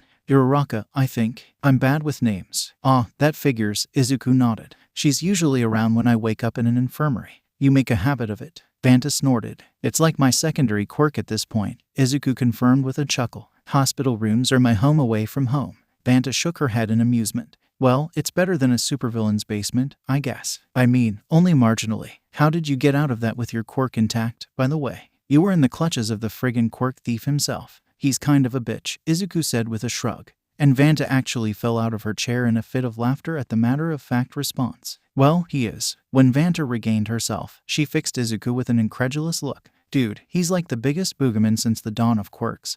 And you just casually called him a bitch. That's fucking rad. How do you know so much about him?" he ventured, his curiosity getting the better of him. "I heard some things during my vigilante stint," she cryptically answered. Izuku sat back up in his bed. "Can we talk about that? That's kind of a big reveal that came out of left field. We've been friends for months, but I don't really know a ton about you." Vanta snorted. "You act like we have an audience that I have to info dump for." "Well, I am the protagonist, so we might as well," Izuku shrugged. "Ah, so you're the goofy shonen protagonist with more power-ups than brain cells? Huh, get on with your damn backstory already." Vanta took a moment to curb her snickering at Izuku's pouting. Okay, it's kind of a downer, so fair warning." Izuku readjusted to a cross-legged position on the bed and nodded. "I'm all ears." Well, she began before the door opened, and Ochako entered the room, her brown eyes lighting up upon seeing her best friend awake. "Oh, thank God, you're awake." Ochako sighed in relief and rushed to his side to inspect him further. "I was beginning to think that Gang Orca gave you even more brain damage." "Okay, my intelligence is being slandered way too much today," Izuku playfully ranted. Then he noticed Vanta standing up from her seat and stretching. "You're leaving." Ochako noted the confusion on Izuku's face and the awkward tension present in Vanta's, and she blushed. "I wasn't interrupting something important, was I?" "Nah, it's all good," Vanta waved off. "I should probably get going anyway. The others of Ketsubutsu might start to worry." "Are you sure?" Izuku asked, and he continued before the girl could nod again. "If it's about trust, Then I trust Ochako more than I trust literally anyone else. If there's anyone that I'd call a better hero in person than me, it's her. Ochako blushed again at the sudden praise, and she turned a curious look to her friend. I appreciate the compliments, but you're way underselling yourself. I started out wanting to be a hero to make enough money to support my parents, and that's changed since training camp, hasn't it? Izuku challenged, and Ochako was rendered silent. He was right. Her motivations had changed since her encounter with Toga. The visceral anguish and despair she saw in the girl's eyes when she prevented her from taking her own life haunted Ochako. The girl was in so much pain and just wanted to be free from it all, but something either within herself or externally was holding her hostage. Ochako knew the girl was a criminal, but she knowingly created the opportunity for Izuku to escape with them from the league. And then she vanished into the ether. She needed help, and Ochako wanted to help her. Not only that, Ochako wanted to help everyone who was suffering in silence, regardless of who they were. Ochako noticed that both Vanta and Izuku were staring at her, Izuku covering his mouth to keep in his laughter. Did I say all that out loud? Ochako lowly questioned in embarrassment. Vanta nodded, and Ochako practically deflated into a punctured balloon. I'm rubbing off on you, Izuku joked, bringing the mortified girl back to his side with a light hug. Vanta snorted, then she sighed. She did trust Izuku. And if what his friend had just accidentally muttered was true, then maybe she could take Izuku vouching for her to heart. Fine, she finally gave in and sat back down. Buckle up. Izuku scooted over so that Ochako could climb into the bed and sit next to him as Vanta told the two her story. You guys know that mutants don't really have the best lot in life, right? Vanta started off, and the two nodded. People can be bigoted and say stupid stuff in urban, more developed areas, but that's mostly the extent of it out here. That isn't the case away from the cities and rural areas, where I spent most of my life. Anti-mutant discrimination is a lot more rampant out there. It always has been. I remember Tsu saying something similar. Ochako spoke up. Her dad and his parents moved away from their home in Jeddah because of how bad it got. It was shortly before 6/6. Vanta grimly nodded. Jeddah was the most extreme example of it to make headlines, but stuff like that happens quite a lot in rural areas. I was a target for having a cat's head, sharp claws, and a predisposition to the color black. A bitter snort escaped her. My mutation isn't even tied to my quirk. My dad had a cat quirk, but he died of cancer when I was really young, so I was just left with my mom who was a violent alcoholic. No, my actual quirk only made things worse. Izuku thought back to how her mood immediately dipped when she mentioned the other aspect of Shadow Dance that granted her boosted ability. She said that it came at a cost, and she had previously described her quirk as villainous to him in the past. He had a decent idea as to what damage sitting in darkness could do to her mental state. Ochako, though, wasn't privy to that knowledge. How so? Vanta mulled over whether or not she would answer that question in full for a long moment, but she ultimately decided to be honest about it. My quirk allows me to travel through shadows, as you've already seen. It also allows me to boost my strength, speed, and reflexes if I sit in darkness for a sufficient length of time. The problem is that the longer I'm submerged, the more feral I become, and I'm eventually just a wild, ultra-powerful berserker that can't tell friend from foe.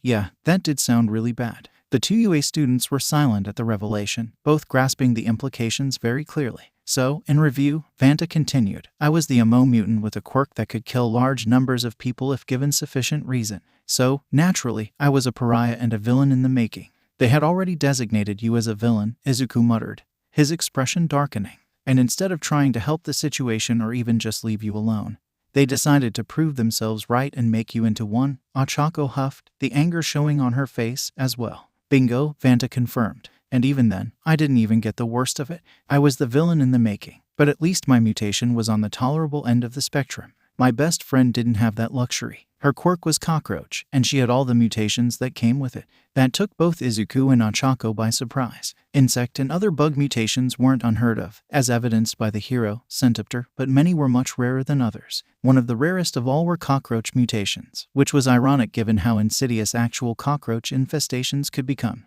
That potentially led into some pretty uncomfortable implications as to why that was the case, and it wasn't a rabbit hole that Izuku or Ochako particularly wanted to go down if they could help it. The funny thing about roaches is that they're insanely overpowered. Vanta chuckled, but there was no hint of mirth in her voice. Flight, regeneration, the ability to eat just about anything, super strength, insane durability, agility beyond your wildest imagination. Sounds like she would make a fantastic hero if she wanted. Izuku supplied hopefully, and Ochako nodded. She would have, Vanta agreed, and a fond smile briefly broke through the malaise before it fell, and her expression became cold. Or, she would have made for a terrifying villain. One guess as to which route the people around us took. Oh no, Ochako exhaled, placing her hands over her mouth as she quickly pieced together where this was going. Izuku, meanwhile, was staring at Vanta intently, his eyes shining with something that Vanta couldn't quite place. "What happened?" Izuku asked, knowing he wouldn't like the answer. There was no reply for a solid minute. Vanta merely sat in her chair with her claws digging into her knees. Trails of blood trickled down her legs from the wounds as she fought back the tears that were welling up. Only when pink flames snaked up her legs and onto her knees did she gain enough control of herself to continue. "We were hanging out at the pier," she quietly spoke, doing her very best to mask the wobble in her voice. "A few guys from school came by and attacked us. They called us villain scum.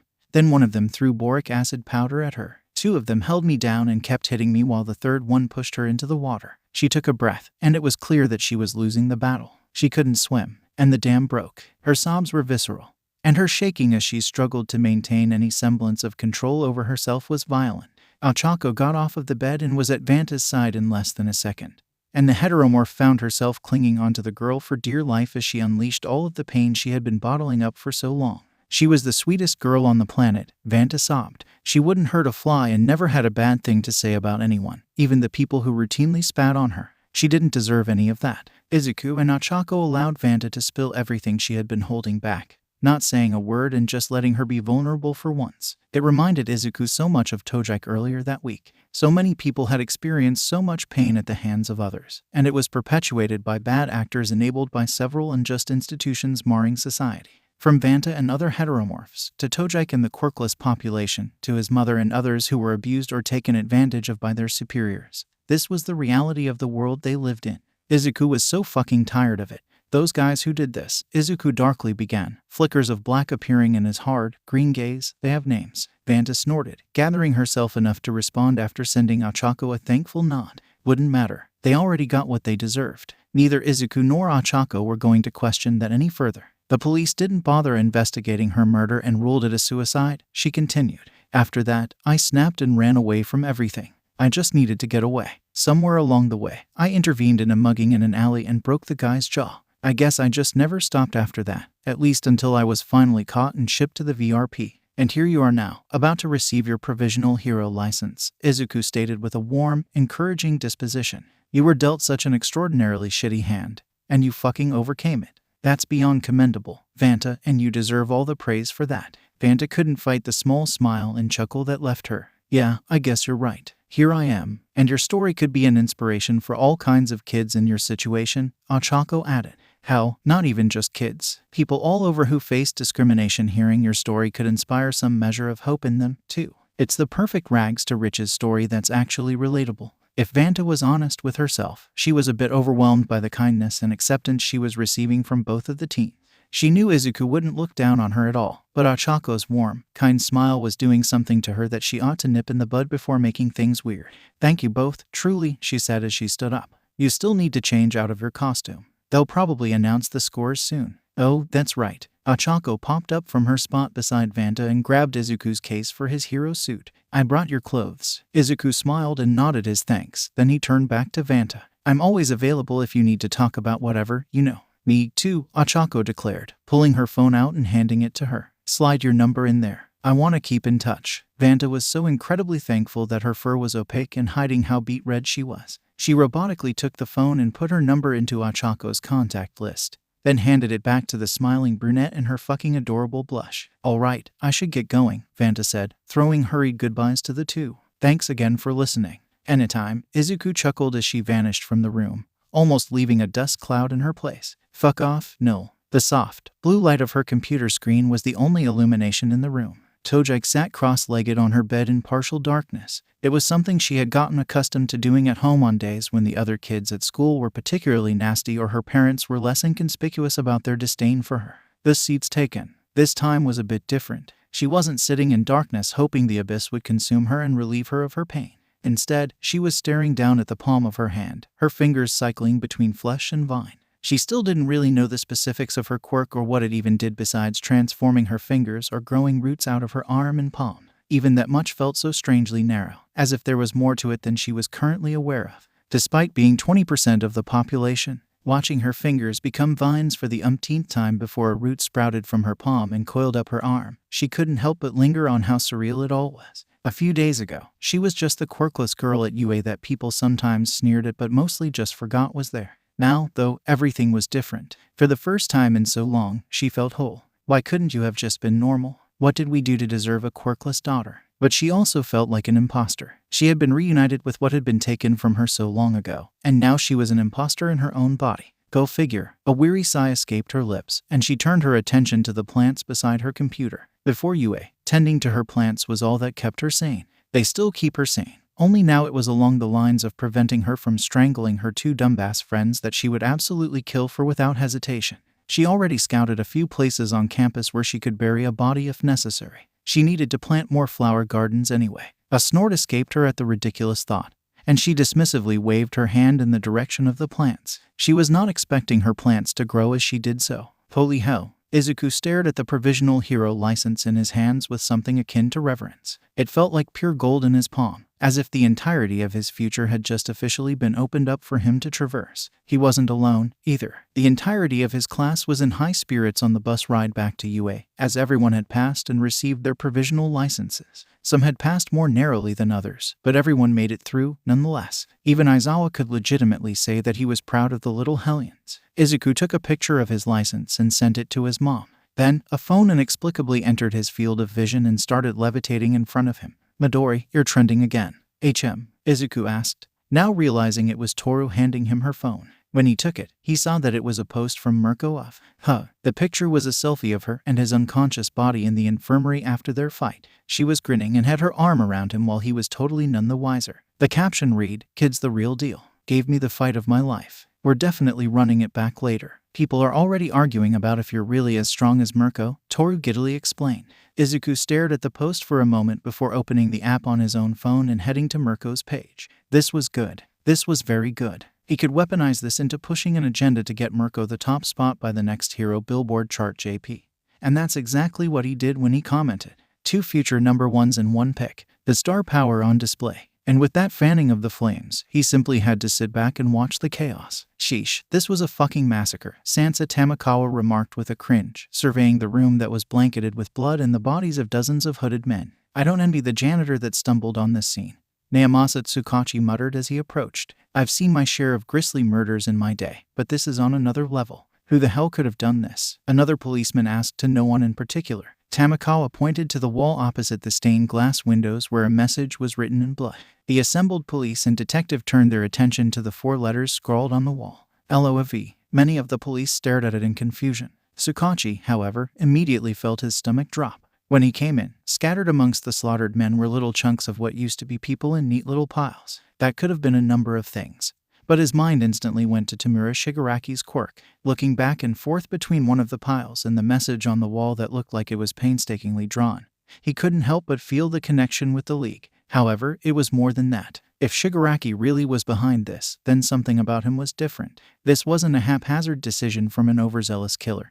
This was supposed to be a calling card. This was calculated. LOAV. A cop questioned, "Did the League of Villains rebrand or something?" "No idea," another shrugged. "We think they were in connection to the murder of that Yakuza group a little while back, too. First the Yakuza, and now a cult. Are they killing off competition? Who knows? Killing off the competition." Now, that was a dark thought in Tsukachi's opinion. What could the League be planning that they'd need to eliminate other criminal organizations? He'd figure that they would look to join forces with other organizations to bolster their numbers after the loss of All for One. But given what Toshinori revealed to him about Tamura Shigaraki turning on All for One, that threw everything they thought they knew about him completely out of whack. What were his goals? What were his motives? What did he even desire out of criminality and villainy at this point? Tamura Shigaraki was a dangerous wild card, and predicting his moves was going to be the toughest job Tsukachi had ever undertaken.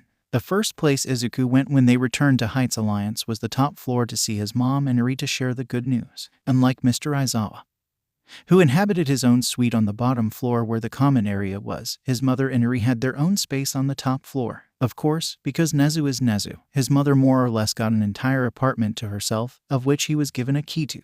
There were 2 bedrooms, a kitchen, a small living room, and a bathroom. Unlocking the door and stepping inside, the only thing on Izuku's mind was informing his mother of the Commission's plot. They weren't just limited to attempting to put them under surveillance, but they were now actively interfering with his hero career. Something needed to be done about them.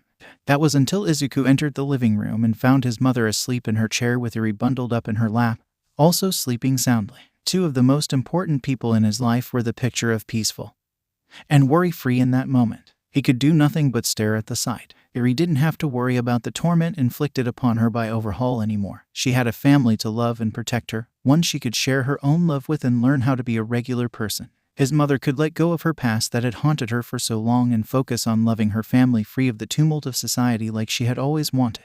They could finally find peace, and they could do so in each other. As Izuku stared at the two illuminated by the soft glow of the TV, his resolve both faltered and steeled simultaneously.